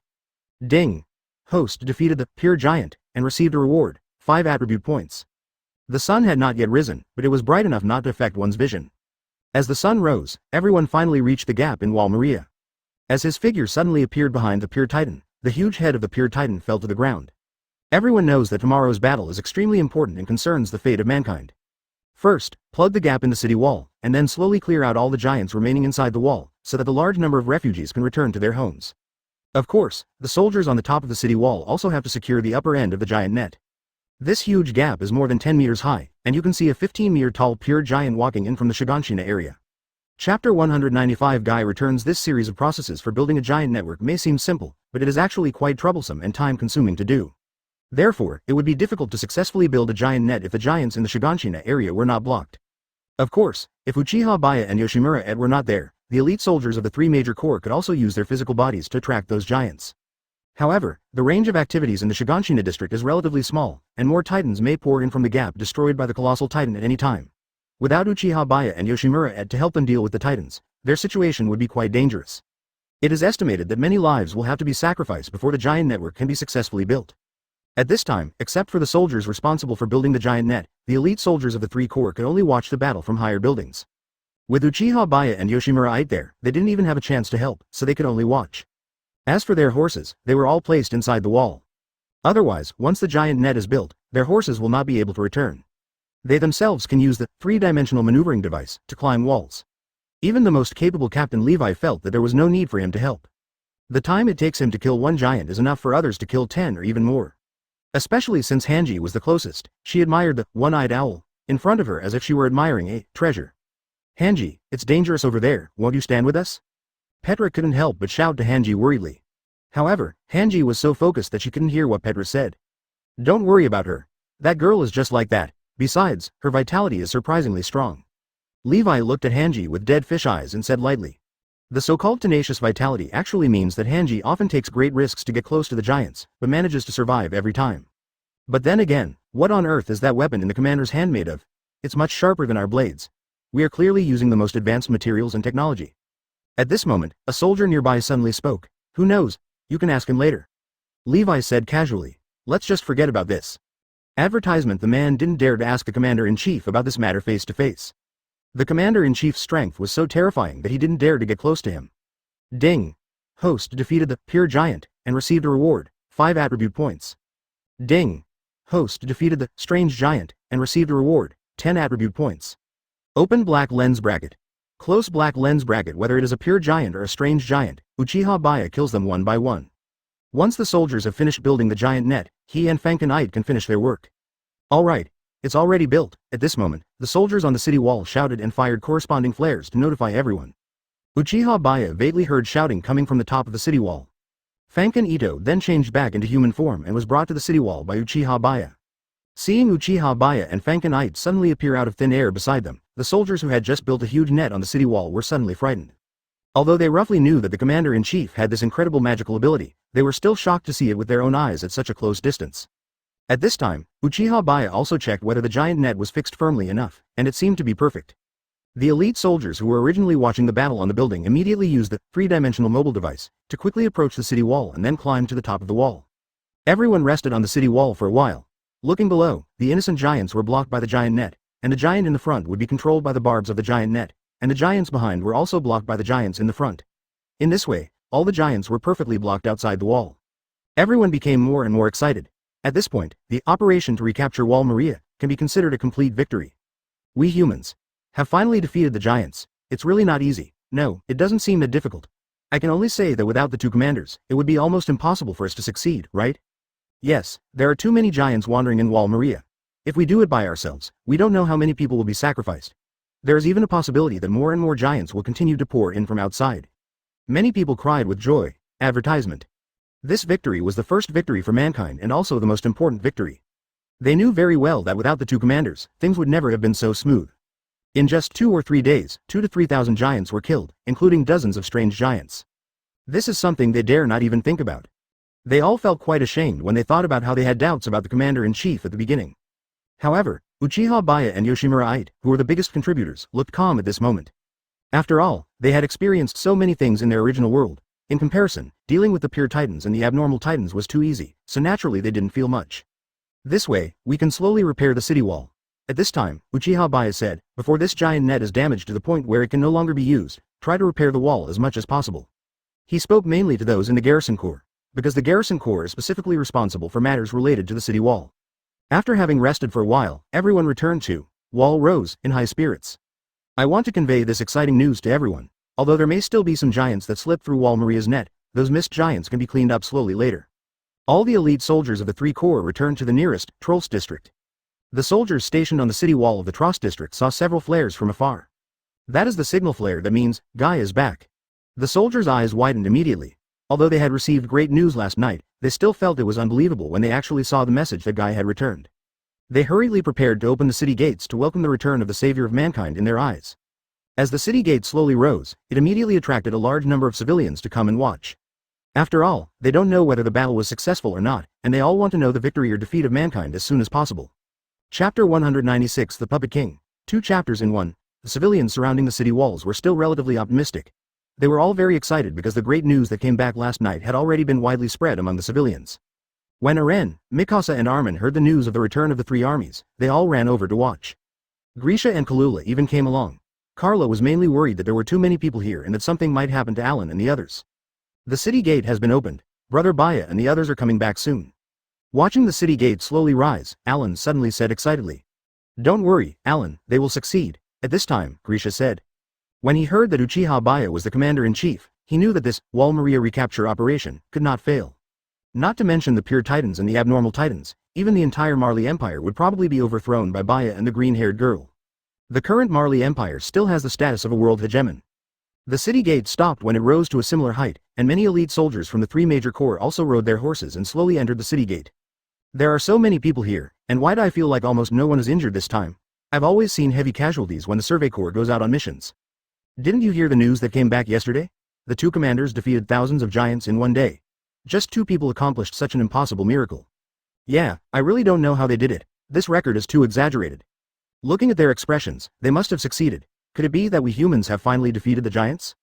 Afterwards, Uchiha Baiye and Yoshimura returned to the shelter. Alan, you will be able to return to Wall Maria soon, but the Shiganshina district has not been recovered yet.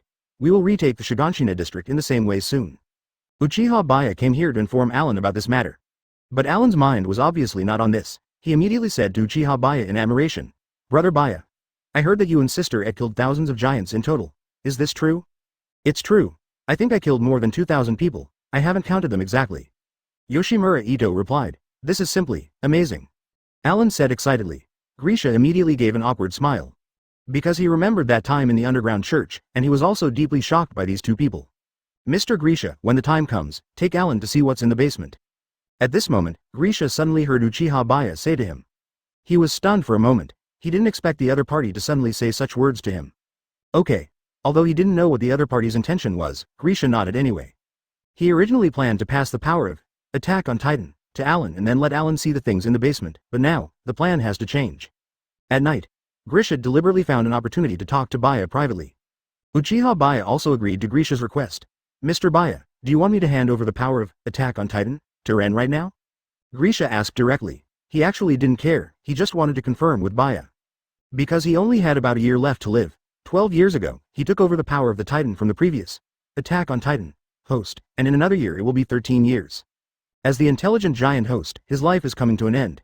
No need, just keep the power of Attack on Titan for yourself. Uchiha Baiye said calmly.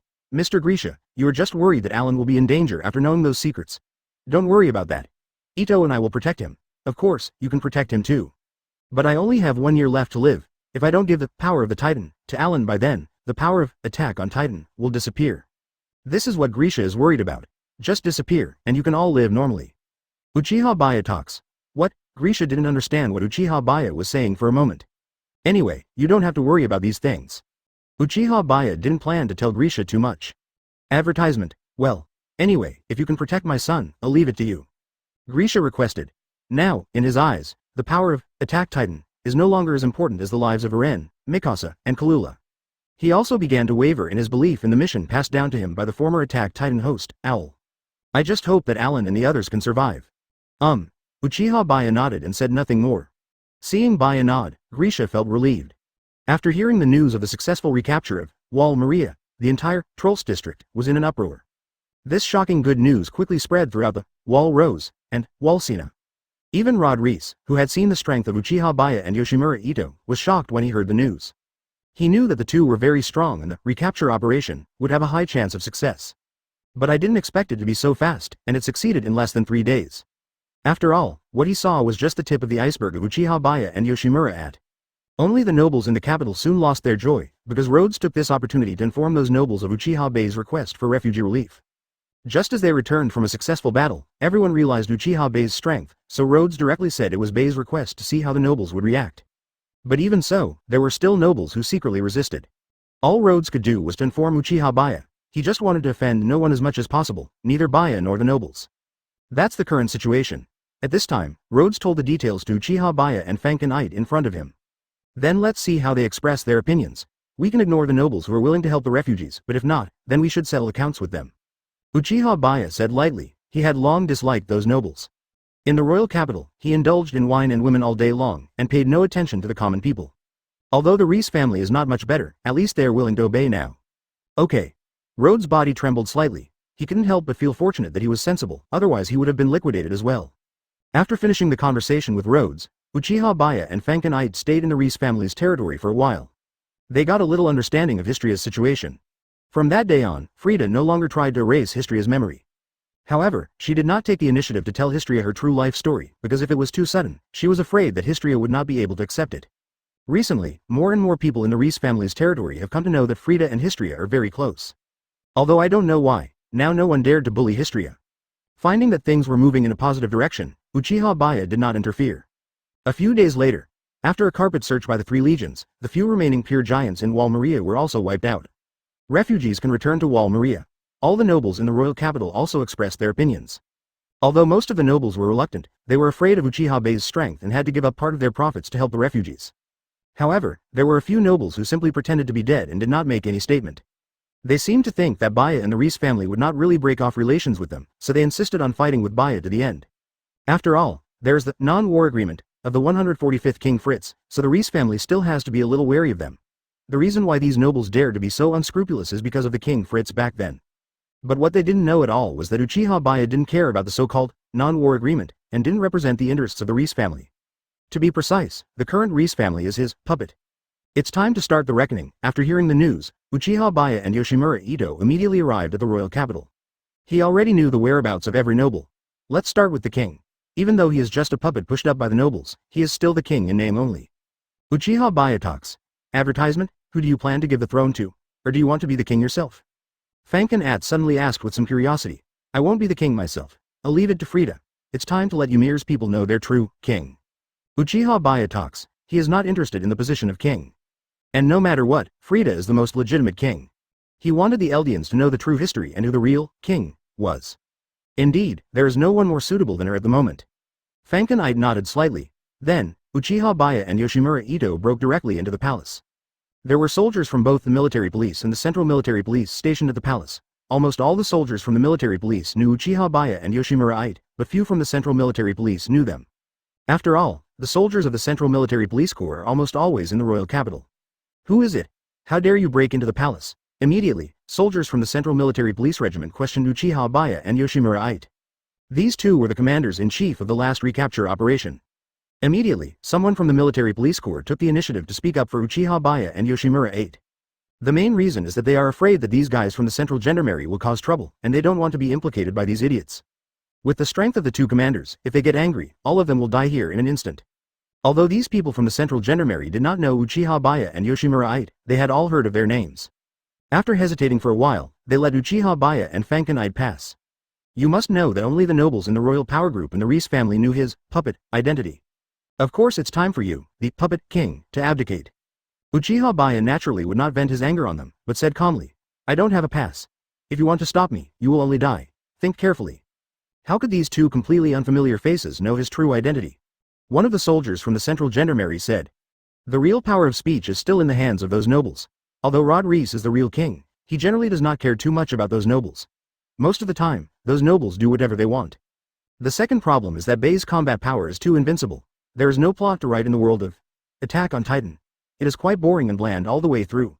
I can't do anything about it. It may be because of my limited ability. But after thinking about it, they still didn't dare to offend Uchiha Baiye. But he knew almost all of them. The man sitting on the throne in front of him looks like a king, but in fact he is just a puppet king who serves the nobles. One is that the shift from Ghoul to Attack on Titan will inevitably cause many readers to abandon the book, which is a common problem in anime. He has said it directly enough. As long as these people don't seek death, he will naturally not take action against these innocent people. This is the rule of the palace, and they can only enforce it this way.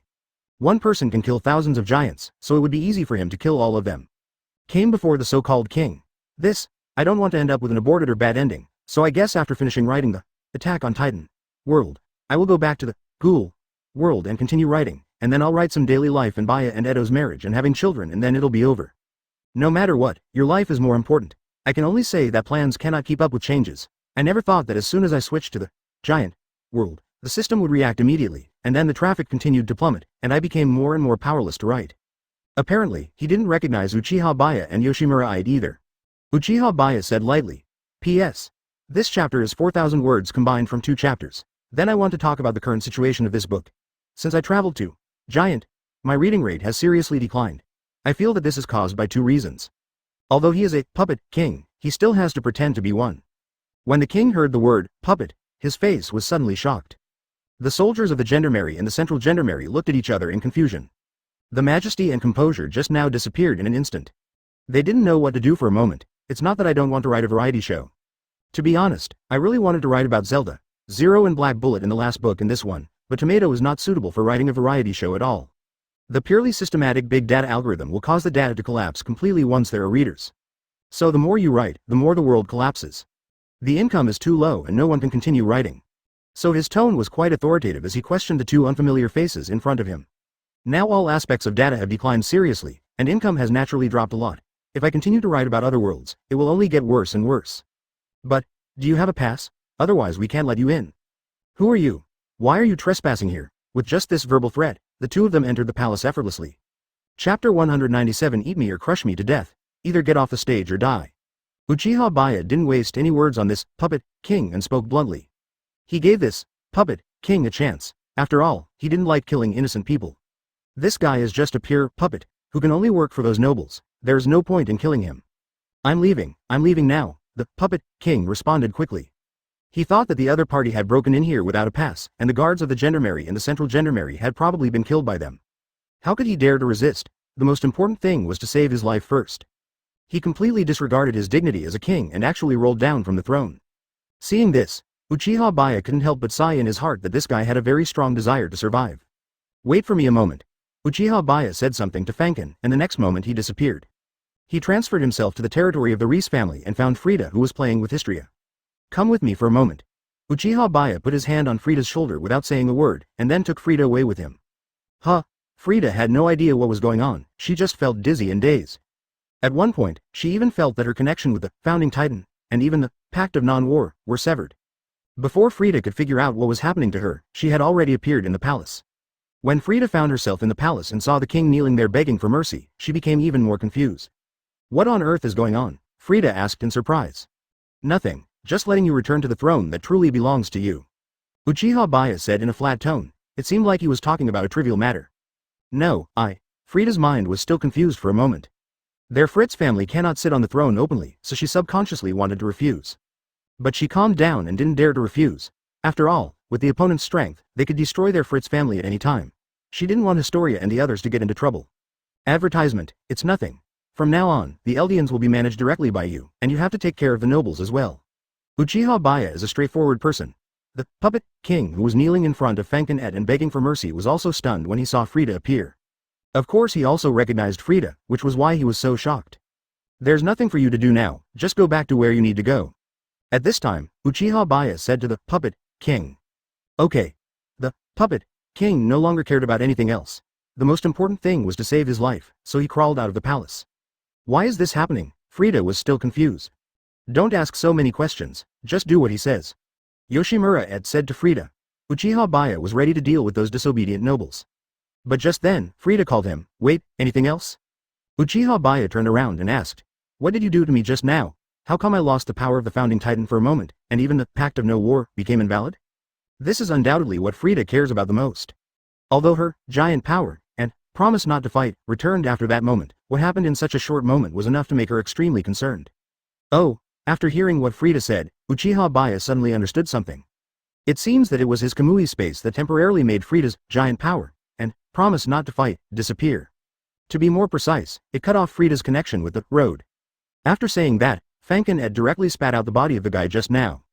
Fanken Ed naturally chose both options together. Looking at this scene, Baiye suddenly felt emotional. This approach is just child's play for Fanken Ed. Therefore, once the connection with the road is severed, Frida's giant power and promise not to fight will naturally disappear. Advertisement.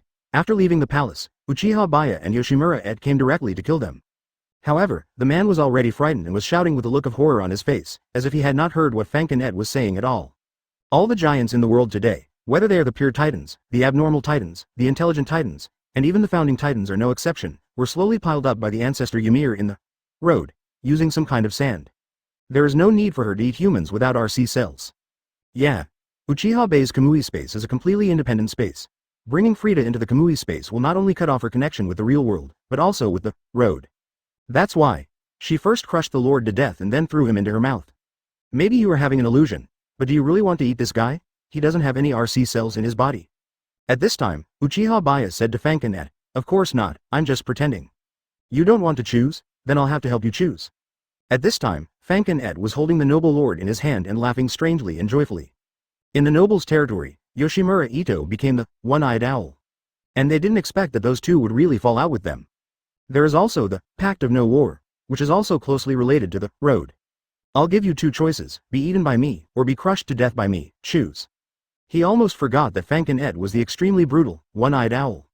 Next, using the same method, he gave these nobles a full show of power. Although Frida felt that it was not just an illusion, the other party had already said so and she had no way of knowing the truth. The other nobles were also trembling with fear when they saw this. They couldn't help but feel fortunate that they expressed their opinions in time, otherwise they would have suffered the same fate. The intimidation effect is maximized. Uchiha Baiye didn't intend to explain the reason to Frida. The nobles' relatives around him were also frightened and fled in all directions. Those tribesmen who were still alive emptied out all their family assets in order to save their lives. After being cleaned up by Uchiha Baiye and Fanken Ito, these nobles were terrified. Chapter 198 Return to Tokyo Ghoul. The disobedient nobles have been dealt with almost completely, and the relief funds for refugees are also more than sufficient. Uchiha Baiye is ready to start retaking the Shiganshina district. First, clear out the giants in the Shiganshina district, then just like last time, have Uchiha Baiye and Yoshimura Ed block the giants outside the wall, and then the soldiers of the garrison corps will build a giant net. The scope of the Shiganshina district is relatively small, so this time it was naturally much easier than the last Wall Maria recapture operation, and it was completed in less than half a day. As the Shiganshina district was successfully recovered, the original residents of the Shiganshina district also returned here, including the Jaeger family of course. Grisha naturally did not forget what Uchiha Baiye said to him. When he returned to the Shiganshina district, he immediately took Alan to the basement. Uchiha Baiye thought that he had now saved up several thousand attribute points, so he could buy a lot of RC cell concentrate to help Fanken Id strengthen his strength. Ding! Host successfully purchased RC cell concentrate, attribute points minus 100. Ding! Host successfully purchased RC cell concentrate, attribute points minus 100. Open black lens bracket. Close black lens bracket. Uchiha Baiye first bought more than a dozen bottles of RC cell concentrate in one go, spending more than 1,000 attribute points. So much? Should I drink it all? Fanken Ed looked at the dozen bottles of the same stuff in front of him and couldn't help but ask. Well, let's see if there is a more obvious improvement in strength. Uchiha Baiye heading. Okay. Fanken Id didn't bother to be polite with Baiye and drank all the dozen bottles of RC cell concentrate in one breath. This time I feel the RC cells in my body have obviously grown a lot. I feel that my Hujja's body size can probably reach more than 12 meters. Fanken Ed said as he felt the changes in his body. That's good, the profit is pretty good. Uchiha Baiye talks. After doing these things, Uchiha Baiye felt that there seemed to be nothing left to do for the time being. He didn't plan to care about the hometown trio, for the time being. They were still useful and he didn't have to worry about them causing any damage. Advertisement in the original book, 5 years later, Reiner and his companions still hadn't seen any movement from the founding titan, and they couldn't wait any longer so they launched another attack on Wall Rose. However, they didn't know that Grisha had taken away the power of the founding titan that day and passed it to Ren, so of course the founding titan would not be able to make any movement.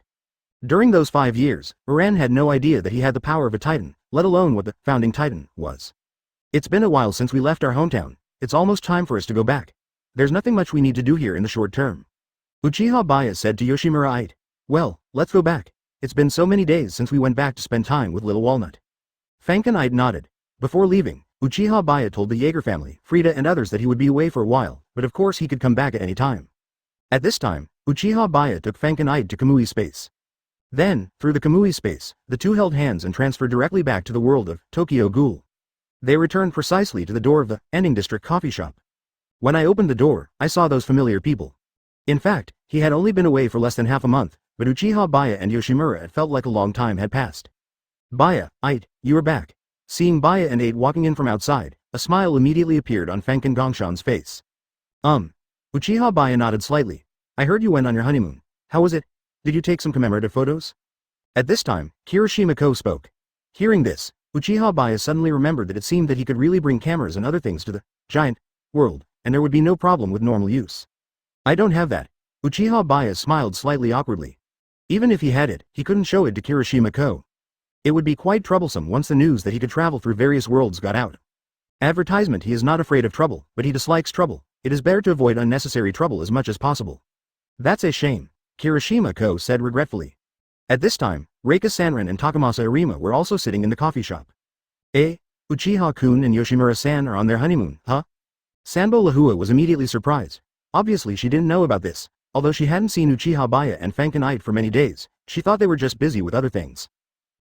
I think I forgot to tell Xiao Lahua. Kirishima-ko smiled apologetically, and then she changed the subject to Sanbo Reika. By the way, when will Reika and your Arima-kun go on a honeymoon?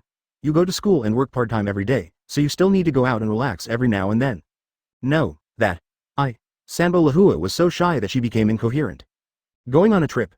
I think it's a good idea. On the other hand, Arima Takamasa's expression was unusually calm, and he rarely spoke up to respond to this kind of topic.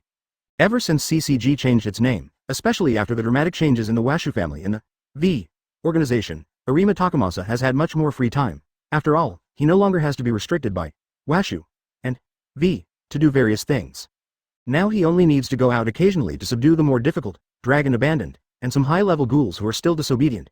The rest of the time he goes to school normally and stays with Mitsumi Reika almost every day. Currently, Dragon Abandoned has not started to evolve, and is still at a disadvantage when facing the cooperation of humans and ghouls. Oh, your Arima-kun has already spoken. What are you embarrassed about? Kirishima-ko continued to tease Reika Sanran. Reika Sanran was also a little surprised. She didn't expect Arima-kun to respond to such a topic. General, you finally got it. At this time Uchiha Baiye couldn't help but sigh. Chapter 199 Yushin family. Arima Takamasa showed a puzzled expression in response to Uchiha Baiye's exclamation. Dad, Mom. Just then, Little Walnut, who was playing upstairs, seemed to hear the noise downstairs and ran down immediately. Can't wait to meet Uchiha Baiye and Yoshimura. Little Walnut, have you been listening to Grandpa and the uncles and aunts these days? Fanken had immediately asked Xiao Hudao. Yes, Little Walnut is very obedient. Little Walnut answered immediately. I thought it would take a long time for you, Mom and Dad, to come back. Little Walnut continued. No, and we probably won't be traveling far in the near future. Uchiha Baiye said to Little Walnut. Not long after Karumi came down, Suzuya Juuzo and Kirishima Duka also came down one after another. Even Kaneki Ken was there. It seems that there are so many children crowded on the second floor. Kaneki Ken is here too. Seeing Kaneki Ken coming down from upstairs, Uchiha Baiye couldn't help but ask. I asked him to come over to play. This guy was shy at first. Kirishima Tuka spoke up. That's because I thought it was your house. Kaneki Ken muttered quietly. The further he spoke, the quieter his voice became, especially the second half of the sentence, which even Kaneki Ken himself probably couldn't hear clearly. What are you talking about? Kirishima Tuka asked in confusion. Nothing. Of course Kaneki Ken was too embarrassed to say it out loud. Advertisement. If Dongshang knew his true thoughts, she would laugh at him even more. At this time, Uchiha Baiye was thinking, Kaneki Ken is really good. Things are progressing so fast with Xiao Dongshang. It seems that even though he changed a lot of things, such as Kaneki Ken who was supposed to be an artificial one-eyed ghoul, and Tuka who was supposed to have lost her parents, it still did not change the bond between Kaneki Ken and Tuka. This is certainly a good thing. After staying in the Ending District coffee shop for a while, Uchiha Baiye went to take a look at TSC, which is the organization that was renamed after the merger of CCG and Bronze Tree. This is to prevent any accidents from happening within the TSC while he, the chief speaker, is unaware of anything. The result was okay and no civil unrest occurred. Uchiha Baiye also learned about the recent situation. In addition to the Dragon Abandoned, who are almost impossible to eradicate, there are also some disobedient ghoul groups. After all, not every ghoul is willing to coexist peacefully with humans. Even if there are special foods that can replace human flesh, they still like the taste of human flesh. Some are murderous and cannot feel happy unless they kill someone. Therefore, TSC has to deal with not only those dragon-abandoned children, but also this kind of troublesome ghoul. In general, the powerful TSC always has the upper hand, but those dragon-abandoned children and the ghouls who are against them cannot be completely eliminated. There is nothing for Uchiha Baiye to worry about for the time being. He also visited Akihiro Kano's laboratory. Dr. Kano, how is the research on special effect food and dragon cells going? Uchiha Baiye asked Kano Akihiro, but just when he was about to leave, TSC, Marudasai suddenly found him. Uchiha Baiye questions. Well, you should know the Tsukiyama family, the famous Tsukiyama group. They reached a cooperation with our TSC not long ago. Not only did they spend a huge amount of money to rebuild Tokyo, they also provided us with a lot of funds. Speaking of which, I never realized before that the Tsukiyama family is also a ghoul family. Chairman Uchiha, it's a relief to see you back. He also had some impression of the Roswald family, which was the family of the servant named Yi, who was disguised as a man in the original novel. After saying that, Uchiha Baiye left on his own. I know the Tsukiyama family. Did they directly expose their ghoul identities? Uchiha Baiye said, it just so happens that the one in charge of the crusade against the Rothwald family is Hishiojung, so it would be most appropriate to send someone from the Hishu family.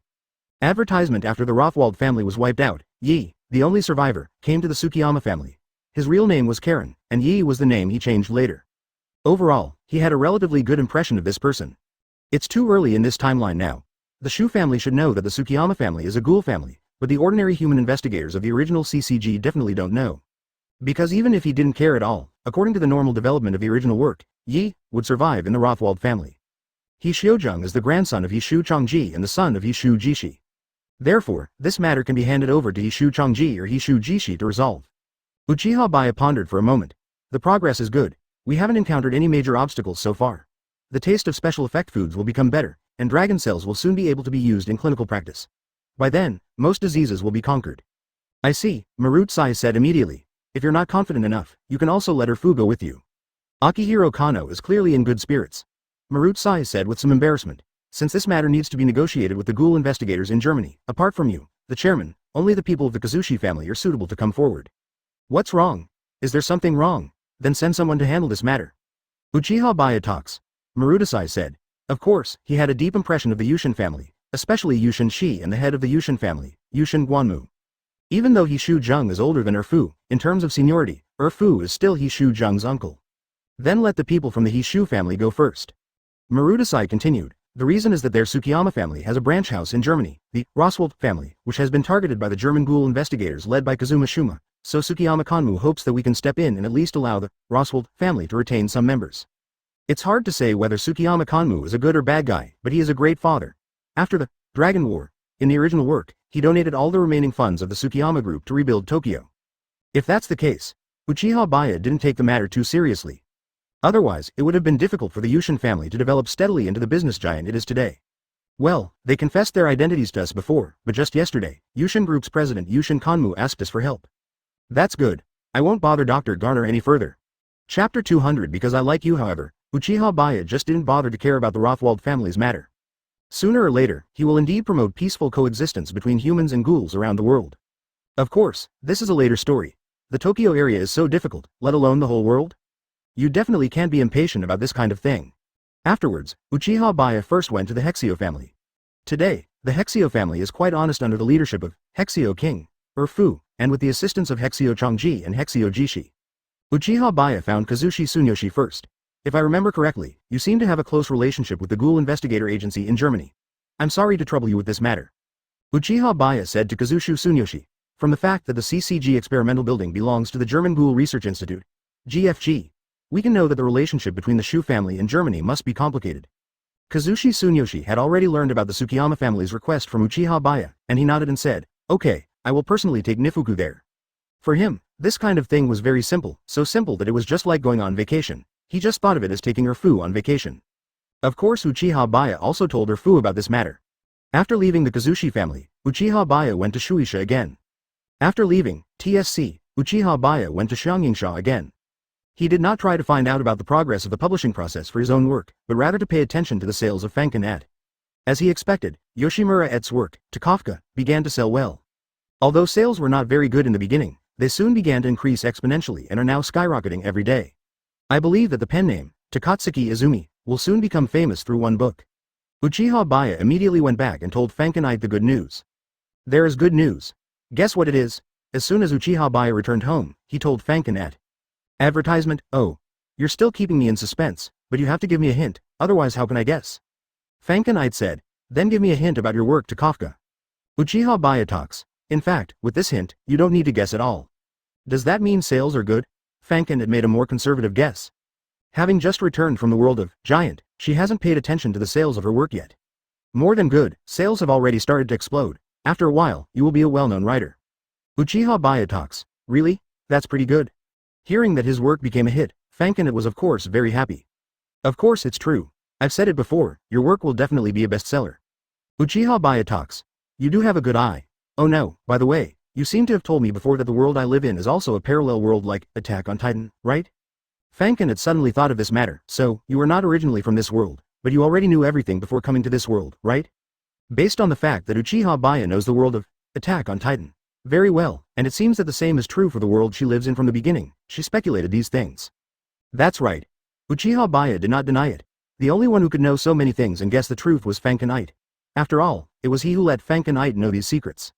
The only person who could make him tell these secrets and admit them was Yoshimura Ito, the person he trusted the most. "So, you already knew everything about me before you came into this world?" Fankin suddenly became curious about this matter. "Yes." Uchiha Baiye admitted it anyway. Advertisement. Fankin was stunned for a moment. "Then you have been acting with me since the beginning, haven't you?" She realized this problem, and she remembered that when she first met Uchiha Baiye, this guy really acted like an ordinary human editor. "It is precisely because I know your character and experience that I can only contact you in that way." Uchiha Baiye said sincerely. "Besides, I put so much effort into my performance because I already loved you before I came to this world and met you." Fankin was stunned when he heard this, but he quickly came to his senses. "You are really hopeless." Although she learned that Uchiha Baiye had been acting from the beginning, she did not feel dissatisfied or sad. After all, she had known about the acting for a long time, the moment Uchiha Baiye revealed his identity as a CCG investigator. On the contrary, I feel very happy, because she now knew the real truth. Baiye liked her before he came into this world, so he approached her like that. It had nothing to do with being a CCG investigator or anything else. The real reason Baiye did that was because he liked her. Fankin suddenly reacted and thought about all the things that had happened before. It was true that many of Baiye's things were centered around her. "But it's true. If you didn't contact me in that way, I wouldn't trust you that much. After all, my personality is rather twisted." At this time, Fankin's tone seemed self-deprecating and joking. Uchiha Baiye really couldn't deny what Yoshimura mentioned. Fortunately, this is the Yoshimura 8 from 10 years before the original work, so it is easier to approach. If it was the Yoshimura 8 from the original work, it would be much more difficult to approach. "By the way, since you know everything about this world, you should also know the original ending of this world, right?" Fankin suddenly became very curious about this, and what was the original plot like? She felt that Uchiha Baiye's understanding of her own world was not that simple. It would probably be like Attack on Titan, where every plot direction, everyone's fate and the ending of this world were very clear. "Do you really want to know? Then I can tell you about you first." Uchiha Baiye talks. It has come to this point, and he feels that there is no need to deliberately hide this matter from Fankin. "Go ahead, I want to hear what my original ending would have been." Fankin was very interested in this and leaned on Uchiha Baiye's shoulder to listen slowly. Chapter 201 that, even without me, you still became a writer, and not long after that, you were defeated by Arima Takashi, who became the cleaner of the V organization, and then you began a collaboration that lasted for more than 10 years. Uchiha Baiye summarized what Fankin should have experienced. Fankin didn't feel surprised at first, because these were things she would do. But when she heard herself in front of the ending district coffee shop, watching Fankin Gongshan chatting and laughing with the shop assistants and crushing the book in his hand, the expression on her face suddenly froze. "If I hadn't had Baiye's help, I would have probably done what Baiye said now, breaking off completely with my father." What happened next? My father and I never got back together, right? The person who knows his own personality best is undoubtedly Fankin himself. She felt that if she messed up that opportunity, it would be almost impossible for her to reconcile with her father given her personality. It's not a question of reconciliation or not, but with the biggest obstacle of the Hexio family and the V organization, she can't possibly think of wasting time contacting someone who has not fulfilled his fatherly responsibilities and does not share the same ideals with her. Uchiha Baiye said, "You and Takasho wanted to warm up the throne for the real, one-eyed king, and that person is Kaneki Ken 10 years later. He was accidentally transformed into an artificial half-ghoul using Rise's Kagoon. You and Takasho both saw hope in him. But they didn't put all their hopes on him. Instead, they took advantage of the CCG's campaign against the Anding district, and took away the seriously injured and dying Yoshimura Kosen. They used him as a donor for the artificial one-eyed ghoul, and created a large number of artificial one-eyed ghouls like Kaneki Ken. But in the end, the store manager probably died unconsciously, or even in relief, because at least he did something for his daughter in the end." Upon hearing this, Fankin fell silent. After a while, she deliberately showed a sick smile and said, "Yes, I am such a twisted and evil person. Even though you know the crazy things I will do in the future, do you still like me?" "Of course. And most of the time, you have your own difficulties, and the store manager has his own difficulties. The root of everything is the Hexio family. Now that we have worked together to change the Hexio family, you will not do the things that happened later." Uchiha Baiye talks. Advertisement, forget it. I can see that you are already terminally ill. It's useless to tease you anymore. Yoshimura said. Then who was the one who truly became the one-eyed king? Was it Kaneki Ken? That's right. Kaneki Ken is still the most successful, artificial one-eyed ghoul, although Takizawa Masamichi and Eamon Kotaro also did a good job in transformation. Kaneki Ken's success is still unrepeatable. Uchiha Baiye nodded and said, but besides you, there was another person who finally pushed Kaneki Ken to the throne, and that was Furuta Nifuku. Now he should be called Shu Nifuku. Oh, Shao Fu. No wonder you care about him so much, so this is the reason. Fankin had suddenly understood why Baiye was so concerned about Shao Fu and Xiao Lish before. These two little guys are very important characters. If Kaneki Ken wants to become the true, one-eyed king, neither of them can be missing. In the end, it was actually Erfu who designed to massacre the entire Hexio family. As for the V organization, it was Erfu who used you to wipe them all out. Only Mustard Seed was left, and he was eventually killed by you. Uchiha Baiye talks. I was used by that kid Erfu? Fankin was a little curious about this. She had never noticed before that there was anything special about the little boy Erfu. Well, because that guy's acting was so good, you thought his strength was at most the average level of the V organization. He also deliberately led the V organization to your side. You killed all the members of the V organization for revenge, and finally Nifuku showed his true fangs. Uchiha Baiye said, without your knowledge, Nifuku had already transplanted Rise's Kakufu. Coupled with his own strong physique acquired through hard training, you were defeated by him. So what's my ending? Fankin asked again. Uchiha Baiye hesitated for a moment before saying, after being defeated by Nifuku, he was seriously injured and on the verge of death. Later, he was beheaded and controlled by the third-generation Clown King, Priest. Later, because the Priest was killed, you regained your freedom and helped the CCG people kill Mustard. And then? Am I dead? Advertisement Fankin then speculated on his own fate. Even though she heard such a tragic ending, she seemed to be very interested. Because in the end she succeeded in her revenge and killed all members of the V organization. And she just treated it as listening to a story. No matter what the original ending she faced was, it had nothing to do with her now. After all, Baiye changed everything. Actually, I can't say for sure. I hope you're okay. Uchiha Baiye talks. There is no absolute conclusion as to whether Yoshimura Ito died in the original novel.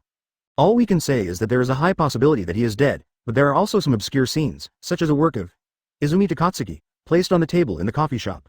But now, there is no need for him to guess or infer this matter anymore. After all, Fankin is right in front of him and doing fine.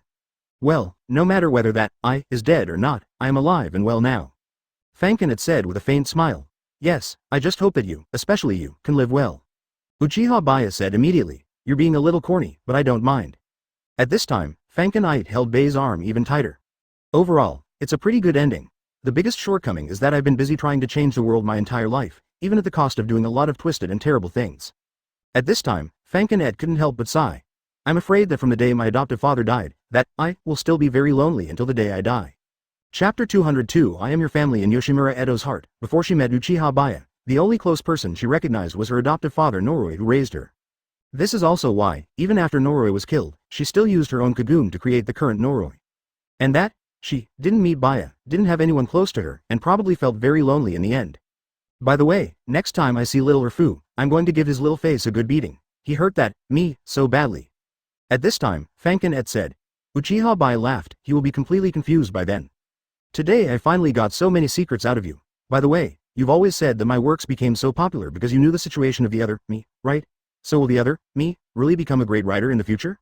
Yoshimura asked curiously. Well, you are a great writer. Many people are your loyal readers, including Kaneki Ken. In the end, your influence is so great that even a press conference can shake the status of the Shu family and shake people's hostility towards ghouls. Uchiha Baiye talks. Is it really that amazing? Then I am really looking forward to it. Before this, Fankin had never thought that he could become a great writer. But after hearing Uchiha Baiye say this every day, she had to believe it even if she wanted to. Of course, as long as Mr. Takatsuki performs normally, every book will be a hit. Uchiha Baiye said with a confident tone, didn't I tell you long ago, don't call me Mr. Takatsuki, call me At. Fankin emphasized again, okay, Mr. Et. Uchiha Baiye said with a smile, next time you forget I'll bite you. Fankin showed his little teeth and threatened. I will never forget. Uchiha Baiye was slightly embarrassed. So how many worlds like mine are there besides Attack on Titan? Fankin suddenly became curious about this. There are many more. Uchiha Baiye couldn't even tell how many there were. Advertisement: there are already enough such worlds in Japanese comics alone, not to mention the countless other works such as novels and movies. Are there really that many? So many that you can't even tell the number? Fankin was suddenly a little surprised. Well, it's really not ordinary. Uchiha Baiye heading. So when you came to our world, what was your original world like? I kind of want to go and see it. Yoshimura continued to ask. My original world, except for the ghouls, is actually pretty much the same as this world, and it's not as different as the world of Attack on Titan. Uchiha Baiye said, but if you want to go to my world, it's probably very difficult. I still don't know how to go back. Although his double Kamui can do space transfer between different worlds, it is only possible if he has been to that world while he has the double Kamui. But he didn't have double Kamui before he traveled through time, so he couldn't use double Kamui to return to his original world. Well, that's a bit of a shame, Fankin had said with a hint of regret. She thought about it and realized that she had never met Baiye's family. Then you will never see your family again if you can't go back. Fankin had said. Well, I don't know how they're doing now. Are they worried about me every day? Uchiha Baiye sighed slightly. It's rare to see Baiye behave like this. It seems that he misses his family a little. But I am your family now. If you really can't go back, just treat this place as your home. Okay, I can't tell what the theme is just from the name. I'll take a look after you write it. Uchiha Baiye immediately reminded Xiao Hutao. Fankin was very interested in this, Little Walnut said. At this time, Suzuya Juzu had an expressionless look on his face, and it was obvious that he was forced to dress like this by Kurumi. I don't know if he was doubting his life or just didn't care about this matter at all, so he didn't have any emotional fluctuations. Advertisement: if he really had the chance to go back, he would definitely want to go back to his original world. Uchiha Baiye answers. He has read so many Japanese comics, and being a plagiarist in this world is not bad. He can even make a pen name, and Fankin also likes to read it. As for Uchiha Baiye, he is preparing new works, and the way Suzuya Juzo looks now. P.S. It's a pity that this book is totally unsuitable for writing anime. If I continue to write it, it will be a waste of time. But after this book is finished, if I have time and opportunity, I can write about the Black Bullet in the extra chapter. I will also not forget the extra chapter of the previous Chainsaw Man. Now the high-intensity dual opening and daily update of 10,000 words is really a bit of a limit. Black Bullet, that's the name of this work. It also allows the family to meet at. Needless to say, Fankin Ite. After responding, Xiao Hutao immediately pulled Suzuya Juzu behind him to Uchiha Baiye and Fankin. Mom and Dad, look, isn't Juzu very beautiful? And there is no sense of incongruity at all. He is really as cute as a doll. After all, Juzo Suzuya's face and skin are very beautiful. Fankin then said to Xiao Hutao. Fankin immediately comforted Uchiha Baiye. Of course, if there is still a chance to go back, then try to find a way to make it happen. ... Little Walnut, be careful not to be so anxious when going down the stairs. I saw that Suzuya Juzo was wearing women's clothes and was dressed up as a little loli. She always thought that Shizao had a cute face and very good skin. Both of them were typing here with their laptops. Just then, Little Walnut suddenly ran down from upstairs. Otherwise, the lady in the original book wouldn't be so perverted in love with Suzuya Juzu. Just now she suddenly had an idea to try dressing up Shizao with her own clothes. The result surprised her so much that she couldn't wait to bring Shizao down to show his mom and dad. Next, Uchiha Baiye and Fankin sat in the coffee shop with nothing to do as usual. But just as he finished speaking, he noticed that Kurumi was still pulling Suzuya Juzu. Uchiha Baiye nodded. When Fankin was halfway through typing, he glanced at Uchiha Baiye's computer screen and asked, what did you write this time? No, Xiao Hutao. Xiao Shizao is a boy, how can you force him to dress up like a girl? But I asked him in advance, and he agreed. 6TG Chapter 203. Kiss on the cheek. To apologize, I have to say that Juzo Suzuya is still very gentle and cute. I can easily accept Xiao Hutao's request to wear women's clothes. Although Juzo Suzuya was a bit morbid at the beginning in the original work, it was actually because of the influence of the eldest lady's morbid love on him. Later, with Shinohara's care and influence, everything became normal. Anyway, just don't bully Shizao, and continue playing. Uchiha Baiye said with a smile. No, how could I bully Shizao? Kurumi immediately took Suzuya Juzu's hand and prepared to take Juzu back upstairs. Come on, let's go back upstairs and continue playing. But at this moment, there was another noise coming from the stairs. I saw Kirishima Tuka bringing Kaneki Ken down with her. And Kaneki Ken was also dressed up as a girl. However, the look on Kaneki Ken's face was not as expressionless as Suzuya Juzu's. Instead, he looked reluctant and shy. Especially since this was Dong Zhang's clothes, he couldn't help but feel weird wearing them. Look, Mom. Isn't he so funny? At this time, Kirishima Tuka said to Kirishima-ko. Uchiha Baiye immediately felt that Kaneki Ken was definitely being bullied. Poor Kaneki Ken. Kaneki Ken is now just an ordinary human being, neither the one-eyed king, nor the Kakuba of Kamishiro Rise. Facing the ghoul Kirishima Tuka. If Tuka really attacks, Kaneki Ken will have almost no chance to fight back. I guess Kaneki Ken will be a complete henpecked husband from now on. However, even in the original work, Ken Kaneki during the One-Eyed King period was still a henpecked husband. To be precise, Ken Kaneki was very gentle. Of course, Kirishima Tuka is not that fierce, she was just a little naughty when she was a child. When she grows up and becomes sensible, she will be a very gentle and virtuous wife. You can't do this, Tuka-chan. If you make Kaneki Ken angry, he'll hate you. Kirishima Ko immediately educated Tuka. She noticed that Kaneki Ken no longer looked happy. Since Kaneki Ken can basically be said to be the only two ordinary humans in the store at present, the other one is of course Suzuya Juzu. As for half-humans like Uchiha Baiye and Arima Takamasa, they're not included. Advertisement. Moreover, Kaneki Ken is a good friend of Tuka and Ayato, so Kirishima Ko and Kirishima Arata will take better care of Kaneki Ken. Although humans and ghouls are now relatively peaceful, it is still rare that Tuka and Aya can be friends with humans. They hope that Tuka and Zan can always get along well with Kaneki Ken. Yeah? Kirishima Tuka was slightly stunned, then turned to look at Kaneki Ken. Do you hate me already? No, not really, Kaneki Ken said in a low voice. But just as he opened his mouth, Kirishima Ko's voice drowned out his. Then shouldn't you apologize? Kaneki Ken will definitely forgive you if you apologize sincerely. At this time, Kirishima Ko deliberately spoke before Kaneki Ken opened his mouth. Otherwise, there is no way to effectively make Dong Shang admit her mistakes and correct them. So much so that Kirishima Tuka didn't hear what Kaneki Ken said at all. She nodded obediently, okay. Then, Kirishima Tuka said to Kaneki Ken, I'm sorry. Do you think this is enough? You should show some sincerity, right? Kirishima Ko said. She felt that Tuka should quickly take Kaneki Ken upstairs and change his clothes back. But it was obvious that Kirishima Tuka misunderstood the meaning, or she just imagined it. Kirishima Tuka suddenly attacked Kaneki Ken and kissed him on the face. His face turned slightly red and he asked, can you forgive me now? This, Kaneki Ken's face suddenly turned red, as if his brain had crashed. Watching this scene, Uchiha Baiye couldn't help but feel that although Kirishima Tuka is young, she knows a lot. Ha ha ha, Tuka-chan has Kaneki under her thumb. It's hard to imagine that Kaneki could become the real, one-eyed king. Fankin had immediately teased. At this time, Yoshimura Kosen was looking at the scene in the store with a smile on his face. This kind of atmosphere was what he expected, especially that his daughter could drink the coffee he brewed himself in the store. I committed countless sins in my early years, but I never expected that I could have such a happy life now. Looking at Kaneki Ken and Kirishima Tuka, Kurumi suddenly wanted to imitate them. Because it feels so interesting. Advertisement, what, will you hate me? Kurumi then asked Suzuya Juzu. Suzuya Juzu simply shook his head. Alright. Xiao Hudao thought about it and it made sense. There was no reason for Shizao to hate her, and she didn't want to be hated by Shizao. However, even so, Kurumi still kissed Juzu directly on the face, just like Tuka did. Suzuya Juzo's reaction was not as big as Kaneki Ken's. Instead, he looked at Kurumi with some surprise, while touching the place on his face that was kissed with one hand. Little Walnut didn't seem shy at all. Seeing Kurumi and Suzuya Juzo acting like this, Uchiha Baiye suddenly felt that these kids were too mature. If you were so good at it when you were a kid, what will you do when you grow up? At this moment, Jiu Jianyuan couldn't help but grab the clothes on her chest. I suddenly feel like a failure. Ru Jianxuan, who was standing by, immediately laughed and said, you are indeed a failure. You are even worse than a child. You still have the nerve to laugh at me, aren't you the same? Jiu Jianyuan retorted. That's different. As long as I want, there will always be people pursuing me. Ru Jianxuan brushed her hair.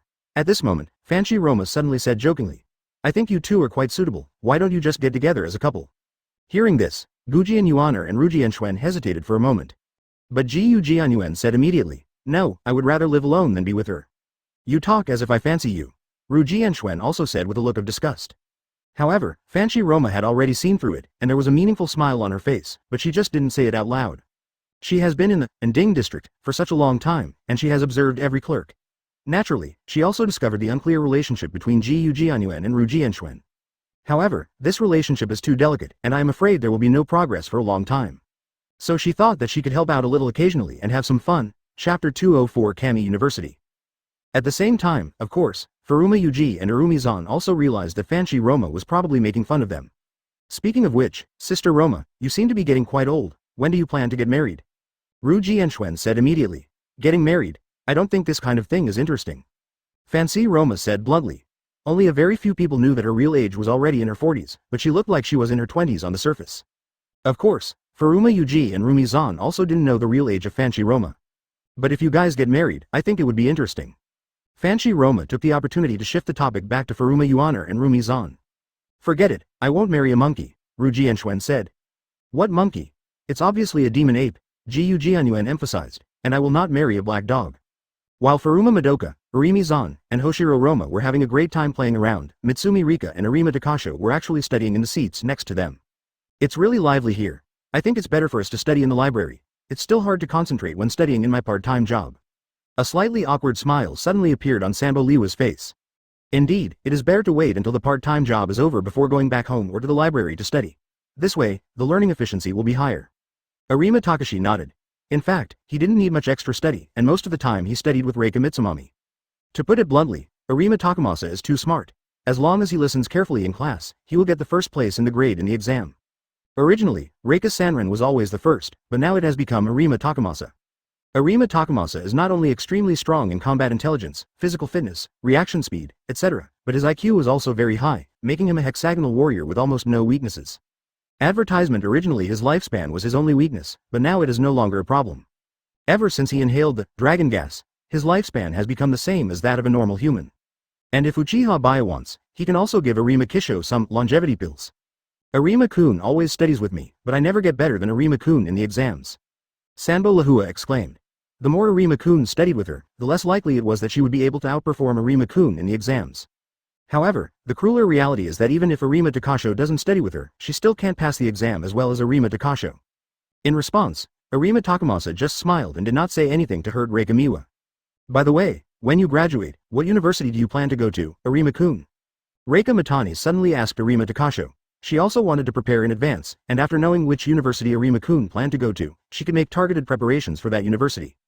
Because Japan's examination system is different. In addition to a unified examination similar to the college entrance examination, you also have to go to your favorite school to participate in something similar to the entrance examination. This is true for every university. They all require a special entrance examination, and the difficulty of the entrance examination is not low, so many students will start preparing for their favorite university very early. Generally, one will prepare for the entrance exams of at least 3 universities, one for a prestigious university to sprint, one for a school that meets one's normal level to stabilize, and one for an ordinary school as a backup. Of course, people like Reika Mitsumi and Takamasa Arima are both top students, so it doesn't matter whether they choose a backup school or not. Probably. University of Ui. Arima Takashi thought for a moment and replied. I didn't expect that Arima-kun and I had the same idea. I also thought that if possible, it would be best if I could get into Kami University. At this time, Sanbo Lahua was a little surprised. Then let's work hard together and get into Shangjing University. Arima Takashi smiled and nodded.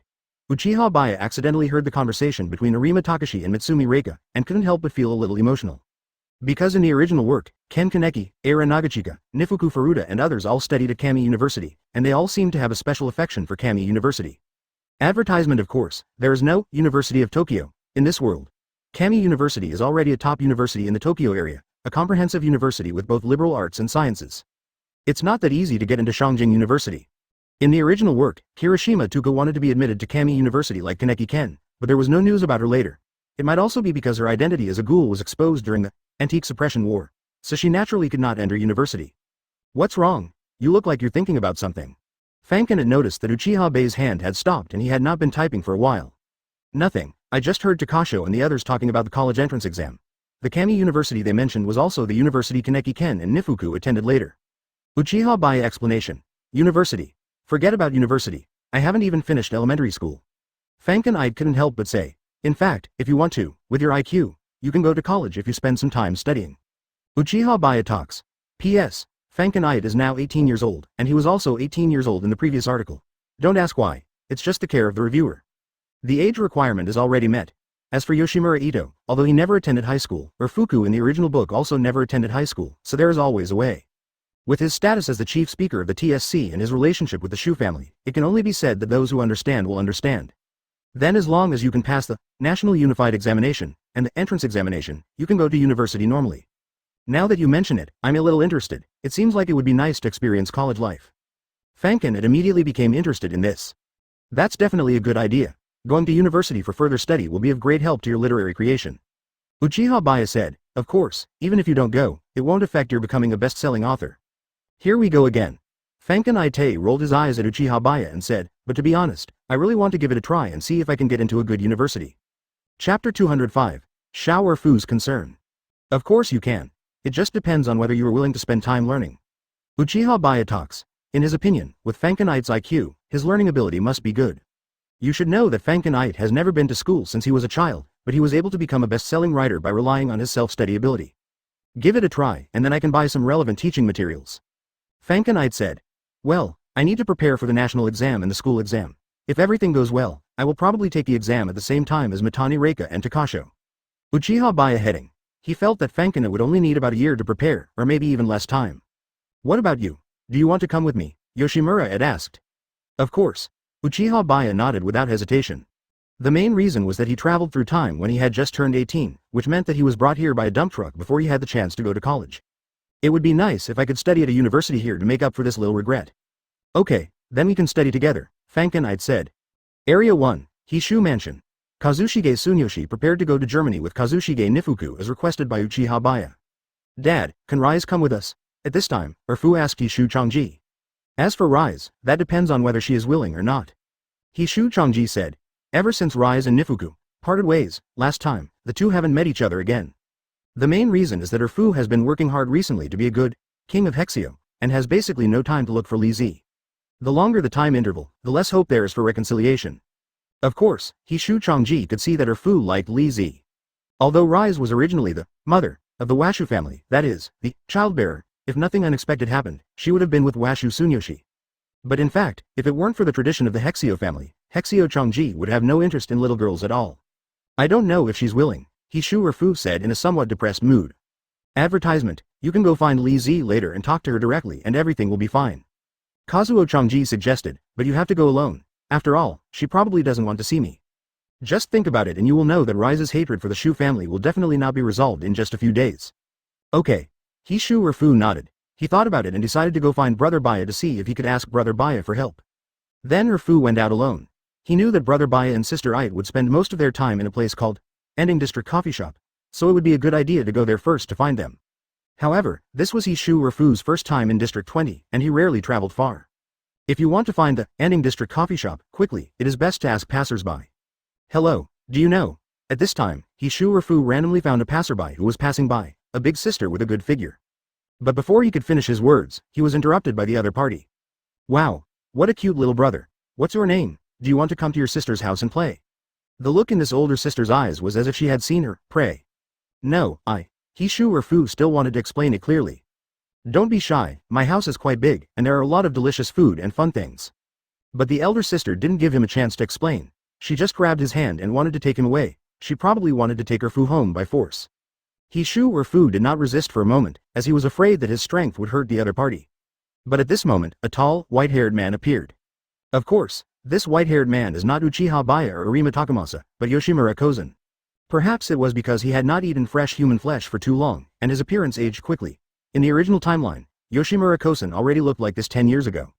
I'm sorry, this is our child, he accidentally got lost. Yoshimura Kozen said with a smile. Oh, okay. The older sister had no choice but to give up. After the older sister left, Hishu Urfu immediately thanked Fanken Gongshan. Thank you. Obviously, he didn't know Fanken Gongshan, after all, they had never met each other. Fine. Yoshimura Kosen smiled, but Fanken Gongshan knew Urfu, or rather, he knew that Urfu was from the Hexio family. Advertisement. He just happened to pass by here and found that he and Shu Urfu had encountered some minor trouble. By doing this he was also protecting the woman. Otherwise, whether it was a ghoul or half-human, they would have an overwhelming power advantage over ordinary humans.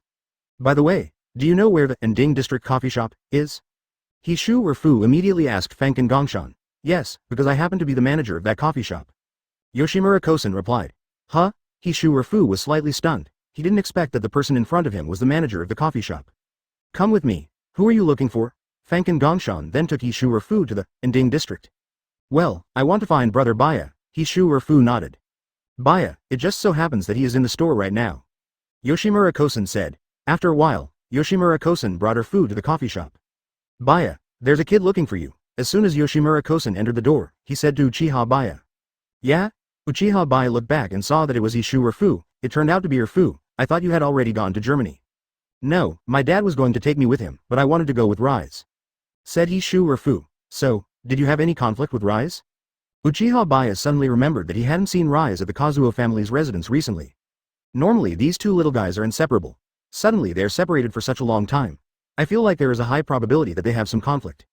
And it is probably not just an ordinary conflict, otherwise the relationship between Nifuku and Rise would not have become so strained so easily. Yes.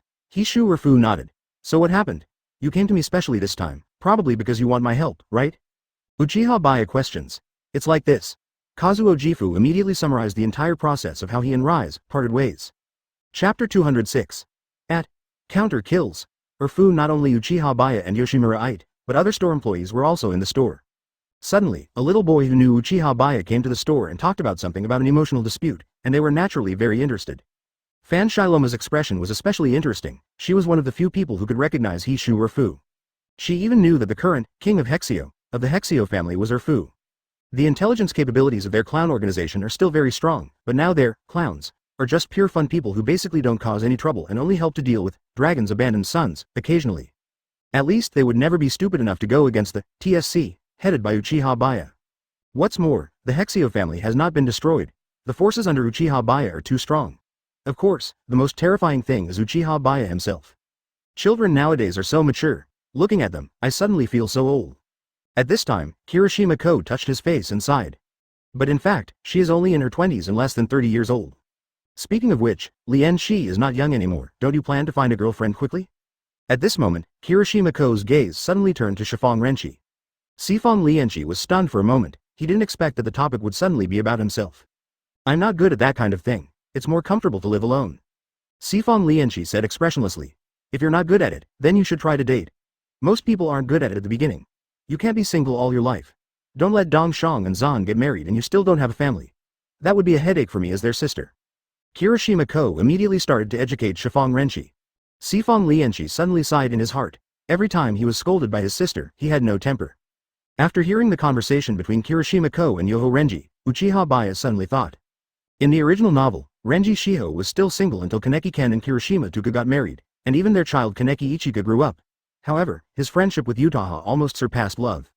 Thinking of this, Uchiha Baiye suddenly thought that although Kaneki Ken would no longer become an artificial half-ghoul, the child he and Kirishima Tuka would have in the future would definitely still be a natural half-ghoul, Kaneki Ichika. Because in the original work, Kaneki Ken is essentially still a human being, but after being transformed into an artificial half-ghoul, the RC cells in his body were too high and he couldn't eat normal food. Later, he lost his memory and became Sasaki Hase. In the CCG, he used the method of suppressing RC cells and was able to eat normal food again. But real ghouls cannot consume normal food in this way. So no matter what, Kaneki Ken is still a human being in essence, and his child with Kirishima Tuka will probably be a natural half-ghoul. At this time, Hishu Fu had already told the whole story. Advertisement, maybe I insisted on staying in the Hexio family and made her angry. At this time, Hishu Fu reflected on himself and thought of this reason. That's about right. I feel like you didn't explain things clearly to Rise. Uchiha Baiye said, you can explain it to her clearly. You don't have to apologize. Maybe you can reconcile with her. I also think that Rise is angry because you didn't choose to be with her, and you didn't explain the reason to her clearly. Fankin had also said, this is actually a small mistake, it can be easily resolved, unless she no longer likes you. I don't know whether Li Shi likes me or not, said Hishu Fu. Your relationship has already reached that level, but it is also true that you are still children after all, and your feelings are still relatively pure and innocent. Uchiha Baiye talks. Then I can just go to Rise and explain everything now, right? Said Hishu Fu. That's right. Also, you'd better comfort her. Even if you don't want to apologize, at least comfort her. It's easy to comfort a little girl like this. Yoshimura Ito suggested. Yeah, I see. Hishu Fu nodded. I'll go with you later. Uchiha Baiye talks. Anyway, I'm free now, so I can go over and see how Fu is doing. Oh right, wait a moment. At this time, Fankin Ide suddenly called them. What's wrong, Sister 8? Hishu Fu immediately turned around and asked. Fankin 8 walked up to Fu, then pinched Fu's face with both hands and pulled him to the left and right. You are a smart kid, aren't you? How come you were so embarrassed by such a small matter? Advertisement Fankin had pinched Fu's face and teased with a smile.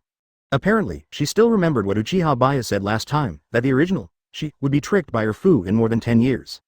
So she was actually taking revenge. It hurts a little. Hishu Fu was suddenly a little confused. Did he do something to make Sister 8 unhappy? Apart from Yoshimura 8 himself, only Uchiha Baiye knew why Yoshimura 8 did this. But it was obviously just a joke, and Fankin didn't use any strength with his hands at all. If Fankin Ite is really serious, then it is not as simple as pinching the face. Okay, I'll go with you guys. If you mess up by accident, I can help you out. After being satisfied with his revenge, Fankin had finally let go of Fu's face. Thanks, Hishu Fu said happily. He felt that as long as Brother Baiye and Sister 8 were there, he would have a sense of security. His confidence also increased a lot. Can you let me go with you two? At this time, Fancy Roma suddenly came over. She just likes to watch fun, and children's fun is also fun. Faced with the request from this unknown older sister, Hishu Fu immediately looked at Uchiha Baiye, as if giving the decision-making power to brother Baiye. That's fine, just don't mess around. To be honest, Uchiha Baiye still doesn't trust Fanshi-Roma very much, but he has absolute strength so he is not afraid of Fanshi-Roma causing trouble. Of course, I won't do anything rash, Fanshi-Roma assured with a smile. Hishu Fu looked at this older sister and felt that she was very friendly and gentle. She also worked at the Ending District coffee shop, and should be a very good person like the manager. Chapter 207. Little boy now. Uchiha Baiye, Yoshimura and Fanshi-Roma all followed Fu to Area 6. This was really a huge battle. Now Kamishiro Rise has been staying in Area 6 with Kamishiro Harui. Since Rise in this timeline left the Watari family much earlier than in the original work, she is not as rebellious as in the original work. He is quite well behaved and is willing to listen to Kamishiro Chai's teachings, and hasn't gotten into any trouble. District 6, now under the charge of Kamishiro Chai, has also responded to the call of TSC to fight against the Dragon Abandon, coexist peacefully with humans, and usually only eats corpses or special foods developed by TSC. Kamishiro Rise and Kamishiro Chai's life is pretty stable now, except that they have to deal with the Dragon Abandoned children that pop up everywhere from time to time. But recently, Kamishiro Rise has been a little uneasy. Kamishiro Chai probably knew why Rise was like this, and it was basically because of that kid Nifuku. In fact, after he brought Rise back to Area 6, he explained Nifuku's difficulties to Rise, and Rise listened to him. But Fu was slow to come to find Li Shi, firstly because he hated the Hexio family and secondly because he was a little angry, was unwilling to go to the Hexio family to find Fu. It has become the rigid state it is now. Rise, why don't we go to the Shu family to look for that kid Fu? It's not a solution to keep going like this. Since Kamishiro Chai has been practicing martial arts since he was a child, he has never looked for a woman and is not interested in women, so he doesn't know much about this aspect. All he can provide is relatively direct advice. No, Kamishiro Rise still seemed to be sulking. It seemed as if she insisted that Fu come to find him. But if this continues, the boy might find a new love. Kamishiro Charong advised. He is now the king of Hexio, of the Hexio family. He must have women whenever he wants. Who knows if he will be completely fascinated by a girl one day. After saying that, he suddenly felt something was strange. He suddenly remembered that Nifuku and Rise were only so young, but they were already troubled by such things like adults. Kamishiro Chai couldn't help but sigh that he was really a smart little boy. Upon hearing this, Kamishiro Rise immediately felt that this was indeed a possibility. She struggled for a while, but finally compromised. Then let's go find him later, Kamishiro Rise said. Kamishiro Charong was about to continue speaking when his eyes suddenly turned, as if he had noticed something. Well, we don't have to go this time. The guy is already here. Fu? Is he here? Kamishiro Rise immediately asked. Advertisement, yes, and he is not the only one who came. Kamishiro Chai nodded. However, there was also a smell that he hated. Of course it was Fanshi-Roma. He didn't expect this guy to come along. Hearing this, Kamishiro Rise was immediately delighted. After a while, Hishu Fu arrived here. Also beside him are Uchiha Baiye, Yoshimura and Fanshi-Roma. You came here with Fu as well, and Gongshan's child. Kamishiro Chai said to Uchiha Baiye and Yoshimura et. Being called a good kid, Yoshimura Ito didn't seem unhappy, but smiled and nodded, saying, anyway, I have nothing to do, so I came to see little Rise. As for Fanshi-Roma, she was directly ignored by Kamishiro Chai. Obviously, Kamishiro Chai doesn't have a good impression of this guy, probably because Fanshi-Roma is the behind-the-scenes leader of the Joker organization. You're the only one ignoring me. That's so sad. Fanshi-Roma spoke. So what are you doing here? Kamishiro Chai asked in a cold tone. I just came to take a look, I won't do anything bad. Fanshi-Roma said with a smile. As you wish. Kamishiro Charong was too lazy to waste time talking to Fanshi-Roma. As long as this guy isn't here to cause trouble, he doesn't care. Moreover, this guy came here with Uchiha Baiye, so he probably wouldn't dare to do anything wrong in front of Uchiha Baiye. While they were talking, Kazuki Onobu had naturally come face to face with Kamishiro Rise.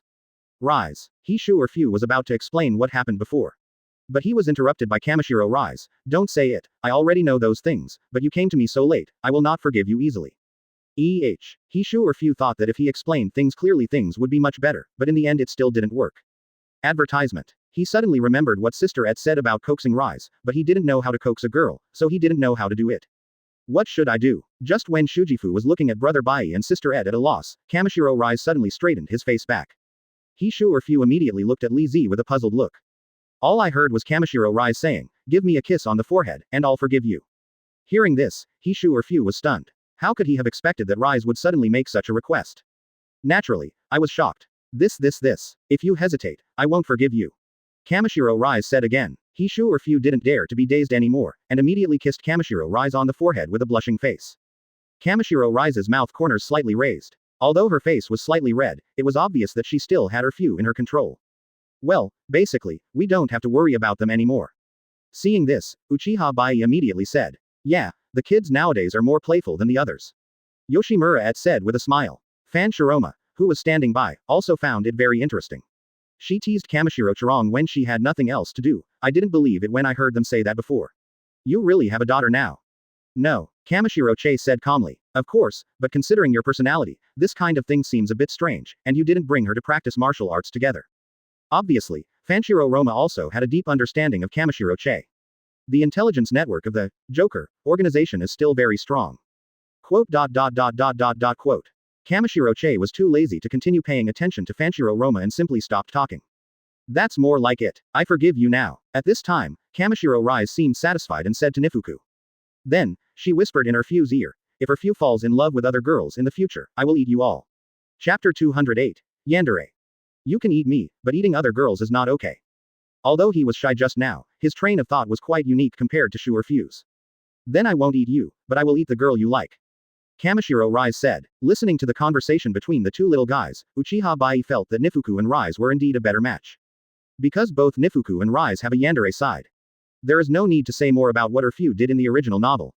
The reason is that in the original work, Kamishiro Rise had no interest in Nifuku at that time. She had been oppressed by the Shu family for a long time, and her mind was only filled with eating crazily. "Don't worry about that, I definitely won't be attracted to any girl other than Rise," he Shu Urfu said with a smile. Nifuku's simple assurance immediately made Kamishiro Rise blush, and she stood there in a daze for a while. This time, he Shu Urfu inadvertently turned the tables. "This is what you said, Urfu. I'll remember it," Kamishiro Rise said. "That's right." At this moment, he Shujifu suddenly remembered that they still had to go to Germany. "Rise, my father and I are going to Germany. Can you come with me? We can just treat it as a vacation." Quote. Kamishiro Rise hesitated for a moment. Although she had a great affection for Urfu, she only disliked Urfu's father and Shu Chongji. "If I have to stay with that old man forever, then I don't want to go." Kamishiro Toshio's straightforward way of speaking. Given her personality, she would not restrain her words just because he Shu Chongji is Urfu's father. "Don't worry about that, my father will be on business, so we can have fun together most of the time," said he Shu Urfu. "That's good," Kamishiro Rise said, "so when are you going to leave?" "Right now." Advertisement, said he Shu Urfu. After hearing this conversation, Kamishiro immediately took action. His speed was as fast as lightning and his figure disappeared in an instant, and no one knew where he went. Soon, Kamishiro came back with a suitcase and a pile of clothes in his hands. These clothes seemed to be the ones that Rise wore. He handed these things directly to Li Zi and said, "You can set off now." "Okay." Kamishiro Rise nodded. After packing all the clothes she needed into the suitcase, she left with her few. "Brother Baiye, Sister Ite, thank you." Before leaving, he Shu Urfu did not forget to thank Uchiha Baiye and Fangkun 8. Uchiha Baiye smiled and waved goodbye to Nifuku and Rise. Shortly after Nifuku and Rise left, Uchiha Baiye and Yoshimura Ito chatted with Kamishiro for a while, and then they left as well. Time passes by. Attack on Titan, written by Uchiha Baiye under the pen name Fujimoto Hajime, also had a smooth publishing process. The entire publishing process was completed in just 2 or 3 months. It is now on sale in major bookstores. Due to Uchiha Baiye's own popularity and Shueisha's deliberate marketing. Even though he does not use his real name as a pen name, many people already know that Fujimoto Hajime is his pen name. As a result, his sales were very high at the beginning, and everyone wanted to see what kind of work the chief speaker of TSC would write. As it has been so popular from the very beginning, the quality of Attack on Titan must be solid enough. It is only a matter of time before it becomes a bestseller. But today, Uchiha Baiye came to Shueisha to sign the contract for his second work. "Chairman Uchiha, your creative efficiency is truly amazing. You have already finished your second work so quickly." Shunji Shiono, who was in charge of signing the contract with Uchiha Baiye, exclaimed. "Well, what I've given you is already the content of several volumes." Uchiha Baiye heading. His second work was Black Bullet. Of course, he could only write based on his memory up to the point where the original author stopped updating, and the rest of the content had to be written by himself. But this is equivalent to writing fan fiction, which is much easier than writing completely original work. Advertisement. It's nice to write a few thousand words every day just to kill time. What terrifying efficiency. You are worthy of being the speaker-in-chief. Shiono Shunji praised. After finishing what needed to be done at Shongyingshi, Uchiha Baiye went home. Recently, he and Fangkun Ide moved again. To be precise, he bought a villa directly in District 1 to use it as a long-term residence. "How's it going? Your sales should be pretty good these days, right?" Fangkun Ide was sitting on the sofa reading a book. Well, it's not bad. But Takafka is very popular now. Is it the same as I said at the beginning? Uchiha Baiye talks. You already know what will happen in the future of this world, so of course it will be the same as you said. Fangkun had said immediately. During this period, Uchiha Baiye and Yoshimura Ito would occasionally visit the world of Attack on Titan to see what was going on there. If nothing special happened, they would just take a look and come back straight away. After we finish lunch, let's go to the library to study with Xiao Lihua and the others. As he said that, Fangkun lightly jumped off the sofa and put on the apron hanging on the wall next to the kitchen. I will cook this time. It has been so long since Fangkun first started learning to cook, so naturally his cooking skills have become very good. After enjoying a delicious lunch, Uchiha Baiye and Yoshimura made an appointment with Arima Takashi and Mitsumami Reika to go to the library to study together. They had said before that they would prepare for the college entrance examination, and of course they were putting it into action, and a series of preparation materials were ready. For Uchiha Baiye, the knowledge points involved in the exam were not difficult. Fangkun had never been to school, so it was difficult for him at the beginning. Fortunately, there was Uchiha Baiye who could teach her. Fangkun learning ability was indeed very strong. She only needed a little teaching and she quickly understood it. Arrived at the library, you can see that Arima Kisho and Matani Reika have already found their seats and started reviewing. Xiao Lihua, you guys came so early today. Yoshimura immediately greeted them quietly. By the way, have you and Arima-kun started living together? Originally, Fangkun was just making a casual guess, but Sanbo Reika's face suddenly turned red, and the blush almost spread to her ears. Chapter 209 Time for Marriage. Just look at the reaction of Reika Sanran and you will know that what Yoshimura mentioned must have come true. Fangkun didn't expect that his casual remark would hit the mark. But she was not surprised. Reika Mitsumi and Takamasa Arima were together every day. Their relationship had become so good that it was normal for them to live together. It seems to be correct. Yoshimura said with a meaningful smile. Because classmate Sanbo said she would be scared to live alone, so I moved in with her. At this time, Arima Takamasa explained seriously. Stop talking Arima-kun, Sanbo Lihua said hurriedly with her face flushed. Isn't it because you like Xiao Lihua that you care about her so much? Yoshimura teased. However, in the face of Yoshimura's teasing, Arima Kisho remained expressionless and even admitted calmly, that's right. Reika Sanran had been covering her face out of shyness, but when she heard Arima Takamasa directly acknowledge the teasing that Yoshimura had mentioned, she was stunned. The next moment she reacted, her face was still red, but she no longer had any shy expression. Instead, she looked at Arima Takamasa with surprise. Arima-kun. At this moment, Sanbo Lihua was surprised and happy, and she could hardly believe her ears. Just now, Arima-kun actually admitted that he likes me. Oh, Fangkun immediately exclaimed. Your Arima-kun has already admitted it so frankly, Xiao Lihua, why are you still shy? As expected of a noble general, you can even admit such a thing without any ripples on your face. Uchiha Baiye also sighed. In my opinion, there is only yes and no. There is nothing wrong with admitting it. Arima Takashi said this with a calm expression. That's right. Then Xiao Lihua, you can start thinking about when to get married, right? Fangkun continued to tease Sanran Lihua. Huh. Sanbo Lihua was immediately brought back to her senses by what Fangkun mentioned. It's too early to get married. She couldn't help but say the second half of the sentence shyly in a low voice. Advertisement. How can it be too early? Aren't you old enough?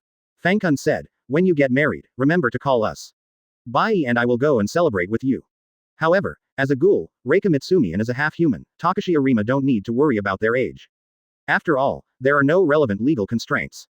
Okay. Sanbo Lihua didn't make any excuses this time, but responded in a low voice. After being mentioned by Yoshimura, Reika Mitsumi had no intention of focusing on her studies anymore. From time to time, she couldn't help but get distracted and think about what happened between her and Arima Takamasa. At this moment, she actually leaned close to Arima Takasho's ear and whispered, Arima-kun, how about we go out together? The reason why she said it was too early to consider getting married was because they hadn't even started dating yet. Just now, after being mentioned by Fangkun, she couldn't help but start thinking about marriage, so she and Arima-kun just admitted that he likes her, which is equivalent to confessing his love to her, so there must be no problem for her to directly propose a relationship, right? However, at this time, Sanbo Lihua was still a little bit worried. What if Arima-kun thought it was too early to date and might reject her? Okay. As expected, Arima Takamasa responded without hesitation. Sanbo Lihua suddenly felt a little surprised. It turns out that dating is such a simple thing. She suddenly felt a little dreamy. A few months ago, she, a ghoul, and Arima-kun, a ghoul investigator, were enemies, but now they are dating. What's wrong? Arima Takasho saw Reika Mitsumi staring at him blankly and immediately asked. Nothing. Maybe I'm just too happy. Sanbo Lihua smiled happily. That's great, we're finally dating. The conversation between Reika Sanbo and Takamasa Arima was heard clearly by Yoshimura, and she immediately said. Come to think of it, Reika Kaharu and Arima Takamasa are already living together, so it would be strange if they haven't started dating yet. Teacher 8, You and Uchiha-san should have been dating for a long time, right? At this time, Sanbo Lihua suddenly asked. Yes, we are already an engaged couple and are thinking about when to get married. Yoshimura said with a smile. However, in reality, Uchiha Baiye and Yoshimura Atellan have not even started a formal relationship. Advertisement. To be precise, they did not verbally confirm their relationship. Because they have been living together for such a long time, they already feel like an old married couple, and both sides know each other's feelings, so there is no need to deliberately say that they are in a relationship verbally. Amazing. Sanbo Lihua exclaimed immediately. Baiye, when do you think it would be best for us to get married? At this time, Fangkun had asked Uchiha Baiye directly. It was as if he was interrogating Uchiha Baiye. I haven't thought this through yet. Uchiha Baiye suddenly smiled awkwardly. How come you haven't thought it through yet? That's not right. There was a hint of danger in Fangkun's smile. I'll think it over as soon as possible. Uchiha Baiye could only say. He didn't expect Fangkun to suddenly urge him to get married. Although it was true that they could get married now, he wasn't mentally ready yet. Then Arima-kun and I will also attend your wedding. Sanbo Lihua said immediately. Yes, you are most welcome. Fangkun said. The topic was quickly ended. After all, they were all here to study, not to chat. Whenever Fangkun encounters something he doesn't understand, he can just ask Uchiha Baiye. Uchiha Baiye can basically answer it and teach him. At the same time, he also consolidated his knowledge in this area. In this way, they can study together very efficiently. However, while studying, Uchiha Baiye is also starting to think about when to get married. He had hardly thought about this issue before, but just now Fangkun suddenly brought it up and emphasized it, so he naturally had to think about it carefully. After thinking it over, he tentatively decided to do it after the exam. I'm preparing for the exam now, so it's not a good time to be distracted by getting married or something. And after the exam is over, it will also be a happy event, and it will be a double happiness at that time. Also, I must tell my father-in-law, Fangkun Gongshan. Chapter 210 Completely Relieved. Area 1, TSC, Headquarters. Although this is a new organization that combines the CCG and the Bronze Tree, most of the original members of the CCG have not left. After the previous Dragon War, they are now able to tolerate ghouls. But there will definitely still be some investigators who hate ghouls very much, and they all chose to resign. Naturally, no one would blame them. After all, these investigators who hate ghouls so much have almost all been deeply hurt by ghouls, with their loved ones tragically killed by ghouls and even their entire families destroyed. No one can forgive ghouls on their behalf. The Mado family was the one that chose to stay. Right now, Uchiha Baiye and Yoshimura are reminiscing with the Mado family at the headquarters. Come to think of it, when we found out that Ms. was the one-eyed owl, we were totally shocked. Junhu Wei said in a surprised tone. After all, she almost died at the hands of the one-eyed owl. Fortunately, Uchiha Baiye saved her. They never expected that Miss who they had always regarded as Uchiha Baiye's wife, was actually the notorious SSS-level ghoul, one-eyed owl. Could it be that President Uchiha and Ms. already knew each other at that time? Mado Wushu also asked with a smile. Almost. But at that time, Ed and I were not familiar with each other. Uchiha Baiye replied with a faint smile. He didn't intend to explain too much, especially not to mention the tragic ending that would have happened to Madoka. But Fangkun was more direct. Yes, at that time I felt that Baiye had betrayed me and wanted to chop off his hands. But if he hadn't been there, I guess. She stopped talking halfway through her speech, but even if she didn't finish, Junhu Wei and Junhu Wushu understood what she wanted to express. The atmosphere suddenly became a little awkward. It would have been fine if Yoshimura didn't mention it, but once he mentioned it, Mado Wei thought that she would have died miserably there at that time, because the gap in strength between her and the one-eyed owl was too great. Mado Wushu also thought that if Mado Wei was killed at that time, he would definitely collapse completely, and even if he died, he would take revenge on the one-eyed owl. At this moment, Fangkun had added another sentence. Of course, if I were to go back to that time, I would definitely not do such an extreme thing, so I apologize to you on behalf of the me back then. Advertisement. Fangkun's words are actually a double entendre. The me at that time refers not only to her at that time, but also to the her in this world where Baiye did not exist. As I said, the person who knows Fangkun at best is definitely Fangkun himself. She knew very well what she would have done to Madoka if Uchiha Baiye had not been there at the time. Hearing such a sincere tone, Junhu Wei and Junhu Wushu were both slightly stunned. This Miss 8 is actually sincerely apologizing to them. They all knew very well that with Ms. Et's strength as an SSS-level ghoul called one-eyed owl, even if she didn't apologize to them, they wouldn't be able to do anything. No, Miss Eider didn't really hurt me at that time. Jen Hui immediately said politely. She felt that she couldn't bear the other party's apology. Yeah, it's okay. Mado Wushu also said. After all, nothing really happened, so they certainly wouldn't have much hostility towards Fangkun. If this was really what happened, it would be a completely different matter. At least Mado Wushu would definitely not be so polite. If Uchiha Baiye had not stopped Fangkun from attacking, and if Madoka was still eaten beyond recognition like in the original book, they would not be sitting here talking and laughing now. Uchiha Baiye, who was standing by, was watching this scene and felt sincerely happy. Yoshimura Ito and the Mado family can completely let go of their grudges with each other. By the way, a new group of people are joining our TSC today. Would you be interested in going to see Chief Chancellor Uchiha? At this moment, Mado Wushu suddenly said to Uchiha Baiye. Is there a list? Uchiha Baiye questions. Yes, I happen to have a list of newcomers here. Junhu Wushu then took out a list and handed it to Baiye. Let me see. Advertisement. Uchiha Baiye glanced at it and immediately saw a familiar name on the list. Amon Kotaro. Uchiha Baiye is naturally familiar with this name. If Kaneki Ken is the protagonist of the Ghoul side in the original work, then Amon Kotaro can almost be said to be the protagonist of the human side, at least in the early stage. Oh, Mado Wushu was immediately surprised. There are only names on this list, but no rankings. How could Uchiha President General be able to pick out Kotaro Amon, who ranks first among the newcomers this time, at first sight? No, it's just that the name is familiar. Uchiha Baiye explained. I remember that when Special Class Yujong and Senior Class Kuroiwa captured an SS-ranked ghoul named Priest, the only surviving child found in the orphanage where the priest was seen to be called this name. His explanation was almost perfect because it really happened. It is indeed him. Chairman Uchiha still remembers that incident. He has grown up now and is doing very well. Mado Wushu said. Very good. This is the kind of fresh blood our TSC needs. Uchiha Baiye talks. The original CCG was just renamed, not disappeared, so the original Investigator Academy is still there. It's just that the words investigator have been replaced. This specialized academy is still providing TSC with talents to fight against the dragon abandoned children, and has even begun to try to train children who are ghouls. After all, humans and ghouls are mixed together within TSC now, and cultivating talents with ghoul identities is the general trend. To be honest, I'm quite interested in this kid named Kotaro Amon. I hope to be able to partner with him. At this time, Mado Wushu seemed to be making a request to Uchiha Baiye. Because with just one word from Uchiha Baiye, he can successfully partner up with Kotaro Amon. Of course that's no problem. Uchiha Baiye heading. After all, in the original work, Kotaro Amon was Mado Wu's partner, and later he almost became Mado Wu's son-in-law. Chapter 211 Seaside. A few months later, the second works of Uchiha Baiye and Yoshimura Ito have been published one after another. They are Black Bullet and Black Goat's Egg. In the original novel, The Egg of the Black Goat is also the second work of Yoshimura Ito, and it was published only after it was completed. Since studying took up a lot of time, Fangkun Ito's third work, Little Night Rain, was progressing slowly. As for Uchiha Baiye, it is a long-running serial, and there are no plans to start a new book for the time being. After all, the original work of Black Bullet has been abandoned for a long time, so he can only edit it slowly by himself, and publish a separate volume after each volume is completed. But now, Uchiha Baiye and Fangkun Ito have more important things to do, which is to take part in the National Unified Examination soon. This is an exam that almost all graduates in Japan have to take, similar to the college entrance examination. However, the difficulty is different. The unified examination in Japan is much easier than the college entrance examination.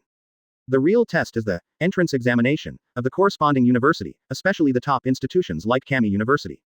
In comparison, the unified examination is more like a procedure, and the real decision on which university you can be admitted to is the on-campus entrance examination.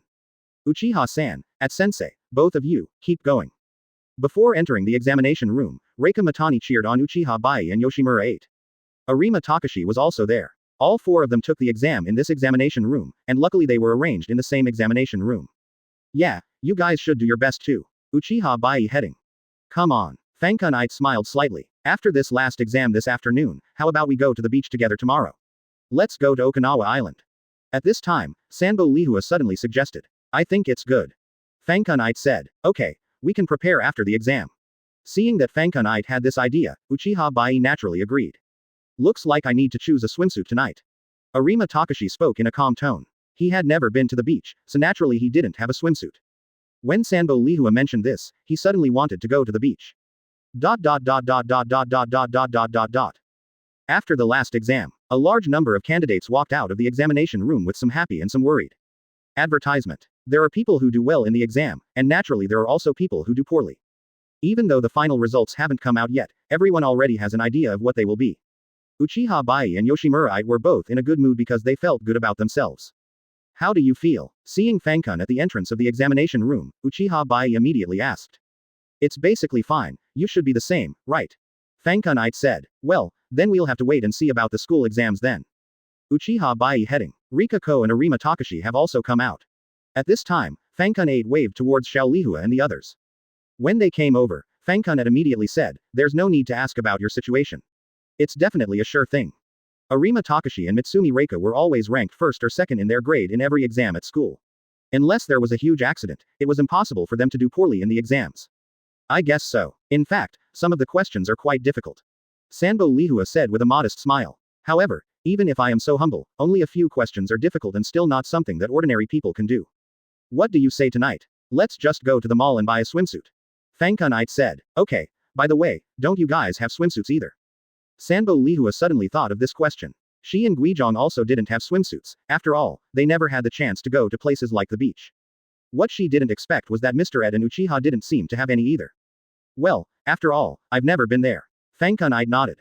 In the past 10 years, she has been making a living in District 24.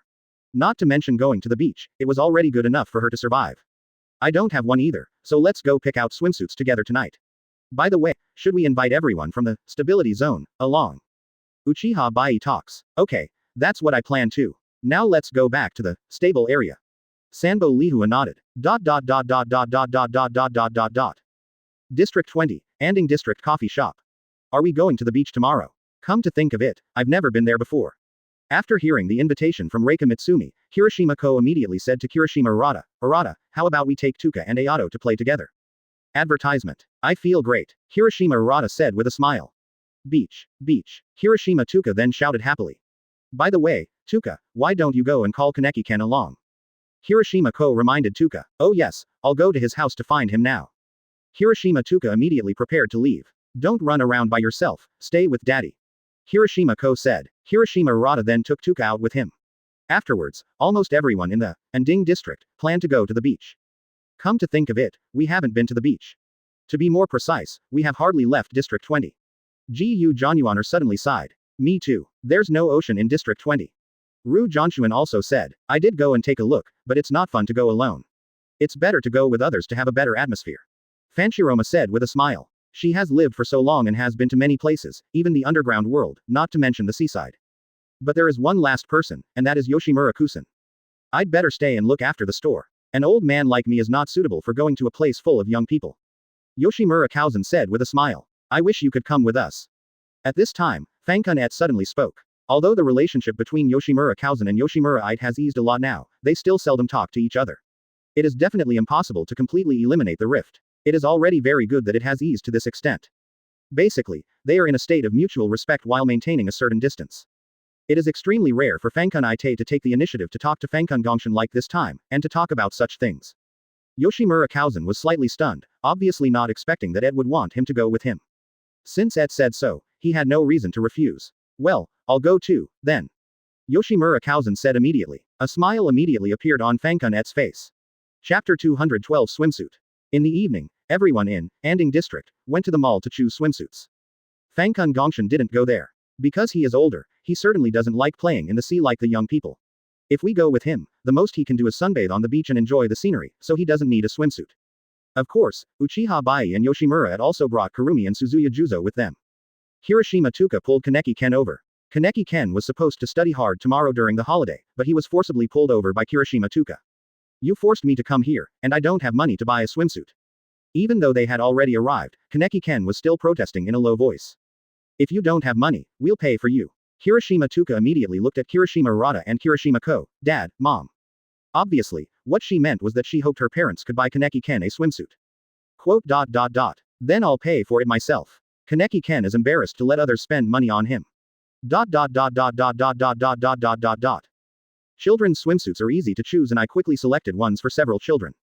Baiye originally wanted to just pick one at random, but Fangkun told him not to. How can you just choose randomly? Let me help you see which style suits you best. Fangkun insisted that Uchiha Baiye try each one for her to see. Alright, Uchiha Baiye had no choice but to do as he was told.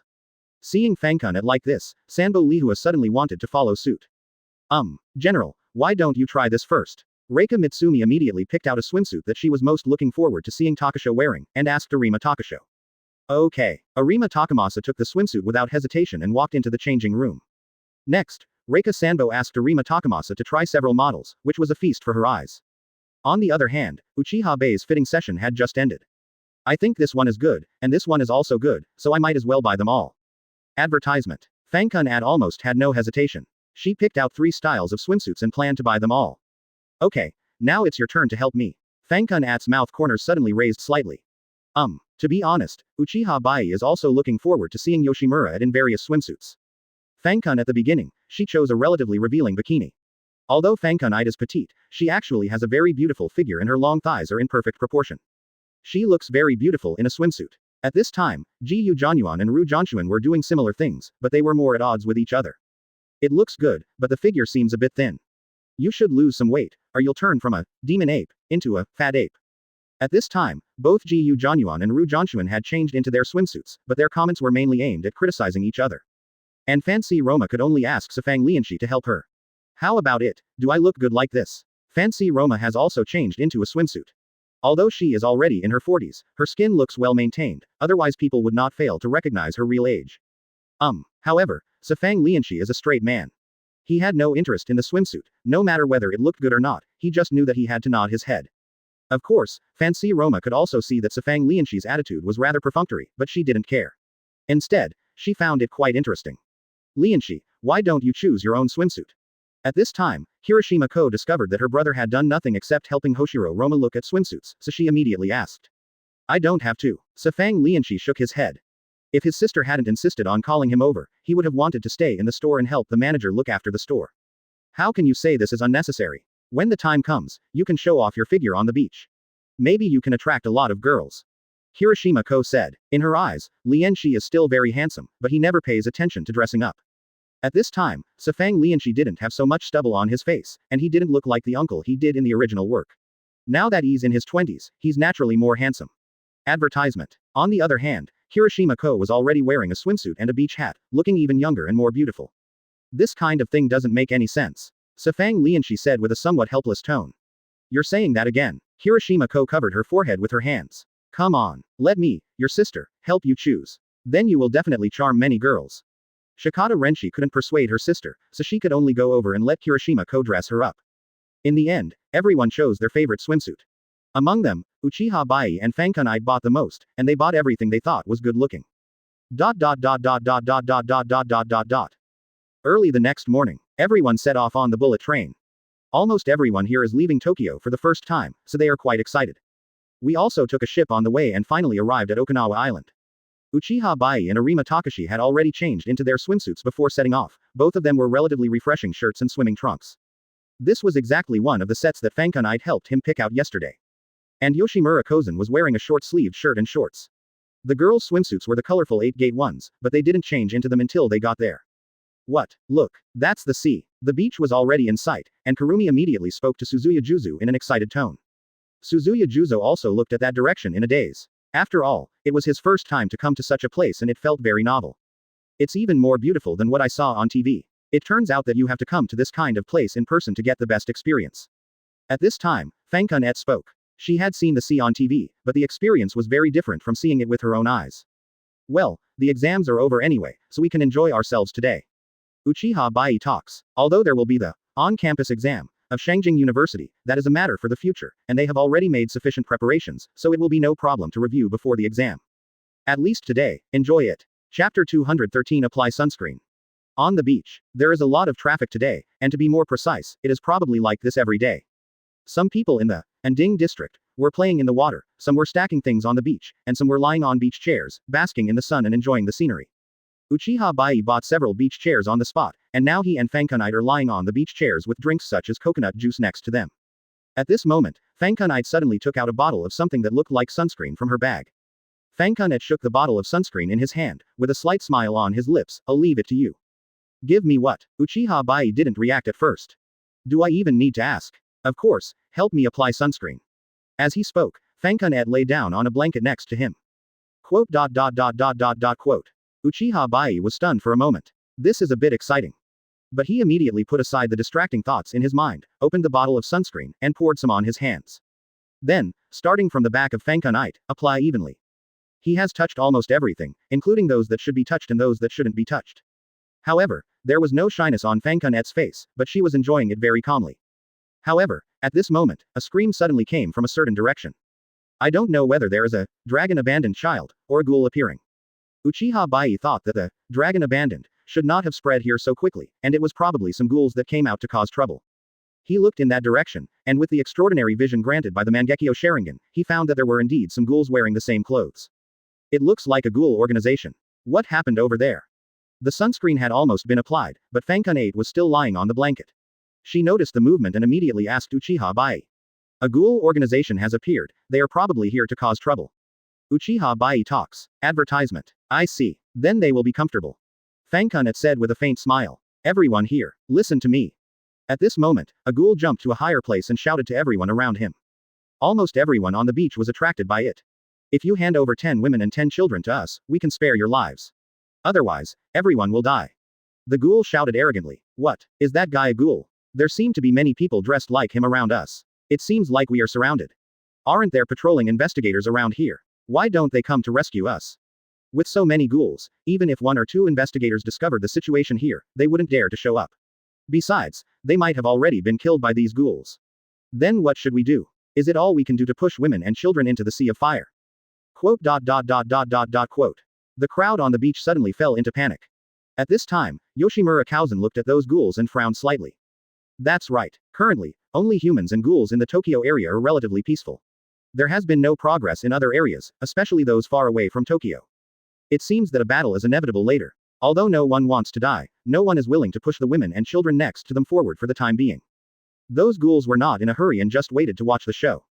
They want to see the ugly faces of these humans. When faced with this situation, will a man voluntarily sacrifice his wife and children in order to save his life? Let's add one more condition. If there is a man willing to offer his wife and children, then that man can leave here safely. At this time, the ghoul standing at a higher place deliberately stated this condition. Although no one is willing to do such a beastly thing in the short term. But as time goes by, as the inner panic becomes more and more serious, there will always be people who waver. Those ghouls were just waiting for a good show like this to happen. However, this has nothing to do with the ugly faces of humans. When it comes to life and death, some ghouls will do the same thing. This is not human nature, unique to humans. As long as any creature has the same intelligence as humans, it will have this so-called human nature, and the same is true for ghouls. Advertisement. At this time, a green-haired girl took the initiative to step forward. She was the first to stand up. Oh, the ghoul saw that a woman actually stood up first. So the question is this a woman or a child? This green-haired girl is undoubtedly Yoshimura Ito. Uchiha Baiye stood aside and watched expressionlessly. He was not worried about Fangkun at all. As for the ghouls, they will be in trouble next. Immediately afterwards, Sanbo Lihua also stood up. There are also Irumi-zan and Kirishima Ko. Kirishima Tuka thought it was very funny and pulled Kaneki Ken directly to her mother's side. Kurumi, Suzuya Juzo and Kirishima Aya followed closely behind. Fancy Roma thought this was very interesting and went over to join in the fun. There are already so many people willing to sacrifice themselves. We are still short of 5 women and 5 children. I will give you half a minute to consider. If the conditions are not met in half a minute, then none of you can leave. The ghoul deliberately shortened the time to threaten everyone. They haven't seen the scene they're expecting yet, so naturally they won't give up.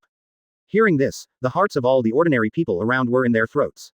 Some people hope that there are still people who can take the initiative to stand up.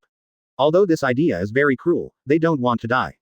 But at least until now, no man present has actually offered up his wife and children. At this moment, Yoshimura Ito suddenly continued to move forward and walk towards the ghoul.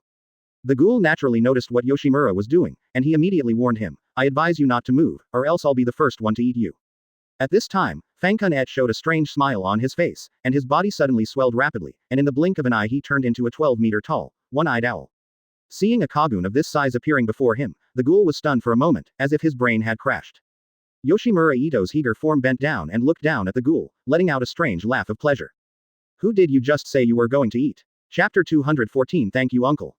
The ghoul couldn't even hear what Yoshimura had said, he was completely frightened. Even his accomplices were stunned. Could this be the Hercules? Because the overall combat power of Okinawa Island is relatively weak, whether it is the human side or the ghoul side. Let alone the Hygen, these ghouls have only seen half Hygen once or twice. How could they not be scared silly when a more than 10-meter tall monster suddenly appeared in front of them? At the same time, such a huge monster suddenly appeared on the beach, and many ordinary people around were also frightened. But they soon realized that this big monster seemed to be helping them deal with those ghouls, but then again, this big monster seemed to be a ghoul as well. Although they felt a little strange to receive help from the ghouls, they did not dare to act rashly at this time and could only watch with trepidation. Don't worry everyone, I'm the former CCG Special Investigator and current TSC Dragon General Arima Takashi. You can hide behind me. At this time, Arima Takashi had already taken out his Quink suitcase without anyone noticing. The so-called Dragon General is the highest level of TSC now, which is equivalent to the special investigator of the original CCG. With Arima Takamasa's strength, he is naturally the most worthy Dragon General of TSC. Many people around recognized the Quink briefcase, and someone immediately shouted, "That's a Quink. Only a powerful investigator has a Quink. He's a real investigator." Upon hearing this, everyone quickly hid behind Arima Takamasa. But there was no space for so many people to hide behind Arima Takamasa, he was just saying it casually. The really important thing was to deal with the ghouls around first, which was the best way to ensure the safety of the crowd. Arima Kisho immediately took out the Quink from the suitcase and attacked the ghoul closest to him. Ji Yu Jianyuan, Ru Jianshuan, Sanbo Lihua, Shifang Lianxi, and others also took action. The combat power of any one person in the stable zone can crush these ghouls. At this moment, a hostile ghoul saw that the situation was not good and simply started a killing spree, killing as many humans as he could since he probably couldn't escape anyway. That more than 10 meters tall Heijei was not from the same dimension as them, so he thought it would be better to drag a few more people with him before he died. Advertisement. Just as the ghoul was about to use his Kagami to stab a little girl, a tall figure blocked him. He immediately stabbed the opponent's arm, but inexplicably had a strange feeling. The man turned out to be Fangkun Gongshan, and he used his arms to protect the little girl. Then, the multiple Kuriya on his body began to grow Kuriharas crazily, and his already tall body at least doubled in size, instantly transforming into the appearance of an unkillable owl. Although Et's one-eyed owl now looks different from him, he has not changed his Hudge form. He feels that it is good to maintain his current form. The ghoul on the opposite side was so frightened upon seeing this that he stepped back repeatedly. Yoshimura Kausen immediately followed, cut off the ghoul's armor, and also cut off one of his arms. Suddenly there was a scream. At this time, Fangkun Gongshan turned around and looked at the little girl, and saw that the little girl was looking at him with horror. He could understand. After all, he was a ghoul, and a ghoul that looked like this. Fangkun Gongshan then changed back to human form and walked towards the little girl with a kind smile on his face. "Don't be afraid now." Although the little girl was scared, she knew in her heart that it was the uncle in front of her who saved her, so she immediately said, "Thank you, uncle." "You're welcome." Yoshimura Kausen responded with a smile. At this moment, someone around suddenly recognized Fangkun Gongshan. "I remember now. He is the coffee shop manager who fought against Long Kizi during the Battle of Tokyo." "That's what I remember. So those who saved us were members of that cafe." Yes. I still remember the demon ape and the black dog, they looked like this. No wonder they helped us. It turns out they came from Tokyo. I heard that most of the ghouls in Tokyo have become friendly with us humans. Quote. As Yoshimura Kausen was recognized, the fear of the people around him gradually disappeared. Because they know that the members of these coffee shops will not harm them. At this time, Uchiha Baiye was observing the situation around him, and as long as he found someone in danger, he would immediately move over to rescue that person. Advertisement. In a short while, the ghoul organization was easily dealt with by everyone in the stable zone. Yoshimura Ito had already dealt with the arrogant ghoul, but she thought the guy was too weak and was too lazy to eat him. She just crushed his head and turned back into human form. Then she skipped back to Uchiha Baiye's side. The people around looked at the green-haired girl as if she was a lively and cute little sister, but when they thought of the scene just now, they decisively gave up this idea. Even though they knew that the green-haired girl would not harm them, they still shuddered at the thought of the terrifying monster just now. Now the entire beach is safe, and Uchiha Baiye, Fangkunite and his group have suddenly become great benefactors in everyone's eyes. A few minutes later, the local authorities sent investigators to clean up the scene. Of course, this organization is not CCG, but an organization that was created in imitation of CCG. Every place always needs to control the local ghouls, but the CCG is only responsible for the Tokyo area, and other areas are not under their jurisdiction. Uchiha Baiye was too lazy to say anything about these inefficient investigators. After all, these institutions are not CCG, and they are certainly incomparable with CCG in all aspects. There is no need to force these institutions to use the standards of CCG. Besides, CCG has now changed its name. Uchiha Baiye, the person involved, will also be investigated. Uchiha Baiye was still willing to cooperate. When he said his name, the investigator in front of him was stunned for a moment. "Are you the Uchiha General Speaker in Tokyo?" The investigator asked excitedly. "It was indeed me. I came here to play with some friends, but I didn't expect something unexpected to happen." Uchiha Baiye said lightly, "I'm sorry, we were too negligent. We shouldn't have asked you to do it yourself." The investigator immediately apologized profusely. Chapter 215. The Stressed Interviewer. "It's okay, just deal with the scene." Uchiha Baiye talks. The investigators immediately cleaned up the scene and took away the corpses of the ghouls as well as the few ghouls that were seriously injured but not dead. This farce is finally over. Although many people were frightened, fortunately no one was injured or killed. Everyone quickly calmed down and continued playing on the beach. After all, There are several strong people here, such as Chief Speaker Uchiha, who can protect them. After playing at the beach until the evening, Uchiha Baiye and his friends decided to go back. By the time they returned to Tokyo, it was already past 9 o'clock in the evening. They said a few simple goodbyes and went back to their homes to get ready for bed. But when Uchiha Baiye and Yoshimura returned home, they took some time to review before going to bed. Next, they will take the on-campus exam of Shangjing University, and they are confident that they will pass it. The on-campus exam at Shangjing University not only consists of a written test, but also an interview. To be precise, this is the case for most universities in Japan, especially the top universities, which pay more attention to the interview aspect. The first thing is the written test. Uchiha Baiye, Yoshimura, Mitani Reika and Arima Takamasa, their favorite school is Kamui University, so of course they will take the exam together. After encouraging each other, they entered the examination room. The written test of Shangjing University is obviously much more difficult than the previous national examination, but it is still not difficult for them. Uchiha Baiye and Yoshimura chose liberal arts, while Arima Takashi and Mitani Reika chose science. After all, Uchiha Baiye and Yoshimura are both literary creations, and are more inclined towards the humanities. Arima Takamasa has a great talent in science, and subjects like mathematics are very easy for him. Advertisement. As for Reika Mitani, she is a relatively comprehensive person. She is good in all subjects and can get high scores in all of them. But because Arima Takamasa chose science, she also chose science. She is actually quite interested in science. Not long after, they all received the news that they had passed the written test. Then it was time for the interview. Today, an interviewer at Kamui University was feeling stressed. Because the people she is going to interview next include several heavyweights. From the personal information, we can see that 4 people are from TSC, namely Uchiha Baiye, Yoshimura, Arima Takashi and Mitsumami Reika. Nowadays, TSC is known to almost everyone in Tokyo. As its predecessor, CCG is already a very famous government agency, and TSC has also pioneered the practice of humans and ghouls working together. Coupled with the previous Battle of Tokyo, which caused a sensation throughout Japan and even the world, TSC is now basically a household name. If it were just that, it would be fine, but these 4 people are not ordinary members of TSC. Especially the one named Uchiha Baiye, who is the general chairman of the TSC, and whose status in Tokyo is almost equivalent to that of a cabinet minister. Next are Yoshimura and Arima Takashi, both of whom hold the highest rank of Dragon General among the combatants in TSC.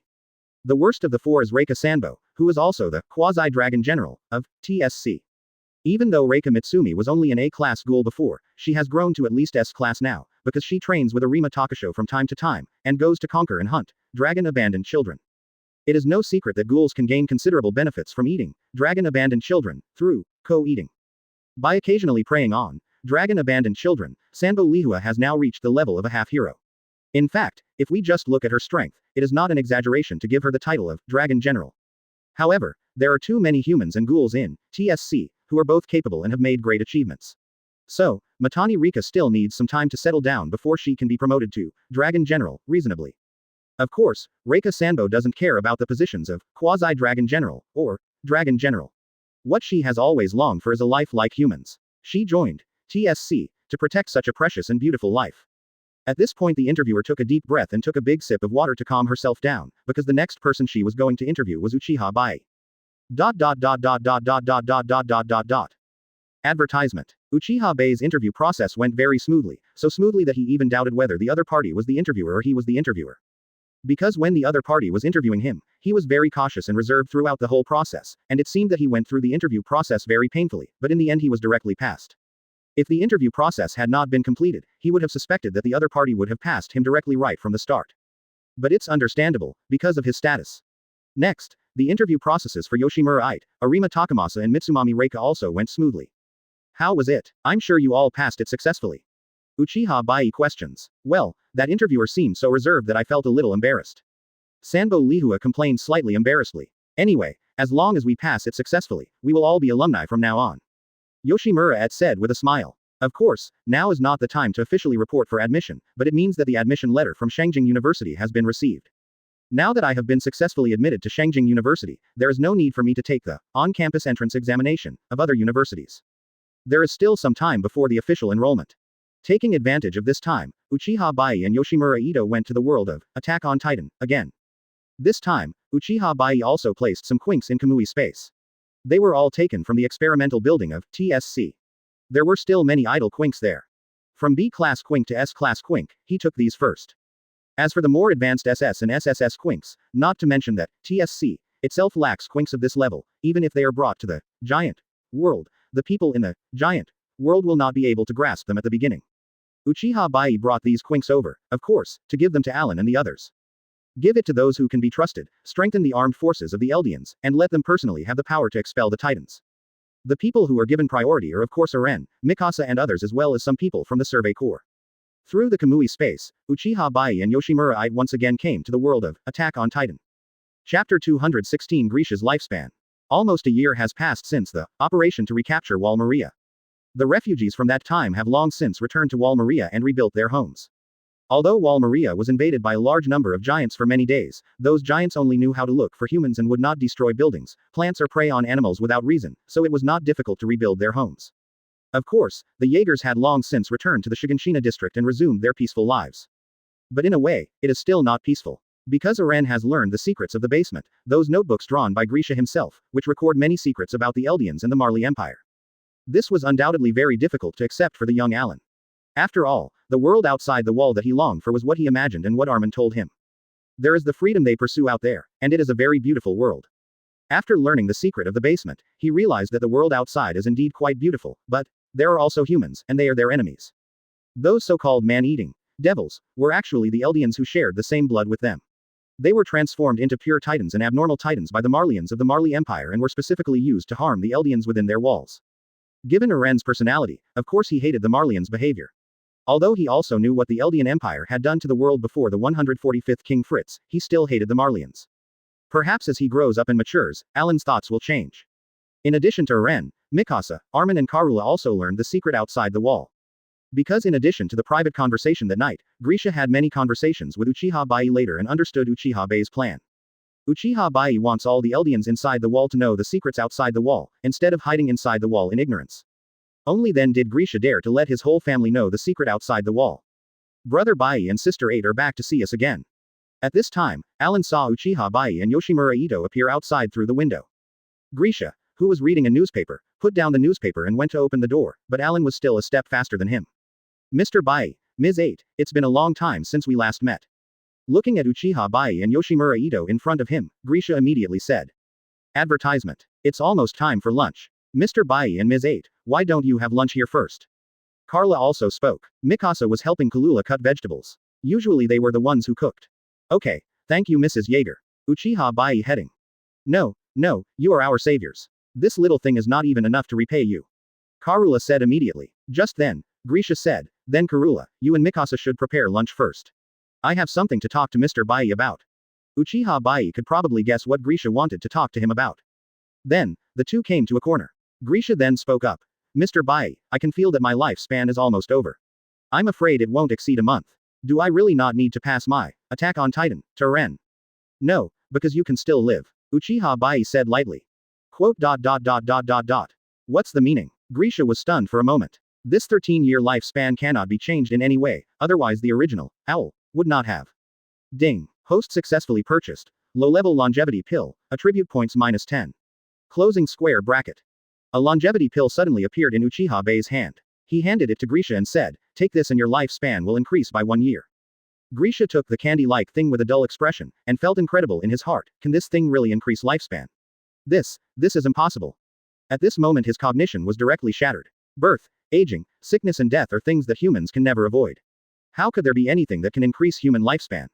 Anything is possible, just eat it, Uchiha Baiye said calmly. And if I want, I can give you more, so you don't have to worry about the power of the Attack on Titan disappearing in him, and there is no need to pass it on to Eren. At least little Eren certainly doesn't want to eat you, his father, right? Quote.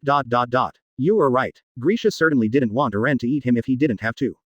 Advertisement. The other party had performed impossible miracles many times before, which gave Grisha reason to believe in him. He immediately swallowed the longevity pill that Uchiha Baiye gave him, but he didn't feel any effect at first. At this time, Uchiha Baiye reminded. You won't feel anything when you eat it, but you will definitely not die of old age within a year. Okay. Grisha believed what Uchiha Baiye said, thank you very much. Once again, he had troubled the other party to help him, and the other party's kindness to the Jaeger family could never be repaid.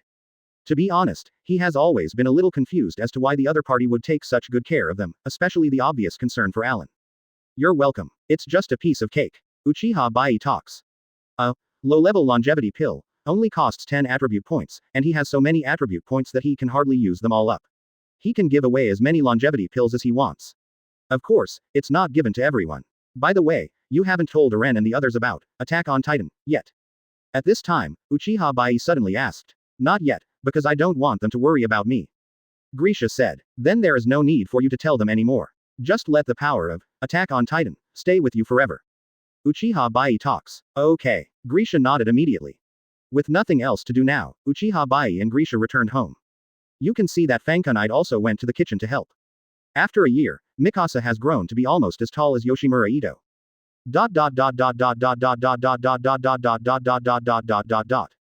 Chapter 217 Admission to Kamui University.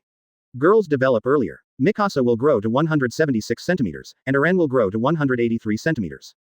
And Fangkunite will not grow any longer. But it doesn't affect Uchiha Baiye's liking for Ite, regardless of his height. Lunch is ready. Uchiha Baiye, Yoshimura Ito and the Jaegers sat together for dinner. Alan, do you remember what I promised you before? At this time, Uchiha Baiye asked Alan. What is it? Alan was stunned for a moment and couldn't remember it at the first time. After all, what Uchiha Baiye was talking about happened a year ago. I told you at the time that I would give you a very powerful weapon. Uchiha Baiye said. It's about time now. Oh. Alan remembered it immediately. His eyes immediately became full of anticipation. He had been thinking about it from the beginning until now, and finally his wait came true. But you should finish your lunch first. Don't rush, or your mother will scold you. Uchiha Baiye talks. All right. Alan had no choice but to nod, and then immediately began to wolf down the food, as if he wanted to finish it as quickly as possible. Alan, don't eat so hastily. In the end, he was still lectured by Karula. Seeing Alan like this, Carla sighed slightly. Ever since she learned the secret outside the wall, she became more and more worried that Alan would do something stupid. She still didn't want Eren to join the Survey Corps because the world outside was so dangerous, but her husband thought differently and thought that if Eren wanted to do something, he should be allowed to do it. After lunch, Uchiha Baiye took out a white suitcase from the Kamui space, which contained a B-level quink. Advertisement. He planned to give this to Alan to practice on first. Alan looked at the suitcase with curiosity. In his eyes, it was just a box. How could it be used as a weapon? Moreover, Brother Baiye said it was a very powerful weapon. Mikasa, Kalula and Grisha were also confused. Although this box looked very different from the common boxes they had seen before, it couldn't be used as a weapon, right? It looks quite delicate in appearance. Does it really have any special abilities? This is it. Put your hand on it and try it. Uchiha Baiye teaches Eren how to use the quink briefcase. This kind of suitcase needs to recognize its owner at the beginning, which is the so-called biometric technology, or fingerprint recognition. After the ownership recognition is completed, the suitcase can be opened with fingerprints every time. Although this biometric technology is something from the Ghoul world and Alan is from the giant world, they are both human beings and biometric technology should be universal. Following the method taught by Brother Baiye, Alan placed his hand on the handle of the suitcase. Afterwards, the quink briefcase was directly tied to Eren. Then the suitcase opened automatically. The next changes in the suitcase directly broke Alan and the others' understanding. A box actually turned into a weapon. Uchiha Baiye chose to buy Alan a Haguro quink, which can long-range fire cannons formed by Kagun, and the shape of the weapon is a hand cannon. Uchiha Baiye taught Alan how to put it on his hand. Let's go to an open area and let you try your hand. Afterwards, Uchiha Baiye took Alan directly to the city wall. He pointed at a 15-meter-tall pure giant below. It was large in size and moved slowly, making it easier to hit. Alan, try to aim at that giant, and then just shoot once you've got your aim right. Good. Alan responded and then aimed the hand cannon in his hand at the giant. Bang! The first shot was a little off and hit the giant's right foot. But Quink's power was so great that the entire lower body of the giant was affected. The giant could only lie on the ground and crawl forward on his hands and knees. Alan took aim again and this time he had a better chance of hitting the target. The second shot was aimed at the giant's neck again. Although there was a slight deviation and hit the back of the head, the back of the neck was definitely not saved. The power of Quink was not to be underestimated. Seeing that the Titan no longer regenerated, Eren realized that he had killed the Titan. Advertisement. His mood was thrilled, but he was not happy. Because those giants outside the wall, whether they are pure giants or abnormal giants, were originally their fellow countrymen of the Eldians. The reason why Alan was excited was that he finally had enough power. Even if those giants were originally their compatriots, they would still hurt them and were still enemies that had to be fought. Eren always thought that he must be able to protect everyone, especially Mikasa, Armin, and his parents. Now he finally has this power. Just use this to get used to it first. I will give you more powerful weapons later. At this time, Uchiha Baiye said. Alan nodded vigorously. He didn't expect that this was not the most powerful weapon. So how powerful is the most powerful weapon? Just put the suitcase back when you don't need it. Don't use this on ordinary people. Don't hurt others casually. Uchiha Baiye reminded Alan. Although he believed that Alan would not do such a thing, it was still necessary to remind him. Next, Uchiha Baiye distributed the remaining B-rank quinks to people he could trust, such as Mikasa, Armin, Grisha, Kalula, and Captain Irwin and Corps Captain Levi of the Survey Corps. As for A-class quink and S-class quink, we will not give them any for the time being, and let them adapt to B-class quink first. The events in the Attack on Titan world have come to a temporary end, and Uchiha Baiye and Yoshimura Ito have returned to the Tokyo Ghoul world through the Kamui space. It's almost time for them to prepare for formal enrollment. Kami University, located in Tokyo's 20th ward, happens to be very close to the Ande-ku coffee shop. Today, Uchiha Baiye and Fangkunite both changed into more formal attire. In fact, they can just wear the TSC combat uniform. The TSC naturally uses the CCG uniform.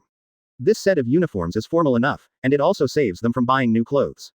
They are all members of TSC, Uchiha Baiye, Yoshimura Ito, as well as Mitani Reika and Arima Kisho, so naturally each of them has 2 or 3 sets of such costumes. Reference. Chapter 218 Entrance Ceremony. Thanks to Mom for the huge reward. This is said to be a combat uniform, but it is actually formal wear.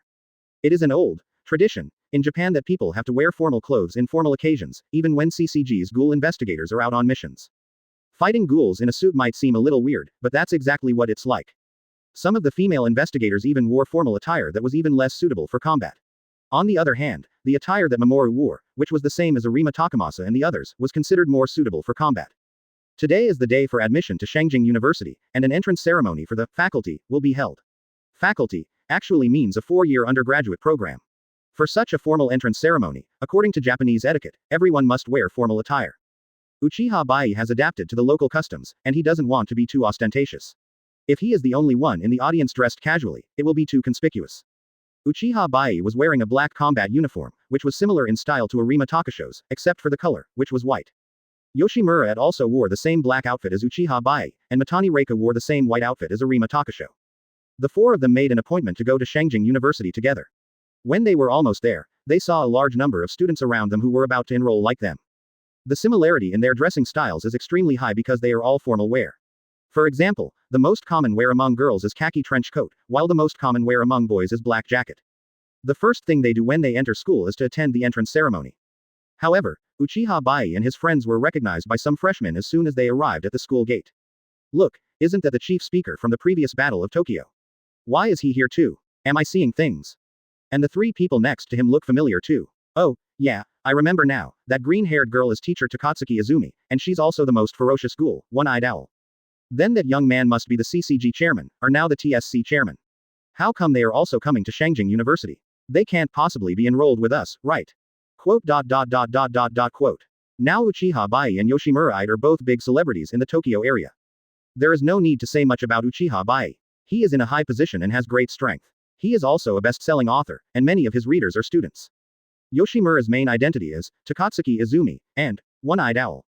Her identity as the One-Eyed Owl has long been no secret, and people do not dislike Takatsuki Izumi because of this advertisement. Because before, Yoshimura's actions were basically aimed at CCG, and he really didn't hurt ordinary people. Now CCG has made peace with the ghouls and formed the TSC, and coupled with the events of the Tokyo Defense War at that time, the reputation of the One-Eyed Owl, in the eyes of the world is really good.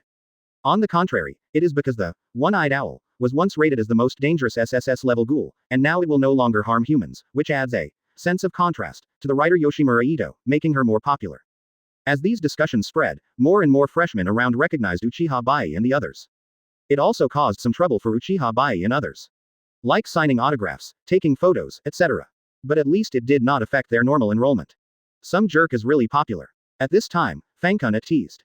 Your popularity isn't much lower than mine, Uchiha Baiye said with a little helplessness. Fortunately, the general and I are not that famous, Sanbo Lihua said with a smile. Although some people asked her and Arima Takamasa for autographs and photos, it was not as exaggerated as Uchiha Baiye and Yoshimura's. Following the guidance of some security guards and seniors, the freshmen arrived at the place where the entrance ceremony was held. It is a very large multi-purpose hall, fully capable of accommodating all the freshmen of the Department of Kamui University this year. When most of the freshmen had taken their seats, the president of Shangjing University and some seniors had also come to the stage. Next, of course, it was the principal's turn to speak. You can listen to the principal's speech or not. To put it bluntly, it's the hypnosis segment.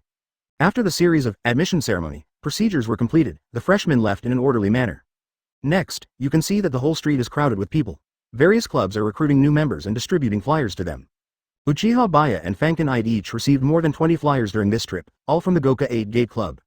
Advertisement. They sat in the cafeteria to rest for the time being, with Arima Takashi and Mitsumi Reika beside them. In college life, club activities are still indispensable. See which club you want to join. You can also join multiple clubs at the same time. At this time, Uchiha Baiye said. He looked at the flyers he had received. There were all kinds of clubs including animation, special effects, music, baseball, dance, and even clubs related to ghouls and TSC. What about the Ghoul Research Club, TSC Club, Ghoul Investigator Club? I guess these are all clubs formed by enthusiasts in this field. Now, through the joint efforts of Uchiha Baiye and TSC, ghouls can be treated relatively equally on campus. It is still in the initial stage and is starting to be carried out in universities in the Tokyo area.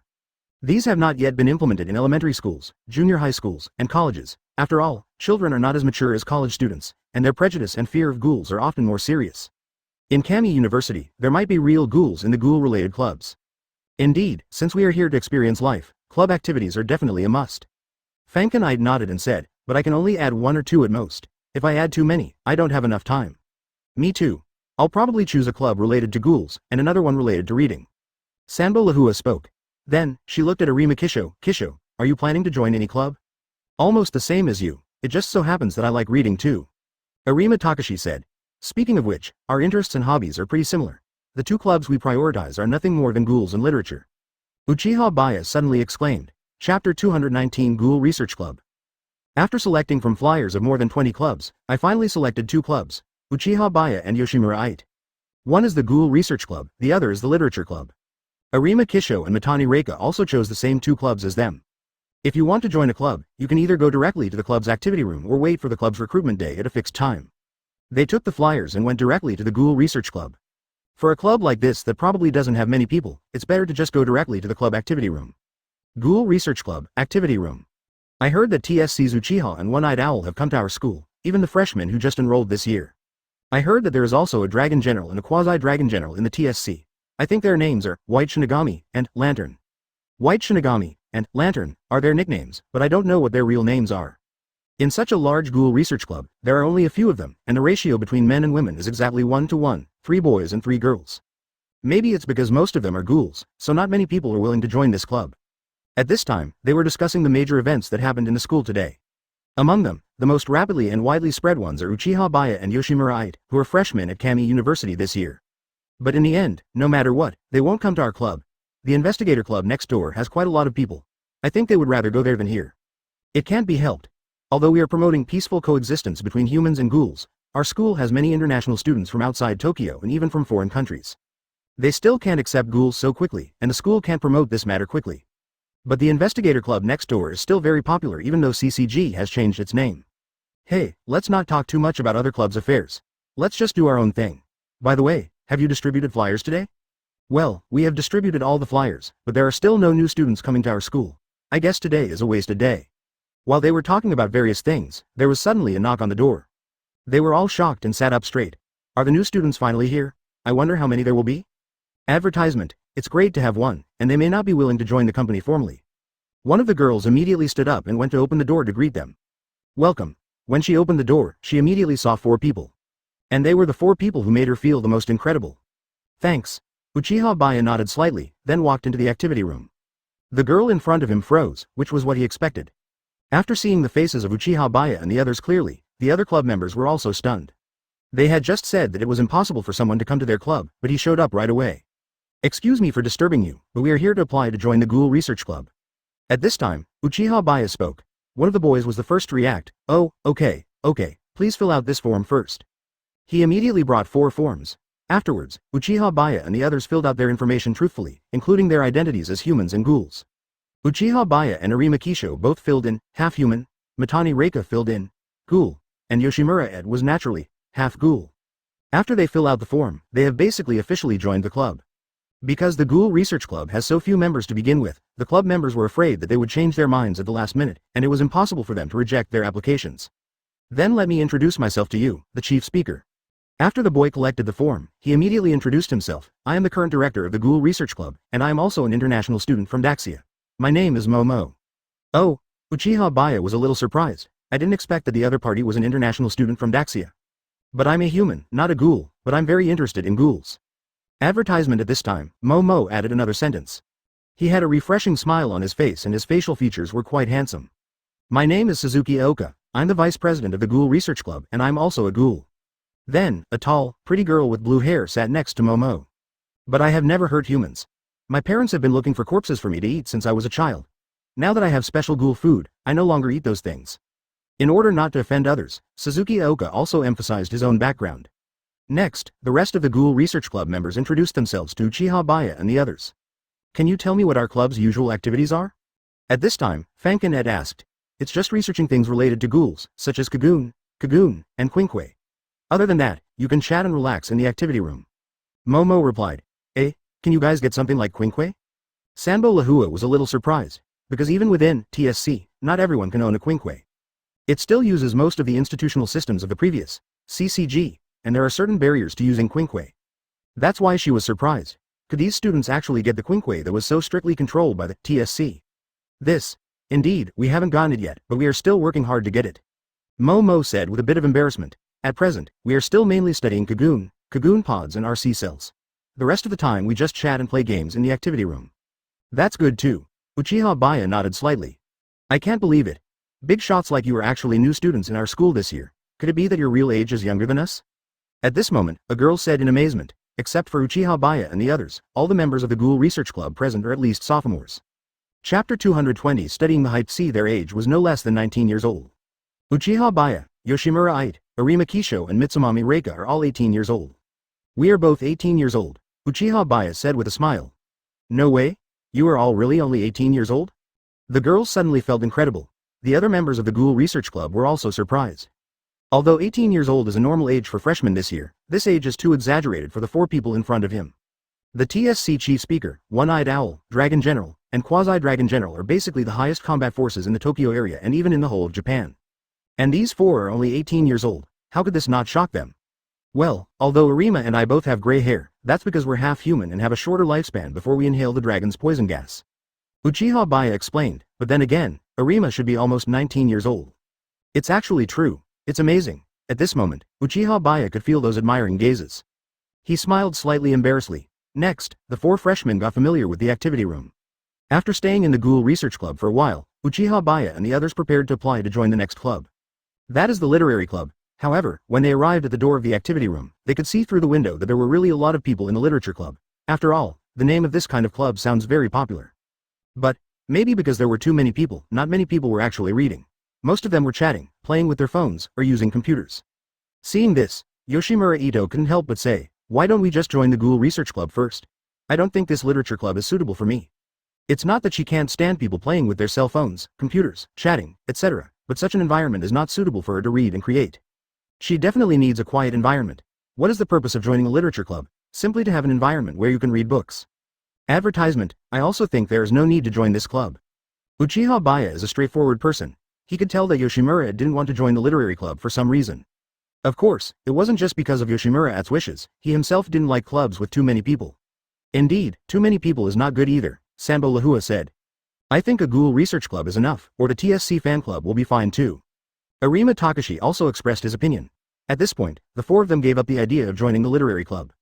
However, compared to academic studies and club activities, Uchiha Baiye and the others' priority is definitely TSC matters. The school was also aware of their situation, so they were very lenient with them. They will only come to participate in club activities when they have free time. They are indeed quite idle recently, and there is nothing important at TSC that requires them to step in. I'm going to ask Vice Minister Suzuki again today. Let's study your Kagoon. At this time, club activities were taking place in the club activity room. When they want to study Hezi, Hebao and the like, of course they use their own people to do the research. 5 of the 6 original members are ghouls, and only Momo is human. Momo is really brave enough to be in this kind of club without being afraid. And today, it is the turn of Deputy Director of Research Suzuki Aoka's Kagoon. Okay. A slight blush appeared on Suzuki Kinghawa's face. It seems that it is rather embarrassing to let others study your Kagoon.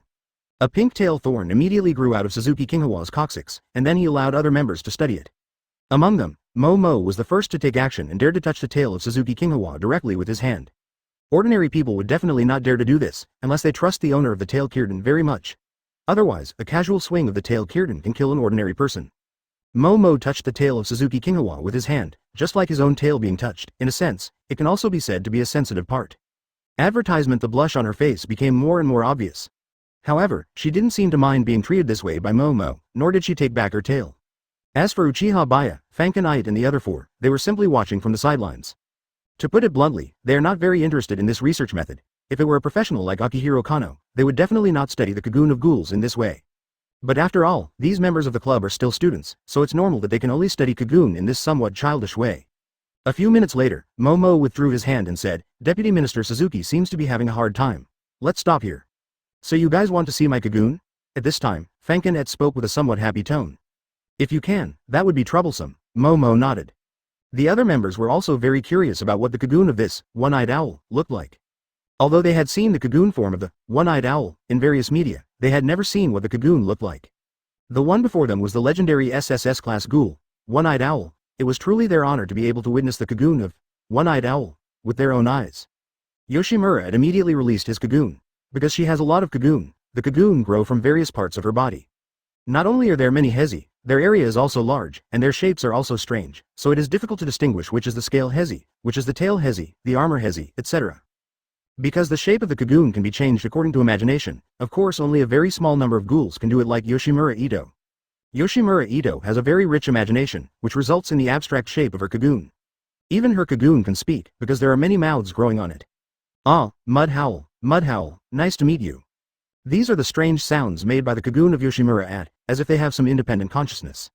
I have to say that the Kagoon that Yoshimura attack uses is unique and special. Apart from her, no other ghoul can use the Kagoon to this extent.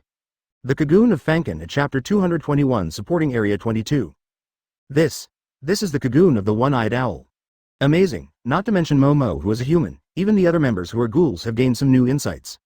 Their Kagoon are all rather ordinary and monotonous, and even if they are added together, they still don't have as many as Yoshimura had.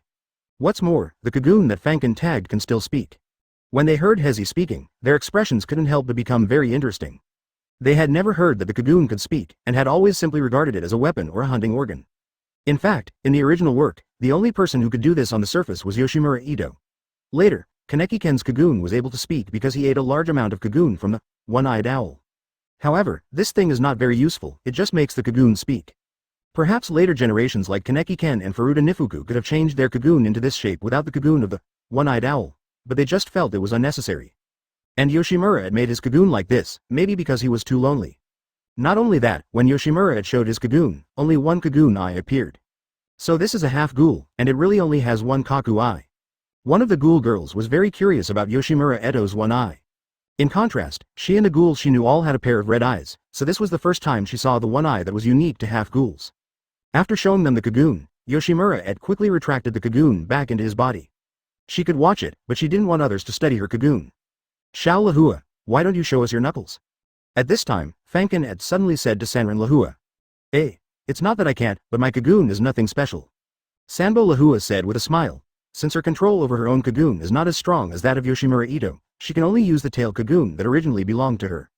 She can now unleash the power of a half-hero, so she must have more than one Haruka on her body, but she doesn't dare to show the Haruka of other Haruka. Because then she would automatically become a half-herzer, and in the half-herzer state she would easily lose control. However, Yoshimura Ito has a very high degree of control over his Kagoon. Even if he releases the Kagoon from multiple Kagoon packs at the same time, he will not automatically become a Kage user. What's more, the Haja will not lose his mind. Advertisement. Reika Sanran can only show one tail Kagoon, and judging from the appearance of the Kagoon, it does not look much different from an ordinary ghoul. But the color of the Kagoon is still quite nice, probably pink. Afterwards, Reika Mitsumi quickly retracted her Kagoon into her body. She didn't want to be studied as carefully as Vice Minister Suzuki, and felt a little embarrassed. Speaking of which, Chairman Uchiha and General Arima, you are half-human, so you don't seem to have Kagoon, right? At this time, a ghoul girl asked Uchiha Baiye and Arima Takasho with some curiosity. Uchiha Baiye nodded and replied, although Arima and I are half-humans born from the hybrid of humans and ghouls, we don't have Kagoon and katana. We are just physically stronger than ordinary people. As for his Mangekyō Sharingan, it wasn't a Kakugan to begin with, so there was no need to mention it. Oh, so this is the difference between half human and half ghoul. Got it. But speaking of it, we are now classmates in the same school, so just call us classmates. Uchiha Baiye talks. Being called the chief speaker, dragon general, or something like that by classmates would feel a bit strange. Within TSC, for work reasons, everyone addresses each other by their positions, but this is not necessary in school. Is this really possible? The ghoul girl was a bit timid and didn't dare to call the chief speaker of TSC a classmate. Sure. Uchiha Baiye heading. So, Uchiha-san, Arima-san? The girl then spoke in a slightly tentative tone. After that, the rest of the Ghoul Research Club members also started calling Uchiha Baiye and the others classmates. Since almost all Japanese universities do not provide dormitories, Kamui University is no exception. Even if dormitories are provided, they are of very poor quality. It is better to rent a house by yourself. Uchiha Baiye and Fankin already have villas in District 1, and there is also an Ending District coffee shop in District 20, so they don't have to stay in school after school. They first returned to the stable area. We heard that you all have been successfully admitted to Shangjing University. That's amazing. Advertisement. As soon as they came in, they heard Kirishima-ko praising them. Kamui University. I remember it was one of the top universities in Tokyo. Gu Jianyuan sighed. You four were able to get in together. You are all academic masters. If it were according to the customs of human society, we would definitely celebrate this kind of event with great enthusiasm. At this time, Ru Jianxuan also said, Manager, why don't we celebrate for them? I think it's good to celebrate, Sifang Lianchi said in a calm tone. Fankin Gongshan nodded slightly. Then let's do it tomorrow. It's okay to close the store for a day. Of course, it mainly depends on the wishes of the parties involved. And Uchiha Baiye and the others had no reason to refuse. The matter was settled, but at this moment, Arima Takamasa's cell phone suddenly rang. Yeah, I see. After a while, Arima Takashi hung up the phone. Is it about TSC? Reika Mitsumi immediately asked Arima Takasho. Yes, there are many dragon abandoned in Area 22, and some relatively strong ghouls are causing trouble. The TSC branch responsible for Area 22 is short-handed and is requesting our support. Arima Takashi briefly explained the situation. Since there were few ghouls and abandoned dragons causing trouble in Area 22 in the past, and there were not many people assigned to the TSC branch, when a large number of enemies suddenly appeared this time, they had to request support. I'll go with you, too. I want to see which ghouls are still determined to go against us. At this time, Uchiha Baiye spoke. Those ghouls who really refuse to obey must be dealt with as soon as possible, otherwise they will only become an obstacle to the peaceful coexistence between humans and ghouls. It suddenly occurred to me that I haven't had a co-eating in a long time. Yoshimura said with a chuckle. Eating the ghoul's kakupo and eating the dragon's abandoned children are both considered co-eating behaviors. So the meaning of Fankun's words was very clear. She also planned to go over and play together. Chapter 222. Abandoned Dragon with Human Form. Although this combat power is seriously overflowing, they have nothing to do now anyway, so it would be good to go to District 22 and resolve the matter quickly. Moreover, the four of them are now members of the Zero Squad, so there is nothing strange about them acting together. After CCG was renamed, TSC Zero Squad was still not disbanded. The Zero Squad is composed of only 4 people, with Uchiha Baiye as the captain, and Yoshimura, Arima Kisho and Mitsumami Reika as team members. It seems that I may not be free tomorrow, Yoshimura Kosen said immediately. Let's see if we can resolve it as soon as possible today. Uchiha Baiye talks. He felt it should be about the same. If any of him, Arima Kisho or Yoshimura were placed in Area 22, they would be absolutely invincible. Only Mitsuha Reika is a little weaker, but now she is also a quasi-dragon general of TSC, so she can't be much worse. Tokyo, 22 wards. Uchiha Baiye, Yoshimura, Arima Kisho and Mitsumami Reika went to Area 22 as soon as possible. District 22 is not far from District 20 where the stable area is located, and we arrived there quickly. The atmosphere on the street was a bit desolate, and there were not many people coming and going, because a large number of dragon abandoned and individual ghouls had been active in District 22 recently. Many people were hiding at home and dared not go out. Members of the 22nd District, TSC, branch patrol the streets at all times to prevent civilians from coming into harm's way. Among them are humans, and of course there are ghouls. The pair who were reporting the situation to them were a human and a ghoul. We have discovered the lair of those dragon abandoned children, but unfortunately we do not have the ability or courage to go in and drive them out. It's all right, let's leave it to our Zero Squad next. Uchiha Baiye said calmly. Prepare to gather all the personnel and block all the exits of that lair to prevent any fish from escaping and harming civilians. Yes. They immediately notified other members of the TSC branch and assembled at least half of the fighters. Advertisement. In less than half an hour, a large number of TSC fighters surrounded the nest of those dragon abandoned ones. The nest of those dragon abandoned sons is this large factory in front of us that looks like it has been abandoned for a long time. The factory's front door, back door, windows and so on. During the battle, the abandoned dragons might escape from anywhere, and their task is to stop those abandoned dragons who want to escape. The only ones who are actually going to fight are the 4 people in Squad 0. Upon learning that the entire abandoned factory had been surrounded, Uchiha Baiye immediately took action. Let's go and try to make it quick and decisive. At his command, the 4 members of Zero Squad, including him, immediately entered the abandoned factory. As soon as they entered, they found that many abandoned dragons were already ambushing them. It seemed that a leader with a little wisdom appeared among this group of abandoned dragons, otherwise the ordinary abandoned dragons would not have any awareness of ambush. However, no matter how many ambushes they set, they could not make up for the huge gap in strength. Uchiha Baiye used Hollow to perfectly avoid all attacks.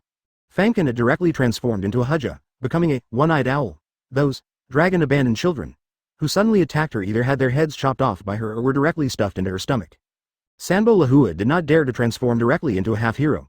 She did not want to use this kind of power that could easily make it difficult to distinguish between friend and foe unless she had no other choice. However, even if she only used a single-tailed ghoul, she still had the strength of an S-class ghoul, and those dragon-abandoned children posed no threat to her. At this time, Arima Takamasa's Quinkwe had appeared in his hand, and he dodged and counterattacked at the same time. With his reaction speed, those abandoned dragons have no chance of touching him. The battle was completely one-sided, with large numbers of dragons' abandoned sons being annihilated, while Uchiha Baiye and his men remained unscathed. The leader, hiding deep inside, seemed to have realized that this was an enemy they could not defeat, and began to order the remaining dragons to retreat. Uchiha Baiye and the others saw that the abandoned dragons in front of them turned around and ran almost at the same time. Chase. Especially catch their leader, Uchiha Baiye said lightly. Even in a comparison of speed, these abandoned dragons are no match for them. Ding. Host defeated, dragon abandoned, and received reward, 2 attribute points. Advertisement, ding. Host defeated, dragon abandoned, and received reward, 2 attribute points. Open black lens bracket. Close black lens bracket. When they chased to the end, the leader of the dragon abandoned who had been hiding deep inside had also escaped from the abandoned factory, but was quickly captured by the TSC combat personnel outside. Uchiha Baiye and the others finally saw the true face of this abandoned dragon leader. It can be seen that this guy's appearance has begun to take on some human characteristics. But he can't speak yet, only screams come out of his mouth. Uchiha Baiye is increasingly suspicious that the ghoul was originally a dragon-abandoned child. With this doubt in mind, he felt it necessary to keep this guy. Catch it and lock it up in Kuklia. Uchiha Baiye immediately gave orders to the others. Until now, Kuklia is still operating normally. After all, there are still many ghouls who are determined to do bad things, and Kuklia is specifically used to imprison these ghouls. And the original prisoners were not released, such as the priest, and so on. Even if humans and ghouls can coexist peacefully now, the things that the criminals did in the past cannot be written off. Especially the priest guy is pure evil, a villain who does not need to be whitewashed at all. Probably the only life that the priest cares about is Kotaro Amon. The lives of other people are nothing in his eyes, so just let him stay in Kuklia and reminisce with Kotaro Amon from time to time. Yes. The combatants immediately took this unique dragon-abandoned child away and brought it to Kuklia in Area 23. Uchiha Baiye wanted to see if this guy would eventually take on a human appearance and become a new generation of ghoul. If this is true, then the so-called public enemy of humans and ghouls is still ghouls, in the end.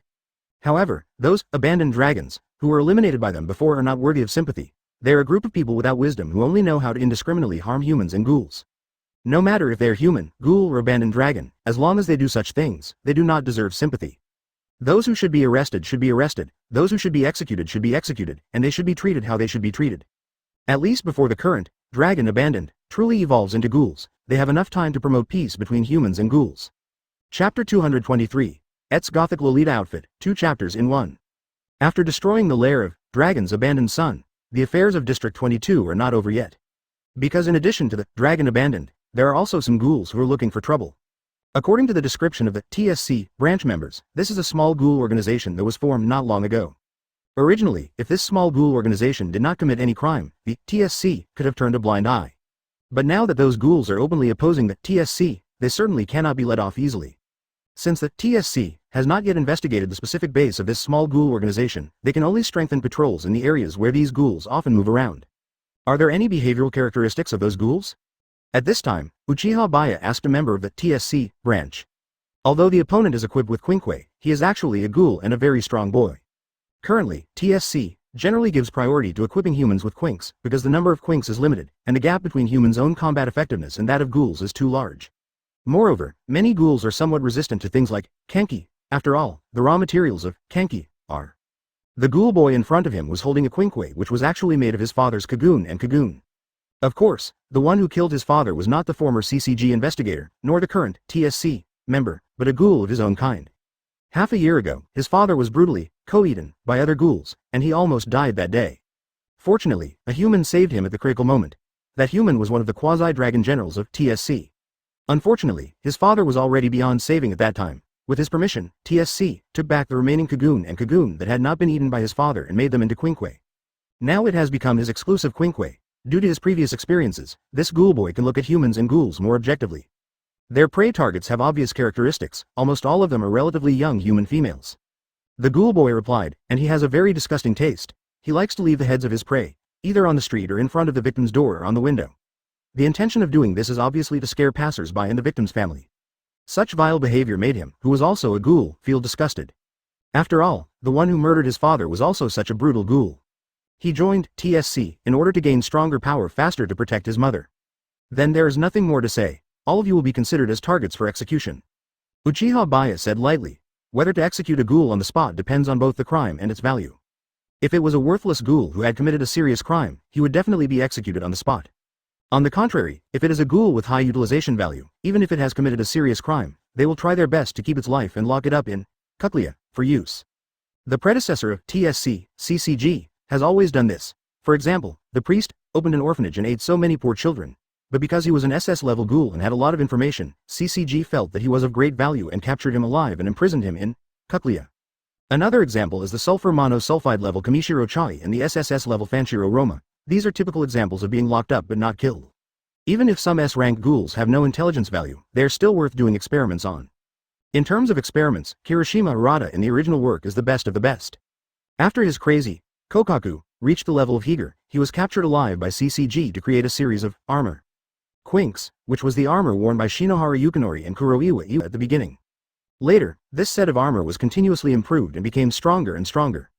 Of course, ever since CCG was renamed TSC, the practice of using ghouls for live experiments was erased by Uchiha Baiye. After all, we are now pursuing relative peace between humans and ghouls, so such inhumane experiments on ghouls should naturally be prevented as much as possible. Otherwise, what will the ghoul members within TSC think? On the other hand, the system regarding the value of intelligence has been retained because it really works. Taking the priest as an example, to put it simply, he is sentenced to life imprisonment, and you can go to him for information whenever you want. Although this guy may not be willing to answer every time, once he answers, he can help investigators quickly solve the case. So what do we do next? At this time, the ghoul boy asked. Let's try to lure those ghouls out. If we take the initiative to look for them, we don't know how long it will take to find them. Uchiha Baiye answers. Don't they like to prey on young women? Then. At this time, Fankin-et's gaze seemed to be deliberately looking at Sanbo Reika. Advertisement feeling Fankun's gaze, Sanbo Lahua suddenly realized something. Does it mean that you want me to be the bait? It must be said that she is really suitable for seduction. First of all, the condition of being young is met. Then she is beautiful, and having lived with humans for a long time, the smell on her body has long been mixed up so that she no longer looks like a ghoul.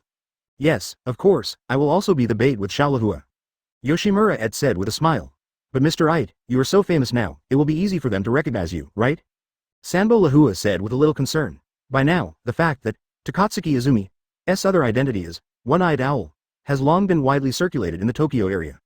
And because Fankin Ito occasionally attends some writers' events, her true appearance is no longer a secret. It's okay, I just need to disguise myself a little bit. Fankin Ito said. As soon as she finished speaking, Uchiha Baiye tacitly opened the door of Kamui space for her. In other words, Fankin Ito was transferred into the Kamui space, and Fankin Ito of course changed his clothes in it. Arima Takamasa and Mitsumami Rika were already used to seeing Yoshimura suddenly disappear.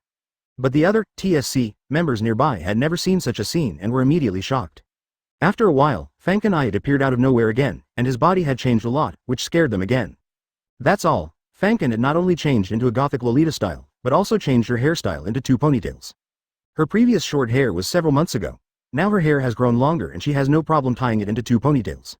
Except for the change in hair color, Fankin-et's appearance looked completely different from usual, and he was also wearing a mask. Normally, she prefers to dress in a more mature style. How is it? Does it look good? At this time, Fankin-et did not forget to ask Uchiha Baiye for his opinion.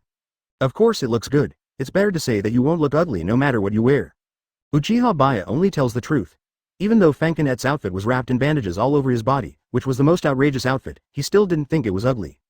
Thinking back to when he first saw the image of the bandage girl before traveling through time, when he didn't know her true identity was Izumi Takatsuki, and One-Eyed Owl, the bandage girl had already attracted him the most. Fangken had snorted and laughed.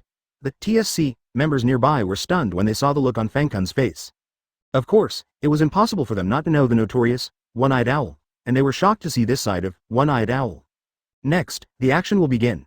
Yoshimura Ito and Mitsumami Reika were walking together in the alleyway where the small ghoul organization frequented most, while Uchiha Baiye and Arima Kisho were hiding in the dark. Once those ghouls are lured out, they can start taking action right away. For a while, there was no movement, but after a few minutes, the results began to pay off. Several ghouls wearing masks began to appear from various corners, blocking the way of Yoshimura Ito and Mitsumaki Rika. At this time, Fangken Ite and Sanran Lahua were acting quite realistically, and expressions of fear suddenly appeared on their faces. You are ghouls? Sanbo Lahua pretended to take a half step back and asked in a panicked tone. Do you even need to ask this, little sister? Even if you haven't met one, you must have seen the characteristics of ghouls on TV, right? One of the ghouls said in a teasing tone. It was as if he had already regarded Fangken Ito and Sanbo Lahua as his meals and was not in a hurry to attack them. Yoshimura Ito immediately pulled Miwa Reika and turned to run, but then they found that several ghouls appeared from behind and blocked their way. Advertisement. This is really interesting. Those guys from TSC should have already issued a notice in District 22. But you two girls still dared to be active in such a dangerous place. Could it be that you are from TSC? It doesn't matter even if it is. The TSC in District 22 are just a bunch of idiots. They pose no threat to us. We have the boss here. Yeah, our boss is a half-hero. Once he gets serious, no one in District 22 can defeat him. Those ghouls were still chatting there, not taking Yoshimura Ito and Mitsumari Reika seriously at all. Until now, Uchiha Baiye and Arima Takashi have not been in a hurry to take action. Because they are just waiting for as many people from this ghoul organization as possible to show up, so that it will be easier to catch them all in one fell swoop. It is for this reason that Fangken Ite and Sanran Lahua are still acting hard. However, at this moment, the sound of fighting suddenly came from another alley nearby. What's going on? Are we ambushed? No, that's where the boss is, and it doesn't sound like there are that many people fighting. The attention of these ghouls was immediately drawn over. Yoshimura Ite and Sanbo Reika are no longer acting. A pink-tailed cocoon suddenly pierced through the abdomen of one of the ghouls, which was exactly the cocoon of Reika Mitsumi. I just heard Sanbo Lahua laugh, and a pair of scarlet eyes appeared, with a somewhat sick smile on her face. You are from TSC after all. The ghoul turned around immediately, but his voice stopped immediately because he was frightened by the scene in front of him. Although Yoshimura Ito did not transform directly into a kakuzer, a large number of kagaya grew from the multiple kakuza bags on her body and attacked several ghouls at the same time. Moreover, the shape of her cocoon is both abstract and terrifying, which can easily give people a chilling feeling at first glance. The ghouls around were quickly dealt with by Yoshimura Ito and Mitsumari Reika. At the same time, Uchiha Baiye and Arima Takasho had already set out. They came to the roof of a low house and looked down at the alley where the sound of fighting had just been heard. As a result, he saw an acquaintance, a half-hero, and several ghoul corpses on the ground.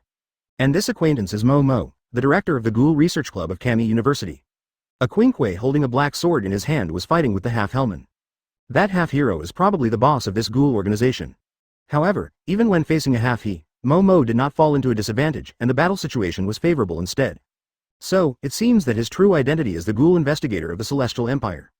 Seeing this scene, Uchiha Baiye said lightly, the one who possesses Quinkwe and can fight against a ghoul at the half-heka level and even has the upper hand can only be an investigator from the Celestial Empire. The profession and system of ghoul investigators exist in every country in the world, including Daxia. Currently, only the CCG in Tokyo has changed its name and no longer uses the title of ghoul investigator, while other countries of course remain the same as before. Maybe you don't need our help. Arima Takamasa held a Quinkwe briefcase in his hand, but he never opened it. In the current situation, the half-hero is basically doomed to fail. He would only take action unless the half-hero was about to escape. Uchiha Baiye also planned so. Why take action when you can just watch the show? At this moment, Mo seized the opportunity and cut open the shell of the half-hero with a sword, dealing a fatal blow to its Hiroka. This fatal blow completely deprived the ghoul of his ability to fight, and he immediately fell to his knees on the ground. Then Mo ruthlessly finished off the opponent and completely killed him. No matter how you look at it, he doesn't look like an ordinary international student. At the same time, Mo also noticed Uchiha Baiye and Arima Takashi who were watching the battle on the roof. He immediately smiled and waved at the two of them. Chapter 224. The Offspring of Half-Human and Half-Ghoul, 2 chapters in 1. Uchiha Baiye then jumped down from the roof. Arima Takamasa followed closely behind. Student Mo, I didn't expect to meet you at this time and in this place. Uchiha Baiye said immediately, I'm sorry, I seem to have taken the credit for your work. Mo said a little embarrassedly. Uchiha-san and Arima-san in front of me are obviously here to carry out a mission. He hadn't known that Uchiha-san and Arima-san were nearby. Fine. Uchiha Baiye said, you are not an ordinary foreign student, right? This Quinque should not be lower than S rank. You should be a ghoul investigator from Daxia, right? Well, I can't hide it from you after all. Here is my ID. Momo then showed his ID. Because it is illegal for ordinary people to possess Quinque, he needs to prove his identity as a ghoul investigator, otherwise he will get himself into trouble. Uchiha Baiye took a look at the ID that Momo presented and found that he was indeed a ghoul investigator from a certain province in the Celestial Empire, and a special class investigator at that. Although according to the setting in the original work, except for CCG in Tokyo, ghoul investigators in other places are more likely to be promoted. For example, when Tadara was in the Red Tongue Company, the Celestial Empire sent many ghoul investigators, and with the help of Hoji Sosuke, they defeated the Red Tongue Company. In that battle, more than 100 investigators were lost, including 15 special investigators and 30 quasi-special investigators. From this, it can be seen that the Celestial Empire's assessment of the rank of ghoul investigators is relatively lenient. You have to know that there are only a few special investigators in the entire CCG. If the extent of the losses suffered by the Red Tongue Company in that battle were placed into CCG, it would take at least the peak of the One-Eyed Owl, with combat power exceeding the SSS Plus level, to accomplish this. The strongest force of the Akagawa Company is the sulfur monosulfide level Tadara and his brother. They have a hard time dealing with the few special investigators of CCG except Arima Takashi. Of course, this does not mean that Momo's identity as a special investigator is watered down. He was able to defeat the half-he person just now, so his strength must be no problem. He's already a special investigator at such a young age, his potential is quite high. Uchiha Baiye praised openly. Momo is only about 20 years old at most. It is undoubtedly a genius for him to become a special investigator at such a young age. Now Uchiha Baiye also understood why Momo dared to join the Ghoul Research Club composed entirely of ghouls, because with Momo's strength, he was not afraid of those ghouls who were still college students. Thank you for the compliment. I am still far behind you. Besides, the value of my title as a special investigator is also different. Momo said modestly. It's not that he is being modest. He truly feels that he is still far behind the other two. Besides, both of them are younger than him. Just then, Fankenite and Sanran Lahua also came over. The ghouls over there had already been dealt with by them, but they found that Uchiha Baiye and Arima Kisho had suddenly disappeared, so they thought that Baiye and Kisho should have come to the place where the strange noises were just heard. Isn't this classmate Momo? Was it you who made the noise just now? Seeing the corpses of several ghouls and a half-Herculean corpse on the ground, as well as the Quinque in Momo's hand, Miha Rika immediately asked. Yes. Momo nodded. I heard that there has been a lot of unrest in District 22 recently, so I came here to see if I could help. I come here to investigate every day after school, but I didn't find anything after a few days of investigation. Then I suddenly found them today. So it was you who lured them out. I feel like I wasted my time. Momo scratched his head a little embarrassedly. No, I'm still very grateful for the help of classmate Momo. Sanbo Lahua said with a smile, but Momo was able to defeat that halfer. It seems that he is very powerful. It's okay. You're much better than me, Momo said. By the way, is Mr. Mo coming here to study abroad because of a mission? Even without asking, Reika Sanbo knew that Momo must be a ghoul investigator. That's not the case.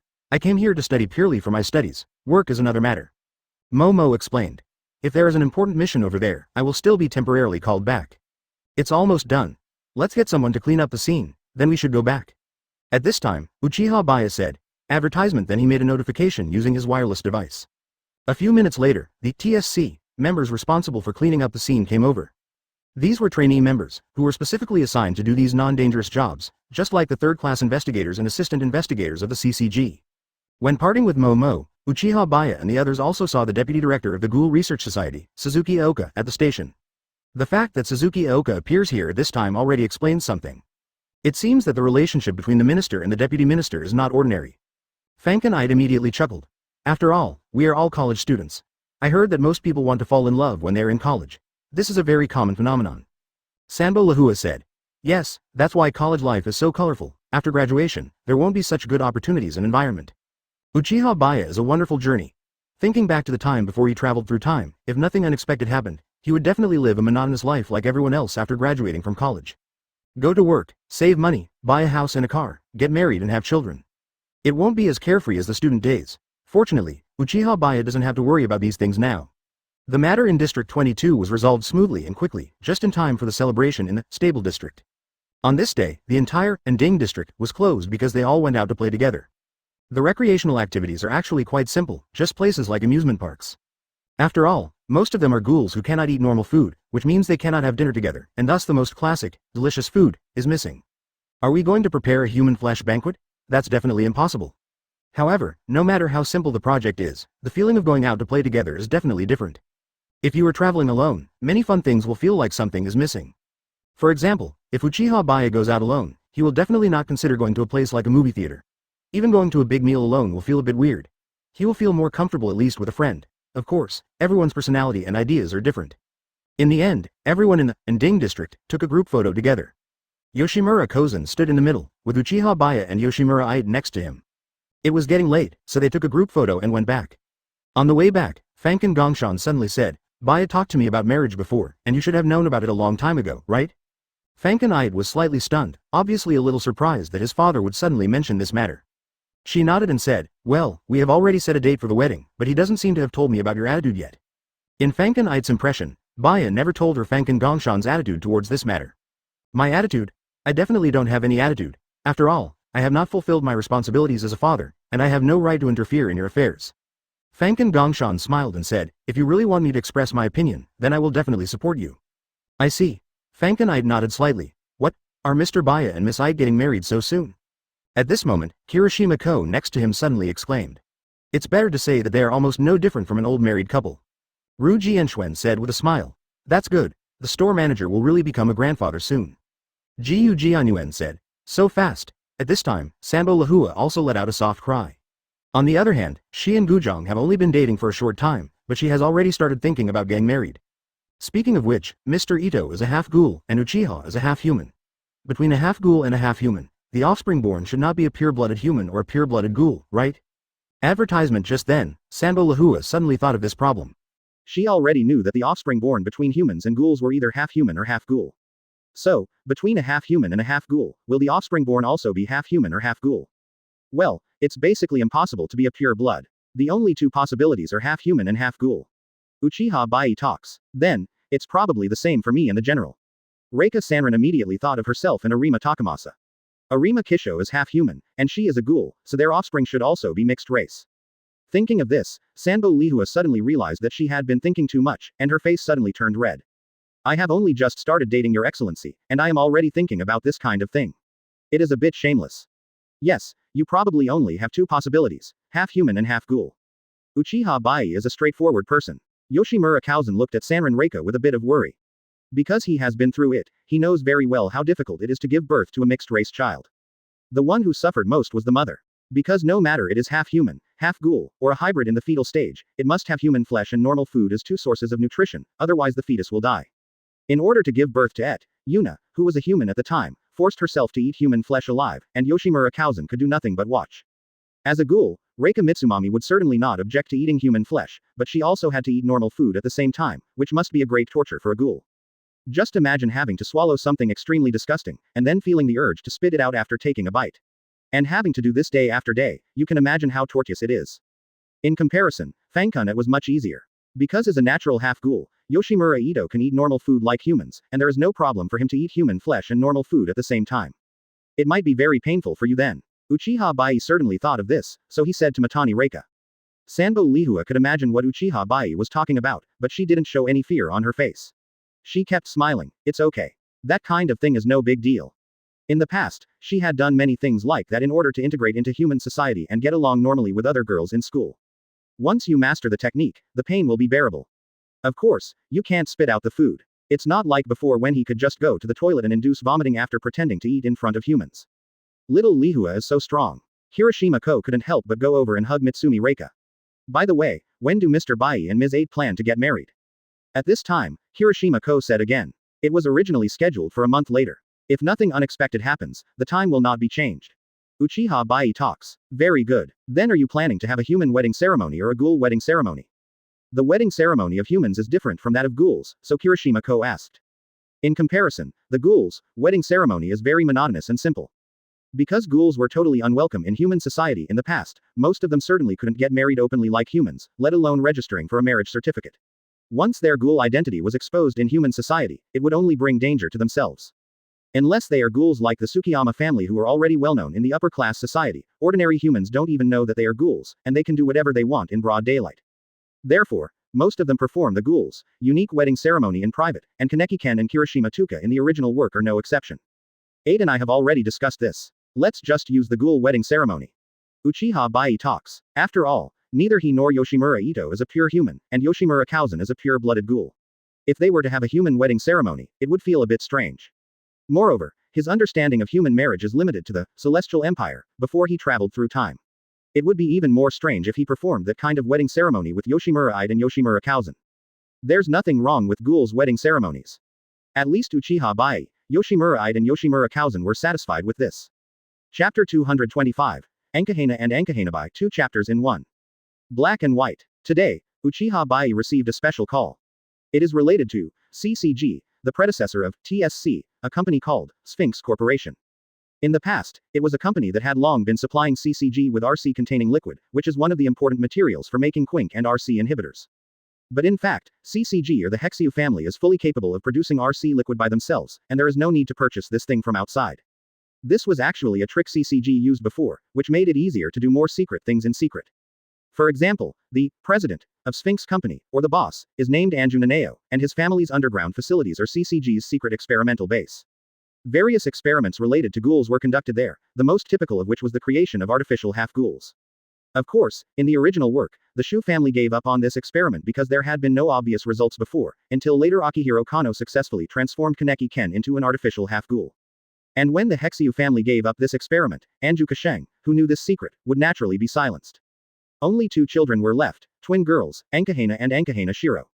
Later, Kana Akihiro forcibly occupied the underground facilities of Anju Nanao's house. This place had long been abandoned by the Hexyu family. Anju Nanao was also gone, so no one cared about Kana Akihiro. Not only did Akihiro Kano treat this place as his own laboratory, he also tricked Akuhuna and Akuhuna Shiro into undergoing experiments on artificial half-ghouls. Although their experiments were successful like Kaneki Ken's, the endings were also quite tragic. Anaku Nashiro was severely injured and on the verge of death by Suzuya Juzo, who was already a ghoul investigator. In order to keep Nashiro alive, Anaku Corona sucked Nashiro into his own body and kept looking for ways to save Nashiro. When Corona first asked Akihiro Kano to save Nashiro, Akihiro Kano completely ignored the 2 sisters. Perhaps at that time Akihiro Kano knew that Nashiro was beyond saving. A few years later, Enkahena had grown into an SS-level ghoul and a half-ghoul. When she found Kano Akihiro again, Kano Akihiro told her bluntly that Nabai was as good as dead. After the Dragon War ended, Anju Hana continued to carry Nabai, who might have died in his body, away from Japan and went to Europe, the Middle East and other regions. Looking back on the life of the twin sisters Kuro Nana and Shiraha, it is quite tragic. However, the timeline that Uchiha Baiye is in now does not match the timeline when Anju Nanao was killed by the Hexyu family. That should have happened a few years later. Now the Kazushige family has been changed by Uchiha Baiye, and CCG has become TSC, and he has never cared about Anju Nanao. After all, only the original Kazushi family would care about the secret of the ghoul experiments being leaked. But the news that Uchiha Baiye received was that Anju Nanao was still dead. What exactly is going on? Uchiha Baiye was asking the person on the other end of the phone about the situation. It seems that because Anju Kasheng himself owed a lot of debts, he took the risk to cooperate with CCG and provided a venue for CCG to conduct those experiments, so that he could get a huge amount of financial assistance. But now CCG and the Hexyu family have, that cooperation has naturally been interrupted, so that his debts cannot be repaid. He has no idea how much debt he owed in this year, and then he jumped off the roof of his Sphinx company last night. After learning the whole story, Uchiha Baiye felt a little speechless. It seems that this Anju Kasheng has exactly this fate. There is no other way but a dead end. Either he was killed by the Hexyu family like in the original novel, or he committed suicide by jumping off a building. When this guy went against his conscience and risked his life to cooperate with CCG to conduct such inhumane experiments, he had no way out. It is not impossible to let this guy survive. If that is the case, Uchiha Baiye will ask the Hexyu family to support this guy free of charge. How can there be so many good things in this world? Although it is a bit sad, considering what this guy did, it is actually not a pity that he died. It's just a pity for the 2 children, Enkahena and Enkahena, who lost their family earlier than in the original book. And Ju Chi Sheng left behind 2 children.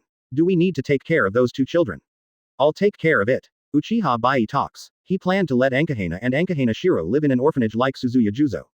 After hanging up the phone, Uchiha Baiye was ready to leave. Fangkun 8, who was sitting next to him, of course heard the conversation on the phone just now. She immediately said, "I'll go with you." Okay. Uchiha Baiye route. Afterwards, the 2 went to Anju Nanao's home together. On the way, then the 2 children of Anju Chi Sheng should also be supporting characters in this world, right? At this moment, Fangkun 8 suddenly asked. Ever since she learned some secrets, she realized that Uchiha Baiye was not someone who liked to meddle in other people's business. The people that Baiye focuses on contacting or helping are likely to be the main characters in this world, like the Jaeger family in Attack on Titan. That's why she made this guess. Yes, Akuhuna and Akuhuna Shiro are twin sisters who underwent the artificial half-ghoul experiment at the same time as Kaneki-ken. They are also relatively important supporting characters. Advertisement. Uchiha Baiye answered truthfully. Fangkun-ite's guess was immediately confirmed. As expected, I was wondering why you like to meddle in other people's business. It turns out that this is the reason. Well, because I can relate to their tragic experiences, I want to do something for them. Uchiha Baiye talks. What experience? Fangkun-ate suddenly asked with some curiosity. Uchiha Baiye then briefly recounted Corona and Nabai's original experiences from beginning to end. There are so many tragedies in this world. Fangkun-ite sighed slightly. But there are also many beautiful things, right? It's just that fate plays tricks on people. Some people's lives are almost filled with tragedy. Uchiha Baiye talks. ... At this moment, Uchiha Baiye and Yoshimura-ite have arrived at Anju Naneo's house. A very luxurious big villa. But the owner of this villa is no longer here. The door was not locked, so Uchiha Baiye and Fangkun-ite simply pushed it open and went in. Is anyone there? Uchiha Baiye asked as he entered the door. But no one responded. Uchiha Baiye was not sure whether Ankahana and Ankunabai were at home, so he could only go upstairs to look for them. Not long after, Uchiha Baiye entered a bedroom and saw the twin sisters lying on the bed, cuddling each other. Looking at the tear marks on their faces, you can tell that they must have learned the news of their father's suicide. Their father's suicide must have been a huge blow to them. Even when they found two strangers breaking into their home, they didn't react at all. At present, Anjikunai and Anjikunaishiro are still very young, almost the same age as Xiao Hutao and the others. The clothes he was wearing matched his name perfectly, as did his hair. And Juhana has black hair and wears a black dress. And Jinna has white hair and wears a white dress. As twins, the two sisters' facial features are naturally exactly the same and very delicate. You are the daughters of Anju Nanami, Anju Hana and Anju Nashiro, right? Uchiha Baiye followed the standard procedure and showed his work certificate. We are TSC staff. After learning about your father's situation, we came to pick you up. However, the two sisters still did not respond. After a while, Anju and I spoke first. Where are you, taking me and Nabai? As she spoke, her eyes slowly turned to the two strangers. The first impression is that he looks like a bad guy. Although you can't judge a book by its cover, Enku Hana is still young after all. Just because Uchiha Baiye and Yoshimura Ito are both good looking, she thinks that they are not bad people. Where do you want to go? Uchiha Baiye did not directly say that he would take Ankahana and Ankahana Shiro to the orphanage, but asked this. I don't know. We have no family now and don't know where to go. And Juhana's tone sounded very confused. Anju Nabai has remained silent until now. Compared to her elder sister Corona, she is weaker and has poor psychological endurance. Then let's go together, sister. At this time, Fangkun-ate smiled and spoke. Like Baiye, she had no intention of directly bringing up the matter of the ghoul shelter. Besides, this is not a settled matter. For a pair of twin sisters who just lost their father, and at a time when they are still unable to accept the fact that their father committed suicide, if you directly tell them that they are going to be sent to an orphanage, any normal person would not be happy, right? After hearing what Yoshimura said, Anjuhana hesitated, and Anjuhanabai didn't react either. But at this moment, Anjuhana's stomach suddenly made a gurgling sound, and then Anjunabai also made the same sound. The sisters' faces couldn't help but turn slightly red because they felt a little embarrassed. Are you hungry? Didn't you guys eat today? Advertisement. Uchiha Baiye asked immediately. Well, I haven't eaten anything since last night. Anjuhana responded. It was also last night that she and Nabai learned the news of their father's suicide. Then they had no mood to eat today. No wonder. Uchiha Baiye smiled awkwardly, then at least have a meal first.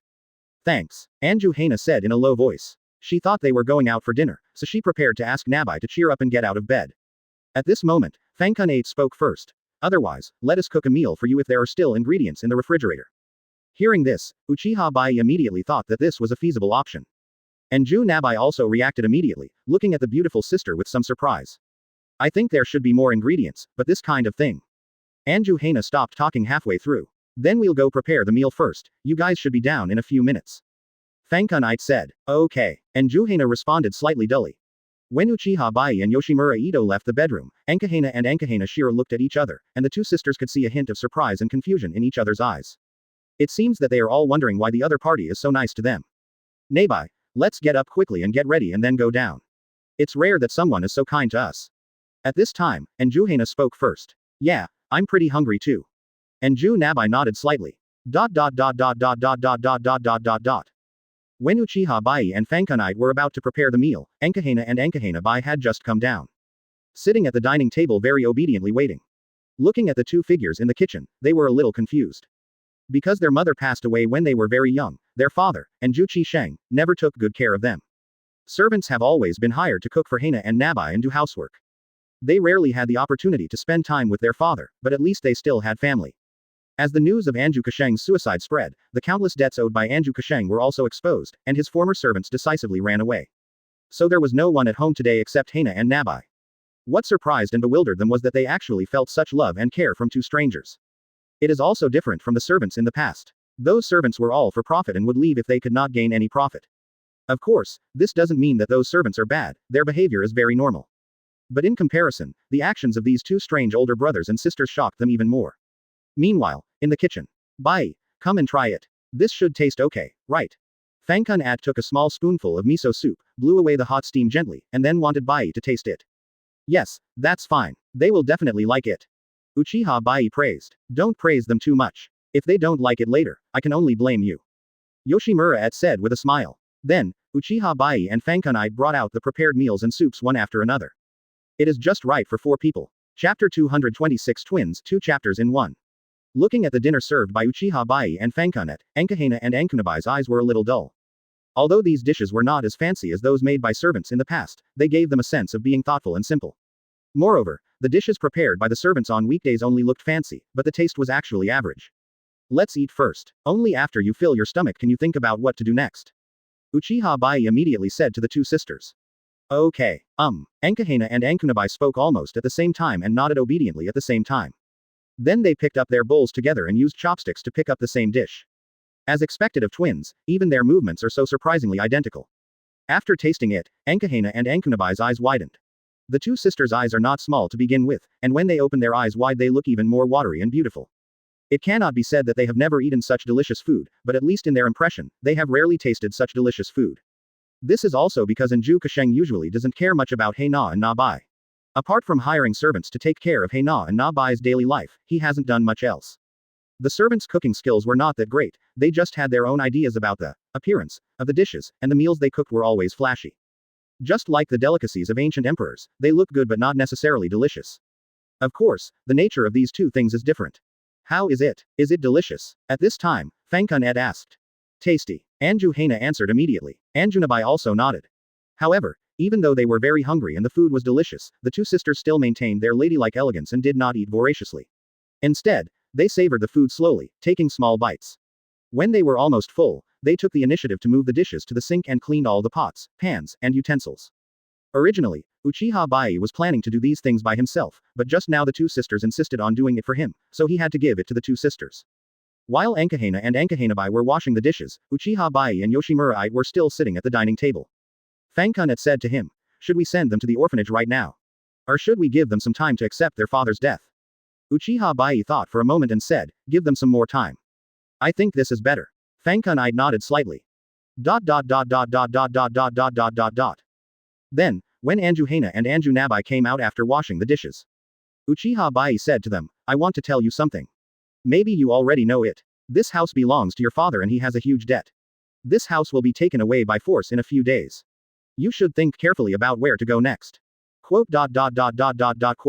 Anjuanai was speechless for a while, with a confused look on his face. I don't know what to do. Anjunabai also had a hollow look in his eyes. Having lost their family, their homes, and being penniless, the two sisters had lost all hope for the future. After a while, Anju Hana looked at Uchiha Baiye and Fangkun cautiously, can Nabai and I go with you? You just said you would take us away, where are you taking us? I'm willing to do anything as long as I can survive. Anju Nabai also spoke. The worst thing she could imagine was being sent somewhere to work illegally. Of course, she could also think of worse things, such as being sold to human traffickers. But she felt that the older brother and sister in front of her did not seem like bad people, and they also confirmed that they were members of TSC, so they must be good people. In fact, Anku Corona and Anku Nashiro were completely unaware of their father Anku Naneo's secret cooperation with CCG. They only knew that their father's company had transactions with the previous CCG. So in their eyes, CCG has a completely positive image, and TSC is even more so. Of course, we are here to take you away. Advertisement.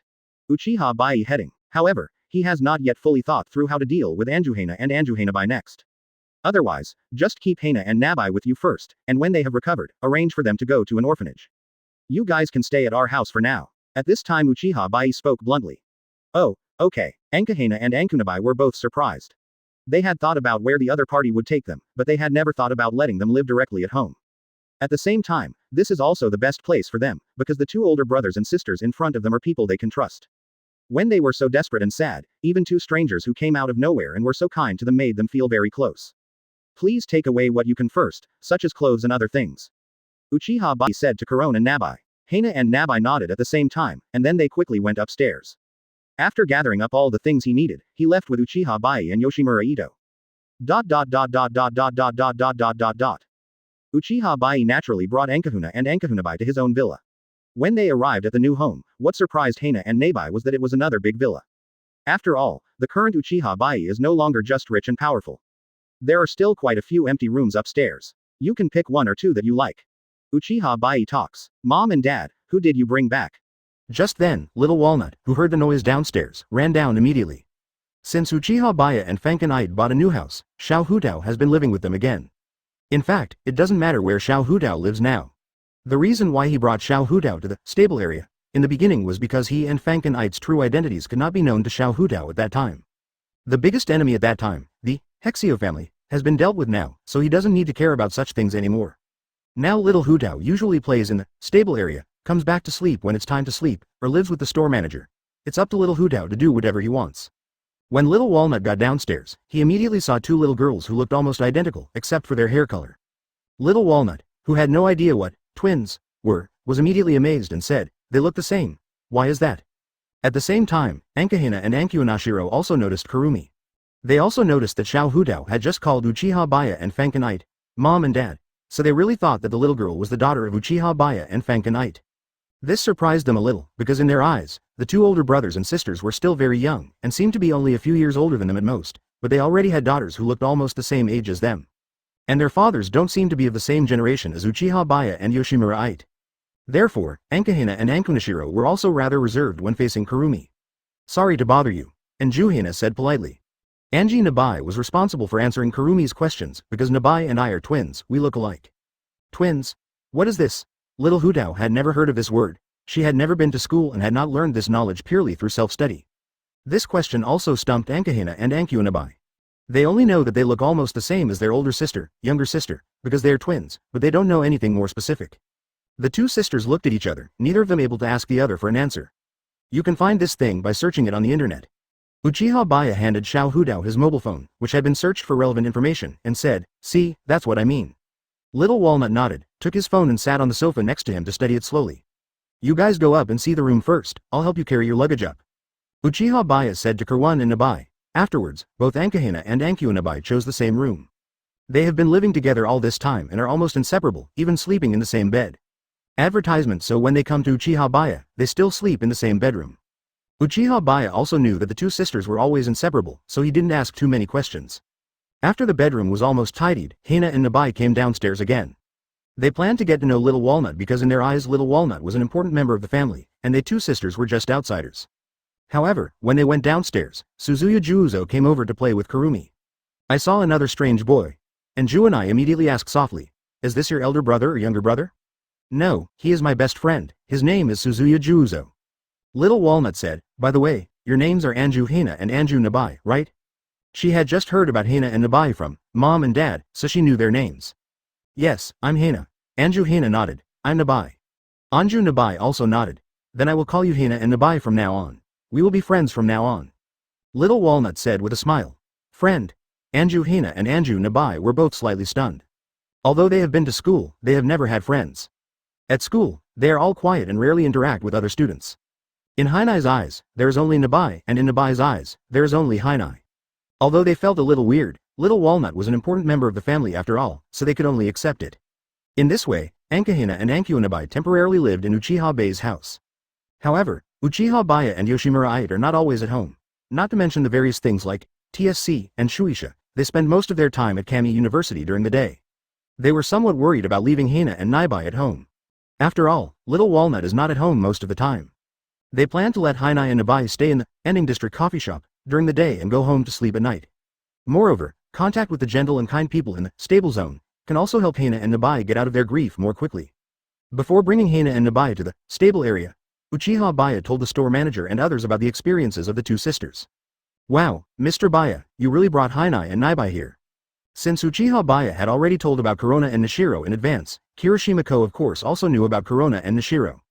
After seeing Corona and Nishiro in person, Kirishima-ko immediately showed that he liked them very much. What cute twin sisters, Arata, it would be great if we could have twins again. Kirishima Arata suddenly gave an awkward smile. This kind of thing is a bit too difficult. After all, whether or not you can give birth to twins is almost entirely a matter of luck. The store was full of strangers, and the timid Ankahina and Ankyunabai seemed a little restrained.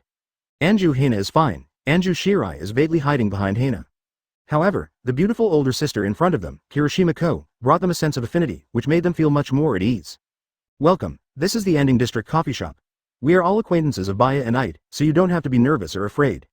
At this time, Fankin Gongshan came out with 2 cups of coffee and said to Hei Nai and Nai Bai, since this is your first time here, you can try the coffee here. Okay, thanks. And Juhina sat down and took one of the cups of coffee. Anjanabai also sat next to Corona and tasted the coffee brewed by Yoshimura Kosen together. Although it was their first time drinking coffee, the flavor prepared by Fankin Gongshan was very suitable for children, so they found it quite delicious. The 2 sisters immediately felt a little relaxed. It seemed that everyone here was a very nice person, just like brother Baiye and sister Ite.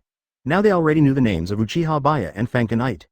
Of course, Uchiha Baiye and Yoshimura didn't tell them that most of the people in this coffee shop were ghouls, in order not to scare Kurwan and Nabai. Chapter 227. Nifu Lishi's Visit, 2 chapters in 1.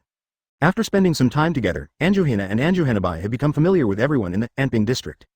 Until now, they still don't know that the store manager, Kirishima Ne and others who were usually very close to them are actually ghouls. Although the Anping district became quite famous after the Battle of Tokyo, Ankahina and Ankunabai did not pay much attention to the news, so they did not know anything about the Ending district. However, one day Hina and Nabai will have to know these things. So on this day, Kirishima-ko took the initiative to mention this matter to Ankuhuna and Ankuhuna Shiro. Uchiha Baiye didn't think there was anything wrong with it. At the beginning, he didn't want Hina and Nabai to suffer too much shock when they were emotionally unstable. Now so many days have passed. Corona, Nabai, you all should know about ghouls, right? No. Ankahina and Ankunabai nodded at the same time. Of course they knew about ghouls, as ghouls had always been regarded as the mortal enemy of humans, and this was also knowledge that must be taught in school. However, they also know that humans and ghouls seem to be able to live in peace now. Actually, most of us here are ghouls, even your sister Ito. There are only a few who can be considered human. Kirishima-ko spoke directly to Corona and Nishiro. Are you all ghouls? Ankahina and Ankunabai were both surprised. Because these ghouls are gentler and kinder than they imagined. Therefore, even when they suddenly found out that the other party was a ghoul, they did not show any fear. Moreover, they have never been harmed by ghouls and do not have any major prejudice against them. Yeah, but we definitely don't mean to hurt you. We just don't want to keep it a secret from you. Kirishima-ko smiled and nodded. I still think you're all good people.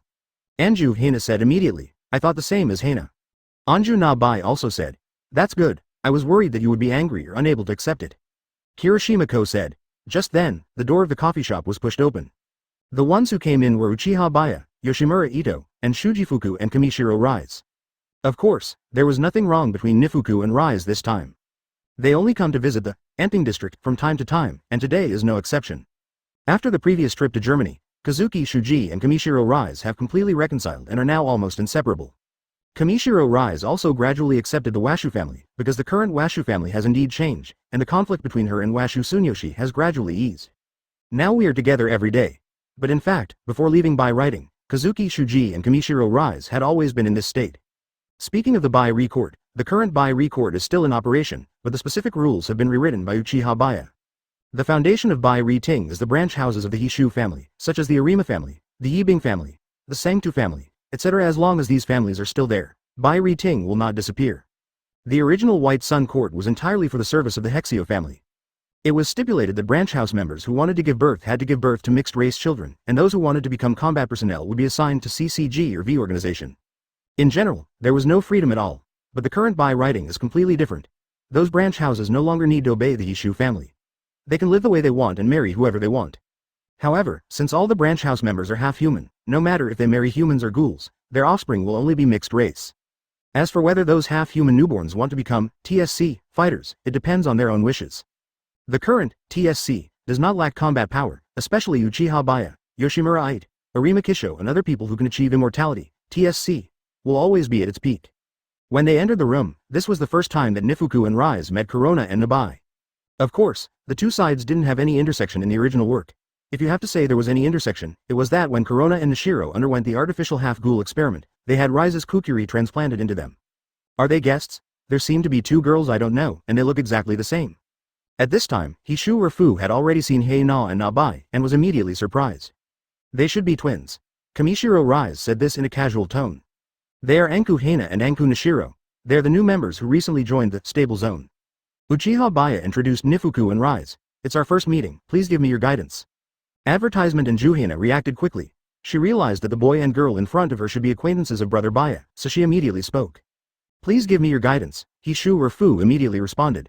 Nifuku-chan and Rise-chan are here today too. Kirishima-ko's tone was welcoming. After these few months, they have become very familiar with Nifuku and Rise. Manager Yoshimura, Sister Kirishima, and everyone, I'm sorry to bother you again today.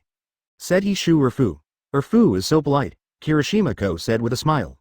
Afterwards, since he and Shujifu had never seen the twins before, they couldn't help but look at Ankahina and Ankunashiro a few more times. Ankahina and Ankunabai also noticed the gaze of Heshujifu at this time. Hina couldn't help but ask, is there something on my face? No, Hina's face is clean. There must be something on my face. Nabai said, No, it's because I've never seen such beautiful twin sisters.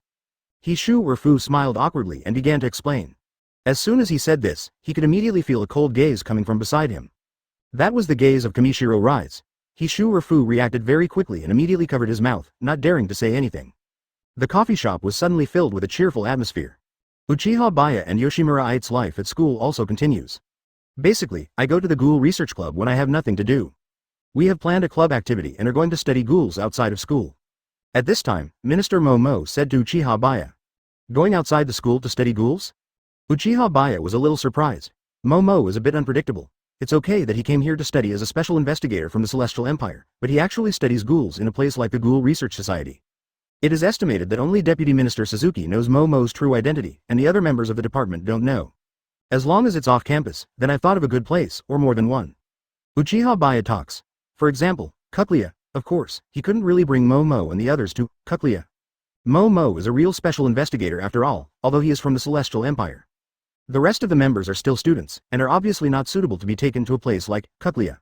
He had another place in mind. Where? Momo asked immediately.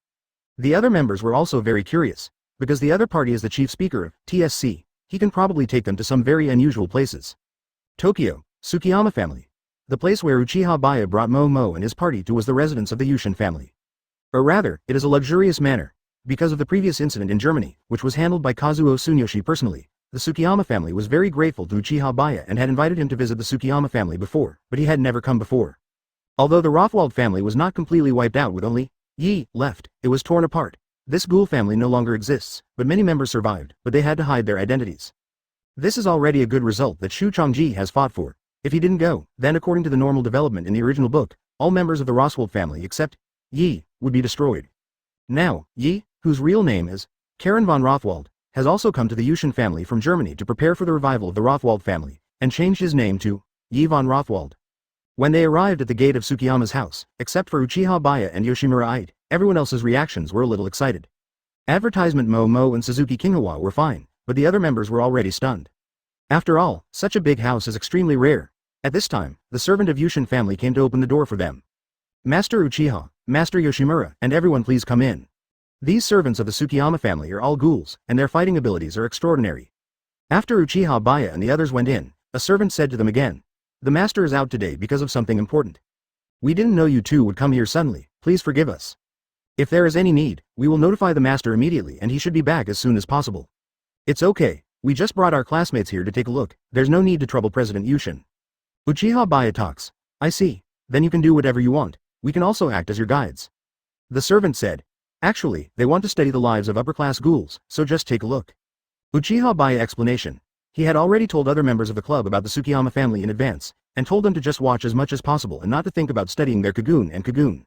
Okay. Afterwards, the servants followed Uchiha Baiye and the others, and they could just call them at any time if they needed anything.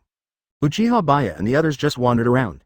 The Tsukiyama family's manor was so huge that it took a lot of time just to walk around. Soon, they also met the young master of the Yushin family, Yushin Shi. The current Tsukiyama Shu is still young, probably only about 12 years old, and looks a little well-behaved and introverted, not as unruly as in the original book. And the one serving Yushin Shi was none other than Yi, from the Rothwald family. At this time, Yi was already a woman dressed as a man. She has lavender hair, which was originally long but has now been cut short. Her face looks pretty, but she is well dressed, so it is not easy to tell that she is a girl. Because of her special identity, she not only has to hide her real name, but also her real gender. She dressed up as a boy in order to revive the Rothwald family. However, what she should do now is to serve young Master Yushin Shi well. Master Shi, it seems that there are a few unfamiliar people in the house. At this time, Yi spoke. They must be father's friends, otherwise the servants wouldn't have let them in. Yushin Shi said in a calm tone. He looked a little listless, as if everything was boring to him. At this time, Yushin Shi and Yi were in a pavilion in Yushin's mansion, leisurely drinking afternoon tea. Of course, this cup of afternoon tea is actually made of human blood. However, the Yushin family did not obtain it by preying on humans, but rather obtained it through special channels, such as a blood bank. With the power of the Yushin family, it is not difficult to get some blood. After a while, Uchiha Baiye, Fankin and others also came to the pavilion. Yushin Zai's keen sense of smell immediately detected a very strange smell. No, there was even more than one smell. Since he was a child, he has had an unusual obsession with delicious food. After eating too much human flesh and drinking too much human blood, he got bored and wanted to pursue greater stimulation. This is also why the eating habits of Tsukiyama Shu in the original work are completely different from those of ordinary ghouls, and can even be said to be very perverted, such as the classic eyeball sashimi. The strange fragrance that Yushin Shi smelled at this time was naturally from Uchiha Baiye and Fankin. They are all hybrids with both human and ghoul blood, and the smell on their bodies is definitely different from that of normal humans or normal ghouls. However, when Tsukiyama Shi saw Uchiha Baiye and Yoshimura ate, he understood a lot of things. Okay, so it's these two. What a pity. Yushin Shi shook his head slightly with a regretful tone. These two were famous people in Tokyo, of course he would recognize them. It is precisely because of these two that they have that strange smell on their bodies, one is half human and the other is half ghoul. This also made Yushin Shi understand that the hybrid of human and ghoul had such a unique smell, it was a peerless delicacy that he had never tasted before. Unfortunately, he didn't dare to have any thoughts about these two people. Otherwise, the entire Yushin family would undoubtedly be killed. Chapter 228 Wedding Day. P.S. EMMM. Something went wrong, the next chapter will not be finished until tomorrow. 2 or 3 hours later, the members of the Ghoul Research Club finally left the Tsukiyama family. They gained a lot from this trip and learned about the living conditions of the upper-class ghouls. It's really thanks to Uchiha-san that we have the opportunity to come to a place like the Tsukiyama family. These upper-class ghouls look no different from humans, they have perfectly integrated into human society. On the way back to Shangjing University, several members of the club began to discuss with sighing tones. District 20, Ending District Coffee Shop. The day that Uchiha Baiye and Yoshimura decided to get married is coming soon. Ms. 8, look at this wedding dress, I think it suits you very well. At this time, Ru Jianxuan took a picture on his mobile phone and showed it to Fankin. The picture on the phone is exactly the wedding dress that Ru Jianxuan thinks is most suitable for Fankin. I think this one is better, you can also take a look at this one. Kirishima Ko also came over. At this time, Urimi-zan and Kirishima Ko are choosing wedding dresses and suits for the newlyweds Uchiha Baiye and Yoshimura who are about to get married. However, Urimi-zan and Kirishima Ko have different perspectives and preferences, and they have already had some disputes over the wedding dress. They are indeed very good, but we still have to go directly to the bridal shop to try them on to see if they are good or not. Uchiha Baiye said with a smile. Then you guys go together, I'll just stay and watch the store. Yoshimura Kosen said. At this moment, the store suddenly became quiet, and everyone's eyes turned to Fankin Gongshan. That's the opposite, we should stay here, and the manager should go with Mr. Baiye and Ms. 8. Kirishima Ko spoke first. Yeah, anyway, the store manager has more need to go there than us. Kirishima Harada said. Just remember to take wedding photos and show them to us when the time comes. Ru Jianxuan said. I can imagine how handsome I will look in my wedding dress. Mr. Baiye will be even more handsome than me. Jiu Jianyuan said in a somewhat narcissistic tone. Forget it, it's useless to wear anything with your ugly appearance. Ru Jianxuan immediately looked at Jiu Jianyuan with a dead fish eye. I'd like to see what Mr. Sifong would look like in a tuxedo, I think he would be quite handsome. Jiu Jianyuan was completely immune to Ru Jianxuan's sarcasm, and he shifted the topic to Sifong Lianqi. I'll give it a miss. Sifong Lianqi immediately put himself aside. I also think the store manager is the one who should go together. At this time, Fancy Roma also said, she was picking up the broken cups on the floor. Even though her true identity had been exposed long ago, she still happily plays the role she played in Stable Zone before, probably just an ordinary and sloppy waitress. So she would break a plate or cup from time to time, and her acting looked so real that it was hard to tell whether she was really sloppy or not. It starts again. When will you be more careful? Sifong Lianqi immediately began to lecture Fancy Roma. Sorry, I'll be more careful next time. Fancy Roma smiled and scratched her head, she had said this many times. In fact, the reason why Fancy Roma still plays the role of such a sloppy waitress is because she thinks it is fun to tease Sifong Renqi with Bei. Normally, Bei would also sneak attack Sifong Lianqi from time to time. To be precise, several members of their clown organization like to tease Shifeng Lianqi. Finally, under the strong request of the store clerks, Yoshimura Kosen had to accept their request. Also traveling with him were Reika Mitsumi and Takamasa Arima. In fact, it was mainly because Reika Sanbo also wanted to try what the wedding dress looked like on herself, but she didn't have the courage to say it on the spot. In addition, children like Kurumi, Suzuya Juuzo, Anku Corona, and Nabai also want to follow along. As for Kaneki Ken, Kirishima Tuka and Kirishima Ayato, they had already gone out to play together a long time ago. But just when Uchiha Baiye and the others were about to go out, the shop door was opened. A slender middle-aged man in a suit walked in. He wore a pair of small and exquisite glasses and looked very gentlemanly. This person is the president of the Yushin Group and the head of the Yushin family, Yushin Kanmu. Advertisement. It's a pity that I couldn't receive you before. I have heard that you are going to hold your wedding soon. I can provide you with the best wedding dresses and wedding venues that I can. Yushin Guanmu explained her purpose as soon as she came. Yushin Group has many industries under its name, including hotels and bridal shops, so Yushin Guanmu has the confidence to say such things. Thank you, President Yushin. Uchiha Baiye naturally believed in Yushin Guanmu as well. By the way, the wedding venue of Kaneki Ken and Kirishima Tuka in the original work was also provided by the Tsukiyama family. With the help of Yushin Guanmu, they came to a rather luxurious bridal shop. The so-called luxury was of course reflected in the size of the space and the degree of decoration. Yushin Khan's mother also came in person, and the store manager and the employees were so scared that they dared not slack off at all. Let's take a look at the wedding dress first. At this time Uchiha Baiye said. There's not much to say about wedding dresses. Just choose based on your personal preference. Fankin chose a satin wedding dress. The overall design is simple, but such a simple design can better highlight the unique beauty and looks full of elegance. The fabric is also very smooth, with almost no wrinkles visible. At this time, Fankin 8 had already tried on the wedding dress. Her petite figure showed beautiful curves and her waist was soft and graceful. She looked like an elegant princess. Very beautiful, Uchiha Baiye commented immediately. I think it's pretty good too. Let's take this one. Fankin had said happily. Yushin Guanmu immediately adjusted the frame of the mirror and said calmly, okay, I'll have someone order a set right away. Next, it was Uchiha Baiye's turn. His process is actually more complicated than Fankin's. Because Fankin 8 insisted on helping him choose very carefully. Finally, he chose the most comfortable and best-fitting black suit, which happened to be Uchiha Baiye's favorite color. At this time, Uchiha Baiye and Yoshimura had stood together, like a prince and princess from a fairy tale, extremely dazzling. The clerk helped them take this meaningful picture at this moment. Fankin Gongshan just watched the whole process and didn't even say a word. But for him, being able to witness this scene with his own eyes was a very gratifying thing. Dad, come over and take a photo with us. At this moment, Fankin had suddenly pulled Fankin Gongshan over. Fankin Gongshan was a little stunned for a moment, and then a more kind smile appeared on his face. Yoshimura Kozen usually wears a suit, so it doesn't look out of place when he takes a photo with Uchiha Baiye and Yoshimura at. Crack. The clerk took many photos of them one after another. Meanwhile, on the other side, Kurumi-chan and Juuzo Suzuya, as well as Akuhuna and Akuhuna Shiro, they were all having a great time. The shop assistants didn't dare to control them and just let them do whatever they wanted.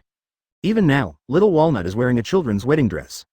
She likes beautiful things very much, especially things that can make her look good, so she likes wedding dresses very much. What? Why are you still standing there? Hurry up and put on your wedding dress. Oh no, you should put on a formal dress.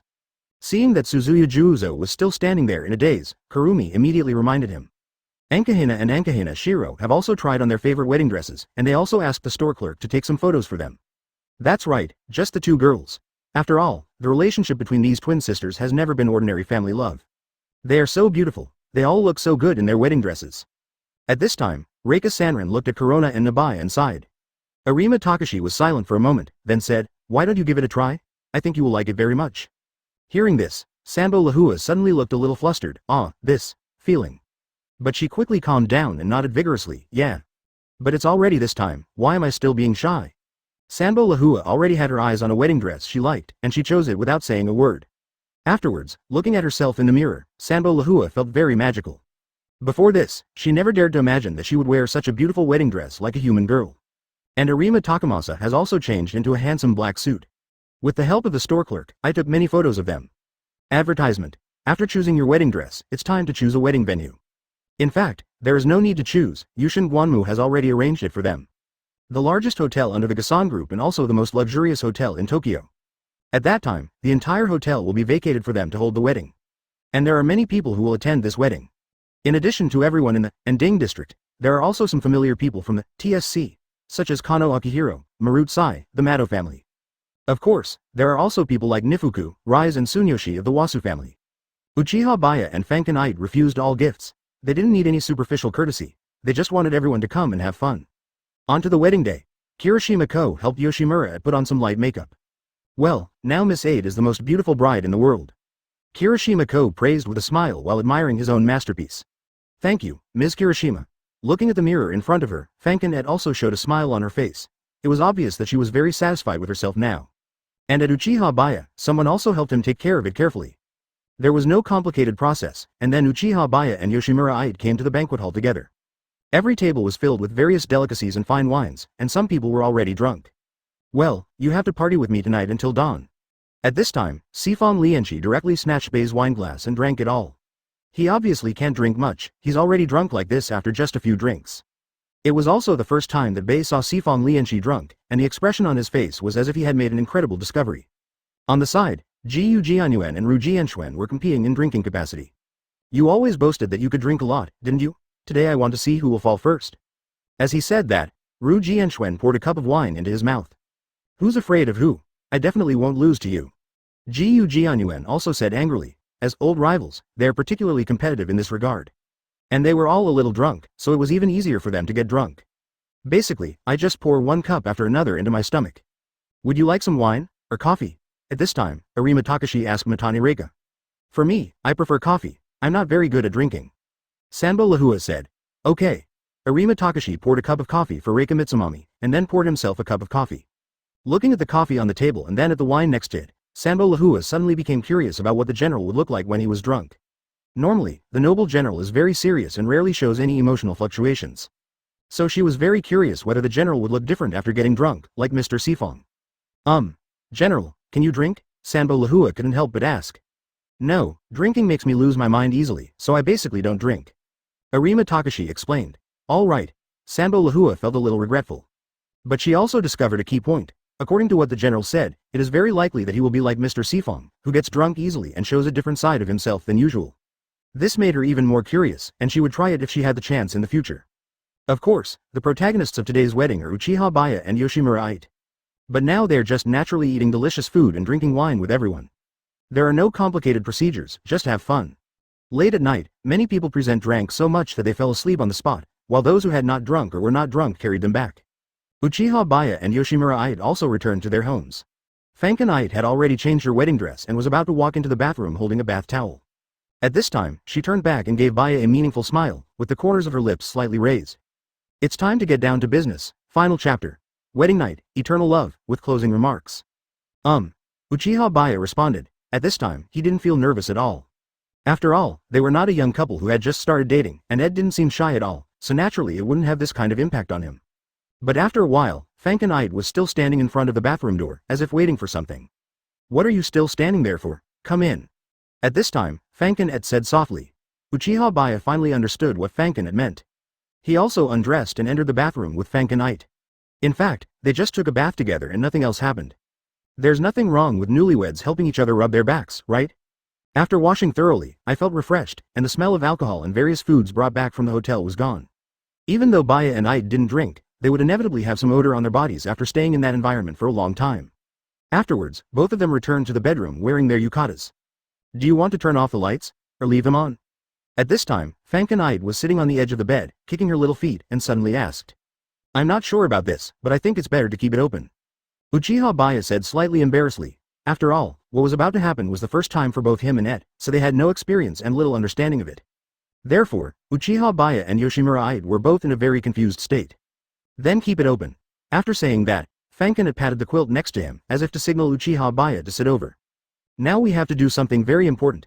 Yoshimura opened a small part of her pajamas and placed a hand on her shoulder. I remember you should know about our Ghoul wedding ceremony. Of course, if you don't want to, then just pretend I didn't say anything.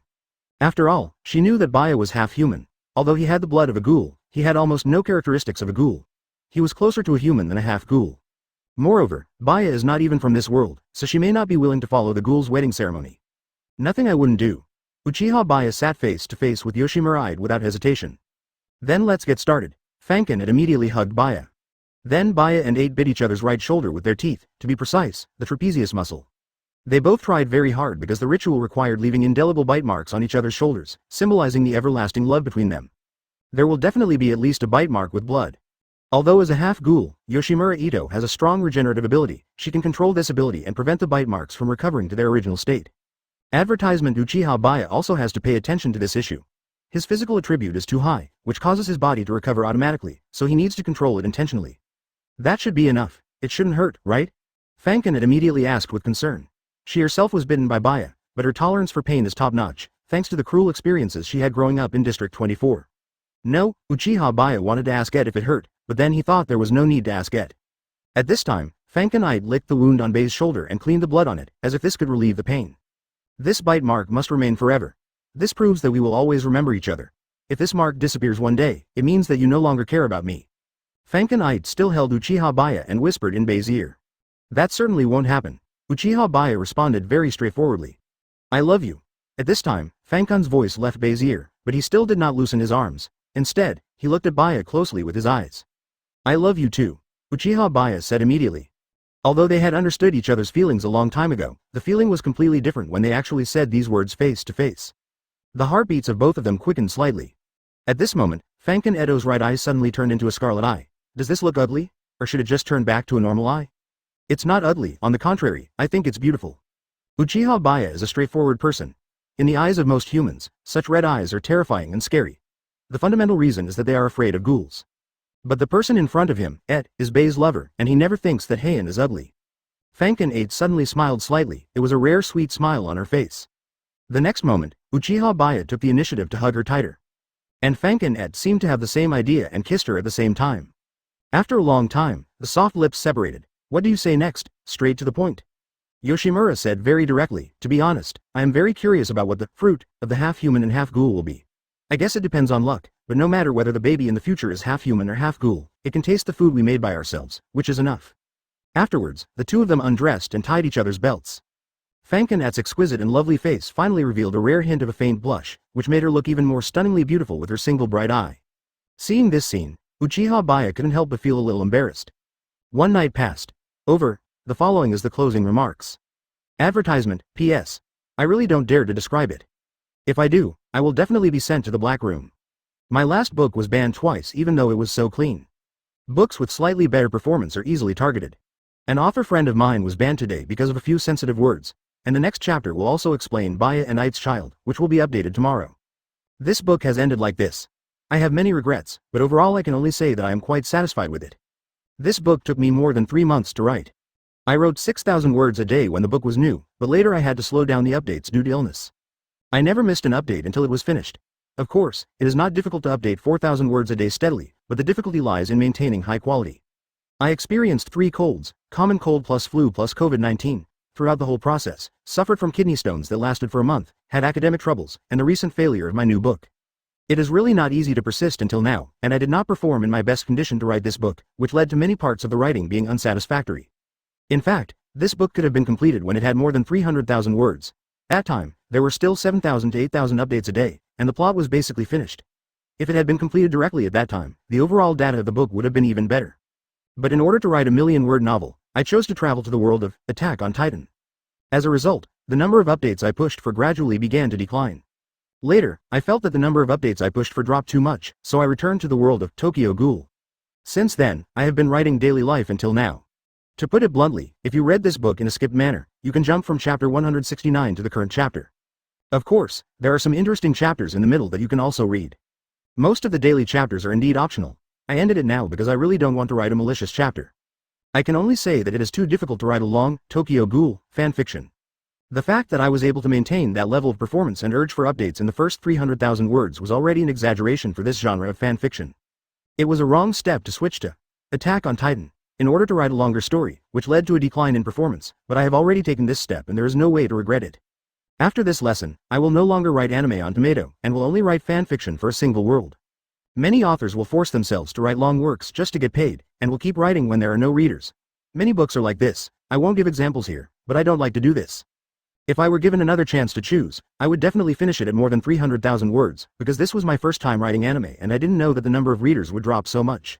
There are many things that have already been said in the ending remarks of Volume 1, and I will not repeat them here. Then the biggest controversy of this book is probably the protagonist's stance. In the early stage, there must be many readers who abandoned the book or felt unhappy because of this issue. There is nothing that can be done about it because people are inherently double-standard. For example, hasn't Fanken Ite done a lot of cruel things? If killing is necessary, then Fanken Ite should also die. The fundamental reason why I made the male protagonist like this is that Fanken Ite is the female protagonist. If Baiye kills decisively, then letting Fanken Ite go would be even more hypocritical. Kaneki Ken in the original work is actually the same. He is very gentle to acquaintances and very cruel to enemies. Which ghouls among acquaintances have never killed anyone? There is no need to say more about Tsukiyama Shu and the like. Even Kirishima Tuka has killed 2 relatively innocent investigators, but I have never seen anyone criticize Kirishima Tuka for this, simply because she is the heroine of the original work. I also deliberately avoided having Yoshimura kill innocent people and ghouls, including those around the male protagonist, and I tried my best to avoid this aspect. In my personal opinion, the worldview of Tokyo Ghoul is not suitable for extremes. Extreme hatred of humans or extreme hatred of ghouls is not feasible. Instead, it is suitable for a character like Kaneki Ken, who is gentle to his own people and only cruel to his enemies. He has his own bottom line when treating people who are neither enemies nor acquaintances. In the original work, Kaneki Ken never killed many people with his own hands from beginning to end, except for the time when he was forced to transform into a dragon. Judging from the performance of my book alone, it is undoubtedly the best among all ghouls, whether it is traffic, revenue, retention rate, ratings, or number of reviews. It is number 1 in all aspects, because the audience for books written in this way is the widest, meaning it is not extreme, and also because the audience is wide and the number of readers is too large, it becomes more difficult to satisfy everyone. To give the simplest example, the total number of readers of this book is currently over 1 million. Even if only 5% of the readers are dissatisfied, there will be tens of thousands of people, so the criticism will definitely be very loud. On the other hand, for books with small traffic, for example, a total of only 100,000 readers, even if 20% of the readers are dissatisfied, there are only 20,000 people. It goes without saying which is larger, 20,000 people scolding or tens of thousands of people scolding. Another reason is the degree of breaking the circle. Ghoul fan fiction with small traffic tends to be more self-contained and will not have so many picky readers. Once the traffic is large, there will be many readers who have not finished reading or even have not seen Ghoul. Readers who don't like my writing style can just swipe away. I can only say sorry. I won't say anything if you vent your anger in the book review section by giving low stars or criticizing me, because I basically don't read the book review section. At most, I will read the paragraph and chapter reviews when I have time. And the ratings don't lie. The specific ratings are formed by data from all aspects. Whether the rating is 1 star or 5 stars in the book review area has little impact on the ratings. At the peak of this book, there were 10,000 requests for updates in 24 hours. Even when it was 300,000 words, there were still 8,000 requests for updates. As for the income, I won't disclose it, the data doesn't lie. For those who say that I inflate the ratings, I will teach you something that only insiders know. The ratings are mainly based on a comprehensive assessment of various data: conversion rate, completion rate, follow-up rate, next day retention, 3-day retention, 7-day retention, and even more than that, and the proportion of readers' ratings in determining the ratings is pitifully small. My previous book, Chainsaw Man, was even more controversial than this one. I made the original male protagonist Denji look like a girl, which discouraged many readers from reading it in the first few chapters. I was criticized even more severely. Even so, the score was still 9.3 points, because the overall data displayed in the backend was consistent with this score. In fact, the reason why it was criticized so severely is the same as what I said above. There are too many readers. That book, Chainsaw Man, has a total of 1 million readers, which has exceeded the upper limit of the Chainsaw Man theme. The book, Chainsaw Man, with the highest traffic on the entire network is my book. Even if only 5% of the 1 million readers are dissatisfied, it will form a large scale. I checked the retention rate in the backend and only lost 5% of the readers, which basically did not affect the overall performance of that book. Of course, there is a reason for the feminization. Please see the first chapter of the extra story of that book for details. As I said above, I don't read the book review section at all. One reason is that I don't have time, and the other is that it's hard to please everyone, so there's no need to read people scolding me. But when someone says I'm faking the ratings, I'm speechless. Of course, I know it's hard to please everyone, so I've never responded to any of the readers who don't like this book. If I have to respond, I can say sorry here, but accusing me of faking the ratings is an insult to my character. To be arrogant, this rating is not worthy of me studying how to faking it. What's more, the rating does not affect the income of a book. Don't think too much of the rating, which is purely a base data. Of course, this book has many shortcomings. After all, a score of 9.4 is not particularly high. Even books with scores of 9.7 or 9.8 have also been controversial, let alone 9.4. However, I will not list all the shortcomings of this book one by one due to limited space, and there are too many to list. However, it is worth mentioning that although both are about double Kamui, this book is a lot better than the previous one, Chainsaw Man, in various aspects. If I hadn't been sick during the serialization of this book, my condition hadn't been affected for a long time, and it hadn't been turned into a manga, the final result of this book would definitely have seemed perfect to me, but unfortunately reality is reality, and these things can only exist in fantasy. The complaints end here. Well, after this book is finished, I will continue to update the extras, such as some daily life, and then at least finish writing Attack on Titan, and fill in the hole of the Eternal Eye. Thank you very much for reading this. Well, that's it for this book. Next, let's talk about the new book. I won't talk about Age of Giants, because it is also about to be finished. Because I started writing 2 new books without making sufficient preparations, there are too many loopholes in that book. I won't go into details here because they have been explained in the book.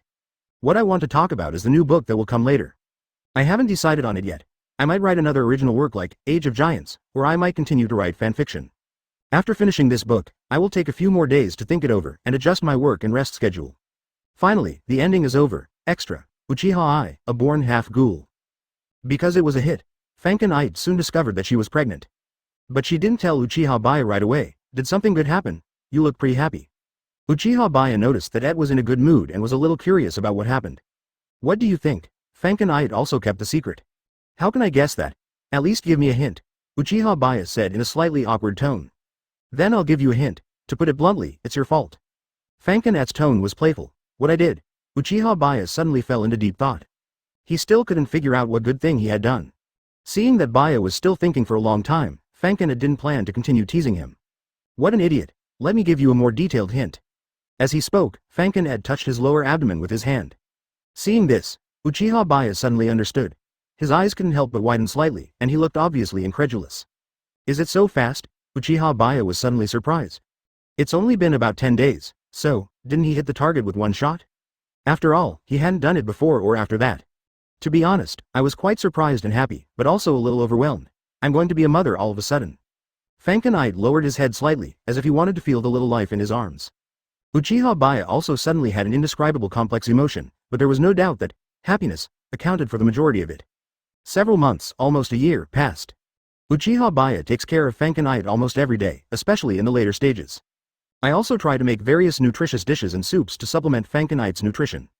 Now in the Ending District coffee shop, Fankin Ite is already pregnant. Have you decided what to name our daughter? Yoshimura had asked. They had gone to the hospital for a checkup and confirmed that the baby in her belly was a girl.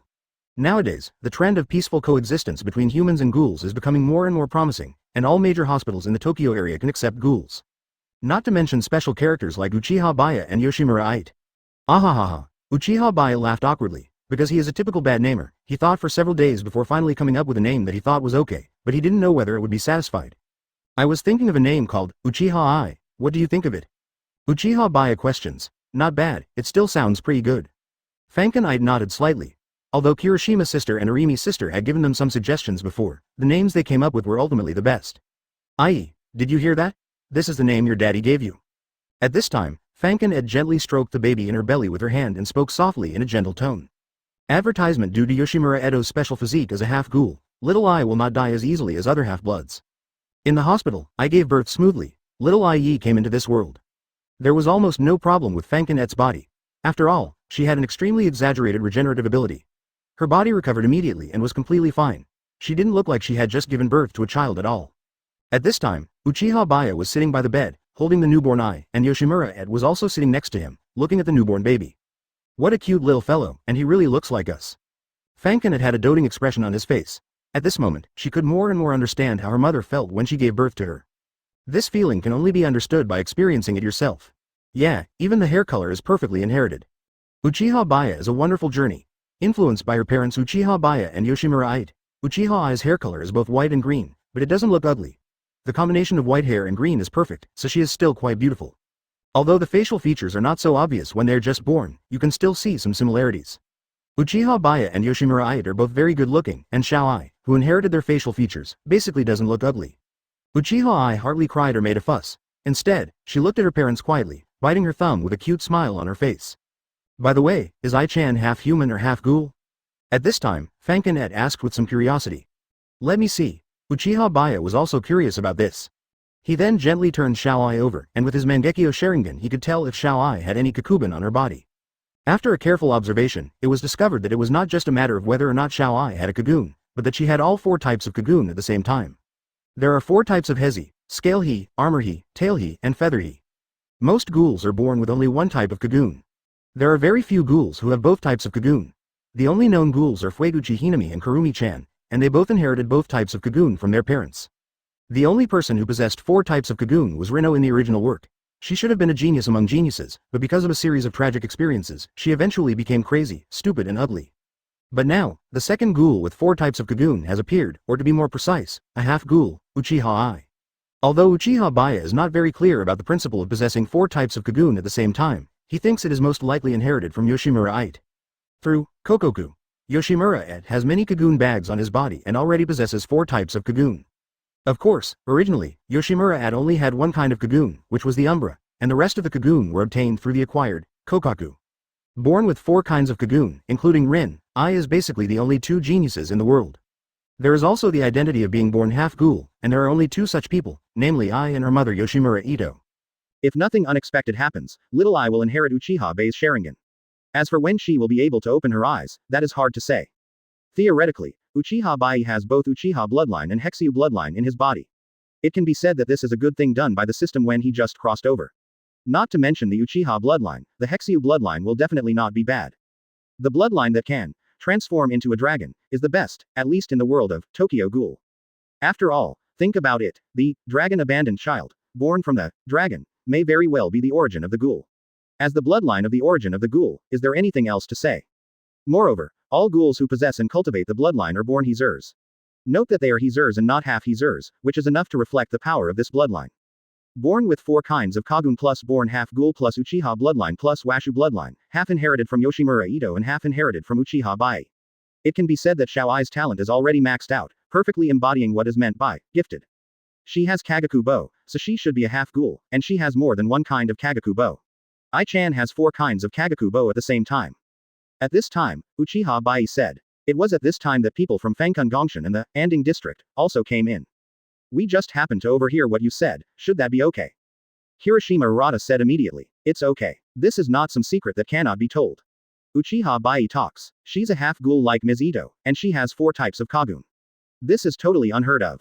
Hiroshima Ko exclaimed. In fact, they are not very clear about what the 4 types of Kagun mean, they just know that they should be very powerful. I heard that a ghoul born with 2 kinds of Kagun is already a genius. They are much stronger than ghouls with only one kind of Kagun, especially when they are of the same level. They can basically crush them. Gu Jianyuan said. Advertisement. But in the end, we have only seen Kurumi-chan, a genius who possesses 2 kinds of Kagun, but Kurumi-chan has never shown his true strength. It is hard to imagine how terrifying the growth potential of Ai-chan, who was born with 4 kinds of Kagun, is. Ru Jianshuan also said, ghouls born with 2 kinds of Kagun usually have a special ability, such as extremely keen perception, or a physical excellence. I, who was born with 4 kinds of Kagun, will definitely be even more powerful on this basis. Fanshiroma has a broad range of knowledge and she has a deep understanding of the situations of being born with multiple types of Kagun. No matter what, she is a very lovely child. Yoshimura Kusan smiled. He didn't care whether it was one type of Kagun or multiple types of Kagun. He just hoped that little I could stay away from the killing and live a happy life. This is Ai-chan. At this time, little Walnut popped out from behind Fangkun Gongshan. She followed along. I really want to see my sister. Can I call her sister Ai? Kurumi walked up and asked Uchiha Baiye and Yoshimura-ite. After all, she is not the real daughter of Uchiha Baiye and Yoshimura-ite, nor is she Xiao Ai's real sister, so I thought of asking first. Of course, Uchiha Baiye heading. Little Walnut nodded happily and immediately said to little Ai, hello, little Ai. Although Xiao Ai couldn't speak and didn't understand what Xiao Hutao was saying, she seemed to understand that the girl in front of her was very friendly to her, and she also smiled. Little Ai is so well behaved and smart. Looking at this scene, Hiroshima Ko couldn't help but exclaimed. Looking back to when Xiao Dongxiang and Xiao Zhan were just born, they were crying and making a fuss, and I worried every day about how to stop them from crying. After all, her parents are Mr. Baiye and Ms. 8, and their bloodlines are both top-notch. Ru Jianshuan sighed. In her opinion, one is the top half human, and the other is the top half ghoul. The combination of these bloodlines can't be bad, right? As time goes by, Uchiha Ai gradually showed extraordinary abilities, such as a strong learning ability. She learned to walk and talk much faster than ordinary toddlers. And the ability to perceive. He can sense Uchiha Baiye and Yoshimura Ito in the distance through a door or even a street, and then call out, Mom and Dad. Even his physical fitness is different from that of ordinary people. Little Ai is only 5 years old now, but if calculated according to the traditional rating system, she has reached at least SSS level. Because Ai, who has the bloodline of Kazuo, is first of all a natural Kagun. Just being a natural Kagun can already raise her rating to above SS level. What's more, her physical fitness is much stronger than that of ordinary ghouls, and she also has 4 types of Kagun. Even Uchiha Baiye often feeds, RC concentrate, to Little Eye as if it were sugar water. Anyway, this thing has no side effects on natural half-ghouls, but it should be used with caution on humans and half-humans other than him. It can be said that now Uchiha Ai's Kagun body size has reached the level of Yoshimura Kazen. Even if she has never performed co-eating, because she is born with 4 kinds of Kagun, it is not necessary for her to co-eating. She can continue to become stronger as long as the RC cell value in her body is increased. The appearance of Higer is of course very similar to Yoshimura Ito and Yoshimura Kazen. After all, Yoshimura Ito is inherited from Yoshimura Kazen, and Uchiha Ai is inherited from Yoshimura Ito. Considering Uchiha Ai's current exaggerated level, saying that she is at SSS level is a bit of an understatement. On weekdays, Xiao Ai spends most of her time playing in the stable area, while Uchiha Baiye and Fankunai will come back to accompany Xiao Ai whenever they are free. They have more time now. Ai, did you listen to Grandpa in the store? As soon as Fankunai came back, he gently rubbed Ai's little face. Although only 5 years old, Ai's facial features are becoming more and more like Uchiha Baiye and Yoshimura Ito. Her little face is naturally very cute, and she has a natural light blush. And with the careful dressing up by Kirishima-ko, Irumi-zan and others, she looks like a little princess. Yes, I have always been obedient. Xiao Ai nodded. Dad. At this time, Little Ai ran to Uchiha Baiye behind Fankunet, opened her arms as if she wanted her father to pick her up. Uchiha Baiye immediately lifted up Xiao Ai from under her armpits with both hands. Xiao Ai liked this feeling of being lifted high. Accompanied by Little Ai's laughter, she was repeatedly lifted high by her father.